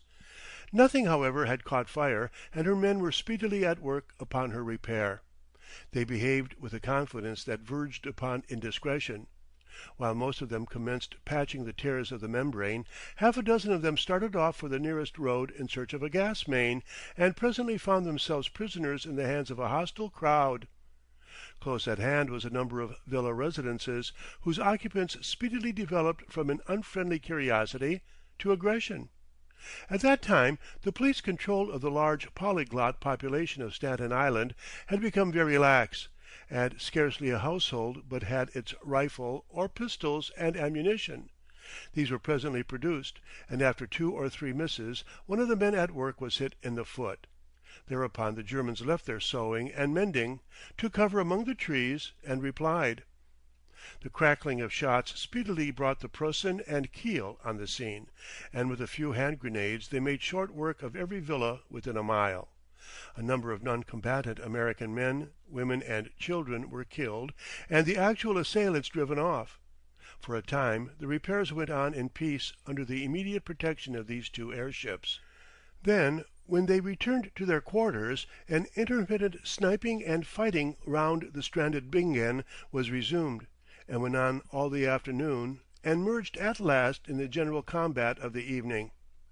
About 8 the Bingen was rushed by an armed mob, and all its defenders killed after a fierce, disorderly struggle. The difficulty of the Germans in both these cases came from the impossibility of landing any efficient force, or indeed any force at all, from the air fleet. The airships were quite unequal to the transport of any adequate landing parties. Their complement of men was just sufficient to maneuver and fight them in the air. From above they could inflict immense damage. They could reduce any organized government to a capitulation in the briefest space, but they could not disarm, much less could they occupy the surrendered areas below. They had to trust to the pressure upon the authorities below of a threat to renew the bombardment. It was their sole resource. No doubt, with a highly organized and undamaged government and a homogeneous and well-disciplined people, they would have sufficed to keep the peace. But this was not the American case. Not only was the New York government a weak one and insufficiently provided with police, but the destruction of the City Hall and Post Office and other central ganglia had hopelessly disorganized the cooperation of part with part. The street cars and railways had ceased. The telephone service was out of gear and only worked intermittently. The Germans had struck at the head, and the head was conquered and stunned, only to release the body from its rule. New York had become a headless monster, no longer capable of collective submission. Everywhere it lifted itself rebelliously. Everywhere authorities and officials, left to their own imitative, were joining in the arming and flag-hoisting and excitement of that afternoon. Part 6. The disintegrating truce gave place to a definite general breach with the assassination of the Wetterhorn, for that is the only possible word for the act, above Union Square and not a mile away from the exemplary ruins of City Hall. This occurred late in the afternoon, between 5 and 6. By that time the weather had changed very much for the worse, and the operations of the airships were embarrassed by the necessity they were under of keeping head on to the gusts. A series of squalls, with hail and thunder, followed one another from the south by southeast, and in order to avoid these as much as possible, the air fleet came low over the houses, diminishing its range of observation and exposing itself to a rifle attack. Overnight there had been a gun placed in Union Square. It had never been mounted, much less fired, and in the darkness after the surrender it was taken with its supplies and put out of the way under the arches of the great Dexter building. Here, late in the morning, it was remarked by a number of patriotic spirits. They set to work to hoist and mount it inside the upper floors of the place. They made, in fact, a masked battery behind the decorous office blinds, and there lay in wait, as simply excited as children, until at last the stem of the luckless Wetterhorn appeared, beating and rolling at quarter speed over the recently reconstructed pinnacles of Tiffany's. Promptly that one-gun battery unmasked. The airship's lookout man must have seen the whole of the 10th story of the Dexter building crumble out and smash in the street below to discover the black muzzle looking out from the shadows behind. Then perhaps the shell hit him. The gun fired 2 shells before the frame of the Dexter building collapsed, and each shell raked the Wetterhorn from stem to stern. They smashed her exhaustively. She crumpled up like a can that has been kicked by a heavy boot. Her forepart came down in the square, and the rest of her length, with a great snapping and twisting of shafts and stays, descended, collapsing athwart Tammany Hall and the streets towards Second Avenue. Her gas escaped to mix with air, and the air of her rent balloonette poured into her deflating gas chambers. Then, with an immense impact, she exploded. The Vaterland at that time was beating up to the south of City Hall from over the ruins of the Brooklyn Bridge, and the reports of the gun, followed by the first crashes of the collapsing Dexter building, brought Kurt and Smallways to the cabin porthole. They were in time to see the flash of the exploding gun, and then they were first flattened against the window and then rolled head over heels across the floor of the cabin by the air wave of the explosion. The Vaterland bounded like a football someone has kicked, and when they looked out again, Union Square was small and remote and shattered, as though some cosmically vast giant had rolled over it. The buildings to the east of it were ablaze at a dozen points. Under the flaming tatters and warping skeleton of the airship, and all the roofs and walls were ridiculously askew and crumbling as one looked. "Gaw!" said Bert. "What's happened? Look at the people!" But before Kurt could produce an explanation, the shrill bells of the airship were ringing to quarters, and he had to go. Bert hesitated and stepped thoughtfully into the passage, looking back at the window as he did so. He was knocked off his feet at once by the Prince, who was rushing headlong from his cabin to the central magazine. Bert had a momentary impression of the great figure of the Prince, white with rage, bristling with gigantic anger, his huge fist swinging. "Blut und Eisen!" cried the Prince, as one who swears, "Oh, Blut and Eisen!" Someone fell over Bert. Something in the manner of falling suggested von Winterfeld, and someone else paused and kicked him spitefully and hard. Then he was sitting up in the passage, rubbing a freshly bruised cheek and readjusting the bandage he still wore on his head. "Demn that Prince!" said Bert, indignant beyond measure. "He 'asn't the manners of a 'og." He stood up, collected his wits for a minute, and then went slowly towards the gangway of the little gallery. As he did so he heard noises suggestive of the return of the Prince. The lot of them were coming back again. He shot into his cabin like a rabbit into its burrow, just in time to escape that shouting terror. He shut the door, waited until the passage was still, then went across to the window and looked out. A drift of cloud made the prospect of the streets and squares hazy, and the rolling of the airship swung the picture up and down. A few people were running to and fro, but for the most part the aspect of the district was desertion. The streets seemed to broaden out. They became clearer, and the little dots that were people larger as the Vaterland came down again. Presently she was swaying along above the lower end of Broadway. The dots below, Bert saw, were not running now, but standing and looking up. Then suddenly they were all running again. Something had dropped from the aeroplane, something that looked small and flimsy. It hit the pavement near a big archway just underneath Bert. A little man was sprinting along the sidewalk within half a dozen yards, and 2 or 3 others and one woman were bolting across the roadway. They were odd little figures, so very small were they above the heads, so very active about the elbows and legs. It was really funny to see their legs going. Foreshortened, humanity has no dignity. The little man on the pavement jumped comically, no doubt with terror, as the bomb fell beside him. Then blinding flames squirted out in all directions from the point of impact, and the little man who had jumped became for an instant a flash of fire and vanished. Vanished absolutely. The people running out into the road took preposterous clumsy leaps, then flopped down and lay still, with their torn clothes smouldering into flame. Then pieces of the archway began to drop, and the lower masonry of the building to fall in with the rumbling sound of coals being shot into a cellar. A faint screaming reached Bert, and then a crowd of people ran out into the street, one man limping and gesticulating awkwardly. He halted and went back towards the building. A falling mass of brickwork hit him and sent him sprawling to lie still and crumpled where he fell. Dust and black smoke came pouring into the street, and were presently shot with red flame. In this manner the massacre of New York began. She was the first of the great cities of the scientific age to suffer by the enormous powers and grotesque limitations of aerial warfare.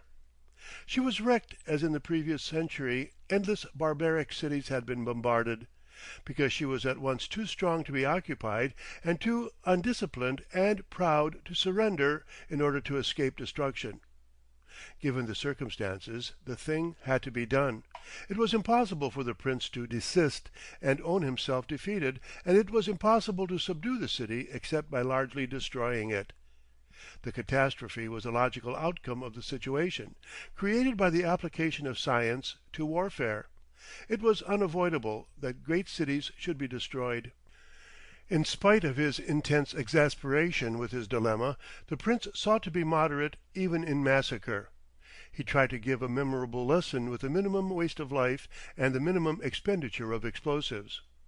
For that night he proposed only the wrecking of Broadway. He directed the air fleet to move in column over the route of this thoroughfare, dropping bombs, the Vaterland leading. And so our Bert Smallways became a participant in one of the most cold-blooded slaughters in the world's history, in which men who were neither excited nor, except for the remotest chance of a bullet, in any danger, poured death and destruction upon homes and crowds below. He clung to the frame of the porthole as the airship tossed and swayed, and stared down through the light rain that now drove before the wind, into the twilight streets, watching people running out of the houses, watching buildings collapse and fires begin.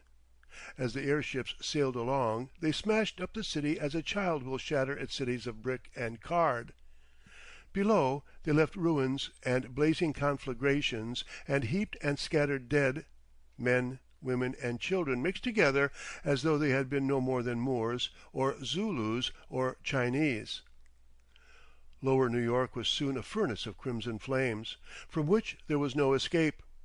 Cars, railways, ferries, all had ceased, and never a light lit the way of the distracted fugitives in that dusky confusion but the light of burning. He had glimpses of what it must mean to be down there. Glimpses. And it came to him suddenly, as an incredible discovery, that such disasters were not only possible now in this strange gigantic foreign New York, but also in London, in Bun Hill, that the little island in the silver seas was at the end of its immunity, that nowhere in the world any more was there a place left where a Smallways might lift his head proudly and vote for war and a spirited foreign policy and go secure from such horrible things. End of Chapter 6, Parts 4, 5, and 6. Chapter 7, Parts 1, 2, and 3. Chapter 7. The Vaterland is disabled. Number 1. And then above the flames of Manhattan Island came a battle, the first battle in the air. The Americans had realized the price their waiting game must cost, and struck with all the strength they had, if happily they might still save New York from this mad prince of blood and iron, and from fire and death. They came down upon the Germans on the wings of a great gale in the twilight, amidst thunder and rain. They came from the yards of Washington and Philadelphia, full tilt in 2 squadrons, and but for one sentinel airship hard by Trenton, the surprise would have been complete. The Germans, sick and weary with destruction, and half empty of ammunition, were facing up into the weather when the news of this onset reached them. New York they had left behind to the southeastward, a darkened city with one hideous red scar of flames. All the airships rolled and staggered. Bursts of hailstorm bore them down and forced them to fight their way up again. The air had become bitterly cold. The prince was on the point of issuing orders to drop earthward and trail copper lightning chains when the news of the aeroplane attack came to him. He faced his fleet in line abreast south, had the Drachenflieger manned and held ready to cast loose, and ordered a general ascent into the freezing clearness above the wet and darkness. The news of what was imminent came slowly to Bert's perceptions. He was standing in the mess room at the time, and the evening rations were being served out. He had resumed Butteridge's coat and gloves, and in addition he had wrapped his blanket about him. He was dipping his bread into his soup and was biting off big mouthfuls. His legs were wide apart, and he leant against the partition in order to steady himself amidst the pitching and oscillation of the airship. The men about him looked tired and depressed. A few talked, but most were sullen and thoughtful, and one or two were airsick. They all seemed to share the peculiarly outcast feeling that had followed the murders of the evening, a sense of a land beneath them, and an outraged humanity grown more hostile than the sea. Then the news hit them. A red-faced, sturdy man, a man with light eyelashes and a scar, appeared in the doorway and shouted something in German that manifestly startled everyone. Bert felt the shock of the altered tone, though he could not understand a word that was said.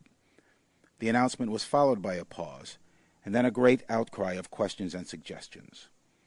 Even the airsick men flushed and spoke. For some minutes the mess room was bedlam, and then, as if it were a confirmation of the news, came the shrill ringing of the bells that called the men to their posts. Bert, with pantomime suddenness, found himself alone. "What's up?" he thought, though he partly guessed. He stayed only to gulp down the remainder of his soup, and then ran along the swaying passage and, clutching tightly, down the ladder to the little gallery. The weather hit him like cold water squirted from a hose. The airship engaged in some new feat of atmospheric jiu-jitsu.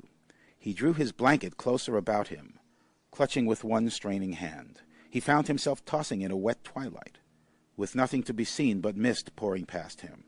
Above him, the airship was warm with lights and busy with the movements of men going to their quarters.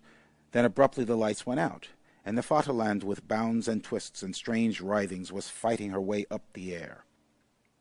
He had a glimpse, as the Vaterland rolled over, of some large buildings burning close below them, a quivering acanthus of flames, and then he saw indistinctly through the driving weather another airship wallowing along like a porpoise, and also working up. Presently the clouds swallowed her again for a time, and then she came back to sight as a dark and whale-like monster amidst streaming weather. The air was full of flappings and pipings, of void, gusty shouts and noises. It buffeted him and confused him. Ever and again his attention became rigid, a blind and definite balancing and clutching. Wow! Something fell past him out of the vast darknesses above and vanished into the tumults below, going obliquely downward. It was a German Drachenflieger. The thing was going so fast he had but an instant apprehension of the dark figure of the aeronaut, crouched together, clutching at his wheel. It might be a maneuver, but it looked like a catastrophe. "Gaw!" said Bert. "Pup, pup, pup!" went a gun somewhere in the murk ahead, and suddenly and quite horribly the Vaterland lurched, and Bert and the sentinel were clinging to the rail for dear life. Bang! Came a vast impact out of the zenith, followed by another huge roll, and all about him the tumbled clouds flashed red and lurid in response to flashes unseen, revealing immense gulfs. The rail went right overhead, and he was hanging loose in the air, holding on to it. For a time Bert's whole mind and being was given to clutching. "I'm going into the cabin," he said, as the airship righted again and brought back the gallery floor to his feet. He began to make his way cautiously towards the ladder. "Whee! Wow!" he cried as the whole gallery reared itself up forward, and then plunged down like a desperate horse. Crack! Bang! Bang! Bang! And then hard upon this little rattle of shots and bombs came, all about him, enveloping him, engulfing him, immense and overwhelming, a quivering white blaze of lightning and a thunderclap that was like the bursting of a world. Just for the instant before that explosion, the universe seemed to be standing still in a shadowless glare. It was then he saw the American airplane. He saw it in the light of the flash as a thing altogether motionless. Even its screw appeared still, and its men were rigid dolls. For it was so near he could see the men upon it quite distinctly. Its stern was tilting down, and the whole machine was heeling over. It was of the Colt, Coburn-Langley pattern, with doubled-up tilted wings and the screw ahead, and the men were in a boat-like body, netted over.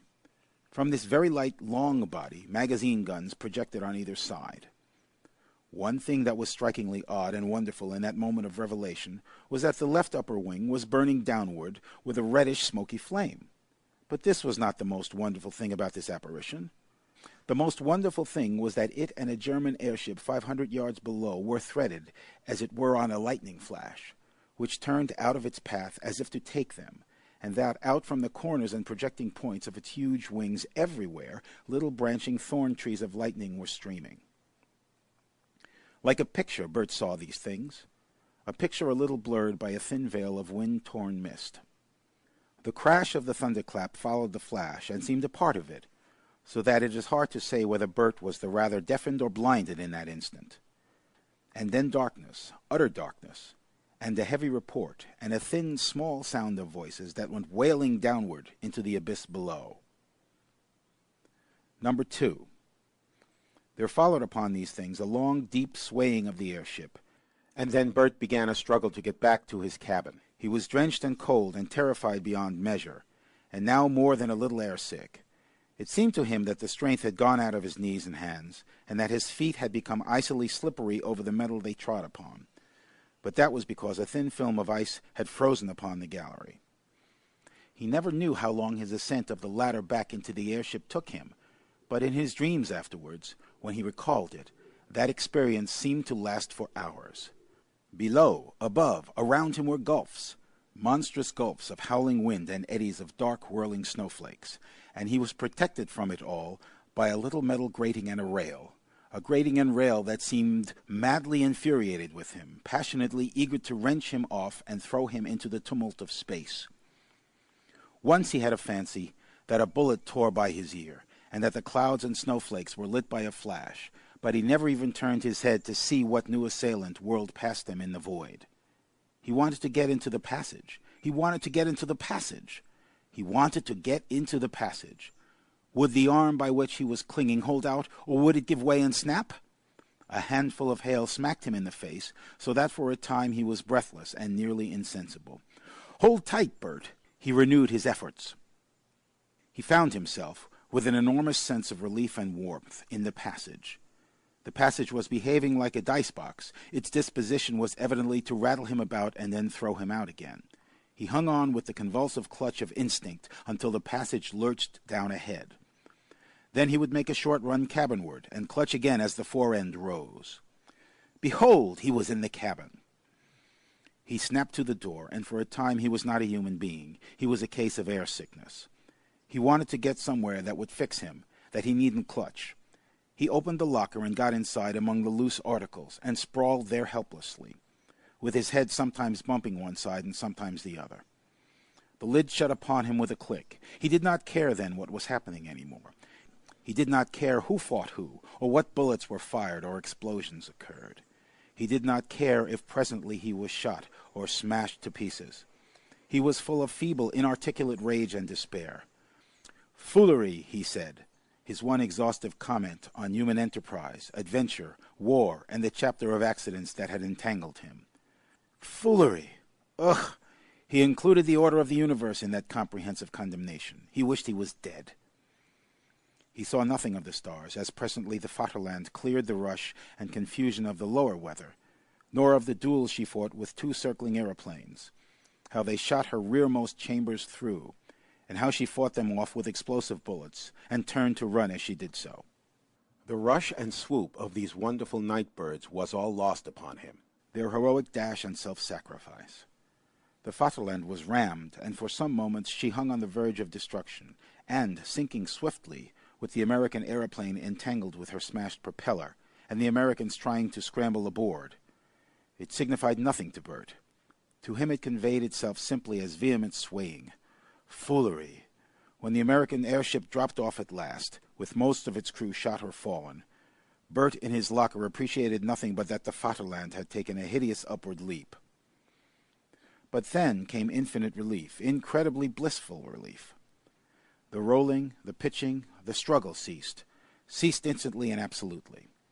The Vaterland was no longer fighting the gale. Her smashed and exploded engines throbbed no more. She was disabled and driving before the wind as smoothly as a balloon, a huge, wind-spread, tattered cloud of aerial wreckage. To Bert it was no more than the end of a series of disagreeable sensations. He was not curious to know what had happened to the airship, nor what had happened to the battle. For a long time he lay waiting apprehensively for the pitching and tossing and his qualms to return, and so, lying, boxed up in the locker, he presently fell asleep. Number 3. He awoke tranquil but very stuffy, and at the same time very cold, and quite unable to recollect where he could be. His head ached, and his breath was suffocated. He had been dreaming confusedly of Edna, and desert dervishes, and of riding bicycles in an extremely perilous manner through the upper air, amidst a pyrotechnic display of crackers and Bengal lights, to the great annoyance of a sort of composite person made up of the Prince and Mr. Butteridge. Then, for some reason, Edna and he had begun to cry pitifully for each other, and he woke up with wet eyelashes into this ill-ventilated darkness of the locker. He would never see Edna any more. Never see Edna any more. He thought he must be back in the bedroom behind the cycle shop at the bottom of Bun Hill, and he was sure the vision he had had of the destruction of a magnificent city, a city quite incredibly great and splendid, by means of bombs, was no more than a particularly vivid dream. "Grubb!" he called, anxious to tell him. The answering silence, and the dull resonance of the locker to his voice, supplementing the stifling quality of the air, set going a new train of ideas. He lifted up his hands and feet, and met an inflexible resistance. He was in a coffin, he thought. He had been buried alive. He gave way at once to wild panic. "Help!" he screamed. "Help!" and drummed with his feet, and kicked and struggled. "Let me out! Let me out!" For some seconds he struggled with this intolerable horror, and then the side of his imagined coffin gave way, and he was flying out into daylight. Then he was rolling about on what seemed to be a padded floor with Kurt, and being punched and sworn at lustily. He sat up. His head bandage had become loose and got over one eye, and he whipped the whole thing off. Kurt was also sitting up, a yard away from him, pink as ever, wrapped in blankets, and with an aluminum diver's helmet over his knee, staring at him with a severe expression and rubbing his downy, unshaven chin. They were both on a slanting floor of crimson padding, and above them was an opening like a long, low cellar flap, that Bert, by an effort, perceived to be the cabin door in a half-inverted condition. The whole cabin had in fact turned on its side. "What the deuce do you mean by it, Smallways?" said Kurt. "Jumping out of that locker when I was certain you had gone overboard with the rest of them. Where have you been?" "What's up?" asked Bert. "This end of the airship is up. Most other things are down." "Was there a battle?" "There was." "Who won?" "I haven't seen the papers, Smallways. We left before the finish. We got disabled and unmanageable, and our colleagues, consorts, I mean, were too busy, most of them, to trouble about us, and the wind blew us. Heaven knows where the wind is blowing us. It blew us right out of action, at the rate of 80 miles an hour or so. Gott! What a wind that was! What a fight! And here we are." "Where?" "In the air, Smallways, in the air. When we get down on the earth again, we shan't know what to do with our legs." "But what's below us?" "Canada, to the best of my knowledge, and a jolly, bleak, empty, inhospitable country it looks." "But why ain't we right ways up?" Kurt made no answer for a space. "Last I remember was seeing a sort of flying machine in a lightning flash," said Bert. "Gaw, that was horrible. Guns going off, things exploding, clouds and hail, pitching and tossing. I got so scared and desperate and sick. You don't know how the fight came off?" "Not a bit of it. I was up with my squad in those divers' dresses, inside the gas chambers, with sheets of silk for caulking. We couldn't see a thing outside except the lightning flashes. I never saw one of those American aeroplanes, just saw the shots flicker through the chambers and sent off men for the tiers. We caught fire a bit, not much, you know. We were too wet, so the fires spluttered out before we banged. And then one of their infernal things dropped out of the air on us and rammed. Didn't you feel it?" "I felt everything," said Bert. "I didn't notice any particular smash." "They must have been pretty desperate if they meant it. They slashed down on us like a knife. Simply ripped the after gas chambers like gutting herrings, crumpled up the engines and screw. Most of the engines dropped off as they fell off us, or we'd have grounded, but the rest is sort of dangling. We just turned up our nose to the heavens and stayed there. 11 men rolled off us from various points, and poor old Winterfeld fell through the door of the Prince's cabin into the chart room and broke his ankle. Also, we got our electric gear shot or carried away. No one knows how. That's the position, Smallways. We're driving through the air like a common aerostat, at the mercy of the elements, almost due north, probably to the North Pole. We don't know what aeroplanes the Americans have, or anything at all about it. Very likely we have finished them up. One fouled us, one was struck by lightning. Some of the men saw a third upset, apparently just for fun. They were going cheap, anyhow. Also, we've lost most of our Drachenflieger. They just skated off into the night. No stability in them, that's all. We don't know if we've won or lost. We don't know if we're at war with the British Empire yet or at peace. Consequently, we daren't get down. We don't know what we are up to or what we are going to do. Our Napoleon is alone, forward, and I suppose he's rearranging his plans. Whether New York was our Moscow or not remains to be seen. We've had a high old time and murdered no end of people. War, noble war, I'm sick of it this morning. I like sitting in rooms right way up and not on slippery partitions. I'm a civilized man. I keep thinking of old Albrecht and the Barbarossa. I feel I want a wash and kind words and a quiet home. When I look at you, I know I want a wash. Gott! He stifled a vehement yawn. What a cockney tadpole of a ruffian you look. Can we get any grub? Asked Bert. Heaven knows, said Kurt. He meditated upon Bert for a time. So far as I can judge, Smallways, he said, the prince will probably want to throw you overboard next time he thinks of you. He certainly will if he sees you. After all, you know, you came as ballast, and we shall have to lighten ship extensively pretty soon. Unless I'm mistaken, the prince will wake up presently and start doing things with tremendous vigor. I've taken a fancy to you. It's the English strain in me. You're a rum little chap. I shan't like seeing you whiz down the air. You'd better make yourself useful, Smallways. I think I shall requisition you for my squad. You'll have to work, you know, and be infernally intelligent and all that. And you'll have to hang about upside down a bit. Still, it's the best chance you have. We shan't carry passengers much farther this trip, I fancy. Ballast goes overboard, if we don't want to ground precious soon and be taken prisoners of war. The prince won't do that anyhow. He'll be game to the last. End of Chapter 7, Parts 1, 2, and 3. Chapter 7, Parts 4, 5, and 6. Part 4. By means of a folding chair, which was still in its place behind the door, they got to the window and looked out in turn and contemplated a sparsely wooded country below, with no railways nor roads, and only occasional signs of habitation. Then a bugle sounded, and Kurt interpreted it as a summons to food. They got through the door and clambered with some difficulty up the nearly vertical passage, holding on desperately with toes and fingertips to the ventilating perforations in its floor. The mess stewards had found their fireless heating arrangements intact, and there was hot cocoa for the officers and hot soup for the men. Bert's sense of the queerness of this experience was so keen that it blotted out any fear he might have felt. Indeed, he was far more interested now than afraid. He seemed to have touched down to the bottom of fear and abandonment overnight. He was growing accustomed to the idea that he would probably be killed presently, that this strange voyage in the air was in all probability his death journey. No human being can keep permanently afraid. Fear goes at last to the back of one's mind, accepted and shelved and done with. He squatted over his soup, sopping it up with his bread, and contemplated his comrades. They were all rather yellow and dirty, with 4-day beards, and they grouped themselves in the tired, unpremeditated manner of men on a wreck. They talked little. The situation perplexed them beyond any suggestion of ideas. 3 had been hurt in the pitching up of the ship during the fight, and 1 had a bandaged bullet wound. It was incredible that this little band of men had committed murder and massacre on a scale beyond precedent. None of them, who squatted on the sloping gas-padded partition, soup mug in hand, seemed really guilty of anything of the sort, seemed really capable of hurting a dog wantonly.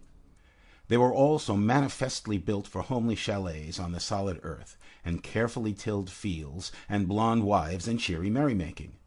The red-faced, sturdy man with light eyelashes, who had brought the first news of the air battle to the men's mess, had finished his soup, and with an expression of maternal solicitude was readjusting the bandages of a youngster whose arm had been sprained. Bert was crumbling the last of his bread into the last of his soup, eking it out as long as possible, when suddenly he became aware that everyone was looking at a pair of feet that were dangling across the downturned open doorway. Kurt appeared and squatted across the hinge. In some mysterious way he had shaved his face and smoothed down his light golden hair. He looked extraordinarily cherubic. "Der Prince," he said. A second pair of boots followed, making wide and magnificent gestures in their attempts to feel the door frame. Kurt guided them to a foothold, and the prince, shaved and brushed and beeswaxed and clean and big and terrible, slid down into position astride of the door. All the men and Bert also stood up and saluted. The prince surveyed them with the gesture of a man who sight a steed. The head of the Capitan appeared beside him. Then Bert had a terrible moment. The blue blaze of the prince's eye fell upon him. The great finger pointed. A question was asked. Kurt intervened with explanations. "So," said the prince, and Bert was disposed of. Then the prince addressed the men in short heroic sentences, steadying himself on the hinge with one hand and waving the other in a fine variety of gesture. What he said Bert could not tell, but he perceived that their demeanor changed, their backs stiffened. They began to punctuate the prince's discourse with cries of approval. At the end their leader burst into song, and all the men with him. "Ein feste Burg ist unser Gott," they chanted in deep, strong tones, with an immense moral uplifting. It was glaringly inappropriate in a damaged, half-overturned and sinking airship, which had been disabled and blown out of action after inflicting the cruelest bombardment in the world's history, but it was immensely stirring nevertheless. Bert was deeply moved. He could not sing any of the words of Luther's great hymn, but he opened his mouth and emitted loud, deep, and partially harmonious notes. Far below, this deep chanting struck on the ears of a little camp of Christianized half-breeds who were lumbering. They were breakfasting, but they rushed out cheerfully, quite prepared for the second advent. They stared at the shattered and twisted Vaterland driving before the gale, amazed beyond words. In so many respects, it was like their idea of the second advent. And then again, in so many respects, it wasn't. They stared at its passage, awe-stricken and perplexed beyond their power of words. The hymn ceased. Then, after a long interval, a voice came out of heaven. "What is this blaze here, God itself? What?" They made no answer. Indeed, they did not understand, though the question repeated itself. And at last the monster drove away northward over a crest of pine woods and was no more seen. They fell into a hot and long disputation. The hymn ended. The prince's legs dangled up the passage again, and every one was briskly prepared for heroic exertion and triumphant acts. "Smallways," cried Kurt, "come here." Part 5. Then Bert, under Kurt's direction, had his first experience of the work of an air sailor. The immediate task before the captain of the Vaterland was a very simple one. He had to keep afloat. The wind, though it had fallen from its earlier violence, was still blowing strongly enough to render the grounding of so clumsy a mass extremely dangerous, even if it had been desirable for the prince to land in inhabited country and so risk capture. It was necessary to keep the airship up until the wind fell, and then, if possible, to descend in some lonely district of the territory where there would be a chance of repair or rescue by some searching consort. In order to do this, weight had to be dropped, and Kurt was detailed with a dozen men to climb down among the wreckage of the deflated air chambers and cut the stuff clear, portion by portion, as the airship sank. So Bert, armed with a sharp cutlass, found himself clambering about upon netting 4,000 feet up in the air, trying to understand Kurt when he spoke in English and to define him when he used German. It was giddy work, but not nearly so giddy as a rather overnourished reader sitting in a warm room might imagine. Bert found it quite possible to look down and contemplate the wild subarctic landscape below, now devoid of any sign of habitation, a land of rocky cliffs and cascades and broad, swirling, desolate rivers, and of trees and thickets that grew more stunted and scrubby as the day wore on. Here and there on the hills were patches and pockets of snow. And over all this he worked, hacking away at the tough and slippery oiled silk and clinging stoutly to the netting. Presently they cleared and dropped a tangle of bent steel rods and wires from the frame, and a big chunk of silk bladder. That was trying. The airship flew up at once as this loose hamper parted. It seemed almost as though they were dropping all Canada. The stuff spread out in the air and floated down and hit and twisted up in a nasty fashion on the lip of a gorge. Bert clung like a frozen monkey to his ropes and did not move a muscle for 5 minutes. But there was something very exhilarating he found in this dangerous work, and above everything else, there was the sense of fellowship. He was no longer an isolated and distrustful stranger among these others. He had now a common object with them. He worked with a friendly rivalry to get through with his share before them, and he developed a great respect and affection for Kurt, which had hitherto been only latent in him. Kurt, with a job to direct, was altogether admirable. He was resourceful, helpful, considerate, swift. He seemed to be everywhere. One forgot his pinkness, his light cheerfulness of manner. Directly one had trouble, he was at hand with sound and confident advice. He was like an elder brother to his men. Altogether they cleared 3 considerable chunks of wreckage, and then Bert was glad to clamber up into the cabins again and give place to a second squad. He and his companions were given hot coffee, and indeed, even gloved as they were, the job had been a cold one. They sat drinking it and regarding each other with satisfaction. One man spoke to Bert amiably in German, and Bert nodded and smiled. Through Kurt, Bert, whose ankles were almost frozen, succeeded in getting a pair of top boots from one of the disabled men. In the afternoon, the wind abated greatly, and small, infrequent snowflakes came drifting by. Snow also spread more abundantly below, and the only trees were clumps of pine and spruce in the lower valleys. Kurt went with 3 men into the still intact gas chambers, let out a certain quantity of gas from them, and prepared a series of ripping panels for the descent. Also, the residue of the bombs and explosives in the magazine were thrown overboard and fell, detonating loudly, in the wilderness below. And about 4 o'clock in the afternoon, upon a wide and rocky plain within sight of snow-crested cliffs, the Vaterland ripped and grounded. It was necessarily a difficult and violent affair, for the Vaterland had not been planned for the necessities of a balloon. The captain got 1 panel ripped too soon, and the others not soon enough. She dropped heavily, bounced clumsily, and smashed the hanging gallery into the forepart, mortally injuring von Winterfeld, and then came down in a collapsing heap after dragging for some moments. The forward shield and its machine gun tumbled in upon the things below. 2 men were hurt badly. One got a broken leg, and one was internally injured by flying rods and wires, and Bert was pinned for a time under the side. When at last he got clear and could take a view of the situation, the great black eagle that had started so splendidly from Franconia 6 evenings ago sprawled deflated over the cabins of the airship and the frost-bitten rocks of this desolate place, and looked a most unfortunate bird, as though someone had caught it and wrung its neck and cast it aside. Several of the crew of the airship were standing about in silence, contemplating the wreckage and the empty wilderness into which they had fallen. Others were busy under the impromptu tent made by the empty gas chambers. The prince had gone a little way off and was scrutinizing the distant heights through his field glass.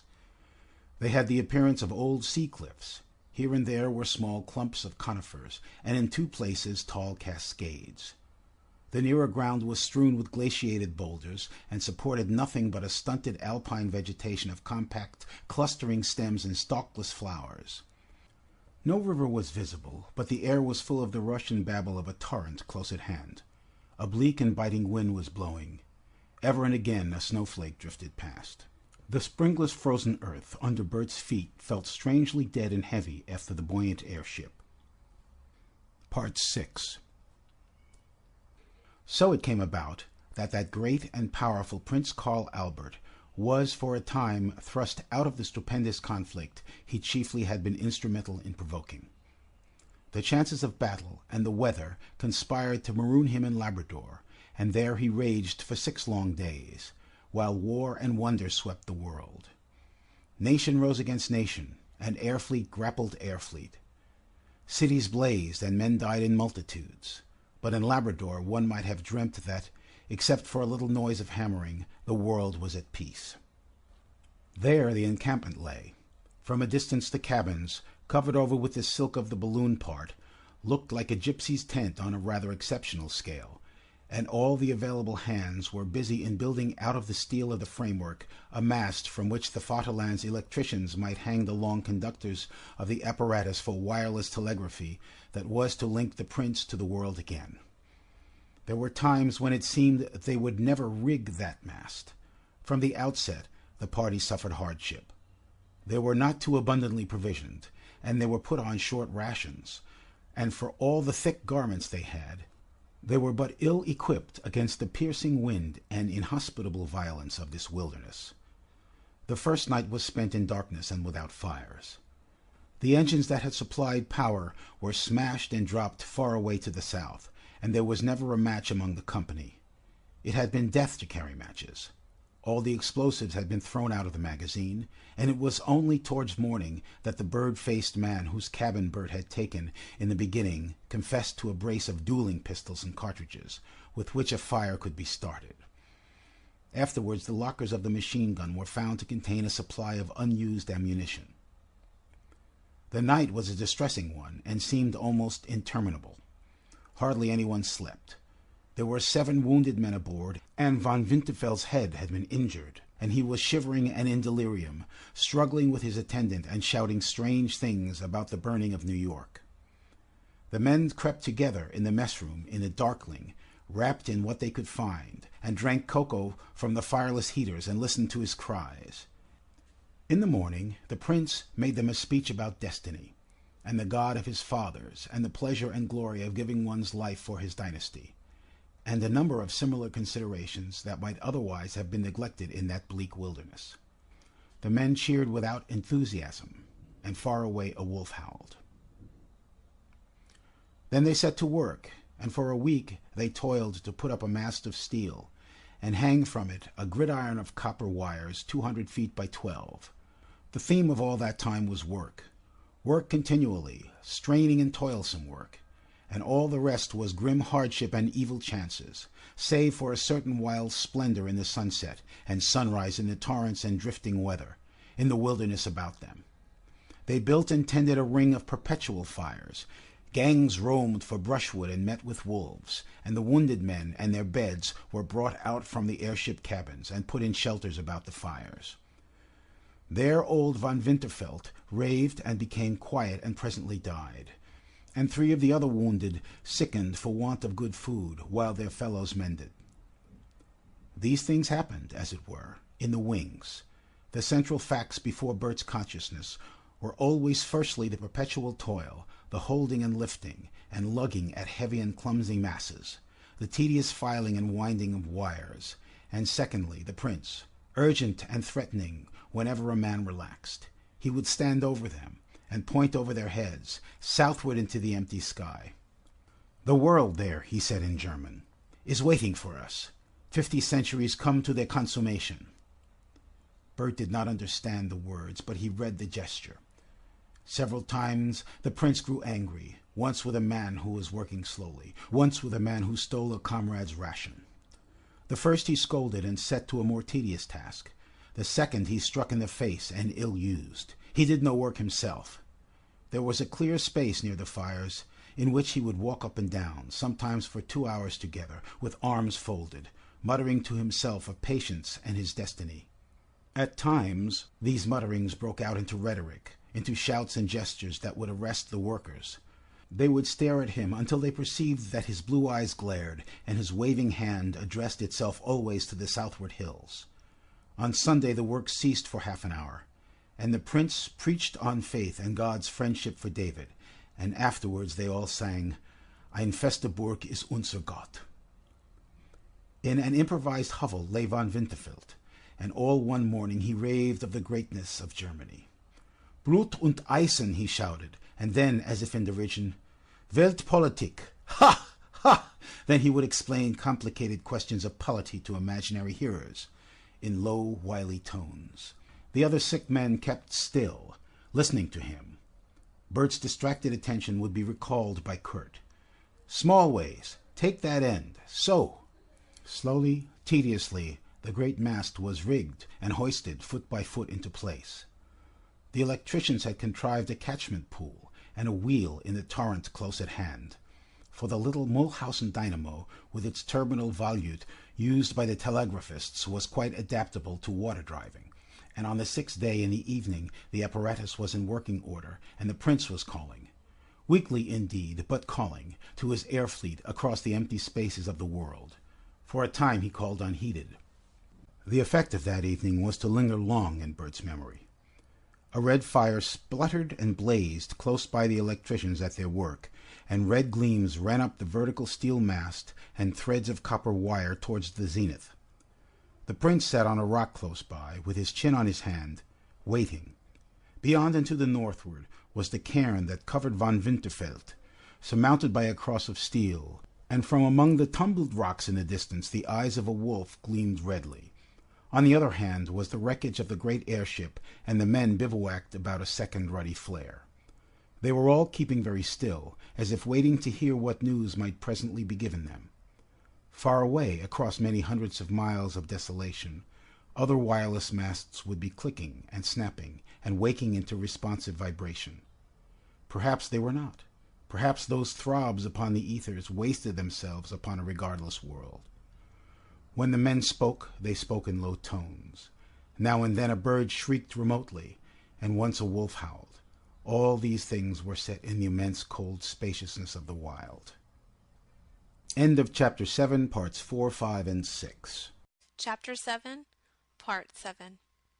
Bert got the news last, and chiefly in broken English, from a linguist among his mates.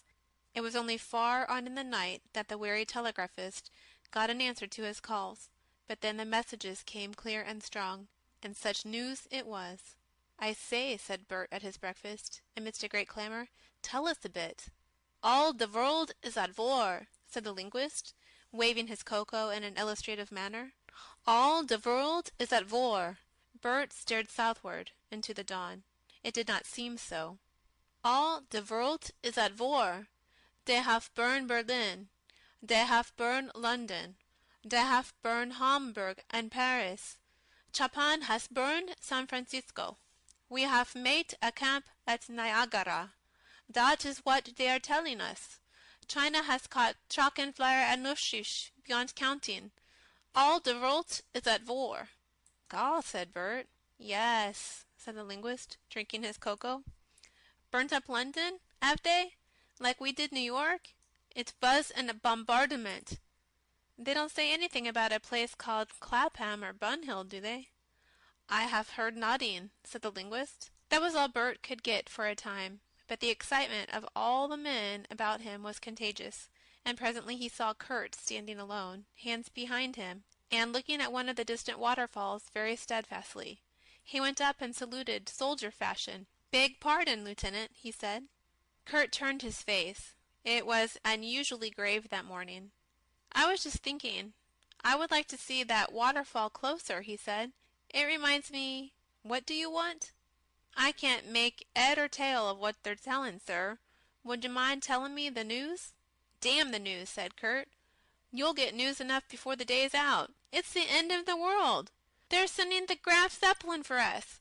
She'll be here by morning, and we ought to be at Niagara or eternal smash within 48 hours. I want to look at that waterfall. You better come with me. Have you had your rations?" "Yes, sir." "Very well. Come." And musing profoundly, Kurt led the way across the rocks towards the distant waterfall. For a time Bert walked behind him in the character of an escort.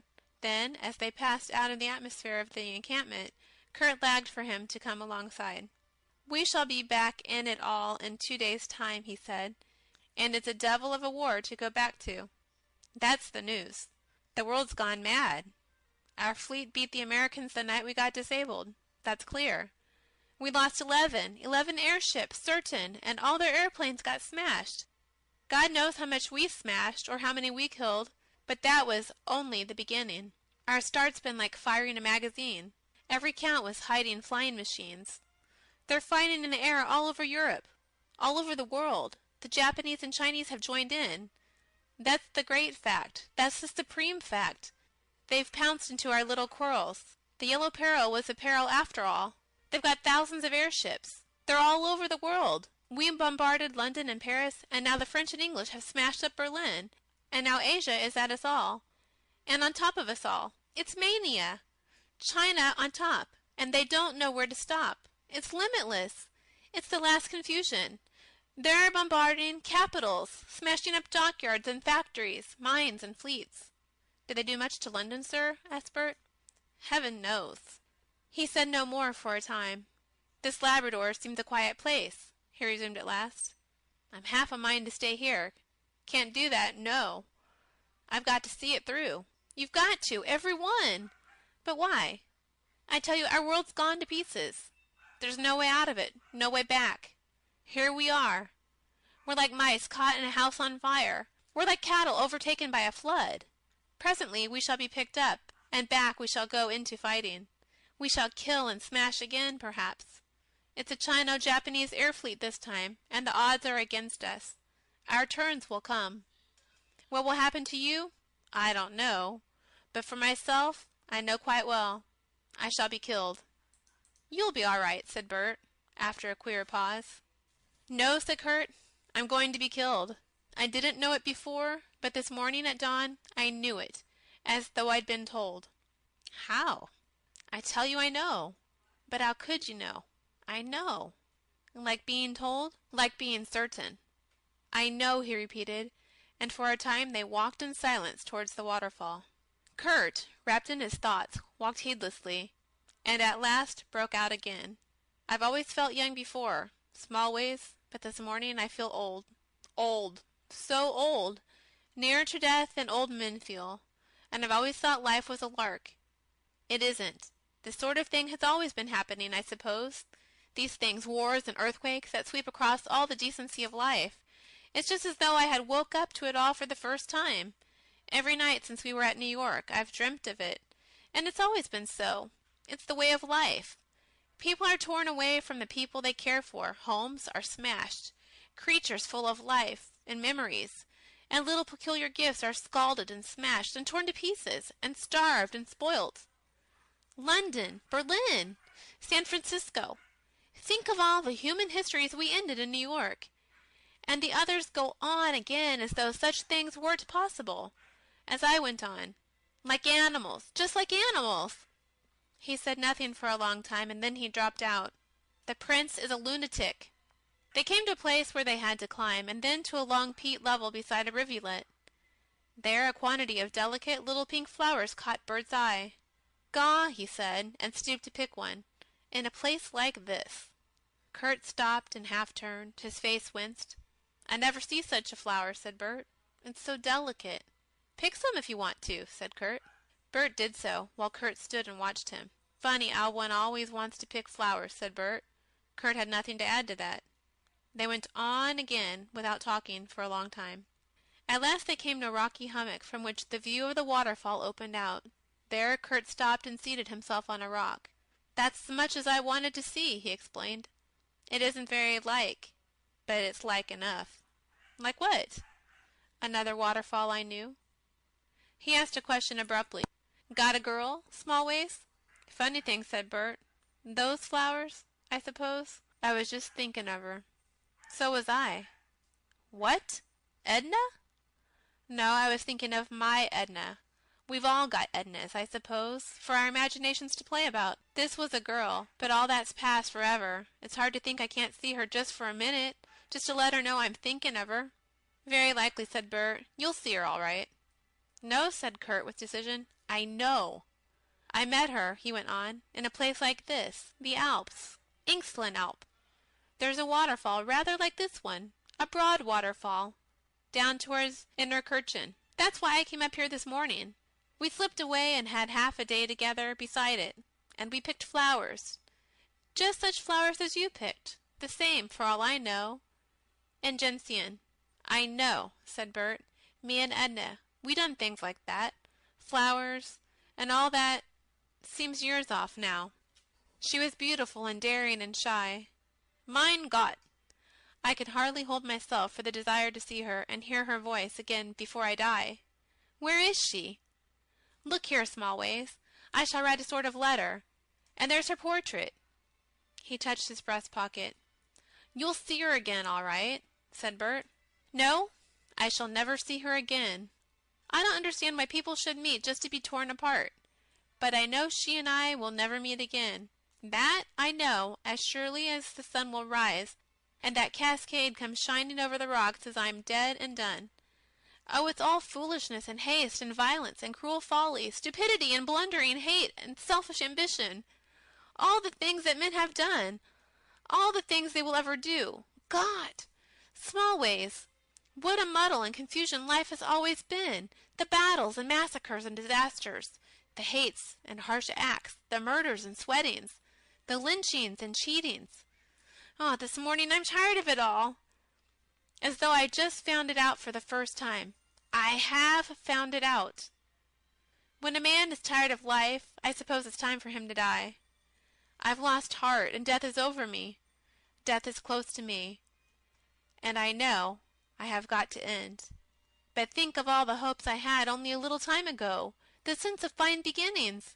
It was all a sham. There were no beginnings. We're just anthills in anthill cities, in a world that doesn't matter, that goes on and rambles into nothingness. New York! New York doesn't even strike me as horrible. New York was nothing but an anthill kicked to pieces by a fool. Think of it, Smallways. There's war everywhere. They're smashing up civilization before they have made it. The sort of the thing the English did at Alexandria, the Japanese at Port Arthur, the French at Casablanca. It's going on everywhere. Everywhere! Down in South America even they are fighting among themselves. No place is safe. No place is at peace. There is no place where a woman and her daughter can hide and be at peace. The war comes through the air, bombs drop in the night. Quiet people go out in the morning and see air fleets passing overhead, dripping death. Dripping death. End of Chapter 7, Part 7. Chapter 8, Parts 1 and 2. Chapter 8, A World at War. Part 1. It was only very slowly that Bert got hold of this idea that the whole world was at war, that he formed any image at all of the crowded country south of these Arctic solitudes, stricken with terror and dismay as these new-born aerial navies swept across their skies. He was not used to thinking of the world as a whole, but as a limitless hinterland of happenings beyond the range of his immediate vision.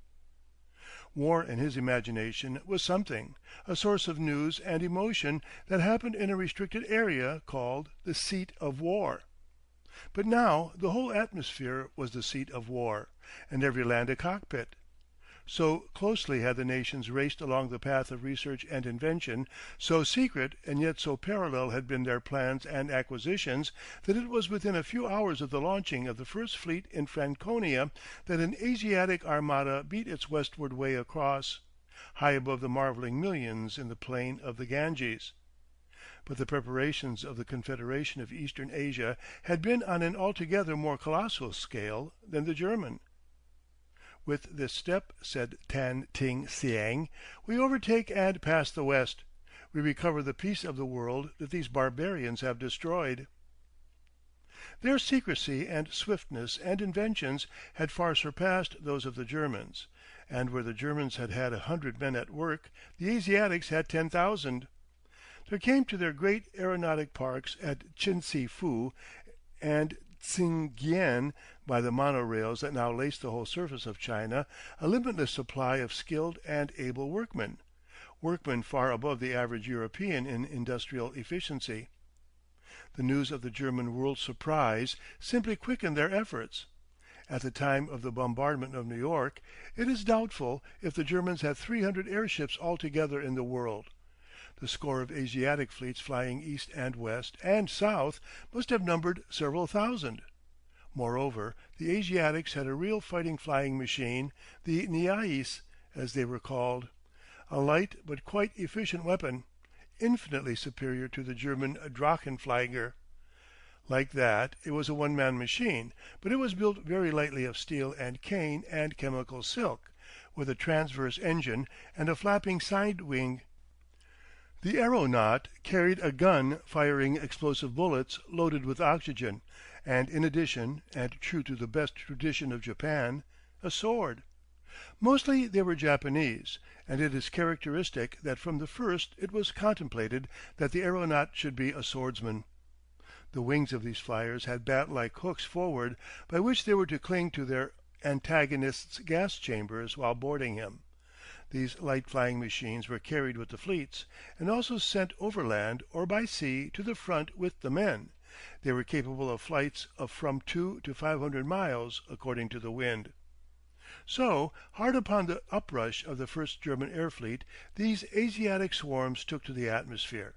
Instantly, every organized government in the world was frantically and vehemently building airships and whatever approach to a flying machine its inventors had discovered. There was no time for diplomacy. Warnings and ultimatums were telegraphed to and fro, and in a few hours all the panic-fierce world was openly at war, and at war in the most complicated way. For Britain and France and Italy had declared war upon Germany and outraged Swiss neutrality. India, at the sight of Asiatic airships, had broken into Hindu insurrection in Bengal and a Mohammedan revolt hostile to this in the northwest provinces, the latter spreading like wildflower from Gobi to the Gold Coast, and the Confederation of Eastern Asia had seized the oil wells of Burma, and was impartially attacking America and Germany. In a week they were building airships in Damascus and Cairo and Johannesburg. Australia and New Zealand were frantically equipping themselves. One unique and terrifying aspect of this development was the swiftness with which these monsters could be produced. To build an ironclad took from 2 to 4 years. An airship could be put together in as many weeks. Moreover, compared with even a torpedo boat, the airship was remarkably simple to construct, given the air chamber material, the engines, the gas plant, and the design. It was really not more complicated and far easier than an ordinary wooden boat had been 100 years before. And now, from Cape Horn to Nova Zembla, and from Canton round to Canton again, there were factories and workshops and industrial resources. And the German airships were barely in sight of the Atlantic waters. The first Asiatic fleet was scarcely reported from Upper Burma before the fantastic fabric of credit and finance that had held the world together economically for 100 years strained and snapped. A tornado of realization swept through every stock exchange in the world. Banks stopped payment, business shrank and ceased. Factories ran on for a day or so by a sort of inertia, completing the orders of bankrupt and extinguished customers, then stopped. The New York Bert Smallways saw, for all its glare of light and traffic, was in the pit of an economic and financial collapse unparalleled in history. The flow of the food supply was already a little checked, and before the World War had lasted 2 weeks, by the time, that is, that mast was rigged in Labrador, there was not a city or town in the world outside China, however far from the actual centers of destruction, where police and government were not adopting special emergency methods to deal with the want of food and a glut of unemployed people. The special peculiarities of aerial warfare were of such a nature as to trend, once it had begun, almost inevitably towards social disorganization. The first of these peculiarities was brought home to the Germans in their attack upon New York. The immense power of destruction an airship has over the thing below, and its relative inability to occupy, or police, or guard, or garrison a surrendered position. Necessarily, in the face of urban populations in a state of economic disorganization, and infuriated and starving, this led to violent and destructive collisions. And even where the air fleet floated inactive above, there would be civil conflict and passionate disorder below. Nothing comparable to this state of affairs had been known in the previous history of warfare, unless we take such a case as that of a 19th-century warship attacking some large savage or barbaric settlement, or one of those naval bombardments that disfigure the history of Great Britain in the late 18th century. Then, indeed, there had been cruelties and destruction that faintly foreshadowed the horrors of the aerial war. Moreover, before the 20th century the world had had but one experience, and that a comparatively light one, in the Communist insurrection of Paris, 1871, of the possibilities of a modern urban population under warlike stresses. A second peculiarity of airship war as it first came to the world that also made for social collapse was the ineffectiveness of the early airships against each other. Upon anything below they could rain explosives in the most deadly fashion. Forts and ships and cities lay at their mercy, but unless they were prepared for a suicidal grapple they could do remarkably little mischief to each other. The armament of the huge German airships, big as the biggest mammoth liners afloat, was one machine gun that could easily have been packed up on a couple of mules. In addition, when it became evident that the air must be fought for, the air sailors were provided with rifles with explosive bullets of oxygen or inflammable substance, but no airship at any time ever carried as much in the way of guns and armor as the smallest gunboat on the Navy list had been accustomed to do. Consequently, when these monsters met in battle, they maneuvered for the upper place, or grappled and fought like junks, throwing grenades, fighting hand to hand in an entirely medieval fashion. The risks of a collapse and fall on either side came near to balancing in every case the chances of victory. As a consequence, and after their first experiences of battle, one finds a growing tendency on the part of the air fleet admirals to evade joining battle, and to seek rather the moral advantage of a destructive counter-attack. And if the airships were too ineffective, the early Drachenflieger were either too unstable, like the German, or too light, like the Japanese, to produce immediately decisive results. Later, it is true, the Brazilians launched a flying machine of a type and scale that was capable of dealing with an airship, but they built only 3 or 4. They operated only in South America, and they vanished from history untraceably in the time when world bankruptcy put a stop to all further engineering production on any considerable scale. The third peculiarity of aerial warfare was that it was at once enormously destructive and entirely indecisive. It had this unique feature, that both sides lay open to punitive attack. In all previous forms of war, both by land and sea, the losing side was speedily unable to raid its antagonist's territory and the communications. One fought on a front, and behind that front the winner's supplies and resources, his towns and factories and capital, the peace of his country, were secure. If the war was a naval one, you destroyed your enemy's battle fleet and then blockaded his ports, secured his coaling stations, and hunted down any stray cruisers that threatened your ports of commerce. But to blockade and watch a coastline is one thing. To blockade and watch the whole surface of a country is another, and cruisers and privateers are things that take long to make, that cannot be packed up and hidden and carried unostentatiously from point to point. In aerial war the stronger side, even supposing it destroyed the main battle fleet of the weaker, had then either to patrol and watch or destroy every possible point at which he might produce another and perhaps a novel and more deadly form of flyer. It meant darkening his air with airships. It meant building them by the thousand, and making aeronauts by the 100,000. A small, uninitiated airship could be hidden in a railway shed, in a village street, in a wood. A flying machine is even less conspicuous. And in the air are no streets, no channels, no point where one can say of an antagonist, "If he wants to reach my capital he must come by here." In the air all directions lead everywhere. Consequently, it was impossible to end a war by any of the established methods. A. Having outnumbered and overwhelmed. B. Hovers, 1,000 airships strong, over his capital, threatening to bombard it unless B. submits. B. replies by wireless telegraphy that he is now in the act of bombarding the chief manufacturing city of A by means of 3 raider airships.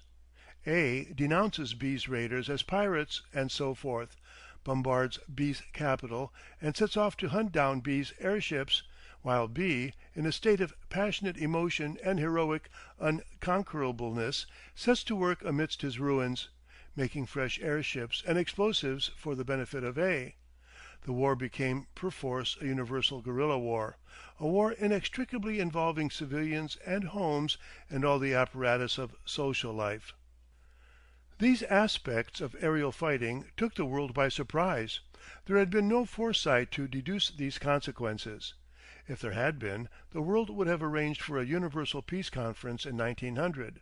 But mechanical invention had gone faster than intellectual and social organization, and the world, with its silly old flags, its silly, unmeaning tradition of nationality, its cheap newspapers and cheaper passions and imperialisms, its base commercial motives and habitual insincerities and vulgarities, its race lies and conflicts, was taken by surprise.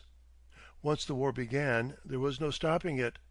The flimsy fabric of credit that had grown with no man foreseeing, and that had held these hundreds of millions in an economic interdependence that no man clearly understood, dissolved in panic.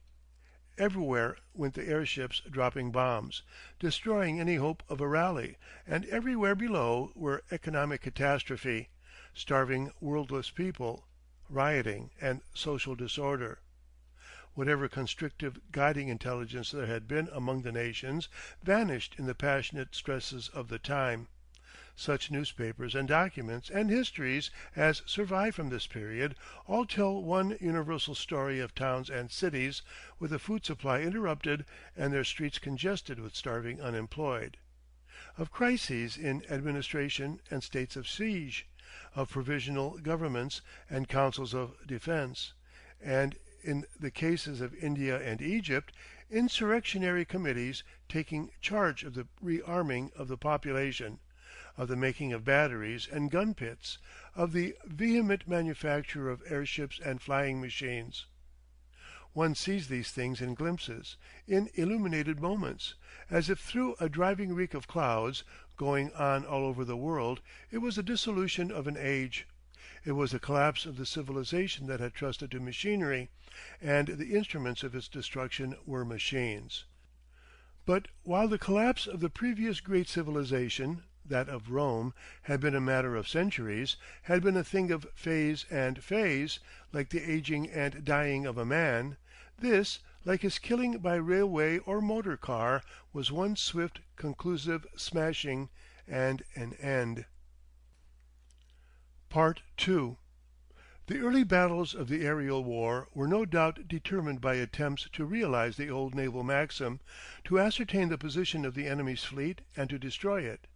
There was first the battle of the Bernese Oberland, in which the Italian and French navigables, in their flank raid upon the Franconian Park, were assailed by the Swiss experimental squadron, supported as the day wore on by German airships, and then the encounter of the British Winterhouse Dunn aeroplanes with 3 unfortunate Germans. Then came the Battle of North India, in which the entire Anglo-Indian aeronautic settlement establishment fought for 3 days against overwhelming odds, and was dispersed and destroyed in detail. And simultaneously with the beginning of that, commenced the momentous struggle of the Germans and Asiatics that is usually known as the Battle of Niagara, because of the objective of the Asiatic attack, but it passed gradually into a sporadic conflict over half a continent. Such German airships as escaped destruction in battle descended and surrendered to the Americans, and were remanned, and in the end it became a series of pitiless and heroic encounters between the Americans, savagely resolved to exterminate their enemies, and a continually reinforced army of invasion from Asia, quartered upon the Pacific slope and supported by an immense fleet. From the first, the war in America was fought with implacable bitterness. No quarter was asked, no prisoners were taken. With ferocious and magnificent energy, the Americans constructed and launched ship after ship to battle and perish against the Asiatic multitudes. All other affairs were subordinate to this war. The whole population was presently living or dying for it. Presently, as I shall tell, the white men found in the Butteridge machine a weapon that could meet and fight the flying machines of the Asiatic swordsman. The Asiatic invasion of America completely effaced the German-American conflict. It vanishes from history. At first it had seemed to promise quite sufficient tragedy in itself, beginning as it did in unforgettable massacre. After the destruction of central New York, all America had risen like one man, resolved to die 1,000 deaths rather than submit to Germany. The Germans grimly resolved upon beating the Americans into submission, and, following out the plans developed by the Prince, had seized Niagara, in order to avail themselves of its enormous power works, expelled all its inhabitants, and made a desert of its environs as far as Buffalo. They had also, directly Great Britain and France declare war, wrecked the country upon the Canadian side for nearly 10 miles inland. They began to bring up men and material from the fleet off the east coast, stringing out to and fro like bees getting honey. It was then that the Asiatic forces appeared, and it was in their attack upon this German base at Niagara that the air fleets of East and West first met and the greater issue became clear. One conspicuous peculiarity of the early aerial fighting arose from the profound secrecy with which the airships had been prepared. Each power had had but the dimmest inkling of the schemes of its rivals, and even experiments with its own devices were limited by the needs of secrecy. None of the designers of airships and aeroplanes had known clearly what their inventions might have to fight. Many had not imagined they would have to fight anything whatever in the air, and had planned them only for the dropping of explosives. Such had been the German idea. The only weapon for fighting another airship with which the Franconian fleet had been provided was the machine gun forward. Only after the fight over New York were the men given short rifles with detonating bullets. Theoretically, the Drachenflieger were to have been the fighting weapon. They were declared to be aerial torpedo boats, and the aeronaut was supposed to swoop close to his antagonist and cast his bombs as he whirled past. But indeed these contrivances were hopelessly unstable. Not 1/3 in any engagement succeeded in getting back to the mother airship. The rest were either smashed up or grounded. The Allied Chino-Japanese fleet made the same distinction as the Germans between airships and fighting machines heavier than air. But the type in both cases was entirely different from the Occidental models, and it is eloquent of the vigor with which these great people took up and bettered the European methods of scientific research, in almost every particular the invention of Asiatic engineers.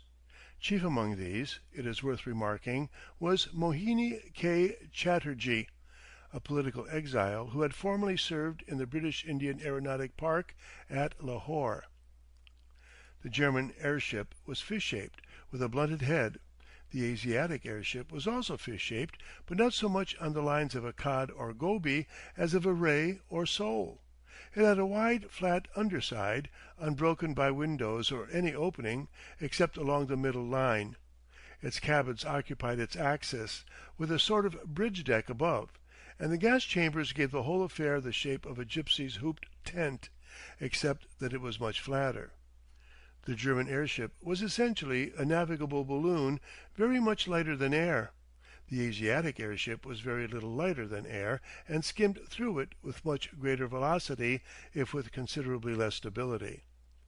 They carried fore and aft guns, the latter much the larger, throwing inflammatory shells, and in addition they had nests for riflemen on both the upper and the under side. Light as this armament was, in comparison with the smallest gunboat that ever sailed, it was sufficient for them to outfight as well as outfly the German monster airships. In action they flew to get behind or over the Germans. They even dashed underneath, avoiding only passing immediately beneath the magazine, and then, as soon as they had crossed, let fly with their rear gun, and sent flares or oxygen shells into the antagonist's gas chambers. It was not in their airships, but, as I have said, in their flying machines proper, that the strength of the Asiatics lay.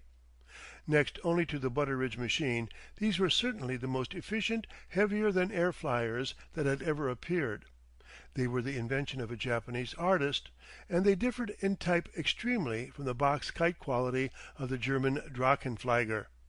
They had curiously curved, flexible side wings, more like bent butterflies' wings than anything else, and made of a substance like celluloid and of brightly painted silk, and they had a long humming-bird tail.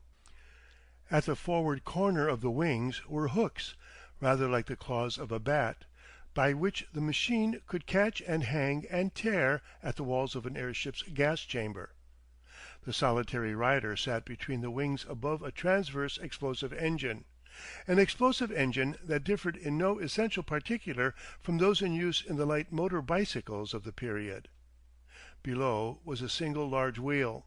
The rider sat astride of a saddle, as in the Butteridge machine, and he carried a large double-edged two-handed sword, in addition to his explosive bullet-firing rifle. End of Chapter 8, Parts 1 and 2. Chapter 8, Parts 3, 4, and 5. Part 3. One sets down these particulars and compares the points of the American and German pattern of aeroplane and navigable. But none of these facts were clearly known to any of those who fought in this monstrously confused battle above the American Great Lakes. Each side went into action against it knew not what, under novel conditions, and with apparatus that even without hostile attacks was capable of producing the most disconcerting surprises. Schemes of action, attempts at collective maneuvering, necessarily went to pieces directly the fight began, just as they did in almost all the early ironclad battles of the previous century.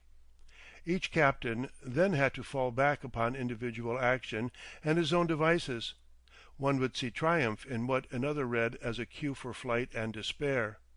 It is as true of the Battle of Niagara as of the Battle of Lissa that it was not a battle but a bundle of battleettes. To such a spectator as Bert it presented itself as a series of incidents, some immense, some trivial, but collectively incoherent.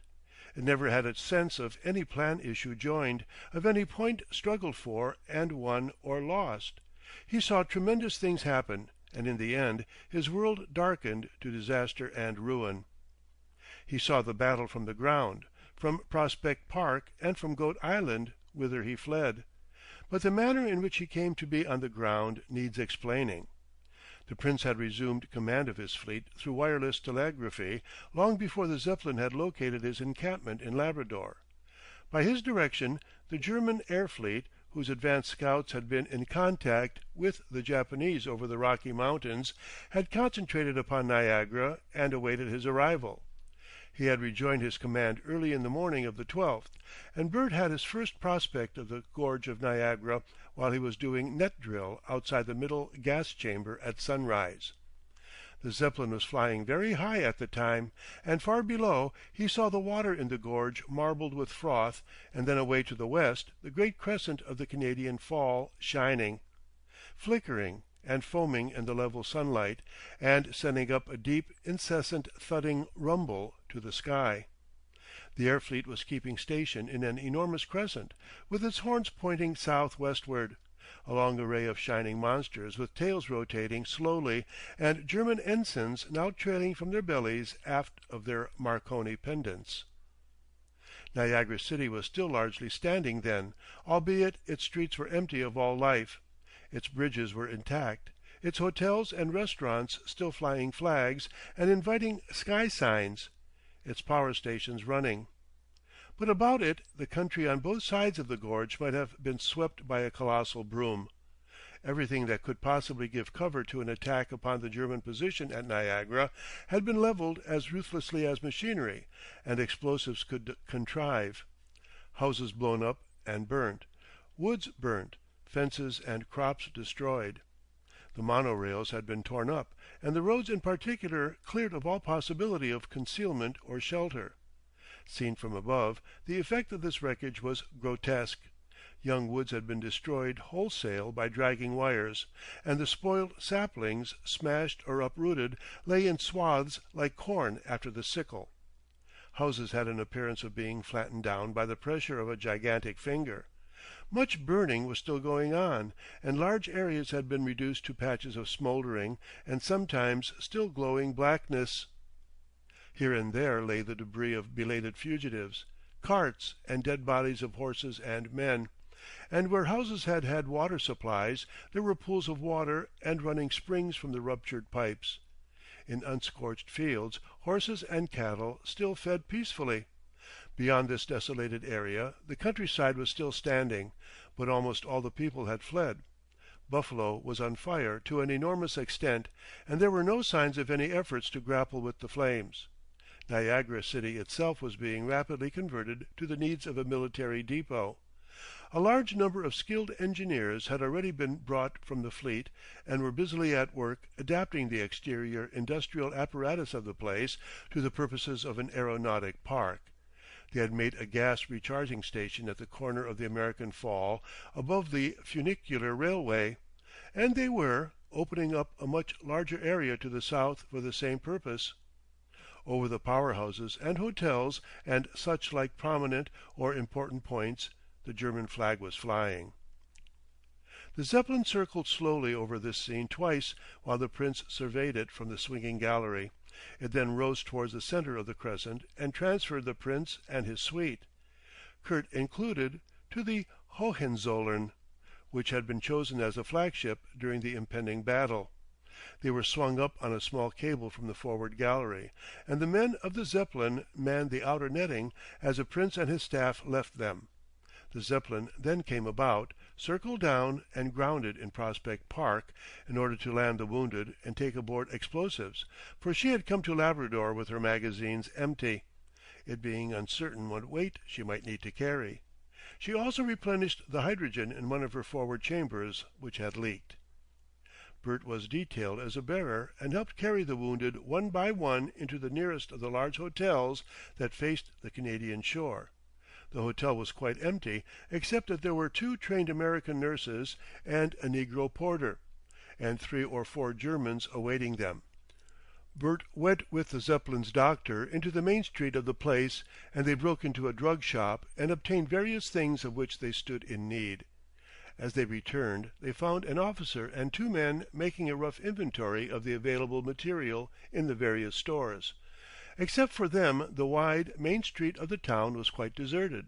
The people had been given 3 hours to clear out, and everybody, it seemed, had done so.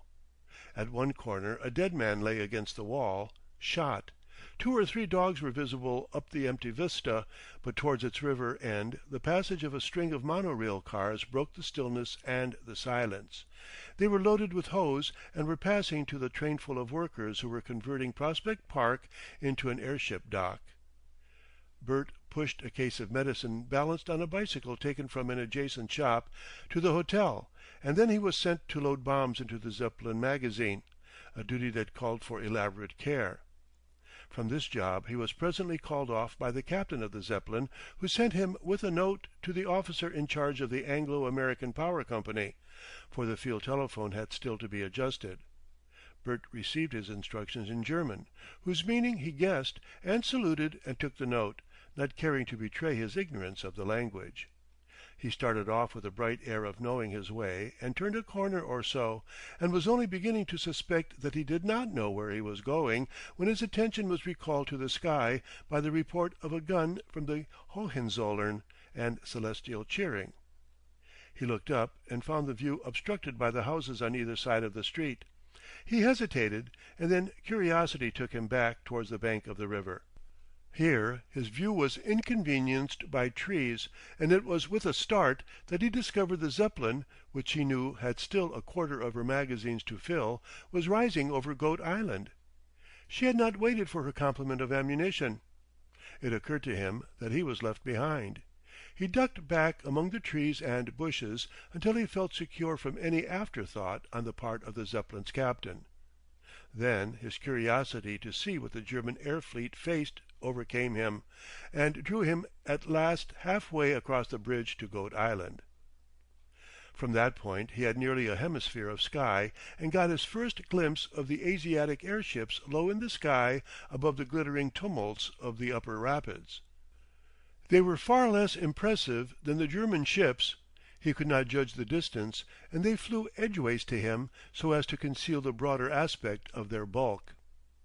Bert stood there in the middle of the bridge, in a place that most people who knew it remembered as a place populous with sightseers and excursionists, and he was the only human being in sight there.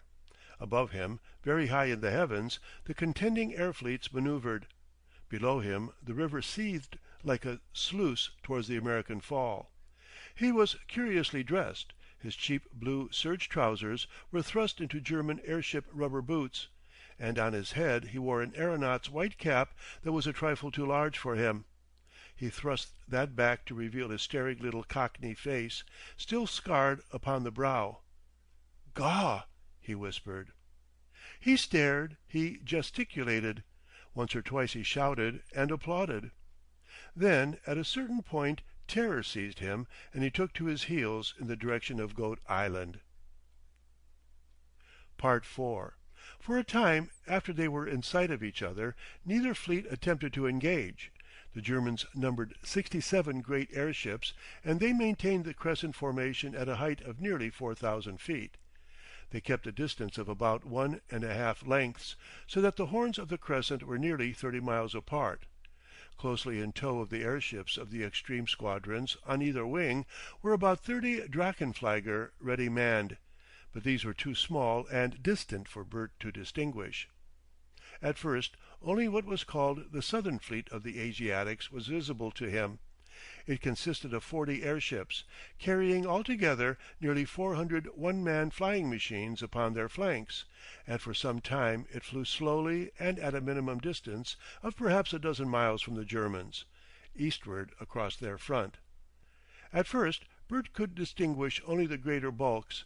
Then he perceived the one-man machines as a multitude of very small objects drifting like motes in the sunshine about and beneath the larger shapes. Bert saw nothing then of the second fleet of the Asiatics, though probably that was coming into sight of the Germans at the time, in the northwest. The air was very still, the sky almost without a cloud, and the German fleet had risen to an immense height, so that the airships seemed no longer of any considerable size. Both ends of their crescent showed plainly. As they beat southward, they passed slowly between Bert and the sunlight, and became black outlines of themselves. The Drachenflieger appeared as little flecks of black on either wing of this aerial armada. The two fleets seemed in no hurry to engage. The Asiatics went far away into the east, quickening their pace and rising as they did so, and then tailed out into a long column and came flying back, rising towards the German left. The squadrons of the latter came about, facing this oblique advance, and suddenly little flickerings and a faint crepitating sound told that they had opened fire. For a time no effect was visible to the watcher on the bridge. Then, like a handful of snowflakes, the Drachenflieger swooped to the attack, and a multitude of red specks whirled up to meet them. It was to Bert's sense not only enormously remote, but singularly inhuman. Not 4 hours since he had been on one of those very airships, and yet they seemed to him now not gas-bags carrying men, but strange sentient creatures that moved about and did things with a purpose of their own.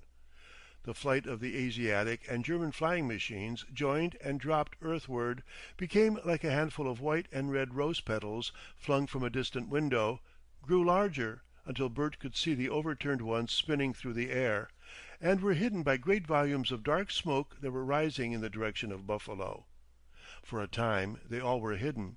Then 2 or 3 white and a number of red ones rose again into the sky, like a swarm of big butterflies, and circled, fighting, and drove away out of sight again towards the east. A heavy report recalled Bert's eyes to the zenith, and behold, the great crescent had lost its dressing and burst into a disorderly long cloud of airships. One had dropped halfway down the sky. It was flaming fore and aft, and even as Bert looked it turned over and fell, spinning over and over itself, and vanished into the smoke of Buffalo. Bert's mouth opened and shut, and he clutched tighter on the rail of the bridge. For some moments, they seemed long moments, the two fleets remained without any further change, flying obliquely towards each other, and making what came to Bert's ears as a midget uproar. Then, suddenly, from either side, airships began dropping out of alignment, smitten by missiles he could neither see nor trace. The string of Asiatic ships swung round and either charged into or over, it was difficult to say from below, the shattered lines of the Germans, who seemed to open out to give way to them. Some sort of manoeuvring began, but Bert could not grasp its import. The left of the battle became a confused dance of airships. For some minutes, up there, the two crossing lines of ships looked so close it seemed like a hand-to-hand scuffle in the sky. Then they broke up into groups and duels. The descent of German airships towards the lower sky increased. One of them flared down and vanished far away in the north. Two dropped with something twisted and crippled in their movements.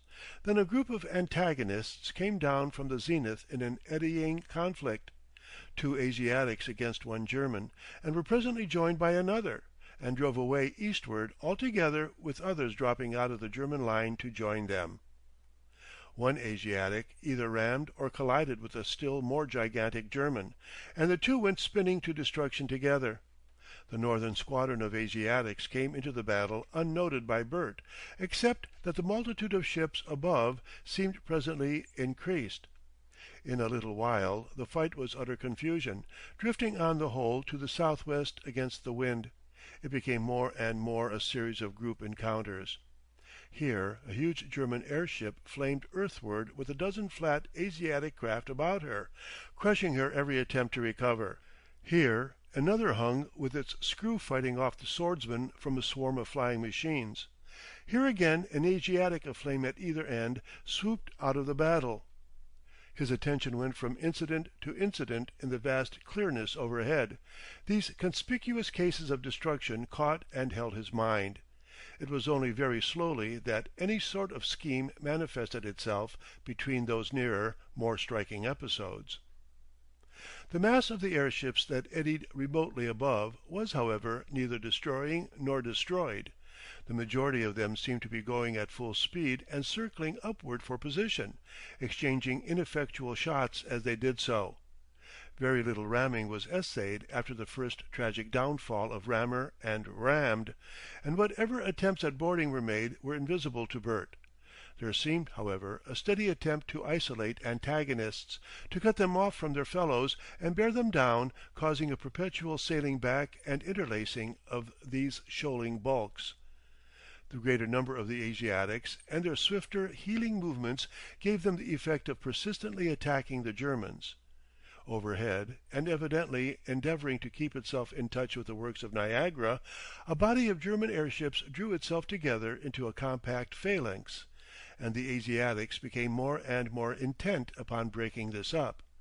He was grotesquely reminded of fish in a fish pond struggling for crumbs. He could see puny puffs of smoke and the flash of bombs, but never a sound came down to him. A flapping shadow passed for a moment between Bert and the sun, and was followed by another. A whirring of engines, click, clock, clitter, clock, smote upon his ears. Instantly he forgot the zenith. Perhaps 100 yards above the water, out of the south, riding like Valkyries swiftly through the air on the strange steeds the engineering of Europe had begotten upon the artistic inspiration of Japan, came a long string of Asiatic swordsmen. The wings flapped jerkily. Click, block, clitter, clock, and the machines drove up. They spread and ceased, and the apparatus came soaring through the air. So they rose and fell and rose again. They passed so closely overhead that Bert could hear their voices calling to one another. They swooped towards Niagara City and landed one after another in a long line in a clear space before the hotel. But he did not stay to watch them land. One yellow face had craned over and looked at him, and for one enigmatical instant met his eyes. It was then the idea came to Bert that he was altogether too conspicuous in the middle of the bridge, and that he took to his heels toward Goat Island. Thence, dodging about among the trees, with perhaps an excessive self-consciousness, he watched the rest of the struggle. Part 5. When Bert's sense of security was sufficiently restored for him to watch the battle again, he perceived that a brisk little fight was in progress between the Asiatic aeronauts and the German engineers for the possession of Niagara City. It was the first time in the whole course of the war that he had seen anything resembling fighting as he had studied it in the illustrated papers of his youth. It seemed to him almost as though things were coming right. He saw men carrying rifles and taking cover and running briskly from point to point in a loose attacking formation. The first batch of aeronauts had probably been under the impression that the city was deserted. They had grounded in the open near Prospect Park and approached the houses towards the power works before they were disillusioned by a sudden fire. They had scattered back to the cover of a bank near the water. It was too far for them to reach their machines again. They were lying and firing at the men in the hotels and frame houses about the power works. Then to their support came a second string of red flying machines driving up from the east. They rose up out of the haze above the houses and came round in a long curve as if surveying the position below. The fire of the Germans rose to a roar, and one of those soaring shapes gave an abrupt jerk backward and fell among the houses. The others swooped down exactly like great birds upon the roof of the power house. They caught upon it, and from each sprang a nimble little figure and ran towards the parapet. Other flapping bird shapes came into this affair, but Bert had not seen their coming. A staccato of shots came over to him, reminding him of army manoeuvres, of newspaper descriptions of fights, of all that was entirely correct in his conception of warfare. He saw quite a number of Germans running from the outlying houses towards the power house. Two fell. One lay still, but the other wriggled and made efforts for a time. The hotel that was used as a hospital, and to which he had helped carry the wounded men from the Zeppelin earlier in the day, suddenly ran up the Geneva flag. The town that had seemed so quiet had evidently been concealing a considerable number of Germans, and they were now concentrating to hold the central power house. He wondered what ammunition they might have. More and more of the Asiatic flying machines came into the conflict.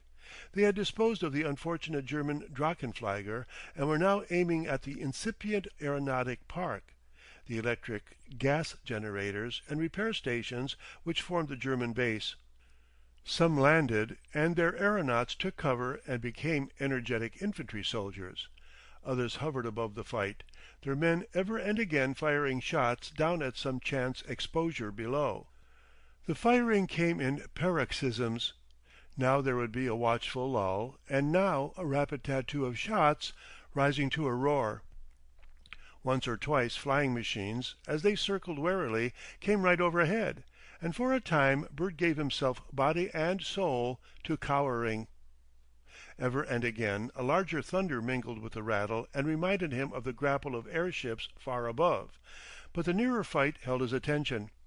Abruptly something dropped from the zenith, something like a barrel or a huge football. Crash! It smashed with an immense report. It had fallen among the grounded Asiatic aeroplanes that lay among the turf and flower beds near the river. They flew in scraps and fragments. Turf, trees, and gravel leapt and fell. The aeronauts still lying along the canal bank were thrown about like sacks. Cat's paws flew across the foaming water. All the windows of the hotel hospital that had been shiningly reflecting blue sky and airships the moment before became vast black stars. Bang! A second followed. Bert looked up, and was filled with a sense of a number of monstrous bodies swooping down, coming down on the whole affair like a flight of bellying blankets, like a string of vast dish-covers. The central tangle of the battle above was circling down as if to come into touch with the power-house fight. He got a new effect of airships altogether, as vast things coming down upon him, growing swiftly larger and more overwhelming, until the houses over the way seemed small, the American rapids narrow, the bridge flimsy, the combatants infinitesimal. As they came down they became audible as a complex of shootings and vast creakings and groanings and beatings and throbbings and shouts and shots. The foreshortened black eagles at the four ends of the Germans had an effect of actual combat of flying feathers.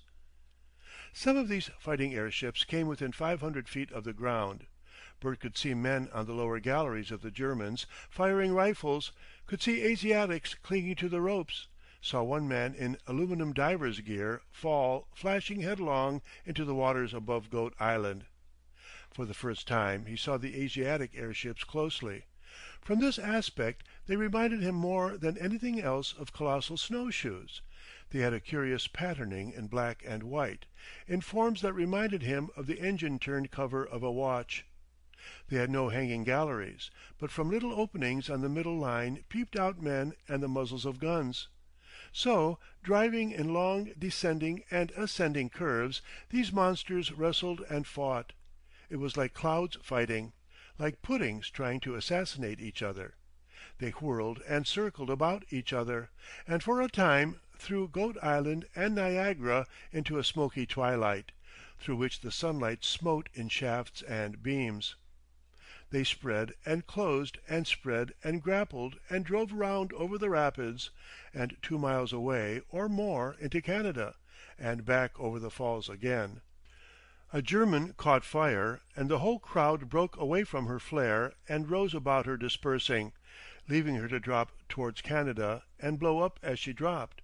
Then with renewed uproar the others closed again. Once from the men in Niagara City came a sound like an ant-hill cheering. Another German burnt, and one badly deflated by the prow of an antagonist flopped out of action southward. It became more and more evident that the Germans were getting the worst of the unequal fight. More and more obviously were they being persecuted. Less and less did they seem to fight with any object other than escape. The Asiatics swept by them and above them, ripped their bladders, set them alight, picked off their dimly seen men in diving clothes, who struggled against fire and fear with fire extinguishers and silk ribbons in the inner netting. They answered only with ineffectual shots. Thence the battle circled back over Niagara, and then suddenly the Germans, as if at a preconcerted signal, broke and dispersed, going east, west, north, and south, in open and confused flight. The Asiatics, as they realized this, rose to fly above them and after them. Only one little knot of 4 Germans and perhaps a dozen Asiatics remained fighting about the Hohenzollern and the Prince as he circled in a last attempt to save Niagara. Round they swooped once again over the Canadian Fall, over the waste of waters eastward until they were distant and small, and then round and back, hurrying, bounding, swooping towards the one gaping spectator. The whole struggling mass approached very swiftly, growing rapidly larger, and coming out black and featureless against the afternoon sun and above the blinding welter of the upper rapids. It grew like a storm cloud until once more it darkened the sky. The flat Asiatic airships kept high above the Germans and behind them, and fired unanswered bullets into their gas chambers and upon their flanks. The one-man flying machines hovered and alighted like a swarm of attacking bees. Nearer they came, and nearer, filling the lower heaven. 2 of the Germans swooped and rose again, but the Hohenzollern had suffered too much for that. She lifted weakly, turned sharply as if to get out of the battle, burst into flames fore and aft, swept down the water, splashed into it obliquely, and rolled over and came down stream-rolling and smashing and writhing like a thing alive, halting and then coming on again, with her torn and bent propeller still beating the air. The bursting flames spluttered out again in clouds of steam. It was a disaster gigantic in its dimensions. She lay across the rapids like an island, like tall cliffs that came rolling, smoking and crumpling and collapsing, advancing with a sort of fluctuating rapidity upon Bert. One Asiatic airship, it looked to Bert from below like 300 yards of pavement, whirled back and circled 2 or 3 times over that great overthrow, and half a dozen crimson flying machines danced for a moment like great midges in the sunlight before they swept on after their fellows. The rest of the fight had already gone over the island, a wild crescendo of shots and yells and smashing uproar. It was hidden from Bert now by the trees of the island, and forgotten by him in the nearer spectacle of the huge advance of the defeated German airships. Something fell with a mighty smashing and splintering of boughs unheeded behind him. It seemed for a time that the Hohenzollern must needs break her back upon the parting of the waters, and then for a time her propeller flopped and frothed in the river and thrust the mass of buckling, crumpled wreckage towards the American shore. Then the sweep of the torrent that foamed down to the American fall caught her, and in another minute the immense mass of deflating wreckage, with flames spurting out in 3 new places, had crashed against the bridge that joined Goat Island and Niagara City, and forced a long arm, as it were, in a heaving tangle under the central span. Then the middle chambers blew up with a loud report, and in another moment the bridge had given way, and the main bulk of the airship, like some grotesque cripple in rags, staggered, flapping and waving flambeaux to the crest of the fall, and hesitated there, and vanished in a desperate suicidal leap. Its detached fore end remained jammed against that little island. Green Island it used to be called, which forms the stepping stone between the mainland and Goat Island's patch of trees. Bert followed this disaster from the parting of the waters to the bridgehead. Then, regardless of cover, regardless of the Asiatic airships hovering like a huge house roof without walls above the suspension bridge, he sprinted along towards the north and came out for the first time upon that rocky point by Luna Island that looks sheer down upon the American Fall. There he stood breathless amidst that eternal rush of sound, breathless and staring. Far below, and traveling rapidly down the gorge, whirled something like a huge empty sack. For him it meant, what did it not mean, the German air fleet, Kurt, the Prince, Europe, all things stable and familiar, the forces that had brought him, the forces that had seemed indisputably victorious, and it went down the rapids like an empty sack and left the visible world to Asia, to yellow people beyond Christendom, to all that was terrible and strange. Remote over Canada receded the rest of that conflict and vanished beyond the range of his vision.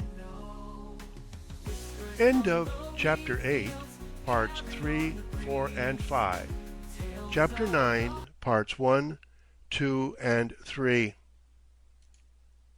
Chapter 9, On Goat Island. Part 1. The whack of a bullet on the rocks beside him reminded him that he was a visible object and wearing at least portions of a German uniform. It drove him into the trees again, and for a time he dodged and dropped and sought cover like a chick hiding among reeds from imaginary hawks. "Beaten," he whispered, "beaten and done for. Chinese! Yellow chaps chasing him." At last he came to rest in a clump of bushes near a locked-up and deserted refreshment shed within view of the American side. They made a sort of hole and harbor for him. They met completely overhead.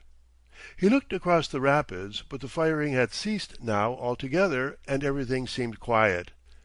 The Asiatic aeroplane had moved from its former position above the suspension bridge, was motionless now above Niagara City, shadowing all that district about the power house which had been the scene of the land fight. The monster had an air of quiet and assured predominance, and from its stern it trailed, serene and ornamental, a long streaming flag, the red, black, and yellow of the Great Alliance, the Sunrise and the Dragon. Beyond to the east, at a much higher level, hung a second consort, and Bert, presently gathering courage, wriggled out and craned his neck to find another still airship against the sunset in the north. "Gaw!" he said. "Beaten and chased! My God!" The fighting, it seemed at first, was quite over in Niagara City, though a German flag was still flying from one shattered house.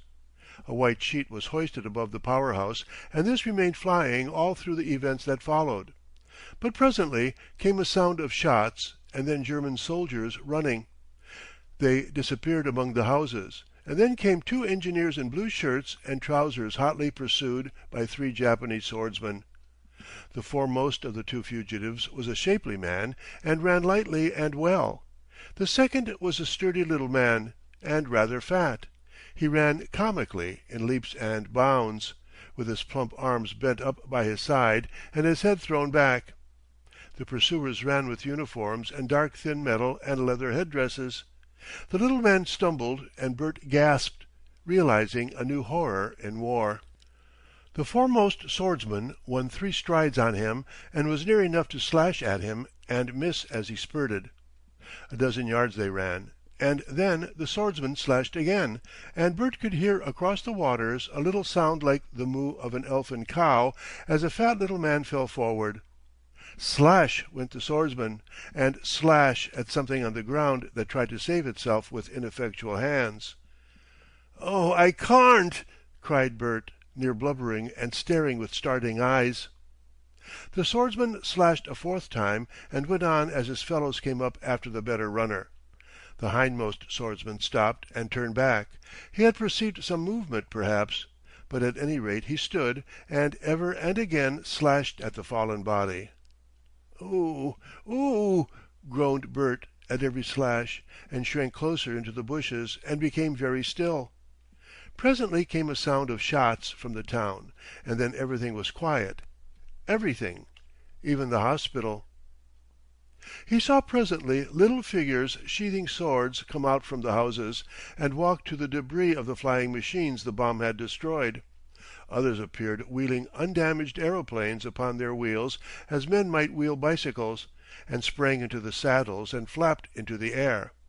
A string of 3 airships appeared far away in the east and flew towards the zenith. The one that hung low above Niagara City came still lower and dropped a rope ladder to pick up men from the power house. For a long time he watched the further happenings in Niagara City as a rabbit might watch a meet. He saw men going from building to building to set fire to them, as he presently realized, and he heard a series of dull detonations from the wheel pit of the power house. Some similar business went on among the works on the Canadian side. Meanwhile more and more airships appeared, and many more flying machines, until at last it seemed to him nearly a third of the Asiatic fleet had reassembled. He watched them from his bush, cramped but immovable, watched them gather and range themselves and signal and pick up men, until at last they sailed away towards the glowing sunset, going to the great Asiatic rendezvous above the oil wells of Cleveland. They dwindled and passed away, leaving him alone, so far as he could tell, the only living man in a world of ruin and strange loneliness almost beyond describing. He watched them recede and vanish. He stood gaping after them. "Gaw!" he said at last, like one who rouses himself from a trance. It was far more than any personal desolation extremity that flooded his soul. It seemed to him indeed that this must be the sunset of his race. II. He did not at first envisage his own plight in definite and comprehensible terms. Things happened to him so much of late, his own efforts had counted for so little, that he had become passive and planless. His last scheme had been to go around the coast of England as a desert dervish, giving refined entertainment to his fellow creatures. Fate had seen fit to direct him to other destinies, had hurried him from point to point, and dropped him at last upon this little wedge of rock between the cataracts. It did not instantly occur to him that now it was his turn to play.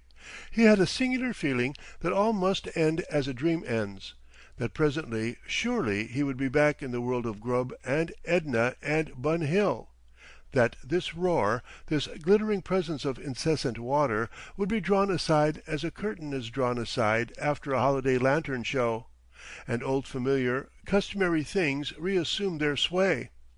It would be interesting to tell people how he had seen Niagara, and then Kurt's words came into his head.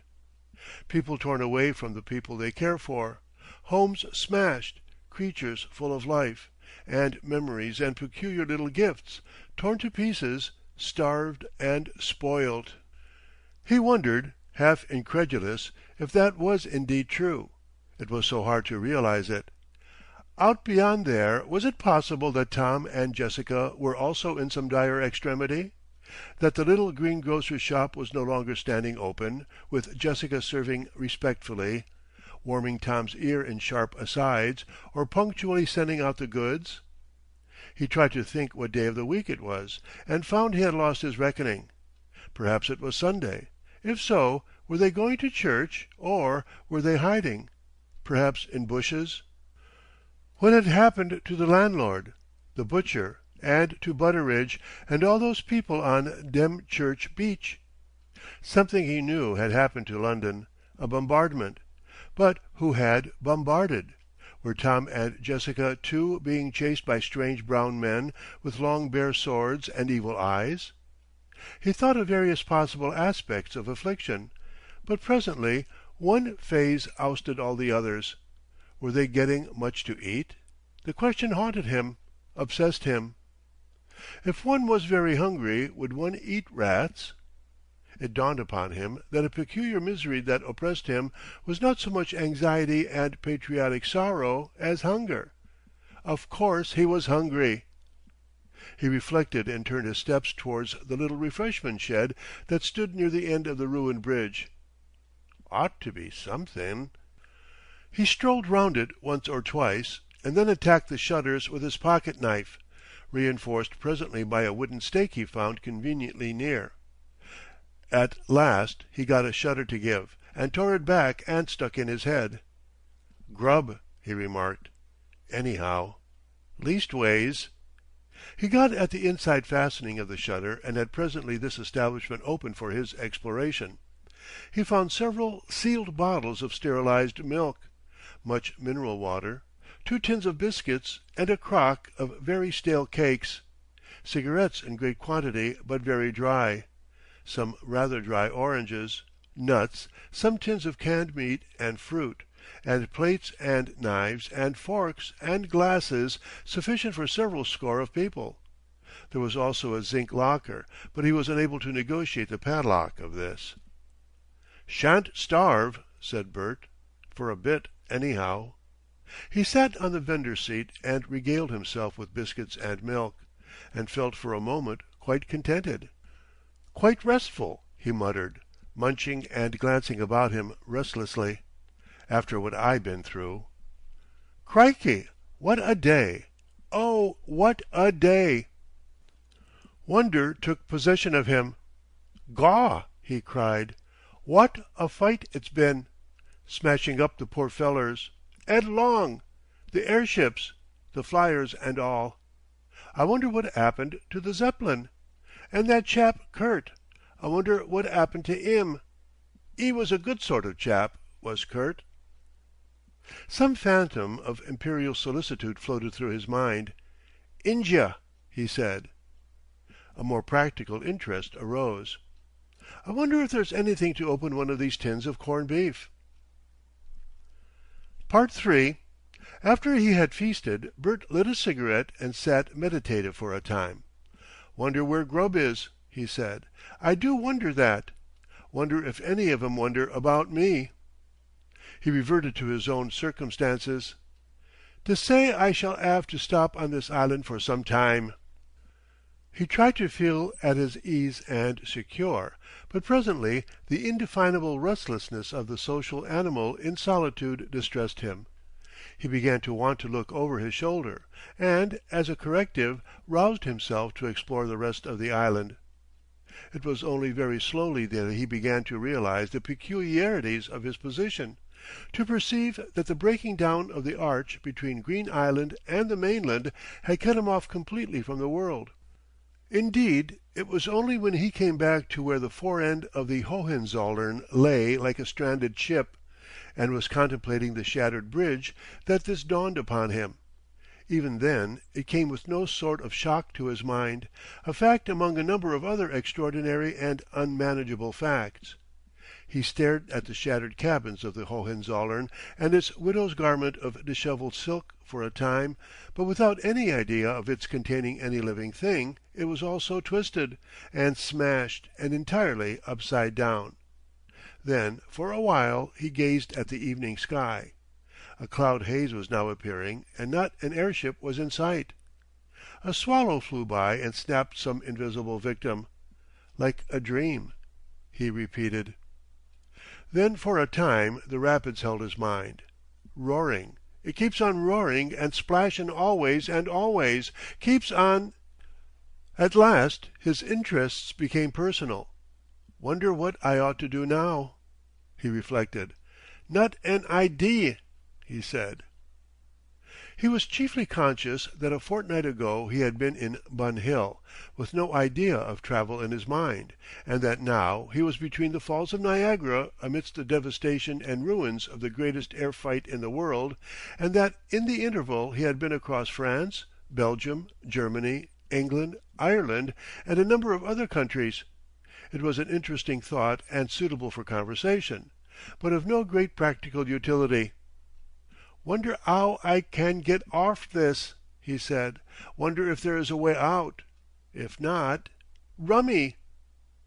Further reflection decided, "I believe I got myself in a bit of a 'ole coming over that bridge. Any'ow, got me out of the way of them Japanesey chaps. Wouldn't have taken 'em long to cut my froat. No. Still—" He resolved to return to the point of Luna Island.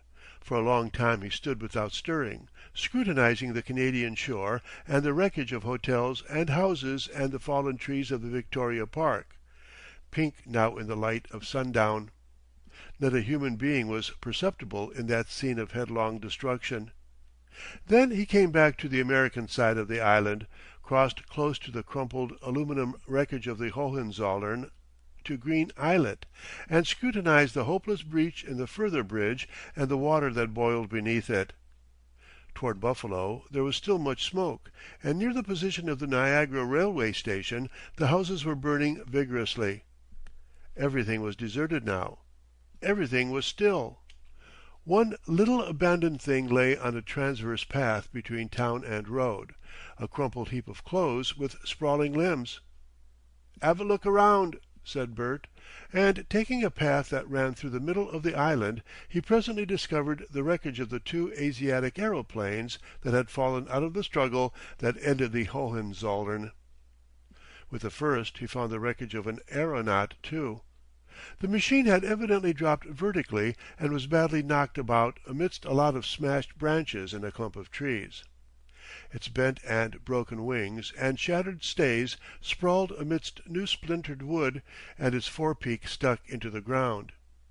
The aeronaut dangled weirdly, head downward among the leaves and branches some yards away, and Bert only discovered him as he turned from the aeroplane. In the dusky evening light and stillness, for the sun had gone now and the wind had altogether fallen, this inverted yellow face was anything but a tranquilizing object to discover suddenly a couple of yards away. A broken branch had run clean through the man's thorax, and he hung, so stabbed, looking limp and absurd. In his hand he still clutched, with the grip of death, a short light rifle. For some time Bert stood very still, inspecting this thing. Then he began to walk away from it, looking constantly back at it. Presently, in an open glade, he came to a stop. "Gaw!" he whispered. "I don't like dead bodies somehow. I'd almost rather that chap was alive." He would not go along the path athwart which the Chinaman hung. He felt he would rather not have trees round him any more, and that it would be more comfortable to be quite close to the sociable splash and uproar of the rapids. He came upon the second aeroplane in a clear grassy space by the side of the streaming water, and it seemed scarcely damaged at all.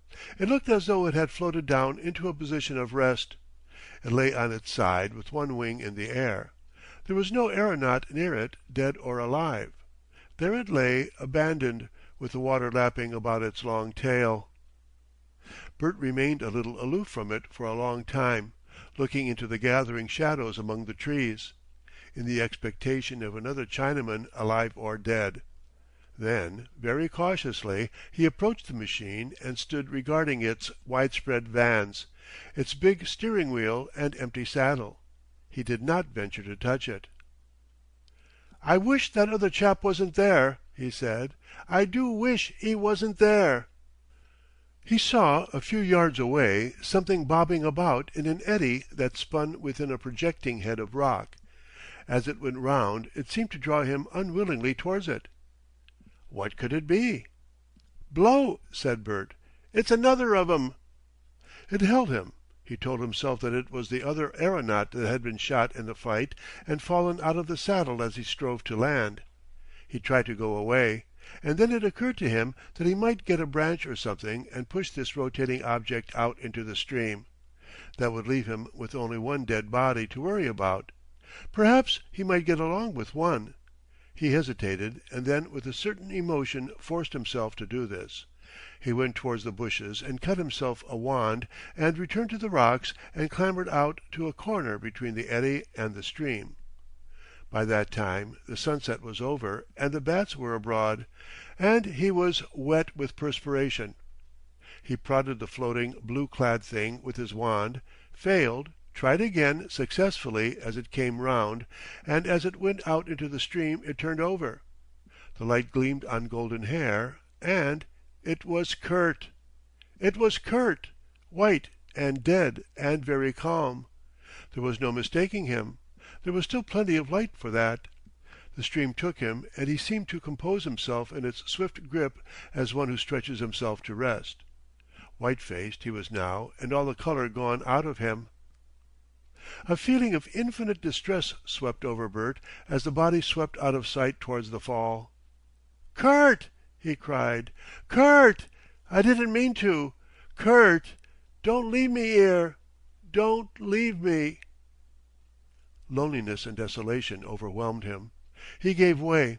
He stood on the rock in the evening light, weeping and wailing passionately like a child. It was as though some link that had held him to all these things had broken and gone. He was afraid like a child in a lonely room, shamelessly afraid. The twilight was closing about him. The trees were full now of strange shadows. All the things about him became strange and unfamiliar with that subtle queerness one feels oftenest in dreams. "Oh, God, I carn't stand this," he said, and crept back from the rocks to the grass and crouched down, and suddenly wild sorrow for the death of Kurt, Kurt the brave, Kurt the kindly, came to his help, and he broke from whimpering to weeping. He ceased to crouch. He sprawled upon the grass and clenched an impotent fist. "This war!" he cried. "This blarsted foolery of a war! Oh, Kurt! Lieutenant Kurt!" "I done," he said. "I done. I've 'ad all I want, and more than I want. The world's all rot, and there ain't no sense in it. The night's coming. If 'e comes after me, 'e can't come after me, 'e can't. If 'e comes after me, I'll throw myself into the water." Presently he was talking again in a low undertone. "There ain't nothing to be afraid of, really. It's jest imagination. Poor old Kurt, he thought it would happen. Prevision like. He never gave me that letter or told me who the lady was. It's like what he said. People tore away from everything they belonged to. Everywhere. Exactly like what he said. 'Ere I am cast away thousands of miles from Edna or Grubb or any of my lot, like a plant tore up by the roots. And every war's been like this, only I 'adn't the sense to understand it. Always. All sorts of 'oles and corners chaps 'ave died in, and people 'adn't the sense to understand, 'adn't the sense to feel it and stop it. Thought war was fine. My God! Dear old Edna. She was a fair bit of all right, she was. That time we 'ad a boat at Kingston. I bet I'll see 'er again yet. Won't be my fault if I don't. End of Chapter 9, Parts 1, 2, and 3. Chapter 9, Parts 4, 5, 6, and 7. Part 4. Suddenly, on the very verge of this heroic resolution, Bert became rigid with terror. Something was creeping towards him through the grass. Something was creeping and halting and creeping again towards him through the dim dark grass. The night was electrical with horror. For a time everything was still. Bert ceased to breathe. It could not be. No, it was too small. It advanced suddenly upon him with a rush, with a little mewling cry, and tail erect. It rubbed its head against him and purred. It was a tiny, skinny little kitten. "Gaw, Pussy, how you frightened me!" said Bert, with drops of perspiration on his brow. V. He sat with his back to a tree stump all that night, holding the kitten in his arms. His mind was tired, and he talked or thought coherently no longer. Towards dawn he dozed. When he awoke he was stiff but in better heart, and the kitten slept warmly and reassuringly inside his jacket. And fear, he found, had gone from amidst the trees. He stroked the kitten, and the little creature woke up to excessive fondness and purring. "You want some milk," said Bert. "That's what you want. And I could do with a bit of brekker too." He yawned and stood up with the kitten on his shoulder, and stared about him, recalling the circumstances of the previous day, the grey, immense happenings. "Must do something," he said. He turned towards the trees, and was presently contemplating the dead aeronaut again. The kitten he held companionably against his neck. The body was horrible, but not nearly so horrible as it had been at twilight, and now the limbs were limper, and the gun had slipped to the ground and lay half hidden in the grass. "I suppose we ought to bury him, Kitty," said Bert, and looked helplessly at the rocky soil about him. "We got to stay on the island with him." It was some time before he could turn away and go on towards that provision shed. "Brekker first," he said, "anyhow," stroking the kitten on his shoulder. She rubbed his cheek affectionately with her furry little face, and presently nibbled at his ear. "Want some milk, eh?" he said, and turned his back on the dead man as though he mattered nothing. He was puzzled to find the door of the shed open, though he had closed and latched it very carefully overnight, and he found also some dirty plates he had not noticed before on the bench. He discovered that the hinges of the tin locker were unscrewed, and that it could be opened. He had not observed this overnight. "Silly of me," said Bert. "'Ere I was puzzlin' and whacking away at the padlock, never noticing." It had been used apparently as an ice chest, but it contained nothing now but the remains of half-dozen boiled chickens, some ambiguous substance that might once have been butter, and a singularly unappetizing smell. He closed the lid again carefully. He gave the kitten some milk in a dirty plate and sat watching its busy little tongue for a time. Then he was moved to make an inventory of the provisions. There were 6 bottles of milk unopened and 1 opened, 60 bottles of mineral water, and a large stock of syrups, about 2,000 cigarettes, and upwards of 100 cigars, 9 oranges, 2 unopened tins of corned beef, and 1 opened, and 5 large tins California peaches. He jotted it down on a piece of paper. "Ain't much solid food," he said. "Still, a fortnight, say." Anything might happen in a fortnight. He gave the kitten a small second helping and a scrap of beef, and then went down with the little creature running after him, tail erect and in high spirits, to look at the remains of the Hohenzollern. It had shifted in the night, and seemed on the whole more firmly grounded on Green Island than before. From it his eye went to the shattered bridge, and then across to the still desolation of Niagara City. Nothing moved over there but a number of crows. They were busy with the engineer he had seen cut down on the previous day. He saw no dogs, but he heard one howling. "We got to get out of this somehow, Kitty," he said. "That milk won't last forever, not at the rate you lap it." He regarded the sluice-like flood before him. "Plenty of water," he said. "Won't be drink we shall want." He decided to make a careful exploration of the island. Presently he came to a locked gate labeled Biddle Stairs, and clambered over to discover a steep old wooden staircase leading down the face of the cliff amidst a vast and increasing uproar of waters. He left the kitten above and descended these, and discovered with a thrill of hope a path leading among the rocks at the foot of the roaring downrush of the centre fall. Perhaps this was a sort of way. It led him only to the choking and deafening experience of the Cave of the Winds, and after he had spent a quarter of an hour in a partially stupefied condition, flattened between solid rock and nearly as solid waterfall, he decided that this was after all no practicable route to Canada, and retraced his steps. As he reascended the Biddle stairs, he heard what he decided at last must be a sort of echo, a sound of someone walking about on the gravel paths above. When he got to the top, the place was as solitary as before. Thence he made his way, with the kitten skirmishing along beside him in the grass, to a staircase that led to a lump of projecting rock that enfiladed the huge green majesty of the Horseshoe Falls. He stood there for some time in silence. "You wouldn't think," he said at last, "there was so much water. This roarin' and splashin'. It gets on one's nerves at last.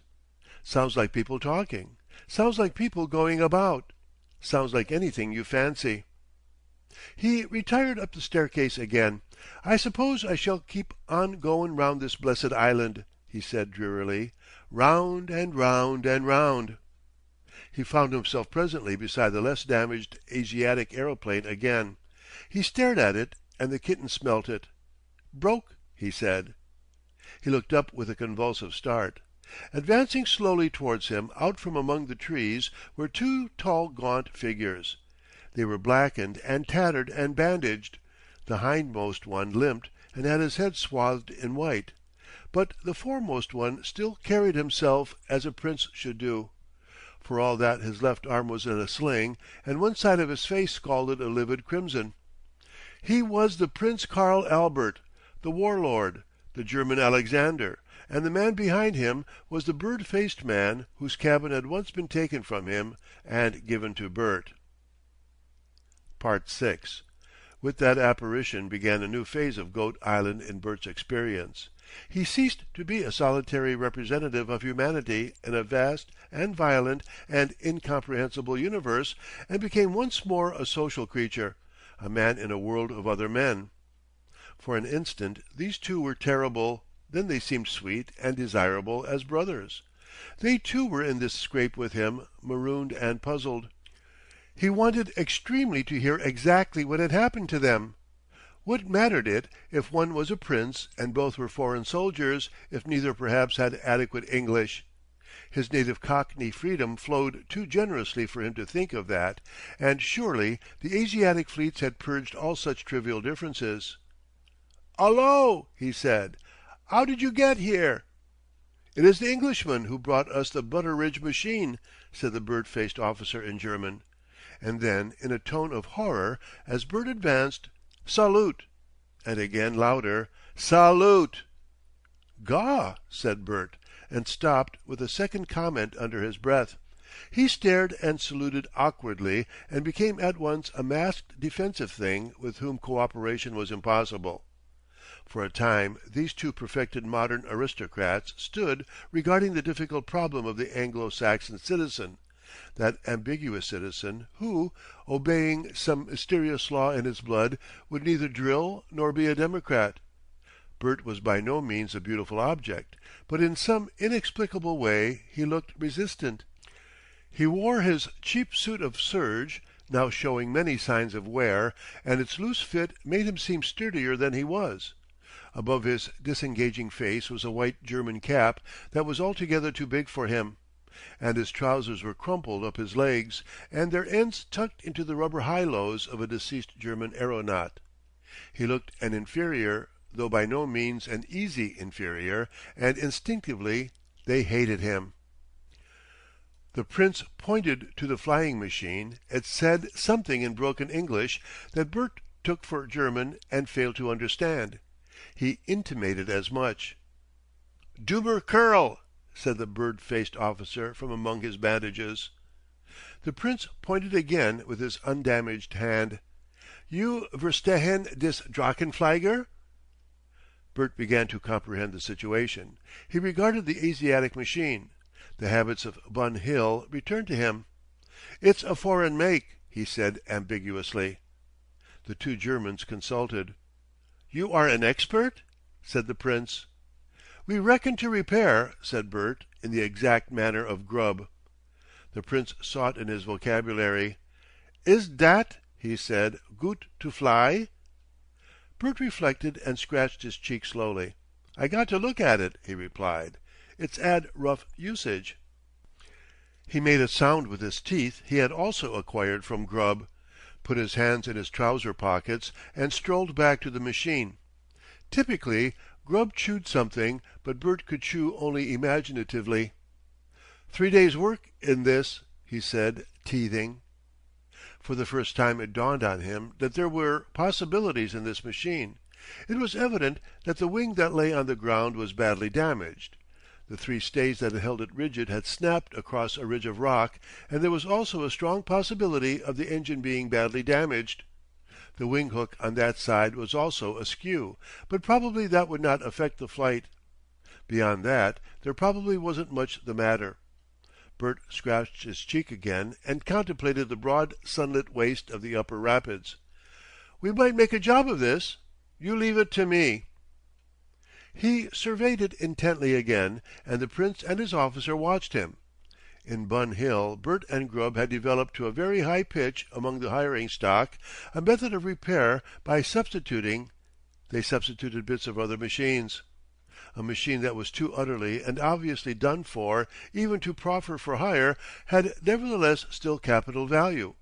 It became a sort of quarry for nuts and screws and wheels, bars and spokes, chain links, and the like. A mine of ill-fitting parts to replace the defects of machines still current. And back among the trees was a second Asiatic aeroplane.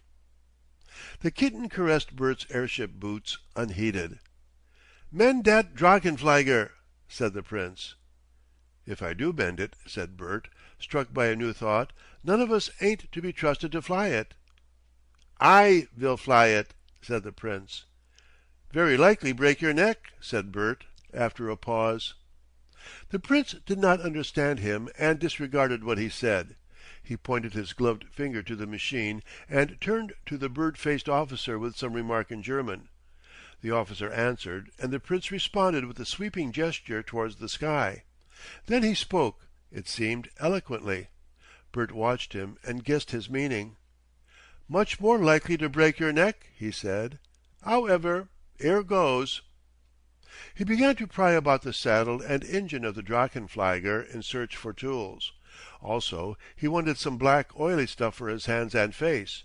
For the first rule in the art of repairing, as it was known to the firm of Grubb and Smallways, was to get your hands and face thoroughly and conclusively blackened. Also, he took off his jacket and waistcoat and put his cap carefully to the back of his head in order to facilitate scratching.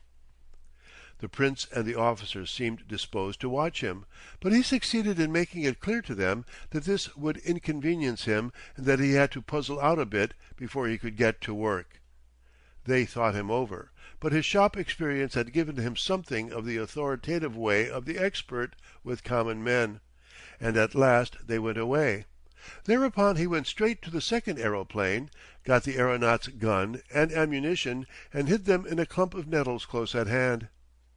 "That's all right," said Bert, and then proceeded to a careful inspection of the debris of the wings in the trees. Then he went back to the first aeroplane to compare the two. The Bun Hill method was quite possibly practicable if there was nothing hopeless or incomprehensible in the engine. The Germans returned presently to find him already generously smutty and touching and testing knobs and screws and levers with an expression of profound sagacity. When the bird-faced officer addressed a remark to him, he waved him aside with "Non comprends," "Shut it, it's no good." Then he had an idea. "Dead chap back there wants burying," he said, jerking a thumb over his shoulder. Part 7. With the appearance of these two men, Bert's whole universe had changed again. A curtain fell before the immense and terrible desolation that had overwhelmed him. He was in a world of three people, a minute human world that nevertheless filled his brain with eager speculations and schemes and cunning ideas. What were they thinking of? What did they think of him? What did they mean to do? 100 busy threads interlaced in his mind as he pottered studiously over the Asiatic aeroplane. New ideas came up like bubbles in soda water. "Gaw!" he said suddenly. He had just appreciated as a special aspect of this irrational injustice of fate that these two men were alive and that Kurt was dead.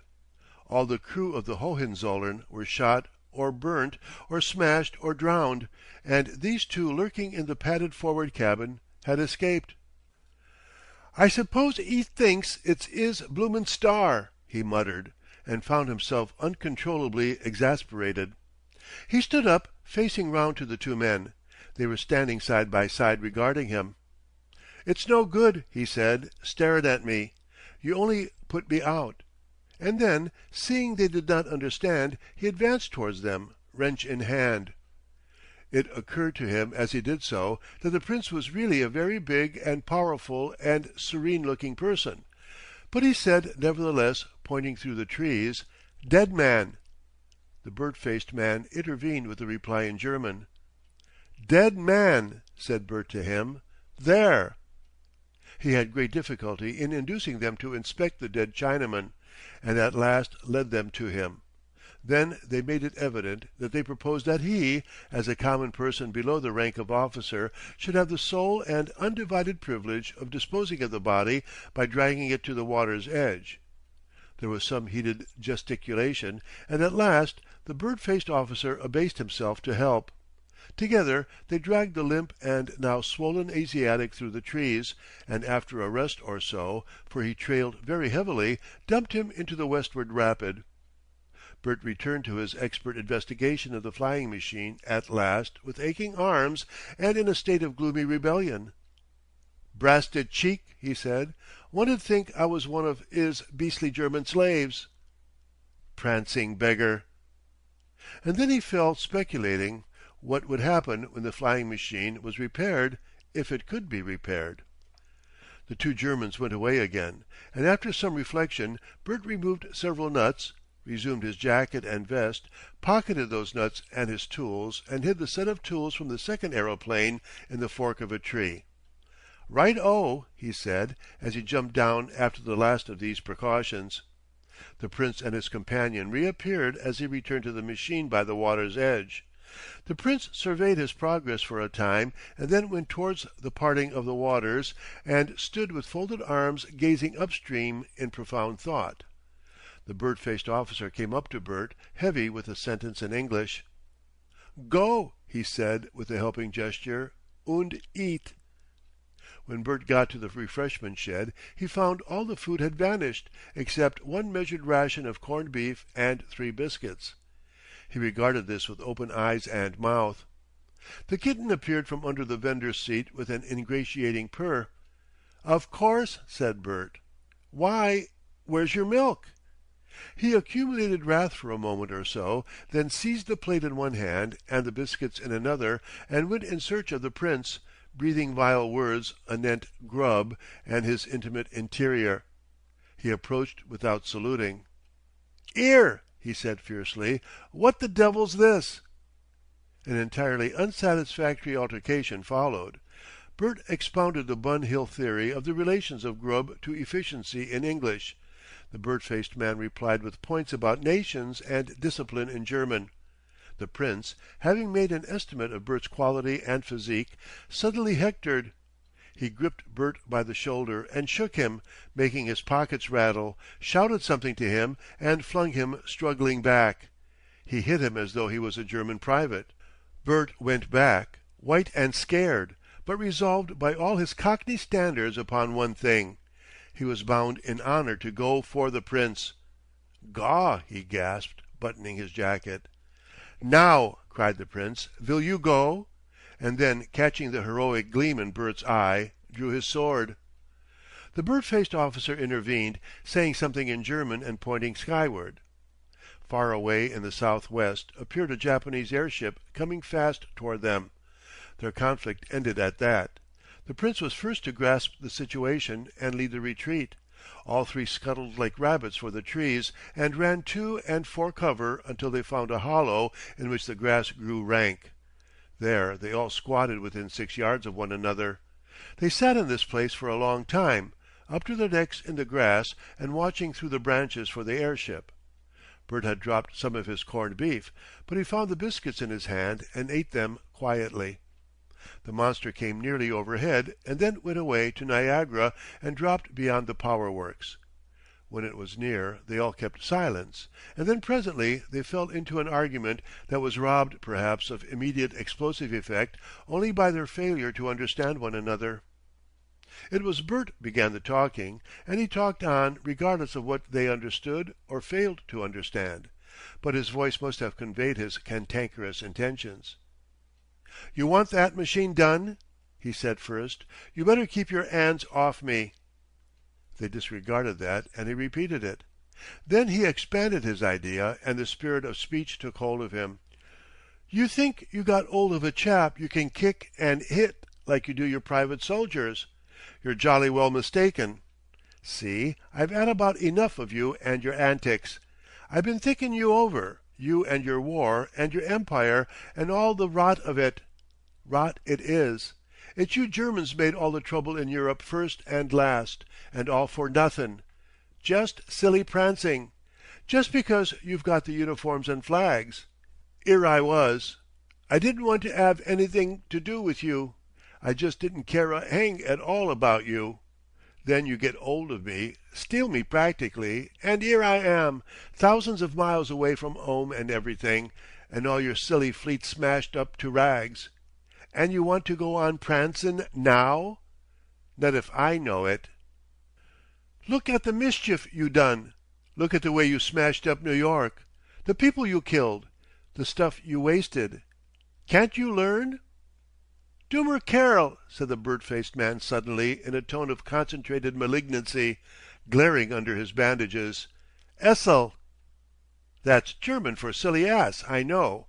But who's the silly ass, 'im or me? When I was a kid I used to read penny dreadfuls about 'avin' adventures and bein' a great commander and all that rot. I stowed it. But what's 'e got in 'is 'ead? Rot about Napoleon. Rot about Alexander. Rot about 'is blessed family and 'im and Gord and David and all that. Anyone who wasn't a dressed up silly fool of a prince could have told all this was going to 'appen. There was us in Europe all at 6s and 7s with our silly flags and our silly newspapers raggin' us up against each other and keepin' us apart. And there was China, solid as a cheese, with millions and millions of men only wantin' a bit of science and a bit of enterprise to be as good as all of us. You thought they couldn't get at you. And then they got flying machines. And biff! 'Ere we are. Why, when they didn't go on making guns and armies in China, we went and poked 'em up until they did. They 'ad to give us this lickin' they've give us. We wouldn't be happy until they did. And as I say, 'ere we are." The bird-faced officer shouted to him to be quiet, and then began a conversation with the Prince. "British citizen," said Bert, "you ain't obliged to listen, but I ain't obliged to shut up." And for some time he continued his dissertation upon imperialism, militarism, and international politics. But their talking put him out, and for a time he was certainly merely repeating abusive terms. "Prancin' nincompoops," and the like, old terms and new. Then suddenly he remembered his essential grievance. "'Owever, look 'ere. 'Ere! The thing I started this talk about is where's that food there was in that shed. That's what I want to know. Where you put it?" He paused. They went on talking in German. He repeated his question. They disregarded him. He asked a third time in a manner insupportably aggressive. There fell a tense silence. For some seconds the three regarded one another. The Prince eyed Bert steadfastly, and Bert quailed under his eye. Slowly the Prince rose to his feet, and the bird-faced officer jerked up beside him. Bert remained squatting. "Be quiet," said the Prince. Bert perceived this was no moment for eloquence. The two Germans regarded him as he crouched there. Death for a moment seemed near. Then the Prince turned away, and the two of them went towards the flying machine. "Gaw!" whispered Bert, and then uttered under his breath one single word of abuse. He sat crouched together for perhaps 3 minutes. Then he sprang to his feet and went off towards the Chinese aeronaut's gun hidden among the weeds. End of Chapter 9, Parts 4, 5, 6, and 7. Chapter 9, Parts 8, 9, and 10. Part 8. There was no pretense after that moment that Bert was under the orders of the Prince, or that he was going on with the repairing of the flying machine. The two Germans took possession of that, and set to work upon it. Bert, with his new weapon, went off to the neighborhood of Terrapin Rock, and there sat down to examine it. It was a short rifle with a big cartridge and a nearly full magazine. He took out the cartridges carefully and then tried the trigger and fittings until he felt sure he had the use of it. He reloaded carefully. Then he remembered he was hungry and went off, gun under his arm, to hunt in and about the refreshment shed. He had the sense to perceive that he must not show himself with the gun to the Prince and his companion. So long as they thought him unarmed, they would leave him alone. But there was no knowing what the Napoleonic person might do if he saw Bert's weapon. Also, he did not go near them, because he knew that within himself boiled a reservoir of rage and fear, that he wanted to shoot these two men. He wanted to shoot them, and he thought that to shoot them would be a quite horrible thing to do. The two sides of his inconsistent civilization warred within him. Near the shed, the kitten turned up again, obviously keen for milk. This greatly enhanced his own angry sense of hunger. He began to talk as he hunted about, and presently stood still, shouting insults. He talked of war and pride and imperialism. "Any other prince but you would have died with his men and his ship," he cried. The two Germans at the machine heard his voice going ever and again amidst the clamor of the waters. Their eyes met and they smiled slightly. He was disposed for a time to sit in the refreshment shed waiting for them, but then it occurred to him that so he might get them both at close quarters. He strolled off presently to the point of Luna Island to think the situation out. It had seemed a comparatively simple one at first, but as he turned it over in his mind, its possibilities increased and multiplied. Both these men had swords. Had either a revolver? Also, if he shot them both, he might never find the food. So far he had been going about with this gun under his arm and a sense of lordly security in his mind. But what if they saw the gun and decided to ambush him? Goat Island is nearly all cover, trees, rocks, thickets, and irregularities. Why not go and murder them both now? "I carn't," said Bert, dismissing that. "I got to be worked up." But it was a mistake to get right away from them. That suddenly became clear. He ought to keep them under observation, ought to scout them. Then he would be able to see what they were doing, whether either of them had a revolver, where they had hidden the food. He would be better able to determine what they meant to do to him. If he didn't scout them, presently they would begin to scout him. This seemed so eminently reasonable that he acted upon it forthwith. He thought over his costume and threw his collar and the tell-tale aeronaut's white cap into the water far below. He turned his coat collar up to hide any gleam of his dirty shirt. The tools and nuts in his pockets were disposed to clank, but he rearranged them and wrapped some letters and his pocket handkerchief about them. He started off circumspectly and noiselessly, listening and peering at every step. As he drew near his antagonists, much grunting and creaking served to locate them. He discovered them engaged in what looked like a wrestling match with the Asiatic flying machine. Their coats were off, their swords laid aside, they were working magnificently. Apparently they were turning it around and were having a good deal of difficulty with the long tail among the trees. He dropped flat at the sight of them and wriggled into a little hollow, and so lay watching their exertions. Ever and again, to pass the time, he would cover one or the other of them with his gun. He found them quite interesting to watch, so interesting that at times he came near shouting to advise them. He perceived that when they had the machine turned around, they would then be in immediate want of the nuts and tools he carried. Then they would come after him. They would certainly conclude he had them or had hidden them. Should he hide his gun and do a deal for food with these tools? He felt he would not be able to part with the gun again now he had once felt it reassuring company. The kitten turned up again and made a great fuss with him and licked and bit his ear. The sun clambered to midday, and once that morning he saw, though the Germans did not, an Asiatic airship very far to the south, going swiftly eastward. At last the flying machine was turned and stood poised on its wheel, with its hooks pointing up the rapids. The two officers wiped their faces, resumed jackets and swords, spoke and bore themselves like men who congratulated themselves on a good laborious morning. Then they went off briskly towards the refreshment shed, the Prince leading. Bert became active in pursuit, but he found it impossible to stalk them quickly enough and silently enough to discover the hiding place of the food. He found them, when he came into sight of them again, seated with their backs against the shed, plates on knee, and a tin of corned beef and a plateful of biscuits between them. They seemed in fairly good spirits, and once the Prince laughed. At this vision of eating Bert's plans gave way. Fierce hunger carried him. He appeared before them suddenly at a distance of perhaps 20 yards, gun in hand. "'Ands up!" he said in a hard, ferocious voice. The Prince hesitated, and then up went two pairs of hands. The gun had surprised them both completely. "Stand up," said Bert. "Drop that fork." They obeyed again. "What next?" said Bert to himself. "Orf stage, I suppose. That way." He said, "Go!" The Prince obeyed with remarkable alacrity.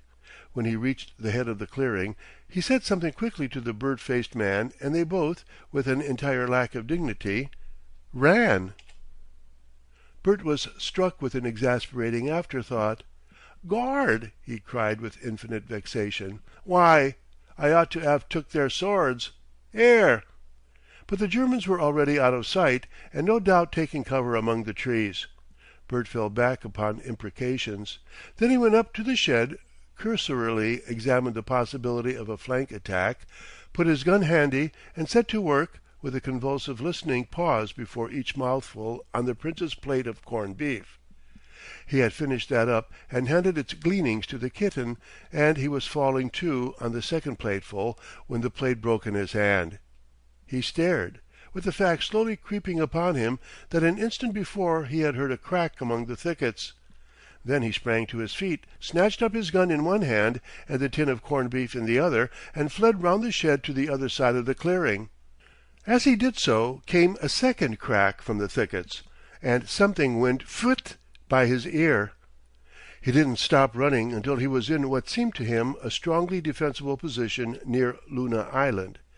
Then he took cover, panting, and crouched expectant. "They got a revolver after all," he panted. "Wonder if they got two.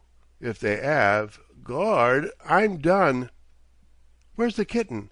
Finishing up that corned beef, I suppose. Little beggar." Part 9. So it was that war began upon Goat Island. It lasted a day and a night, the longest day and the longest night in Bert's life. He had to lie close and listen and watch. Also he had to scheme what he should do. It was clear now that he had to kill these two men if he could, and that if they could, they would kill him. The prize was first food, and then the flying machine, and the doubtful privilege of trying to ride it. If one failed, one would certainly be killed. If one succeeded, one would get away somewhere over there. His mind ran over possibilities. Deserts, angry Americans, Japanese, Chinese, perhaps Red Indians. Were there still Red Indians? "Got to take what comes," said Bert. "No way out of it that I can see." Was that voices? He realized that his attention was wandering. For a time all his senses were very alert. The uproar of the falls was very confusing, and it mixed in all sorts of sounds, like feet walking, like voices talking, like shouts and cries.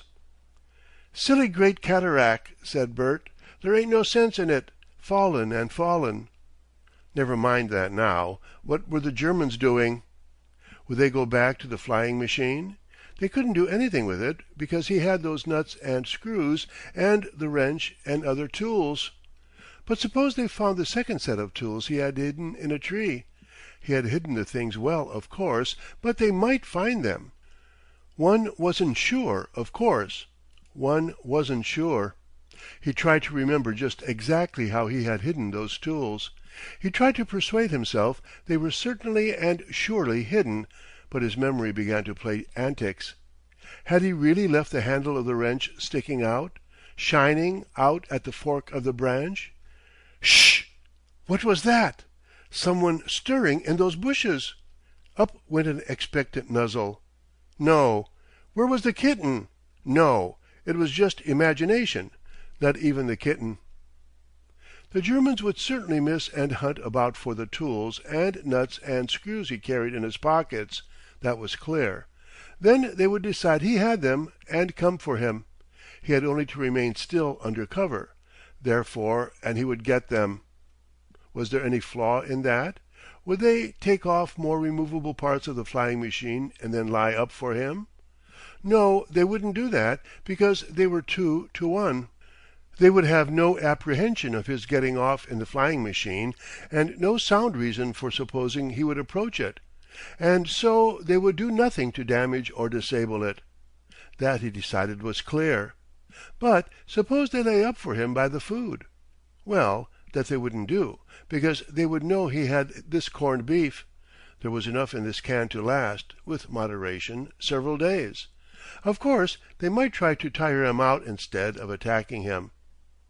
He roused himself with a start. He had just grasped the real weakness of his position. He might go to sleep. It needed but 10 minutes under the suggestion of that idea before he realized that he was going to sleep. He rubbed his eyes and handled his gun. He had never before realized the intensely soporific effect of the American sun, of the American air, the drowsy, sleep-compelling uproar of Niagara. Hitherto these things had on the whole seemed stimulating. If he had not eaten so much and eaten it so fast, he would not be so heavy. Are vegetarians always bright? He roused himself with a jerk again. If he didn't do something, he would fall asleep, and if he fell asleep, it was 10 to 1 they would find him snoring and finish him forthwith. If he sat motionless and noiseless, he would inevitably sleep. It was better, he told himself, to take even the risks of attacking than that. This sleep trouble, he felt, was going to beat him, must beat him in the end. They were all right. One could sleep and the other could watch. That, came to think of it, was what they would always do. One would do anything they wanted done, the other would lie under cover near at hand, ready to shoot. They might even trap him like that. One might act as a decoy. That set him thinking of decoys. What a fool he had been to throw his cap away. It would have been invaluable on a stick, especially at night. He found himself wishing for a drink. He settled that for a time by putting a pebble in his mouth, and then the sleep craving returned. It became clear to him he must attack. Like many great generals before him, he found his baggage, that is to say, his tin of corned beef, a serious impediment to mobility. At last he decided to put the beef loose in his pocket and abandon the tin. It was not, perhaps, an ideal arrangement, but one must make sacrifices when one is campaigning. He crawled perhaps 10 yards, and then for a time the possibilities of the situation paralyzed him. The afternoon was still. The roar of the cataract simply threw up that immense stillness in relief. He was doing his best to contrive the death of 2 better men than himself. Also they were doing their best to contrive his. What, behind this silence, were they doing? Suppose he came upon them suddenly and fired, and missed? Part 10. He crawled and halted, listening, and crawled again until nightfall, and no doubt the German Alexander and his lieutenant did the same. A large-scale map of Goat Island marked with red and blue lines to show these strategic movements would no doubt have displayed much interlacing, but as a matter of fact neither side saw anything of the other throughout that age-long day of tedious alertness. Bert never knew how near he got to them, nor how far he kept from them. Night found him no longer sleepy, but athirst, and near the American Fall. He was inspired by the idea that his antagonists might be in the wreckage of the Hohenzollern cabins that was jammed against Green Island. He became enterprising, broke from any attempt to conceal himself, and went across the little bridge at the double. He found nobody. It was his first visit to these huge fragments of airships, and for a time he explored them curiously in the dim light. He discovered the forward cabin was nearly intact, with its door slanting downward and a corner under water. He crept in, drank, and then was struck by the brilliant idea of shutting the door and sleeping on it. But now he could not sleep at all. He nodded towards morning and woke up to find it fully day. He breakfasted on corned beef and water, and sat for a long time appreciative of the security of his position. At last he became enterprising and bold. He would, he decided, settle his business forthwith, one way or the other. He was tired of all this crawling. He set out in the morning sunshine, gun in hand, scarcely troubling to walk softly. He went round the refreshment shed without finding anyone, and then through the trees towards the flying machine. He came upon the bird-faced man sitting on the ground with his back against a tree, bent up over his folded arms, sleeping, his bandage very much over one eye. Bert stopped abruptly, and stood perhaps 15 yards away, gun in hand, ready. Where was the Prince? Then, sticking out at the side of the tree beyond, he saw a shoulder. Bert took 5 deliberate paces to the left. The great man became visible, leaning up against the trunk, pistol in one hand and sword in the other, and yawning. Yawning! You can't shoot a yawning man, Bert found. He advanced upon his antagonist with his gun levelled, some foolish fancy of "hands up" in his mind. The Prince became aware of him, and yawning mouth shut like a trap, and he stood stiffly up. Bert stopped, silent. For a moment the two regarded one another. Had the Prince been a wise man, he would, I suppose, have dodged behind the tree. Instead, he gave vent to a shout, and raised pistol and sword. At that, like an automaton, Bert pulled his trigger. It was his first experience of an oxygen-containing bullet. A great flame spurted from the middle of the Prince, a blinding flare, and there came a thud like the firing of a gun. Something hot and wet struck Bert's face. Then through a whirl of blinding smoke and steam he saw limbs and a collapsing, burst body fling themselves to earth. Bert was so astonished that he stood agape, and the bird-faced officer might have cut him to the earth without a struggle. But instead the bird-faced officer was running away through the undergrowth, dodging as he went. Bert roused himself to a brief, ineffectual pursuit, but he had no stomach for further killing. He returned to the mangled, scattered thing that had so recently been the great Prince Karl Albert. He surveyed the scorched and splashed vegetation about it. He made some speculative identifications. He advanced gingerly and picked up the hot revolver, to find all its chambers strained and burst. He became aware of a cheerful and friendly presence. He was greatly shocked that one so young should see so frightful a scene. "'Ere, Kitty," he said, "this ain't no place for you." He made 3 strides across the devastated area, captured the kitten neatly, and went his way towards the shed, with her purring loudly on his shoulder. "You don't seem to mind," he said. For a time he fussed about the shed, and at last discovered the rest of the provisions hidden in the roof. "Seems 'ard," he said, as he administered a saucerful of milk. "When you get 3 men in a 'ole like this they can't work together. But 'im and 'is princing was just a bit too thick." "Gaw!" he reflected, sitting on the counter and eating. "What a thing life is! 'Ere am I seen 'is picture, 'eard 'is name since I was a kid in frocks. Prince Karl Albert. And if anyone 'ad told me I was going to blow 'im to smithereens, there! I shouldn't 'ave believed it, Kitty. That chap at Margate ought to 'ave told me about it. All he told me was that I got a weak chess. That other chap, He ain't going to do much. Wonder what I ought to do about 'im?" He surveyed the trees with a keen blue eye and fingered the gun on his knee. "I don't like this killing, Kitty," he said. "It's like Kurt said about being blooded. Seems to me you got to be blooded young. If that Prince had come up to me and said, 'Shake 'ands,' I'd have shook 'ands. Now 'ere's that other chap dodging about. 'E's got his 'ead 'urt already, and there's something wrong with his leg. And burns. Golly, it isn't 3 weeks ago I first set eyes on 'im, and then 'e was smart and set up, 'ands full of air brushes and things, and swearing at me. A regular gentleman. Now 'e's 'arf-way to a wild man. What am I to do with 'im? What the 'ell am I to do with 'im? I can't leave 'im 'ave that flying machine. That's a bit too good. And if I don't kill 'im, 'e'll just 'ang about this island and starve. 'E's got a sword, of course." He resumed his philosophizing after he had lit a cigarette. "War's a silly game, Kitty. It's a silly game. We common people, we were fools.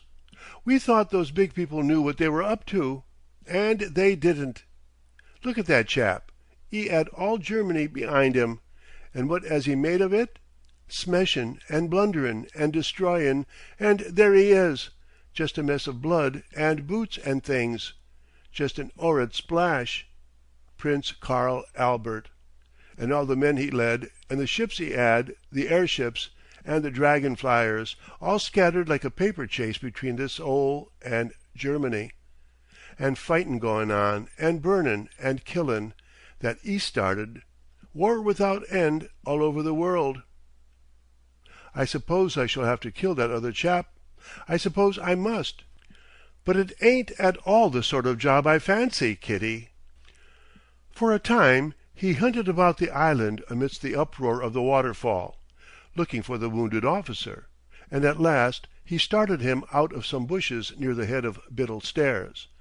But as he saw the bent and bandaged figure in limping flight before him, he found his Cockney softness too much for him again.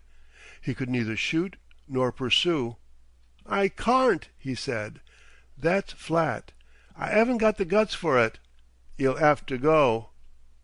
He turned his steps towards the flying machine. He never saw the bird-faced officer again, nor any further evidence of his presence. Towards evening he grew fearful of ambushes and hunted vigorously for an hour or so, but in vain. He slept in a good defensible position at the extremity of the rocky point that runs out to the Canadian Fall, and in the night he woke in panic terror and fired his gun. But it was nothing. He slept no more that night. In the morning he became curiously concerned for the vanished man, and hunted for him as one might for an erring brother. "If I knew some German," he said, "I'd holler. It's just not knowing German does it. You can't explain." He discovered later traces of an attempt to cross the gap in the broken bridge. A rope with a bolt attached had been flung across and had caught in a fenestration of a projecting fragment of railing. The end of the rope trailed in the seething water towards the fall. But the bird-faced officer was already rubbing shoulders with certain inert matter that had once been Lieutenant Kurt, and the Chinese aeronaut, and a dead cow, and much other uncongenial company, in the huge circle of the whirlpool 2¼ miles away. Never had that great gathering place, that incessant, aimless, unprogressive hurry of waste and battered things, been so crowded with strange and melancholy derelicts. Round they went, and round, and every day brought its new contributions. Luckless brutes, shattered fragments of boat and flying machine, endless citizens from the cities upon the shores of the great lakes above. Much came from Cleveland. It all gathered here and whirled about indefinitely. And over it all gathered daily a greater abundance of birds. End of Chapter 9, Parts 8, 9, and 10. Chapter 10, Parts 1 and 2. Chapter 10, The World Under the War. Part 1. Bert spent 2 more days upon Goat Island and finished all his provisions except the cigarettes and mineral water before he brought himself to try the Asiatic flying machine. Even at last he did not so much go off upon it as get carried off. It had taken only an hour or so to substitute wing stays from the second flying machine and to replace the nuts he had himself removed. The engine was in working order, and differed only very simply and obviously from that of a contemporary motor bicycle. The rest of the time was taken up by a vast musing and delaying and hesitation. Chiefly he saw himself splashing into the rapids and whirling down them to the fall, clutching and drowning, but also he had a vision of being hopelessly in the air, going fast and unable to ground. His mind was too concentrated upon the business of flying for him to think very much of what might happen to an indefinite-spirited Cockney without credential who arrived on an Asiatic flying machine amidst the war-infuriated population beyond. He still had a lingering solicitude for the bird-faced officer. He had a haunting fancy he might be lying disabled or badly smashed in some way in some nook or cranny of the island, and it was only after a most exhaustive search that he abandoned that distressing idea. "If I found him," he reasoned the while, "what could I do with him? You can't blow a chap's brains out when he's down, and I don't see 'ow else I can 'elp him." Then the kitten bothered his highly developed sense of social responsibility. "If I leave 'er, she'll starve. Ought to catch mice for 'erself. Are there mice? Birds? She's too young. She's like me. She's a bit too civilized." Finally he stuck her in his side pocket, and she became greatly interested in the memories of corned beef she found there. With her in his pocket he seated himself in the saddle of the flying machine. Big, clumsy thing it was, and not a bit like a bicycle. Still the working of it was fairly plain. You set the engine going. So. Kicked yourself up until the wheel was vertical. So. Engaged the gyroscope. So. And then you just pulled up this lever. Rather stiff it was, but suddenly it came over. The big curved wings on either side flapped disconcertingly, flapped again, click-clock, click-clock, clitter-clock. Stop! The thing was heading for the water. Its wheel was in the water. Bert groaned from his heart and struggled to restore the lever to its first position. Click-clock, clitter-clock. He was rising. The machine was lifting its dripping wheel out of the eddies, and he was going up. There was no stopping now, no good in stopping now. In another moment Bert, clutching and convulsive and rigid, with staring eyes and a face pale as death, was flapping up above the rapids, jerking to every jerk of the wings, and rising. There was no comparison in dignity and comfort between a flying machine and a balloon. Except in its moments of descent, the balloon was a vehicle of faultless urbanity. This was a buck-jumping mule, a mule that jumped up and never came down again.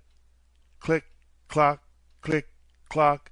With each beat of the strangely shaped wings it jumped Bert upward and caught him neatly again half a second later on the saddle.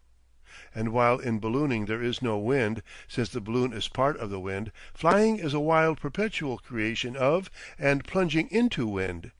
It was a wind that above all things sought to blind him, to force him to close his eyes. It occurred to him presently to twist his knees and legs inward and grip with them, or surely he would have been bumped into 2 clumsy halves. And he was going up, 100 yards high, 200, 300, over the streaming, frothing wilderness of water below, up, up, up.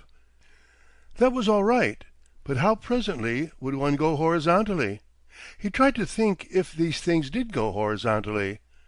No, they flapped up and then they soared down.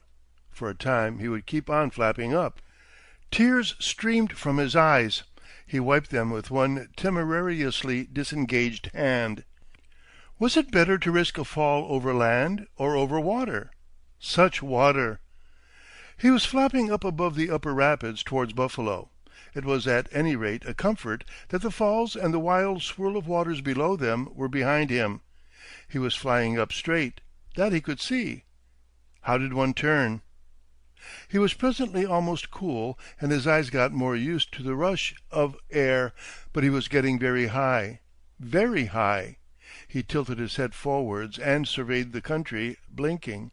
He could see all over Buffalo, a place with 3 great blackened scars of ruin, and hills, and stretches beyond. He wondered if he was half a mile high or more. There were some people among some houses near a railway station between Niagara and Buffalo, and then more people. They went like ants busily in and out of the houses.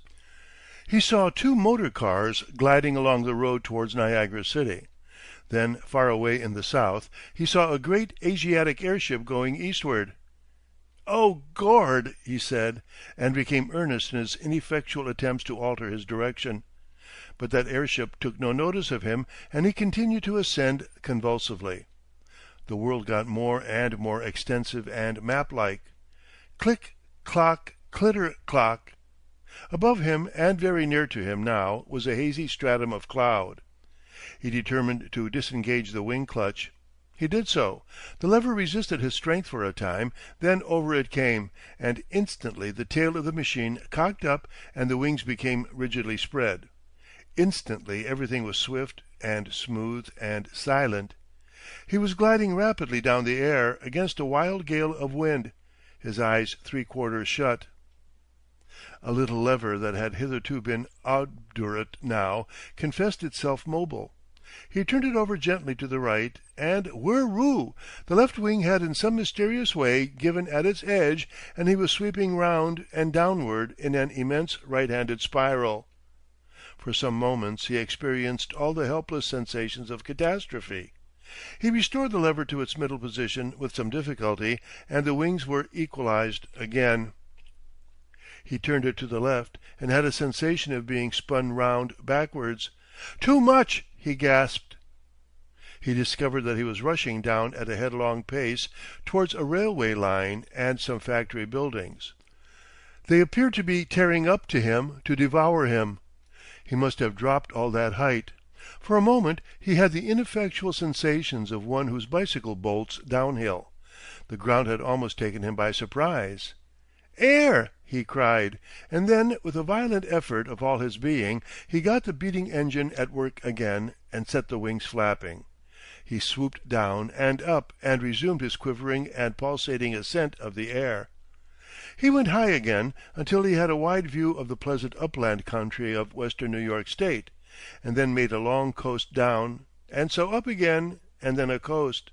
Then, as he came swooping 1/4 of a mile above a village, he saw people running about, running away, evidently in relation to his hawk-like passage. He got an idea that he had been shot at. "Up!" he said, and attacked that lever again. It came over with remarkable docility, and suddenly the wings seemed to give way in the middle. But the engine was still. It had stopped. He flung the lever back rather by instinct than design. What to do? Much happened in a few seconds, but also his mind was quick. He thought very quickly. He couldn't get up again. He was gliding down the air. He would have to hit something. He was traveling at the rate of perhaps 30 miles an hour down. Down. That plantation of larches looked the softest thing, mossy almost. Could he get it? He gave himself to the steering. Round to the right, left. Swirroo! Crackle!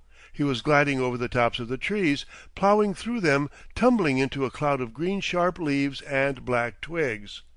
There was a sudden snapping, and he fell off the saddle forward, a thud, and a crashing of branches. Some twigs hit him smartly in the face. He was between a tree stem and the saddle, with his leg over the steering lever, and, so far as he could realize, not hurt.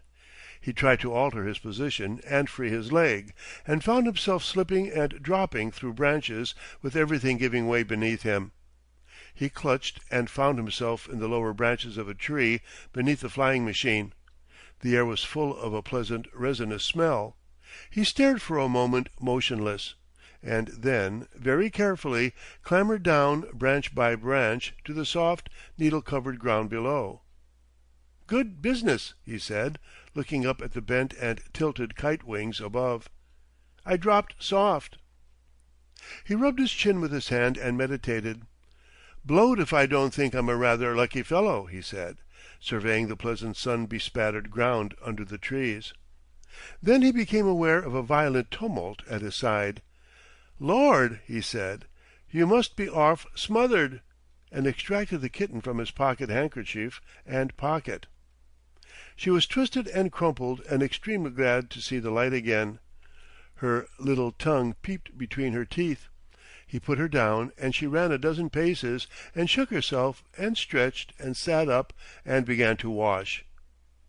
"Next?" he said, looking about him, and then, with a gesture of vexation, "Dash it, I ought to have brought that gun."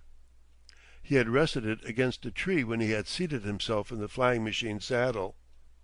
He was puzzled for a time by the immense peacefulness in the quality of the world, and then he perceived that the roar of the cataract was no longer in his ears.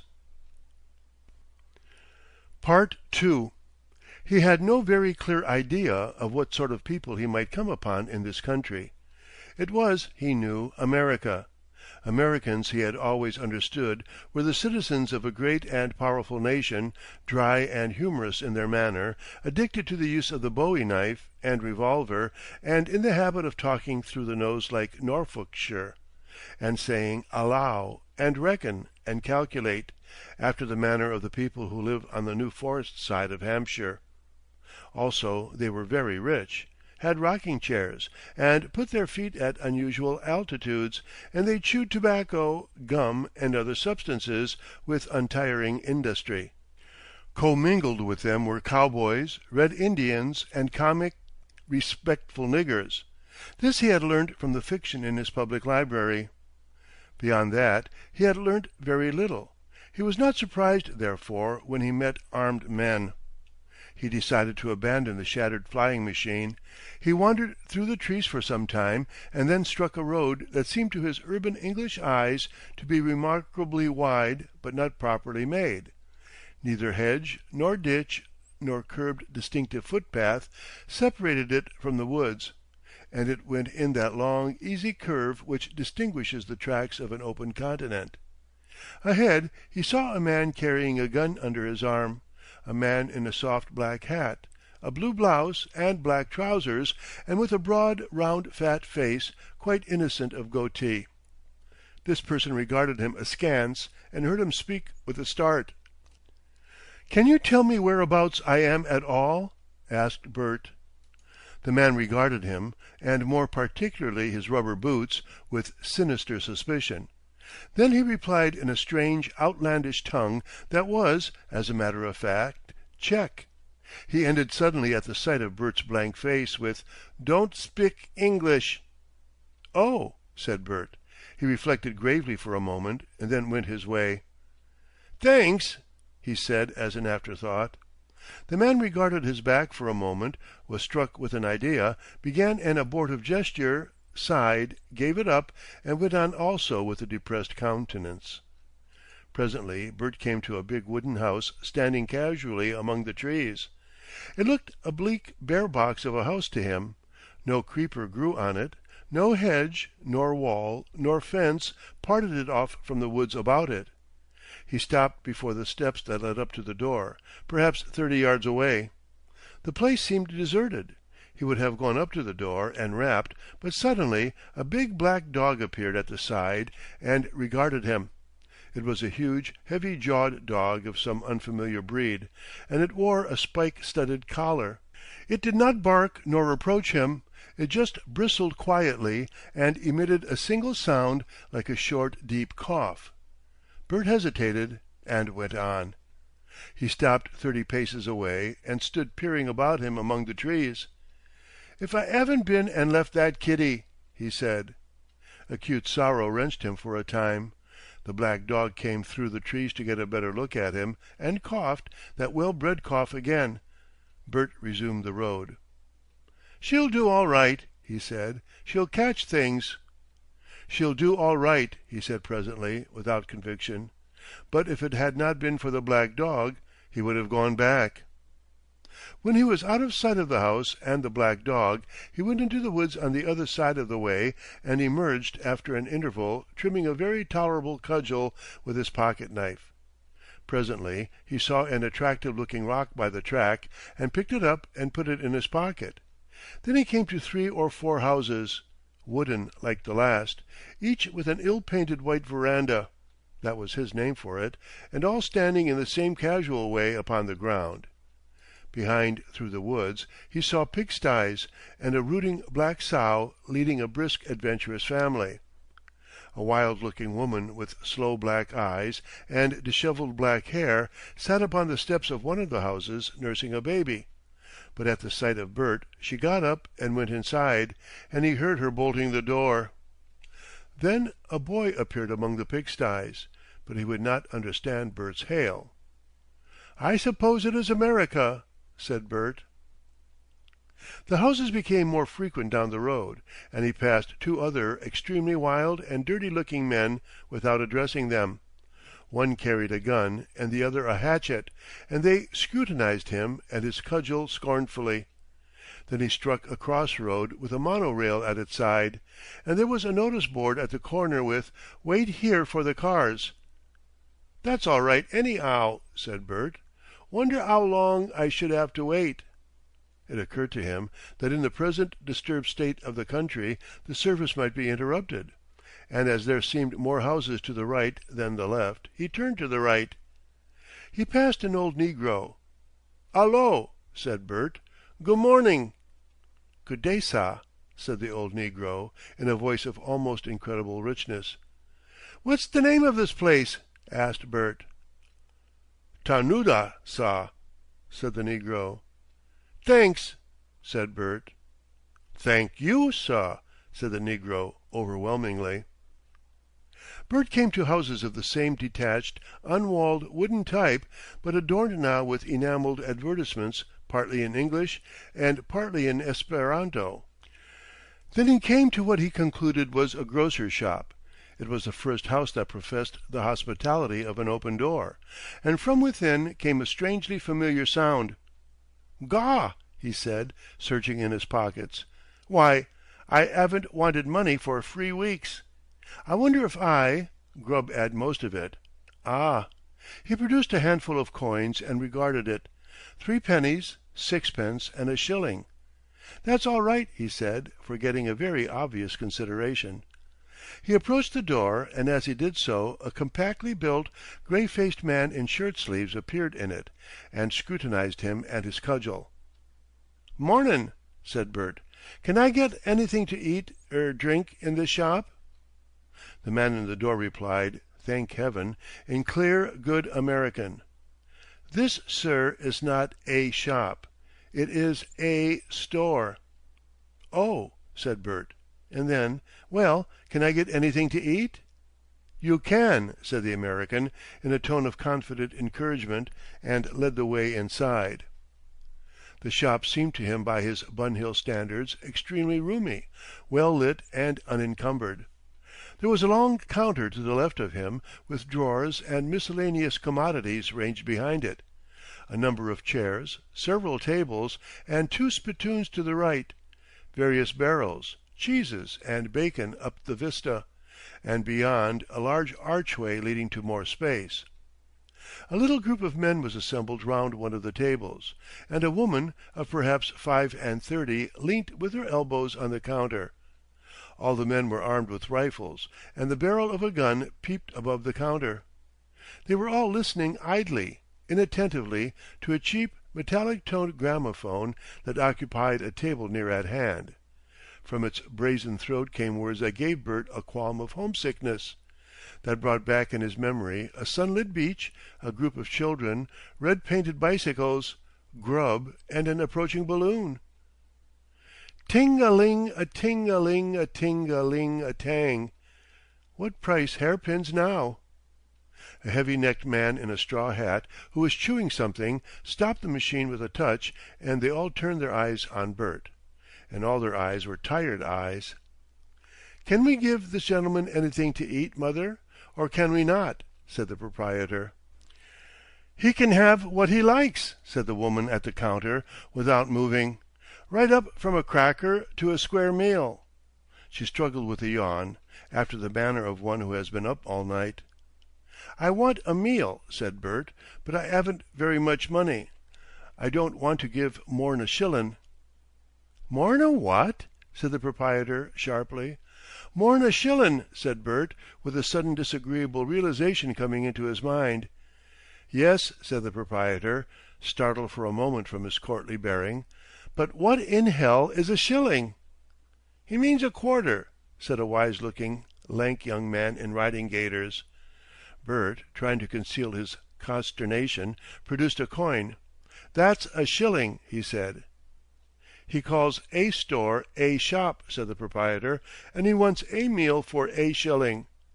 May I ask you, sir, what part of America you hail from?" Bert replaced the shilling in his pocket as he spoke. "Niagara," he said. "And when did you leave Niagara?" "'Bout an hour ago." "Well," said the proprietor, and turned with a puzzled smile to the others. "Well." They asked various questions simultaneously.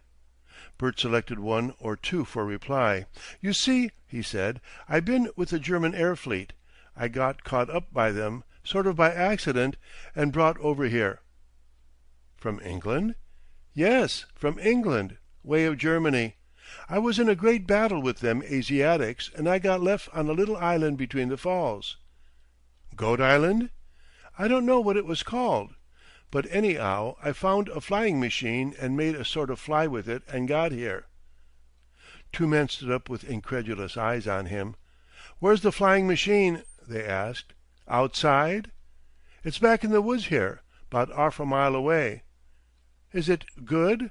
said a thick-lipped man with a scar. "I come down rather a smash." Everybody got up and stood about him and talked confusingly.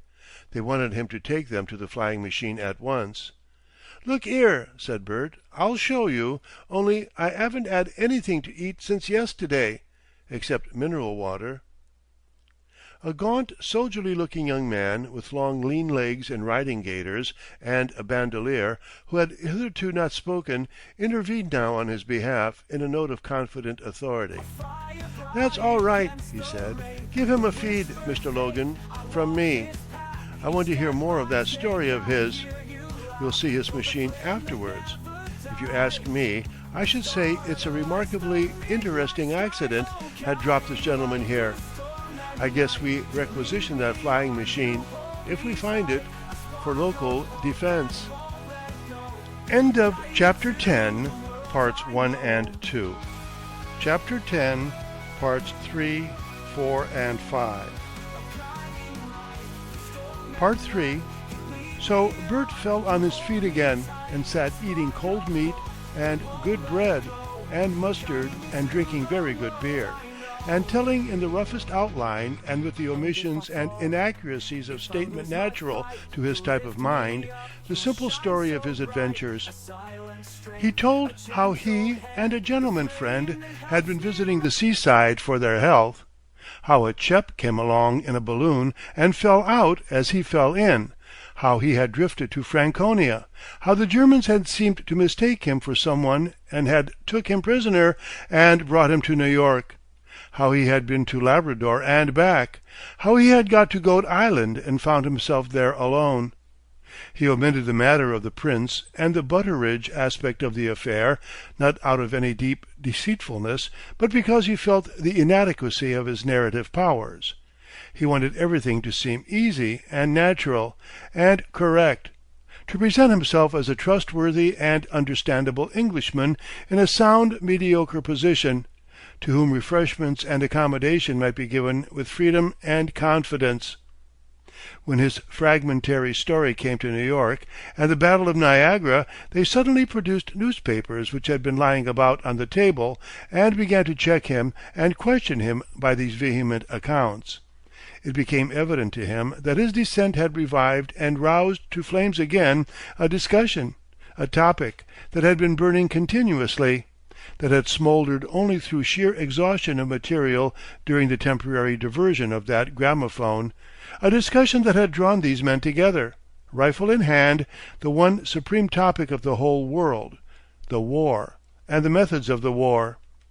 He found any question of his personality and his personal adventures falling into the background, found himself taken for granted and no more than a source of information. The ordinary affairs of life, the buying and selling of everyday necessities, the cultivation of the ground, the tending of beasts, was going on as it were by force of routine, as the common duties of life go on in a house whose master lies under the knife of some supreme operation. The overruling interest was furnished by those great Asiatic airships that went upon incalculable missions across the sky. The crimson-clad swordsmen who might come fluttering down demanding petrol, or food, or news. These men were asking, all the continent was asking, what are we to do? What can we try? How can we get at them? Bert fell into his place as an item, ceased even in his own thoughts to be a central and independent thing. After he had eaten and drunken his fill, and sighed and stretched, and told them how good the food seemed to him, he lit a cigarette they gave him, and led the way, with some doubts and trouble, to the flying machine amidst the larches. It became manifest that the gaunt young man, whose name, it seemed, was Laurier, was a leader both by position and natural aptitude. He knew the names and characters and capabilities of all the men who were with him, and he set them to work at once with vigor and effect to secure this precious instrument of war. They got the thing down to the ground deliberately and carefully, felling a couple of trees in the process, and they built a wide flat roof of timbers and tree boughs to guard their precious find against its chance discovery by any passing Asiatics. Long before evening they had an engineer from the next township at work upon it, and they were casting lots among the 17 picked men who wanted to take it for its first flight. And Bert found his kitten and carried it back to Logan's store and handed it with earnest admonition to Mrs. Logan.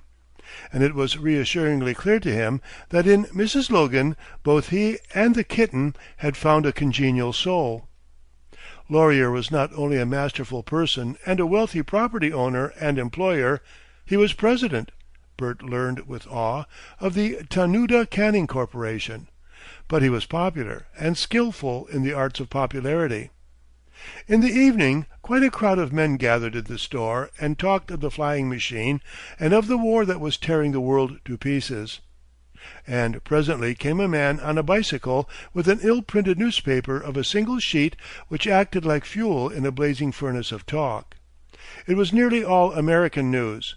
The old-fashioned cables had fallen into disuse for some years, and the Marconi stations across the ocean and along the Atlantic coastline seemed to have furnished particularly tempting points of attack. But such news it was. Bert sat in the background, for by this time they had gauged his personal quality pretty completely, listening.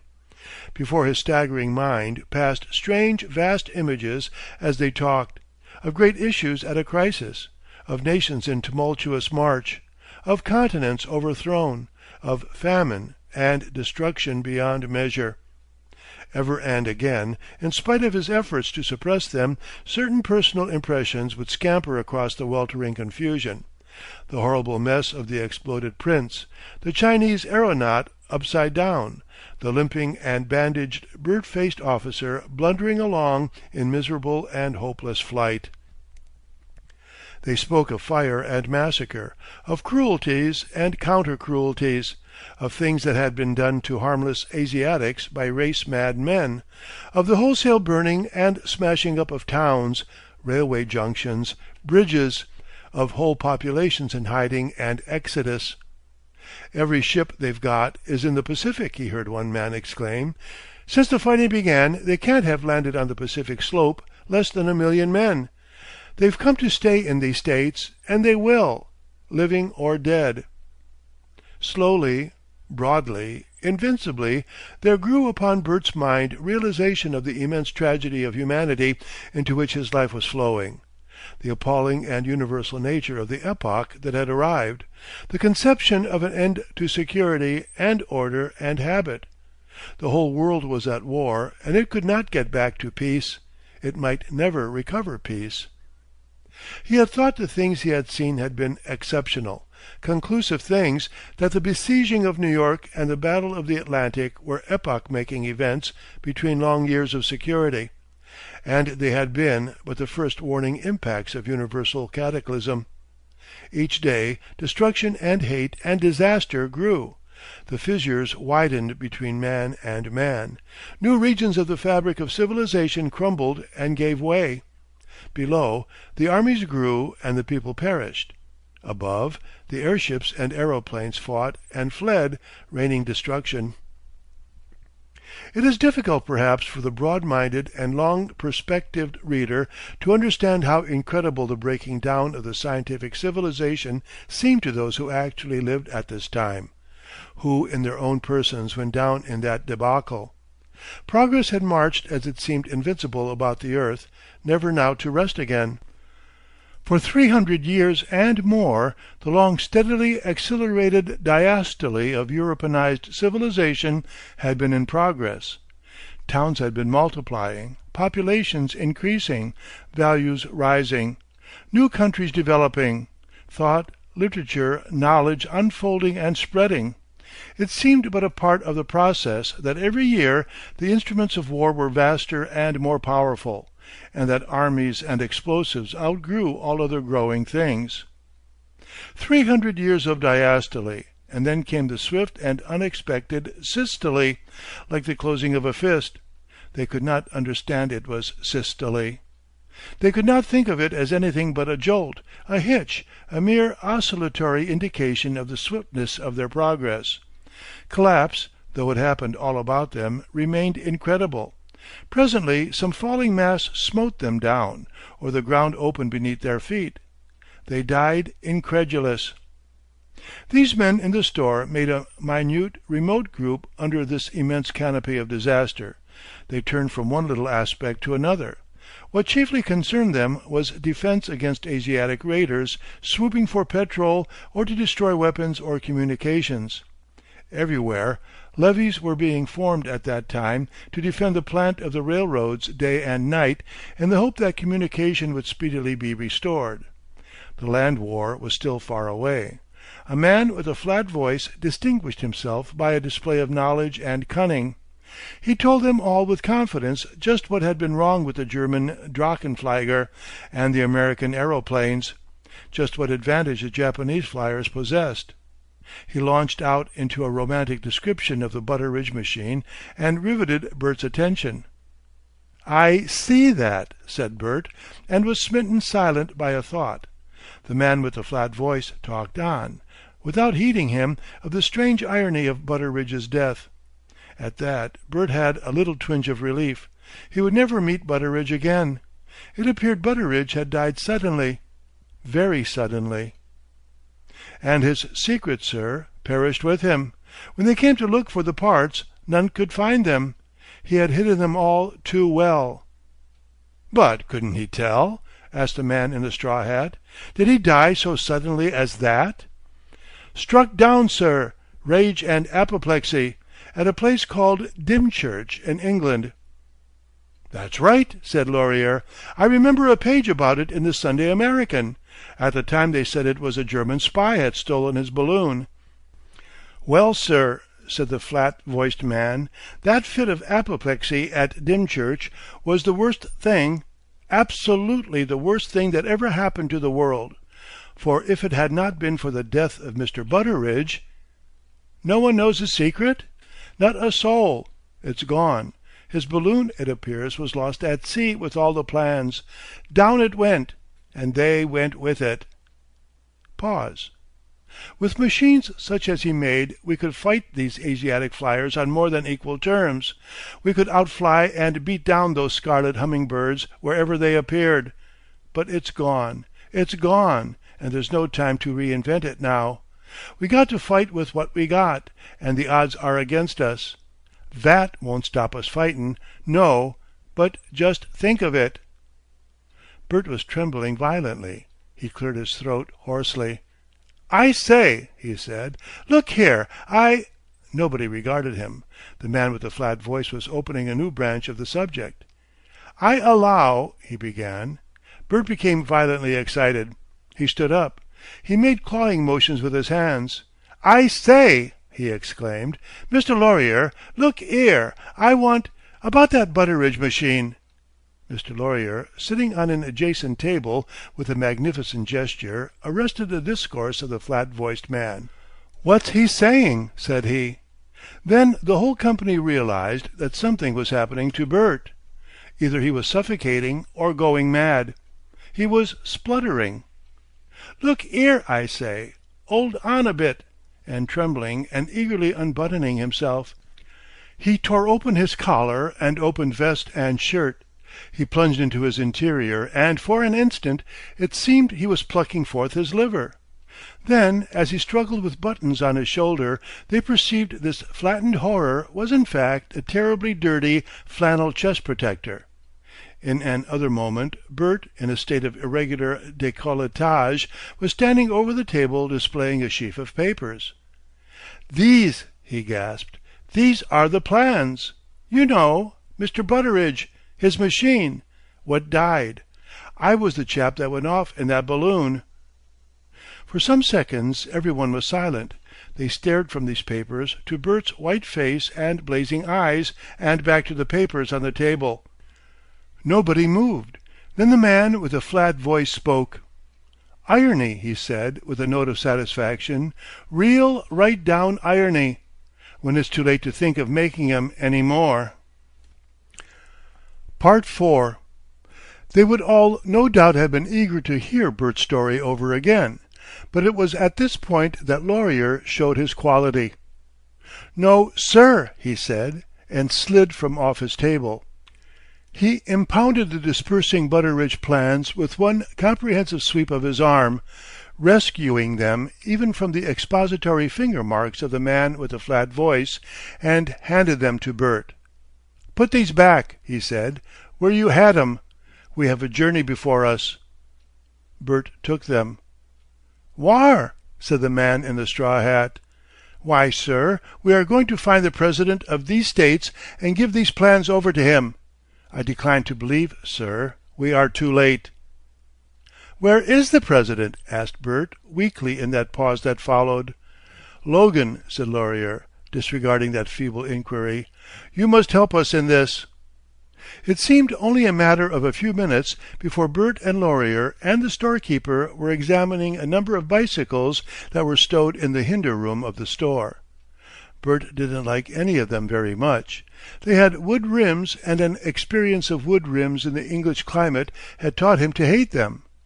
That, however, and one or two other objections to an immediate start, were overruled by Laurier. "But where is the President?" Bert repeated as they stood behind Logan while he pumped up a deflated tire. Laurier looked down on him.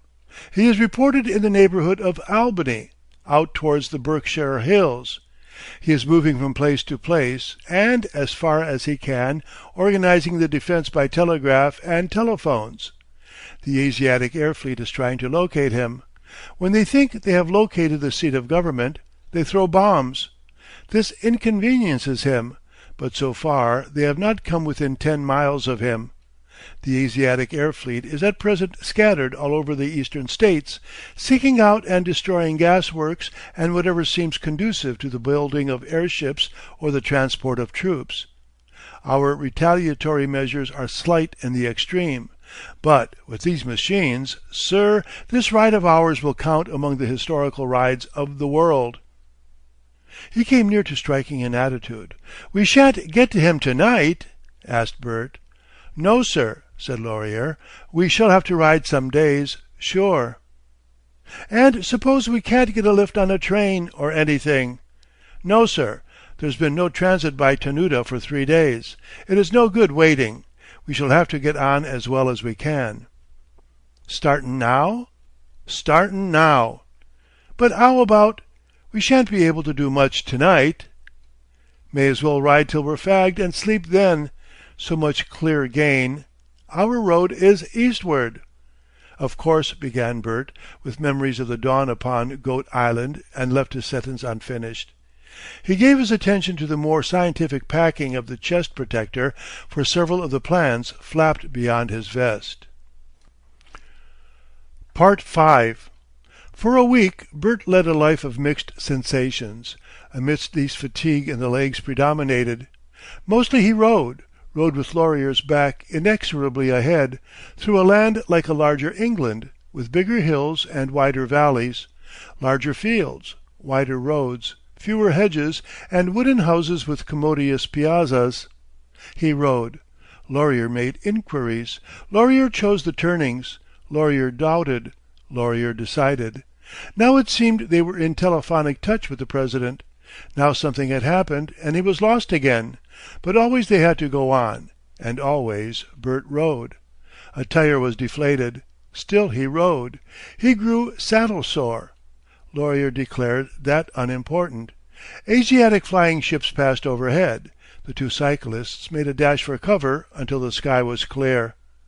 Once a red Asiatic flying machine came fluttering after them, so low they could distinguish the aeronaut's head. He followed them for a mile. Now they came to regions of panic, now to regions of destruction. Here people were fighting for food. Here they seemed hardly stirred from the countryside routine. They spent a day in a deserted and damaged Albany. The Asiatics had descended and cut every wire and made a cinder heap of the junction, and our travellers pushed on eastward. They passed 100 half-heated incidents, and always Bert was toiling after Laurier's indefatigable back. Things struck upon Bert's attention and perplexed him, and then he passed on with unanswered questionings fading from his mind. He saw a large house on fire on a hillside to the right, and no man heeding it. They came to a narrow railroad bridge, and presently to a monorail train standing in the track on its safety feet. It was a remarkably sumptuous train, the last word Transcontinental Express, and the passengers were all playing cards or sleeping or preparing a picnic meal on a grassy slope near at hand. They had been there 6 days. At one point 10 dark-complexioned men were hanging in a string from the trees along the roadside. Bert wondered why. At one peaceful-looking village, where they stopped off to get Bert's tire mended and found beer and biscuits, they were approached by an extremely dirty little boy without boots, who spoke as follows. "Dey's been hanging a Chink in close woods." "Hanging a Chinaman?" said Laurier. "Sure. Der sleuths got him rubberin' der railroad sheds." "Oh?" "Dose guys done waste cartridges. Dey's hung him and dey pulled his legs. Dey's doin' all der Chinks dey can find dat way. Dey ain't takin' no risks. All der Chinks dey can find." Neither Bert nor Laurier made any reply, and presently, after a little skilful expectoration, the young gentleman was attracted by the appearance of 2 of his friends down the road and shuffled off, whooping weirdly.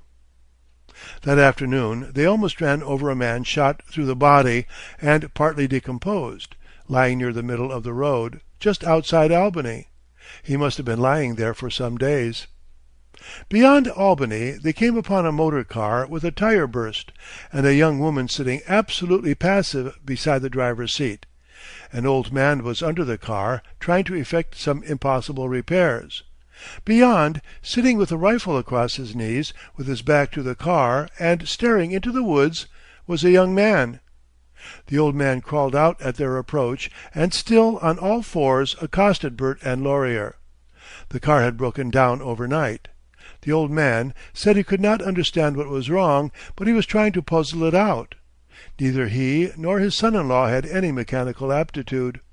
They had been assured this was a fool-proof car. It was dangerous to have to stop in this place. The party had been attacked by tramps and had had to fight. It was known they had provisions. He mentioned a great name in the world of finance. Would Laurier and Bert stop and help him? He proposed it first hopefully, then urgently, at last in tears and terror. "No," said Laurier, inexorable. "We must go on. We have something more than a woman to save. We have to save America." The girl never stirred. And once they passed a madman singing. and at last they found the President hiding in a small saloon upon the outskirts of a place called Pinkerville on the Hudson, and gave the plans of the Butteridge machine into his hands. End of Chapter 10, Parts 3, 4, and 5. Chapter 11, Parts 1, 2, and 3. Chapter 11, The Great Collapse, Part 1.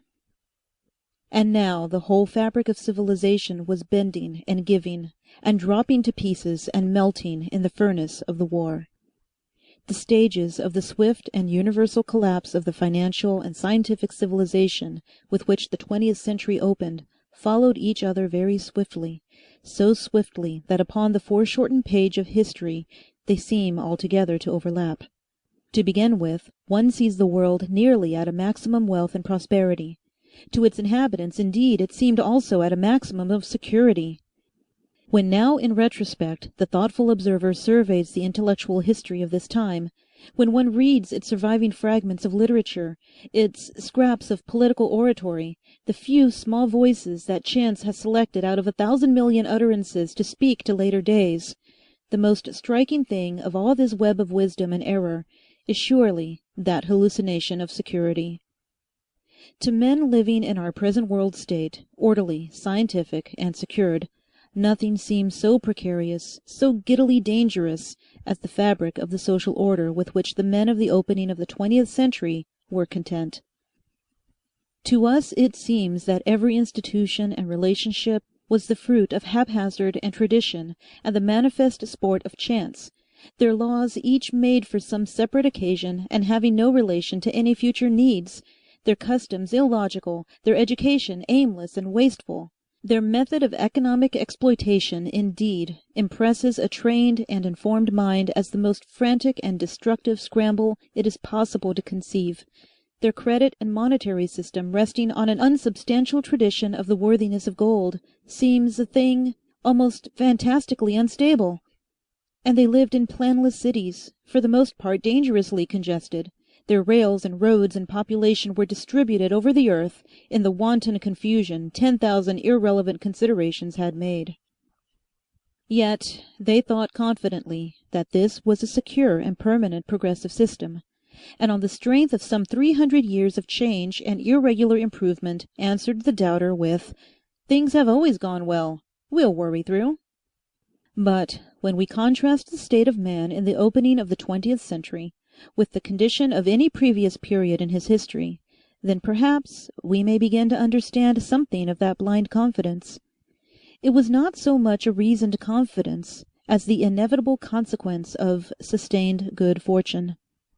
By such standards as they possessed, things had gone amazingly well for them.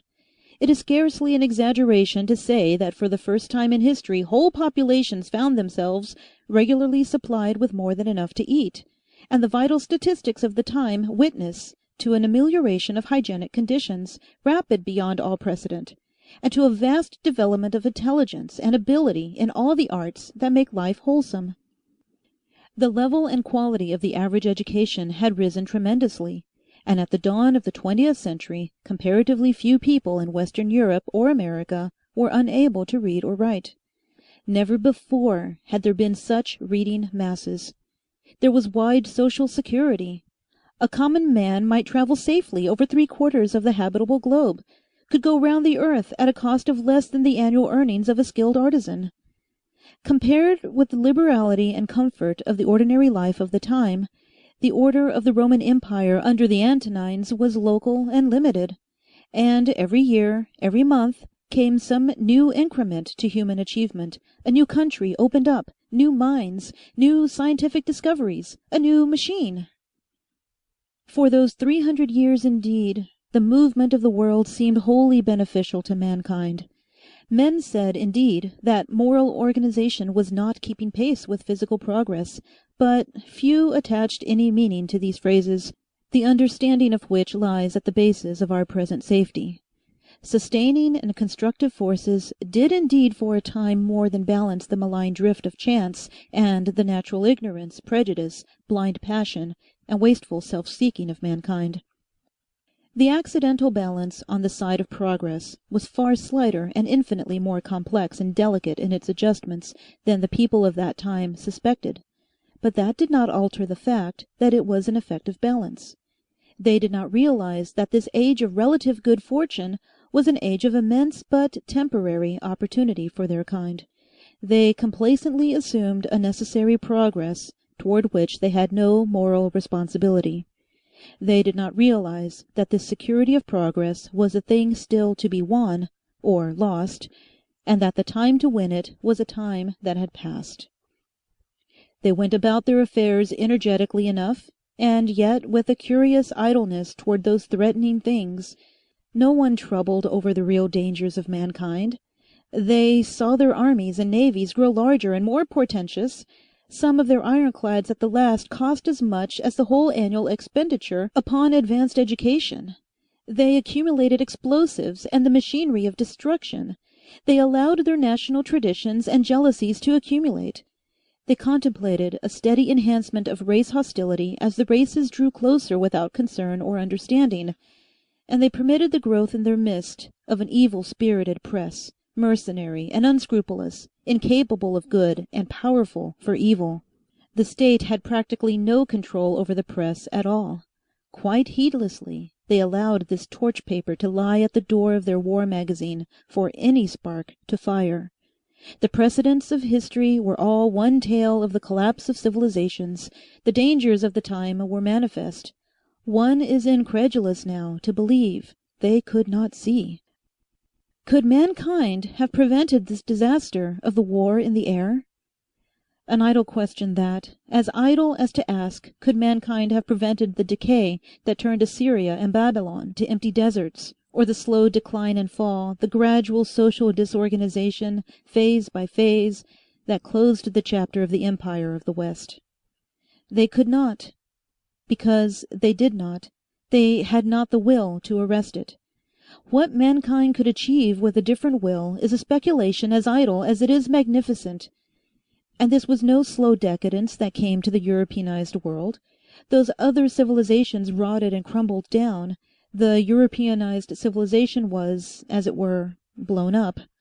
Within the space of 5 years, it was altogether disintegrated and destroyed. Up to the very eve of the war in the air, one sees a spacious spectacle of incessant advance, a worldwide security, enormous areas with highly organized industry and settled populations, gigantic cities spreading gigantically, the seas and oceans dotted with shipping, the land netted with rails and open ways. Then suddenly the German air fleets sweep across the scene, and we are in the beginning of the end. Part 2. This story has already told of the swift rush upon New York of the first German air fleet, and of the wild, inevitable orgy of inconclusive destruction that ensued. Behind it a second air fleet was already swelling at its gasometers when England and France and Spain and Italy showed their hands. None of these countries had prepared for aeronautic warfare on the magnificent scale of the Germans, but each guarded secrets, each in a measure was making ready, and a common dread of German vigor and that aggressive spirit Prince Karl Albert embodied had long been drawing these powers together in secret anticipation of some such attack. This rendered their prompt cooperation possible, and they certainly cooperated promptly. The second aerial power in Europe at this time was France.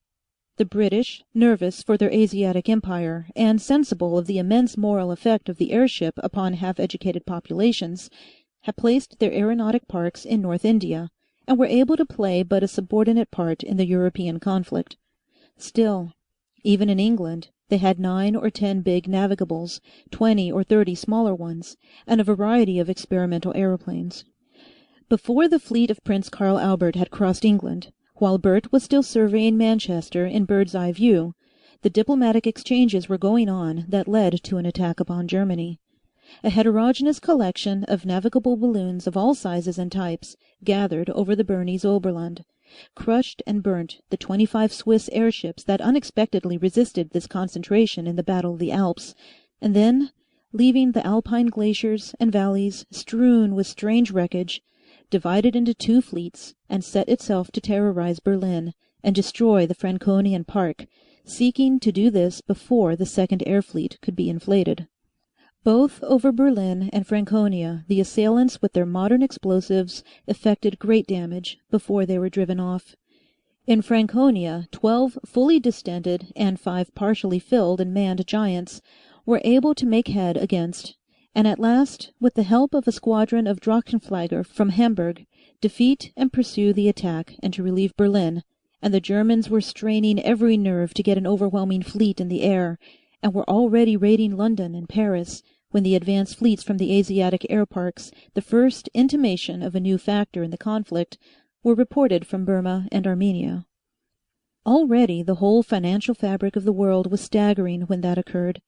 With the destruction of the American fleet in the North Atlantic, and the smashing conflict that ended the naval existence of Germany in the North Sea, with the burning and wrecking of billions of pounds worth of property in the 4 cardinal cities of the world, the fact of the hopeless costliness of war came home for the first time, came like a blow in the face to the consciousness of mankind.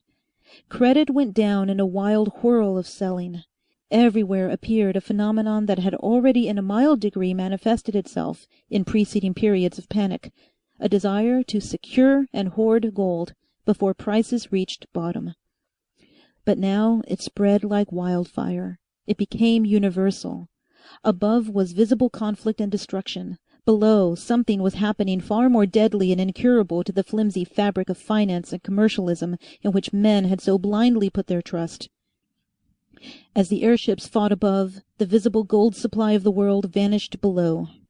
An epidemic of private cornering and universal distrust swept the world. In a few weeks, money, except for depreciated paper, vanished into vaults, into holes, into the walls of houses, into 10 million hiding places. Money vanished, and at its disappearance trade and industry came to an end. The economic world staggered and fell dead. It was like the stroke of some disease. It was like the water vanishing out of the blood of a living creature. It was a sudden, universal coagulation of intercourse.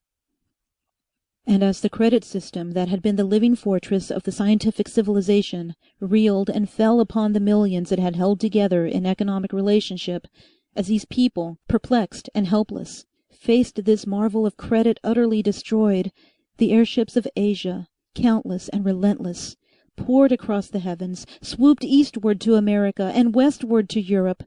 The page of history becomes a long crescendo of battle.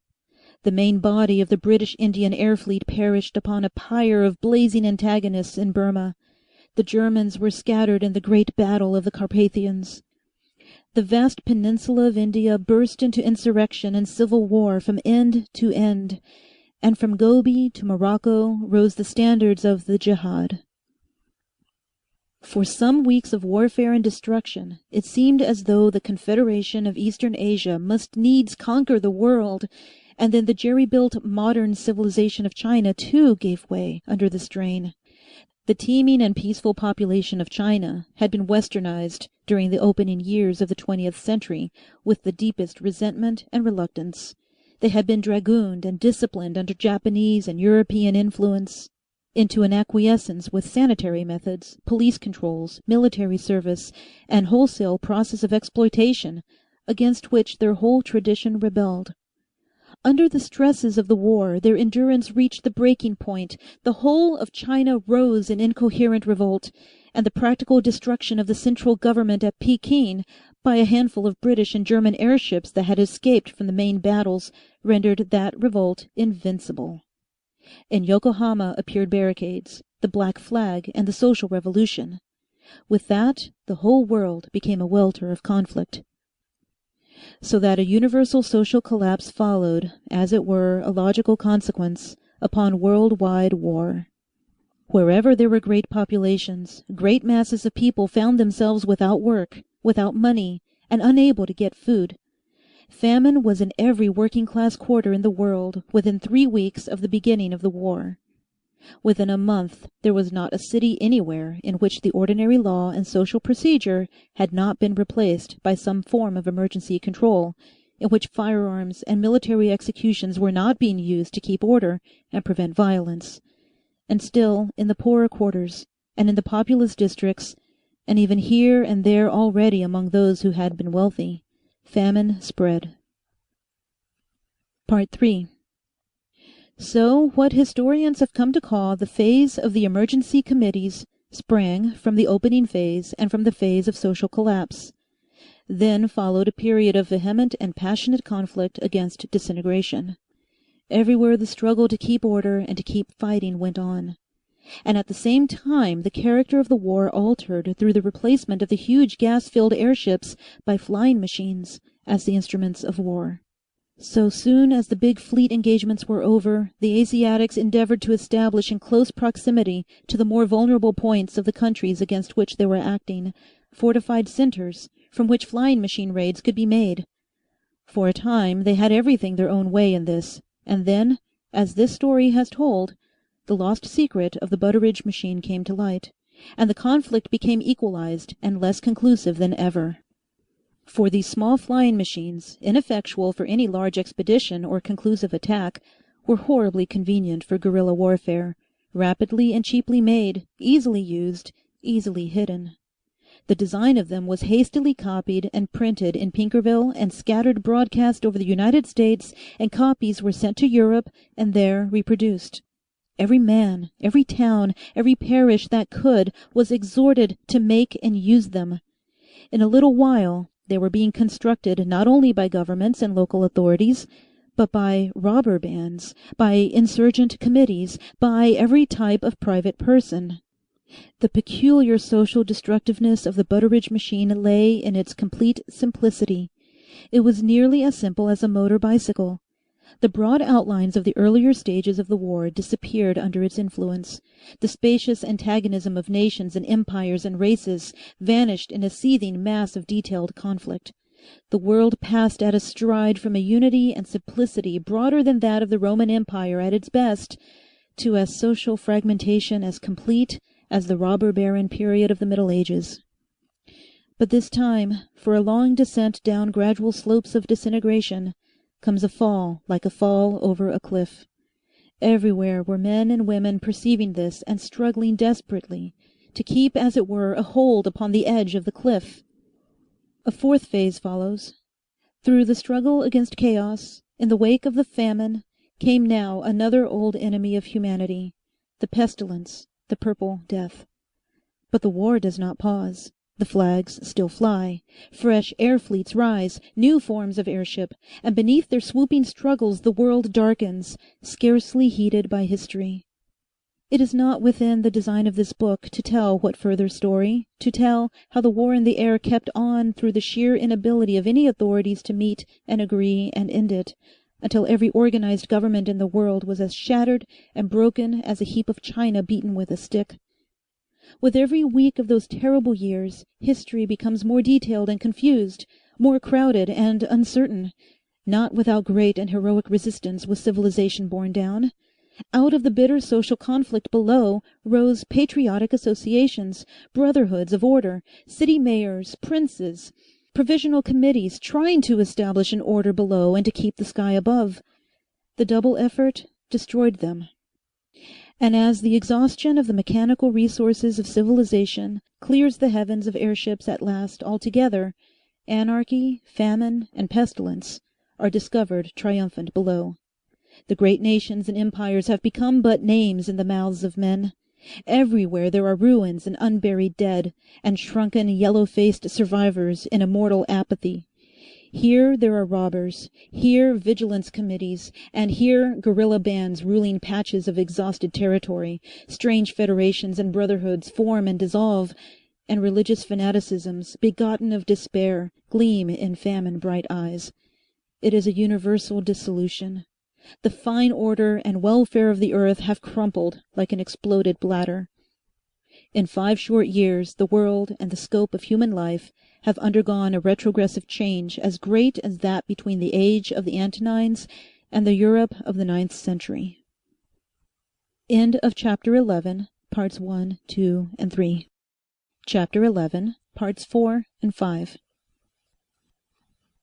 Part 4. Across this somber spectacle of disaster goes a minute and insignificant person for whom perhaps the readers of this story have now some slight solicitude. Of him there remains to be told just one single and miraculous thing. Through a world darkened and lost, through a civilization in its death agony, our little Cockney errant went and found his Edna. He found his Edna. He got back across the Atlantic partly by means of an order from the President, and partly through his own good luck. He contrived to get himself aboard a British brig in the timber trade that put out from Boston without cargo, chiefly, it would seem, because its captain had a vague idea of "getting home" to South Shields. Bert was able to ship himself upon her, mainly because of the seaman-like appearance of his rubber boots. They had a long, eventful voyage. They were chased, or imagined themselves to be chased, for some hours by an Asiatic ironclad, which was presently engaged by a British cruiser. The two ships fought for 3 hours, circling and driving southward as they fought, until the twilight and the cloud drift of a rising gale swallowed them up.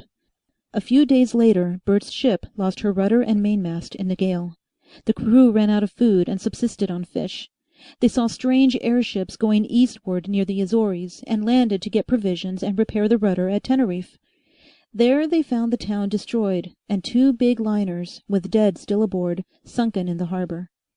From there they got canned food and material for repairs, but their operations were greatly impeded by the hostility of a band of men amidst the ruins of the town, who sniped them and tried to drive them away. At Mogador they stayed and sent a boat ashore for water, and were nearly captured by an Arab ruse. Here, too, they got the Purple Death aboard and sailed with it incubating in their blood. The cook sickened first, and then the mate, and presently every one was down, and 3 in the forecastle were dead. It chanced to be calm weather, and they drifted helplessly, and indeed careless of their fate, backwards toward the equator. The captain doctored them all with rum.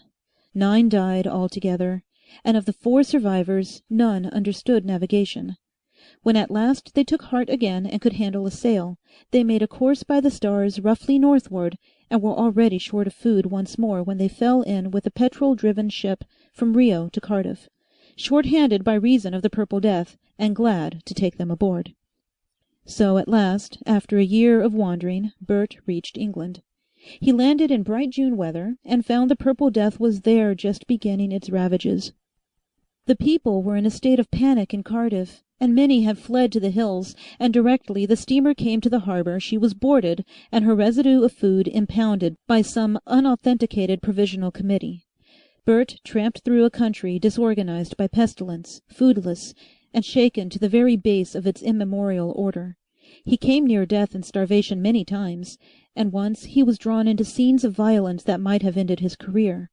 But the Bert Smallways who tramped from Cardiff to London, vaguely going home, vaguely seeking something of his own that had no tangible form but Edna, was a very different person from the desert dervish who was swept out of England in Mr. Butteridge's balloon a year before. He was brown and lean and enduring, steady-eyed and pestilence-salted, and his mouth, which had once hung open, shut now like a steel trap. Across his brow ran a white scar that he had got in a fight on the brig. In Cardiff he had felt the need of new clothes and a weapon, and had, by means that would have shocked him a year ago, secured a flannel shirt, a corduroy suit, and a revolver and 50 cartridges from an abandoned pawnbroker's. He also got some soap, and had his first real wash for 13 months in a stream outside the town. The vigilance bands that had at first shot plunderers very freely were now either entirely dispersed by the plague, or busy between town and cemetery in a vain attempt to keep pace with it.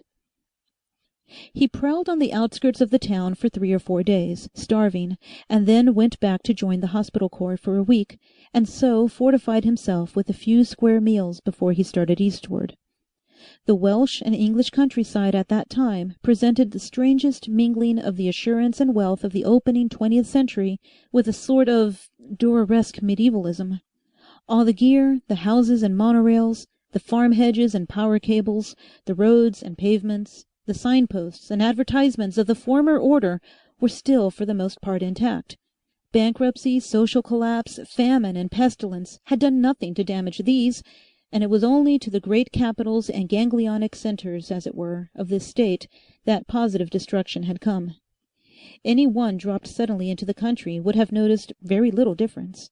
He would have remarked first, perhaps, that all the hedges needed clipping, that the roadside grass grew rank, that the road tracks were unusually rain-worn, and that the cottages by the wayside seemed in many cases shut up, that a telephone wire had dropped here, and that a cart stood abandoned by the wayside.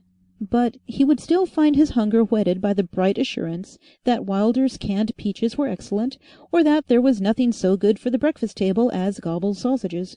And then suddenly would come the Düreresque element, the skeleton of a horse, or some crumpled mass of rags in the ditch, with gaunt extended feet and a yellow-purple blotched skin and face, or what had been a face, gaunt and glaring and devastated. Then here would be a field that had been ploughed and not sown, and here a field of corn carelessly trampled by beasts, and here a hoarding torn down across the road to make a fire. Then presently he would meet a man or a woman, yellow-faced and probably negligently dressed and armed, prowling for food. These people would have the complexions and eyes and expressions of tramps or criminals, and often the clothing of prosperous middle-class or upper-class people. Many of these would be eager for news, and willing to give help and even scraps of queer meat or crusts of grey and doughy bread in return for it. They would listen to Bert's story with avidity, and attempt to keep him with them for a day or so. The virtual cessation of postal distribution and the collapse of all newspaper enterprise had left an immense and aching gap in the mental life of this time. Men had suddenly lost sight of the ends of the earth, and had still to recover the rumour-spreading habits of the Middle Ages.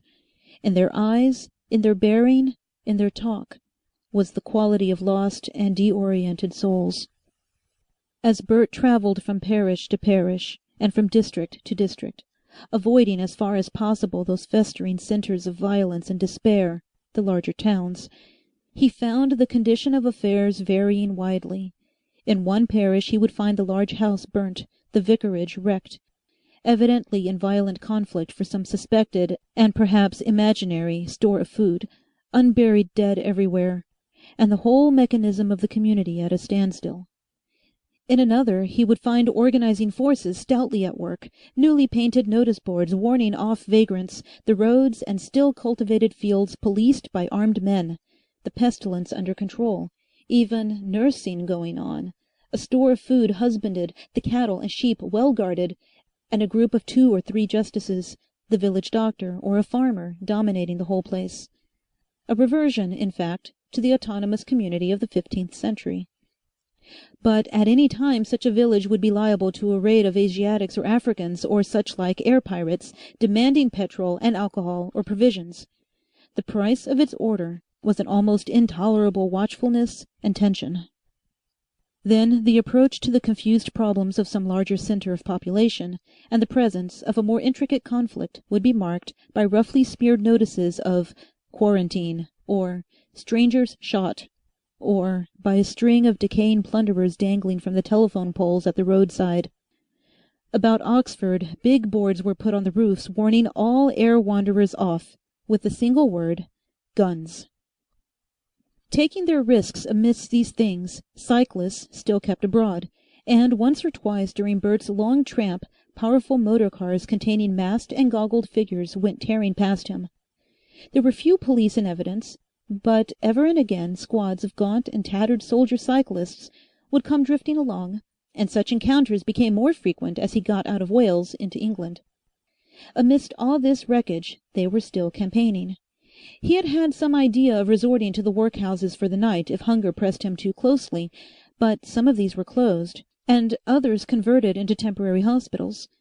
And one he came up to at twilight near a village in Gloucestershire stood with all its doors and windows open, silent as the grave. And as he found to his horror by stumbling along evil-smelling corridors, full of unburied dead. From Gloucestershire Bert went northward to the British Aeronautic Park outside Birmingham, in the hope that he might be taken on and given food, for there the government, or at any rate the War Office, still existed as an energetic fact, concentrated amidst collapse and social disaster upon the effort to keep the British flag still flying in the air, and trying to brisk up mayor and mayor and magistrate in a new effort of organization. They had brought together all the best of the surviving artisans from that region. They had provisioned the park for a siege, and they were urgently building a larger type of Butteridge machine. Bert could get no footing at this work. He was not sufficiently skilled, and he had drifted to Oxford when the great fight occurred in which these works were finally wrecked. He saw something, but not very much, of the battle from a place called Boar Hill. He saw the Asiatic squadron coming up across the hills to the southwest, and he saw one of their airships circling southward again, chased by 2 aeroplanes, the one that was ultimately overtaken, wrecked and burnt at Edge Hill. But he never learned the issue of the combat as a whole. He crossed the Thames from Eton to Windsor and made his way round the south of London to Bun Hill, and there he found his brother Tom, looking like some dark defensive animal in the old shop, just recovering from the Purple Death, and Jessica upstairs delirious, and, as it seemed to him, dying grimly. She raved of sending out orders to customers, and scolded Tom perpetually, lest he should be late with Mrs. Thompson's potatoes and Mrs. Hopkins' cauliflower, though all business had long since ceased, and Tom had developed a quite uncanny skill in the snaring of rats and sparrows, and the concealment of certain stores of cereals and biscuits from plundered grocers' shops. Tom received his brother with a sort of guarded warmth. "Lor," he said, "it's Bert. I thought you'd be coming back some day, and I'm glad to see you. But I can't arst you to eat anything, because I haven't got anything to eat. Where you been, Bert, all this time?" Bert reassured his brother by a glimpse of a partly eaten Swede, and was still telling his story in fragments and parentheses when he discovered behind the counter a yellow and forgotten note addressed to himself. "What's this?" he said, and found it was a year-old note from Edna. "She came here," said Tom, like one who recalls a trivial thing, "astin' for you, and astin' for us to take her in. That was after the battle, and settin' clappin' rise of fire. I was for taking her in, but Jessica wouldn't have it, so she borrowed 5 shillings of me quiet-like, and went on. I dare say she's told you." She had, Bert found. She had gone on, she said in her note, to an aunt and uncle who had a brickfield near Horsham. And there at last, after another fortnight of adventurous journeying, Bert found her. Part 5. When Bert and Edna set eyes on one another, they stared and laughed foolishly, so changed they were, and so ragged and surprised, and then they both fell weeping. "Oh, Bertie, boy!" she cried, you've come, and put out her arms and staggered. "I told him! He said he'd kill me if I didn't marry him." But Edna was not married, and when presently Bert could get talk from her, she explained the task before him. That little patch of lonely agricultural country had fallen under the power of a band of bullies, led by a chief called Bill Gore, who had begun life as a butcher boy and developed into a prize fighter and a professional sport. They had been organized by a local nobleman of former eminence upon the turf, but after a time he had disappeared, no one quite knew how, and Bill had succeeded to the leadership of the countryside, and had developed his teacher's methods with considerable vigor. There had been a strain of advanced philosophy about the local nobleman, and his mind ran to improving the race, and producing the Overman, which in practice took the form of himself especially, and his little band in moderation, marrying with some frequency. Bill followed up the idea with an enthusiasm that even trenched upon his popularity with his followers. One day he had happened upon Edna tending her pigs, and had at once fallen a-wooing with great urgency among the troughs of slush. Edna had made a gallant resistance, but he was still vigorously about and extraordinarily impatient. He might, she said, come at any time, and she looked Bert in the eyes. They were back already in the barbaric stage when a man must fight for his love. And here one deplores the conflicts of truth with the chivalrous tradition. One would like to tell of Bert sallying forth to challenge his rival, of a ring formed and a spirited encounter, and Bert, by some miracle of pluck and love and good fortune, winning.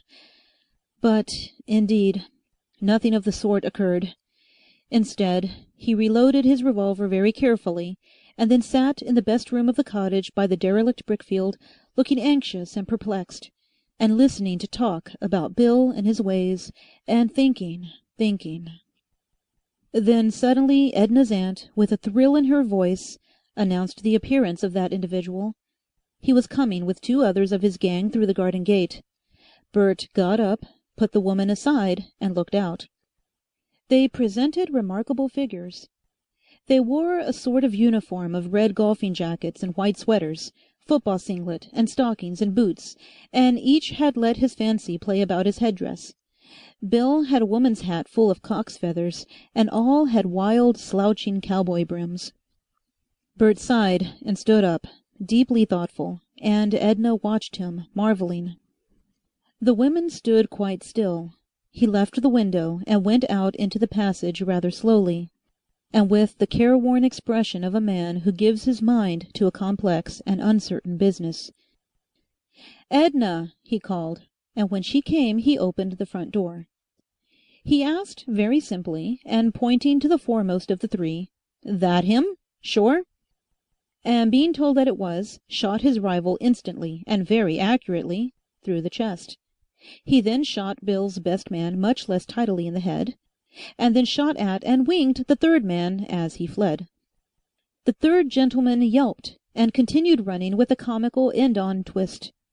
Then Bert stood still, meditating, with the pistol in his hand, and quite regardless of the women behind him. So far, things had gone well. It became evident to him that if he did not go into politics at once, he would be hanged as an assassin, and accordingly, and without a word to the women, he went down to the village public-house he had passed an hour before on his way to Edna, entered it from the rear, and confronted the little band of ambiguous roughs who were drinking in the tap-room, and discussing matrimony and Bill's affection in a facetious but envious manner, with a casually held but carefully reloaded revolver, and an invitation to join what he called, I regret to say, a vigilance committee under his direction. "It's wanted about here, and some of us are getting it up." He presented himself as one having friends outside, though, indeed, he had no friends at all in the world but Edna and her aunt and 2 female cousins. There was a quick but entirely respectful discussion of the situation. They thought him a lunatic who had tramped into this neighborhood, ignorant of Bill. They desired to temporize until their leader came. Bill would settle him. Someone spoke of Bill. "Bill's dead. I just shot him," said Bert. "We don't need reckon with him. He's shot. And a red-haired chap with a squint, he's shot. We've settled up all that. There ain't going to be no more Bill, ever. He'd got wrong ideas about marriage and things. It's his sort of chap we're after." That carried the meeting. Bill was perfunctorily buried, and Bert's Vigilance Committee, for so it continued to be called, reigned in his stead. That is the end of this story so far as Bert Smallways is concerned. We leave him, with his Edna, to become squatters among the clay and oak thickets of the Wold, far away from the stream of events. From that time forth life became a succession of peasant encounters, an affair of pigs and hens and small needs and little economies and children, until Clapham and Bun Hill and all the life of the scientific age became to Bert no more than the fading memory of a dream. He never knew how the war in the air went on, nor whether it still went on. There were rumors of airships going and coming, and of happenings Londonward. Once or twice their shadows fell on him as he worked, but whence they came or whither they went, he could not tell. Even his desire to tell died out for want of food. At times came robbers and thieves. At times came diseases among the beasts and shortness of food. Once the country was worried by a pack of boarhounds he helped to kill. He went through many inconsecutive, irrelevant adventures. He survived them all. Accident and death came near them both ever and again and passed them by, and they loved and suffered and were happy.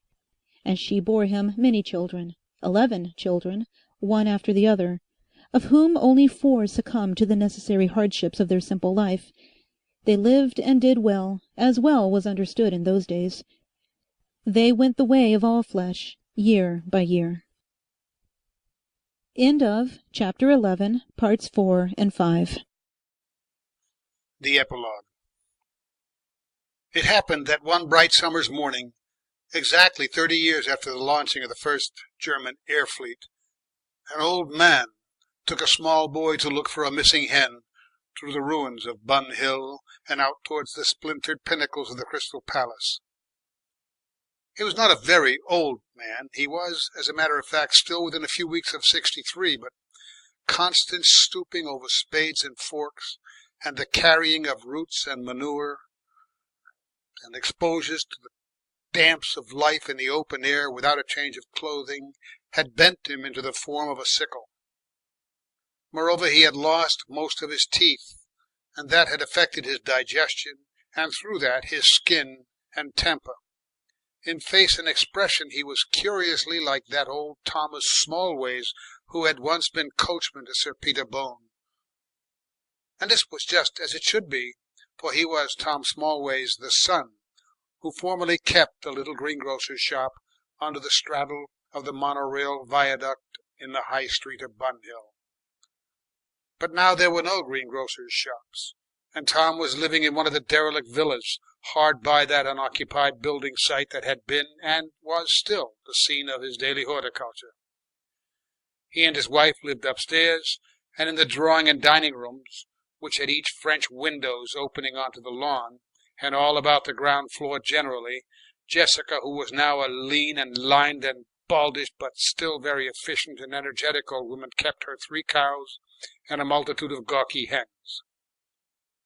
These, too, were part of a little community of stragglers and returned fugitives, perhaps 150 souls of them altogether, that had settled down to the new conditions of things after the panic and famine and pestilence that followed in the wake of the war. They had come back from strange refuges and hiding places, and had squatted down amongst the familiar houses, and begun that hard struggle against nature for food, which was now the chief interest of their lives. They were, by sheer preoccupation with that, a peaceful people, more particularly after Wilkes, the house agent, driven by some obsolete dream of acquisition, had been drowned in the pool by the ruined gasworks for making inquiries into title and displaying a litigious turn of mind. He had not been murdered, you understand, but the people had carried an exemplary ducking 10 minutes or so beyond its healthy limits. This little community had returned from its original habits of suburban parasitism to what no doubt had been the normal life of humanity for nearly immemorial years, a life of homely economics in the most intimate contact with cows and hens and patches of ground, a life that breathes and exhales the scent of cows and finds the need for stimulants satisfied by the activity of the bacteria and vermin it engenders. Such had been the life of the European peasant from the dawn of history to the beginning of the scientific era. So it was the large majority of the people of Asia and Africa had always been wont to live. For a time it had seemed that, by virtue of machines and scientific civilization, Europe was to be lifted out of this perpetual round of animal drudgery, and that America was to evade it very largely from the outset. And with the smash of the high and dangerous and splendid edifice of mechanical civilization that had arisen so marvelously, back to the land came the common man, back to the manure. The little communities, still haunted by 10,000 memories of a greater state, gathered and developed almost tacitly a customary law, and fell under the guidance of a medicine man or a priest. The world rediscovered religion and the need of something to hold its communities together. At Bun Hill this function was entrusted to an old Baptist minister. He taught a simple but adequate faith. In his teaching a good principle called the Word fought perpetually against a diabolical female influence called the Scarlet Woman, and an evil being called alcohol. This alcohol had long since become a purely spiritualized conception, deprived of any element of material application. It had no relation to the occasional finds of whiskey and wine in Londoners' cellars that gave Bun Hill its only holidays. He taught this doctrine on Sundays, and on weekdays he was an amiable and kindly old man, distinguished by his quaint disposition to wash his hands, and if possible his face, daily, and with a wonderful genius for cutting up pigs. He held his Sunday services in the old church in the Beckenham Road, and then the countryside came out in a curious reminiscence of the urban dress of Edwardian times. All the men without exception wore frock coats, top hats, and white shirts, though many had no boots.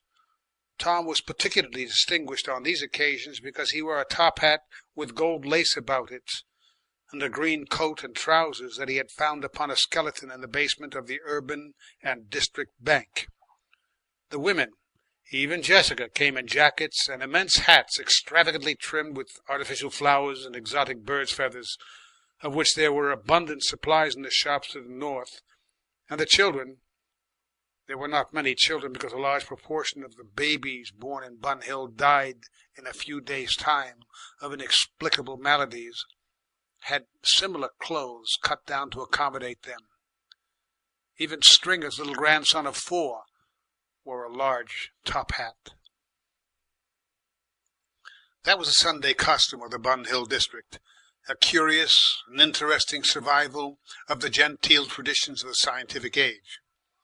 On a weekday the folk were dingily and curiously hung about with dirty rags of housecloth and scarlet flannel, sacking, curtain serge, and patches of old carpet, and went either barefoot or on rude wooden sandals. These people, the reader must understand, were an urban population, sunken back to the state of a barbaric peasantry, and so without any of the simple arts a barbaric peasantry would possess. In many ways they were curiously degenerate and incompetent. They had lost any idea of making textiles. They could hardly make up clothes when they had material, and they were forced to plunder the continually dwindling supplies of the ruins about them for cover. All the simple arts they had ever known they had lost, and with the breakdown of modern drainage, modern water supply, shopping, and the like, their civilized methods were useless. Their cooking was worse than primitive. It was a feeble muddling with food over wood fires and rusty drawing-room fireplaces, for the kitcheners burnt too much. Among them all no sense of baking or brewing or metalworking was to be found. Their employment of sacking and such like coarse material for workaday clothing, and their habit of tying it on with string and of thrusting wadding and straw inside of it for warmth, gave these people an odd, packed appearance.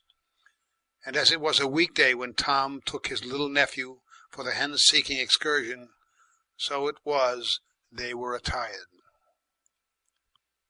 "So you finally got to Bun Hill at last, Teddy," said old Tom, beginning to talk and slackening his pace so soon as they were out of range of old Jessica.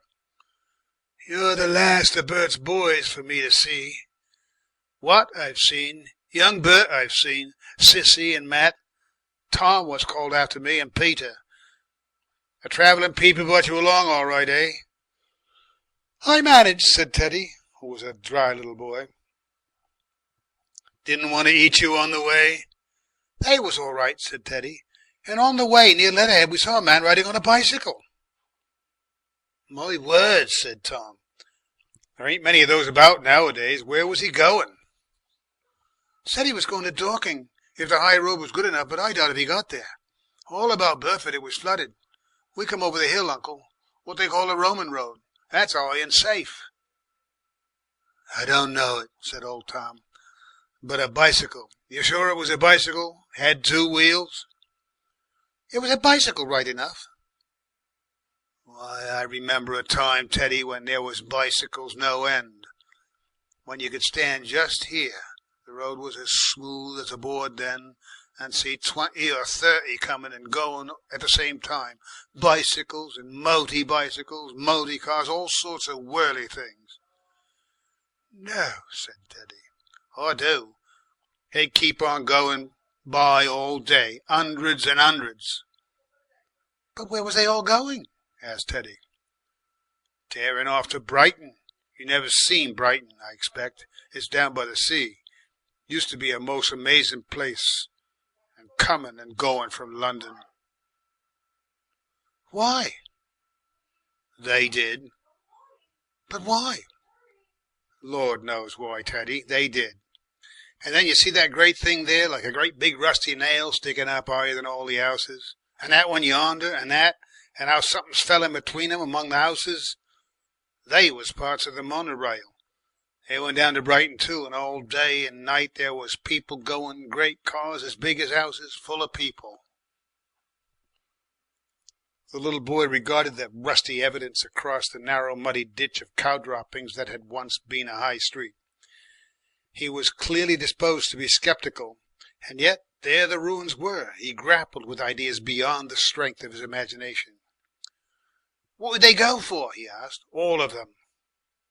They had to. Everything was on the go those days, everything. Yeah, but where did they come from? All round here, Teddy. There was people living in those houses.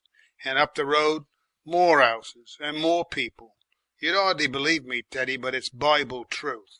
You can go on that way for ever and keep on coming on houses. More houses and more. There's no end to 'em. No end. They get bigger and bigger. His voice dropped, as though he named strange names. It's London, he said. And it's all empty now and left alone. All day it's left alone. You don't find hardly a man. You won't find nothing but dogs and cats after the rats until you get round by Bromley and Beckenham. And then there you find a Kentish man herding swine. Nice rough lot they are, too. I'll tell you that so long as the sun is up, it's as still as a grave. I've been about by day, orphan and orphan. He paused. And all those houses and streets and ways used to be full of people before the war in the air, and the famine, and the Purple Death. They used to be full of people, Teddy. And then came a time when they was full of corpses, when you couldn't go a mile that way before the stink of 'em drove you back. It was a Purple Death that killed 'em, every one. The cats and the dogs and hens and vermin caught it. Everything and every one had it. Just a few of us happened to live. I pulled through, and your aunt, though, it made her lose her hair. Oh, you find a skeleton in the houses now. This way, we've been into all the houses and took what we wanted and buried most of the people. But up that way, Norwood way, there's houses with the glass in the windows still, and the furniture not touched, all dusty and fallen to pieces, and the bones of the people lying, some in bed, some about the house, just as the Purple Death left them 25 years ago. I went into one, me and old Higgins, last year, and there was a room with books, Teddy. You know what I mean by books, Teddy? I see 'em. I seen 'em with pictures. Well, books all around, Teddy. Hundreds of books, beyond rhyme or reason, as the saying goes, green, mouldy, and dry. I was for leaving 'em alone. I was never much for reading, but old Higgins, he must touch 'em. I believe I could read one of 'em now, he says. Not it, I says. I could, he says, laughing, and takes one out and opens it. I looked, and there, Teddy, was a coloured picture. Oh, so lovely. It was a picture of women and serpents in a garden. I never see anything like it. It suits me, said old Higgins, to rights. And then, kind of friendly, he gave the book a pat. Old Tom Smallways paused impressively. And then, said Teddy, it all fell to dust, white dust. He became still more impressive. We didn't touch no more of them books that day, not after that. For a long time both were silent. Then Tom, playing with a subject that attracted him with a fatal fascination, repeated, all day long they lie still as the grave. Teddy took the point at last. Don't they lie o' nights? He asked. Old Tom shook his head. Nobody knows, boy. Nobody knows. But what could they do? Nobody knows. Nobody ain't seen to tell, not nobody. Nobody? Well, they tell tales, says old Tom.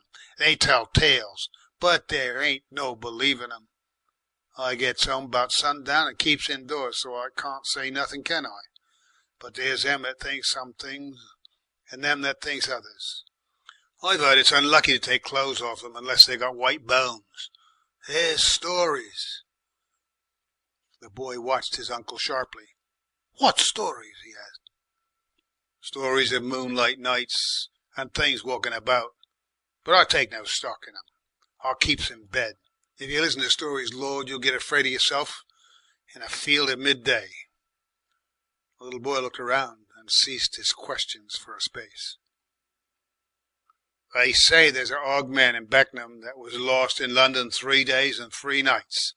He went up after whiskey to Cheapside and lost his way among the ruins and wandered.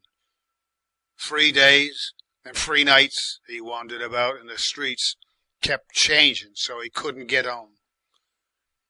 If he hadn't remembered some words out of his Bible, he might have been there now. All day he went, and all night, and all day long it was still. It was as still as death all day long until the sunset come, and the twilight thickened, and then it began to rustle and whisper and go pit-a-pat with a sound like hurrying feet. He paused. "Yes," said the little boy breathlessly. "Go on. What then?" A sound of carts and horses there was, and a sound of cabs and omnibuses, and then a lot of whistling, shrill whistles, whistles that froze his marrow.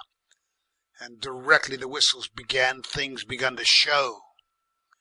People in the streets hurrying, people in the houses and shops busying themselves. Motor cars in the streets, a sort of moonlight in all the lamps and windows. People, I say, Teddy, but they wasn't people. They was the ghosts of them that was overtook, the ghosts of them that used to crowd those streets. And they went past him and through him and never heeded him, went by like fogs and vapours, Teddy. And sometimes they was cheerful and sometimes they was horrible. Horrible beyond words. And once he came to a place called Piccadilly, Teddy, and there was lights blazing like daylight, and ladies and gentlemen in splendid clothes crowding the pavement, and taxicabs following along the road, and as he looked, they all went evil, evil in the face, Teddy. And it seemed to him suddenly they saw him, and the women began to look at him and say things to him, horrible, wicked things. One come very near him, Teddy, right up to him, and looked into his face, close, and she hadn't got a face to look with, only a painted skull. And then he see, they was all painted skulls, and one after another they crowded on him, saying horrible things, and catching at him, and threatening and coaxing him, so that his heart near left his body for fear. Yes, gasped Teddy in an unendurable pause. Then it was, he remembered the words of Scripture, and saved himself alive. The Lord is my helper, he says, therefore I will fear nothing. And straight away there came a cock crowing, and the street was empty from end to end. And after that the Lord was good to him, and guided him home. Teddy stared, and caught at another question. But who was the people, he asked, who lived in all these houses? What was they? Gentlemen in business, people with money, leastways we thought it was money till everything smashed up, and then seemingly it was just paper, all sorts. Why, there was hundreds of thousands of them, there was millions. I've seen that, the street, irregular so you couldn't walk among the pavements, shopping time with women and people shopping. But where'd they get their food and things? Board 'em in shops like I used to have. I'll show you the place, Teddy, if we go back. People nowadays haven't no idea of a shop, no idea.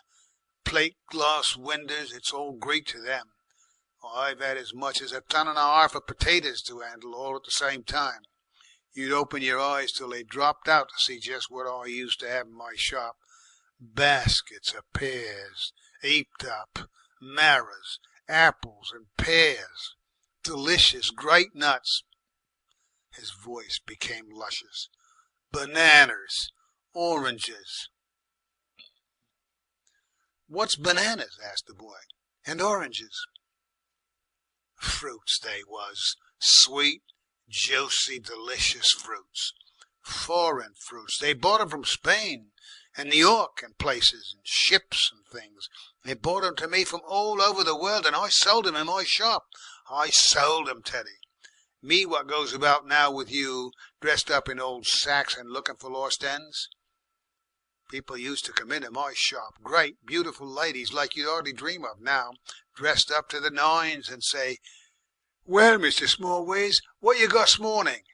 And I'd say, "Well, I got some very nice Canadian apples, or perhaps I got custard maras." See, and they'd buy 'em. Right off, they'd say, "Send me some up." Lord, what a life that was. The business of it, the bustle. The smart things you saw, motor cars going by, carriages, people, organ grinders, German bands. Or is something going past, or is, if it wasn't for those empty houses, I'd think it was all a dream. "But what killed all the people, Uncle?" asked Teddy. "It was a mash-up," said old Tom. "Everything was going right till they started that war. Everything was going like clockwork. Everybody was busy, and everybody was happy, and everybody got a good square meal every day." He met incredulous eyes. "Everybody," he said firmly. "If you couldn't get it anywhere else, you could get it in the workhouse. A nice hot bowl of soup called skilly, and bread better than anyone knows how to make now. Regular white bread, government bread."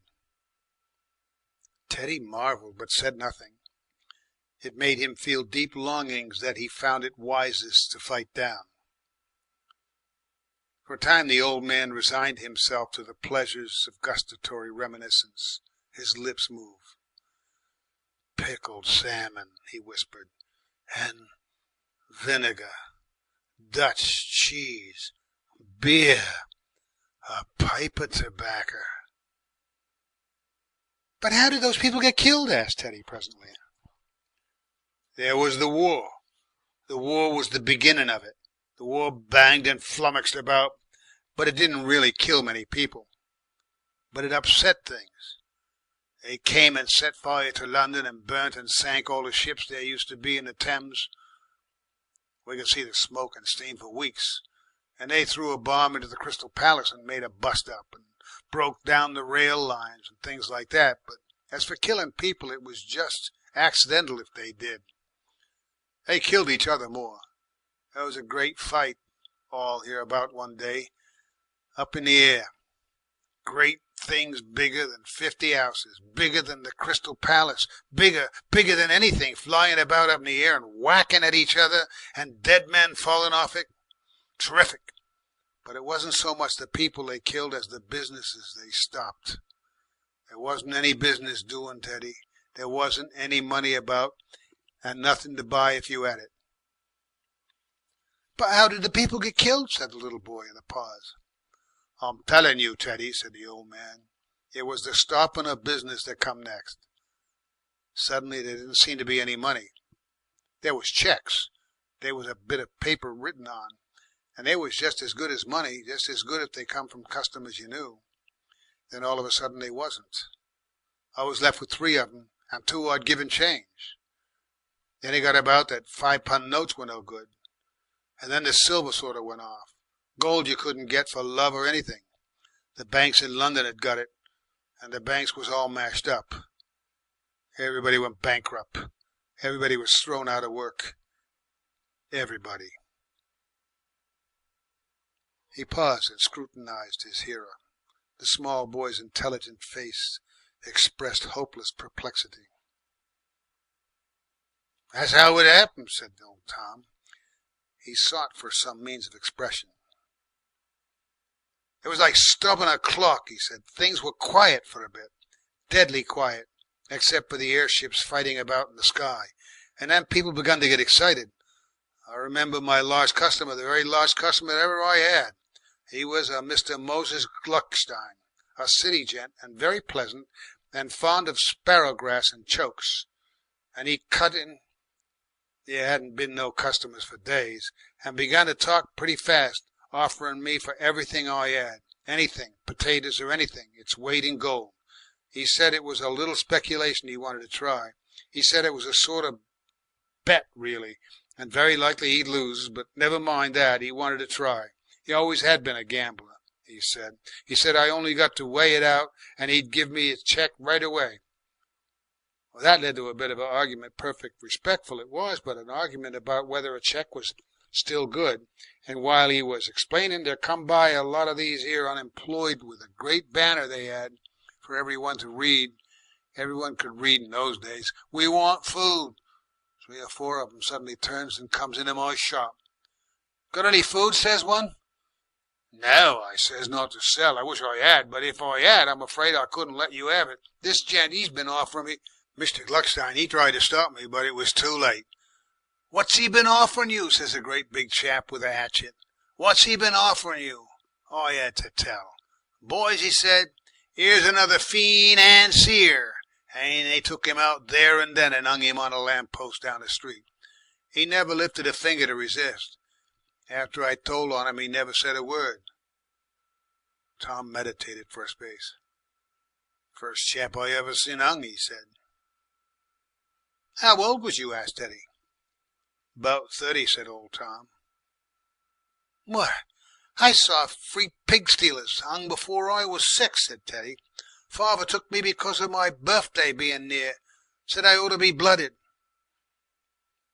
"Well, you never saw no one killed by a motor car, anyhow," said the old Tom after a moment of chagrin, "and you never saw no dead men carried into a chemist's shop." Teddy's momentary triumph faded. "No," he said, "I haven't." "No, I won't. No, I won't. You'll never see the things I've seen, never. Not if you live to be 100. But as I was saying, that's how the famine and the rioting began. Then there was strikes and socialism, things I never did hold with, worse and worse. There was fighting and shooting down and burning and plundering. They broke up the banks up in London and got the gold. But they couldn't make food out of gold. How did we get on? Well, we kept quiet. We didn't interfere with no one, and no one didn't interfere with us. We had some old taters about, but mostly we lived on rats. Ours was an old house, full of rats, and the famine never seemed to bother 'em. Often we'd get a rat, often, but most of the people who lived hereabouts was too tender-stomached for rats. Didn't seem to fancy 'em. They'd been used to all sorts of fallals, and they didn't take to honest feeding, not till it was too late. Died robber. There was a famine began to kill people. Even before the Purple Death come along, there was dying like flies at the end of summer. Oh, I remember it all. I was one of the first to have it. I was out seeing if I mightn't get hold of a cat or something, and then I went round to my bit of ground to see whether I couldn't get up some young turnips I'd forgot. And I was took something awful. You no idea the pain, Teddy. It doubled me up pretty near. I just lay down by at their corner, and your aunt come along to look for me and drag me home like a sack. I'd never have got better if it hadn't been for your Aunt Tom. She says to me, "You got to get well," and I had to. Then she sickened. She's sickened, but there ain't much dying about your aunt. Lord, she says, as if I'd leave you to go muddling along alone. That's what she says. She's got a tongue as your aunt, but it took her ear off. And arst though I might, she's never cared for the wig I got her, off the old lady that was in the vicarage garden. Well, this here Purple Death, it just wiped people out, Teddy. You couldn't bury 'em, and it took the dogs and the cats too, and the rats and horses. At last every house and garden was full of dead bodies. London way you couldn't go for the smell up there. And we had to move out of the high street and into the villa we got. And all the water run short that way. The drains and underground tunnels took it. Lord knows where the Purple Death come from. Some say one thing and some another. Some said it come from eating rats, and some from eating nothing. Some says the Asiatics brought it from some high place, Tibet, I think, where it never did nobody much harm. All I know is it come after the famine, and the famine came after the panic, and the panic came after the war. Teddy thought. What made the Purple Death, he asked. Haven't I told you? But why did they have a panic? They had it. And why did they start the war? Well, they couldn't stop themselves, having them airships made 'em. And how did the war end? Lord knows if it's ended, boy, said old Tom. Lord knows if it's ended. There's been travellers through here. There was a chap only 2 summers ago say it's going on still. They say there's bands of people up north who keep on with it, and people in Germany and China and Mexico and places. He said they still got flying machines and gas and things. We haven't seen nothing in the air now for 7 years, and nobody hasn't come nigh of us. Last we saw was a crumpled sort of airship going away over there. It was a littleish sized thing and lopsided as though it had something the matter with it.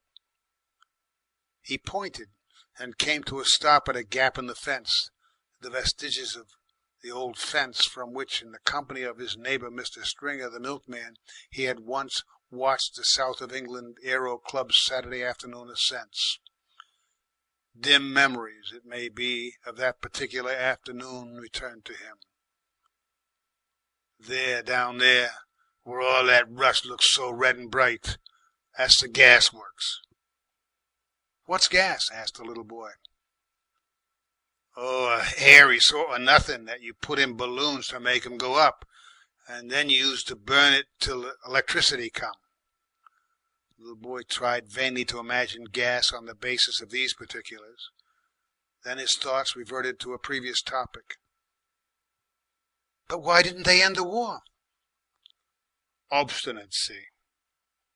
Everybody was getting hurt, but everybody was hurting, and everybody was high-spirited and patriotic, and so they smashed up things instead.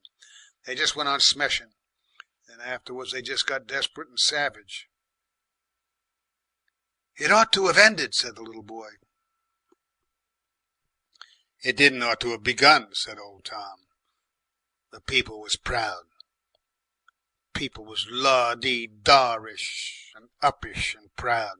Too much meat and drink they had. Give in, not them. And after a bit, nobody asked them to give in. Nobody asked them. He sucked his old gums thoughtfully, and his gaze strayed away across the valley to where the shattered glass of the Crystal Palace glittered in the sun. A dim, large sense of waste and irrevocable lost opportunities pervaded his mind. He repeated his ultimate judgment upon all these things, obstinately, slowly, and conclusively, his final saying upon the matter. You can say what you like, he said. It didn't ought ever to have begun. He said it simply. Somebody, somewhere, ought to have stopped something. But who, or how, or why, were all beyond his ken. End of War in the Air by H.G. Wells.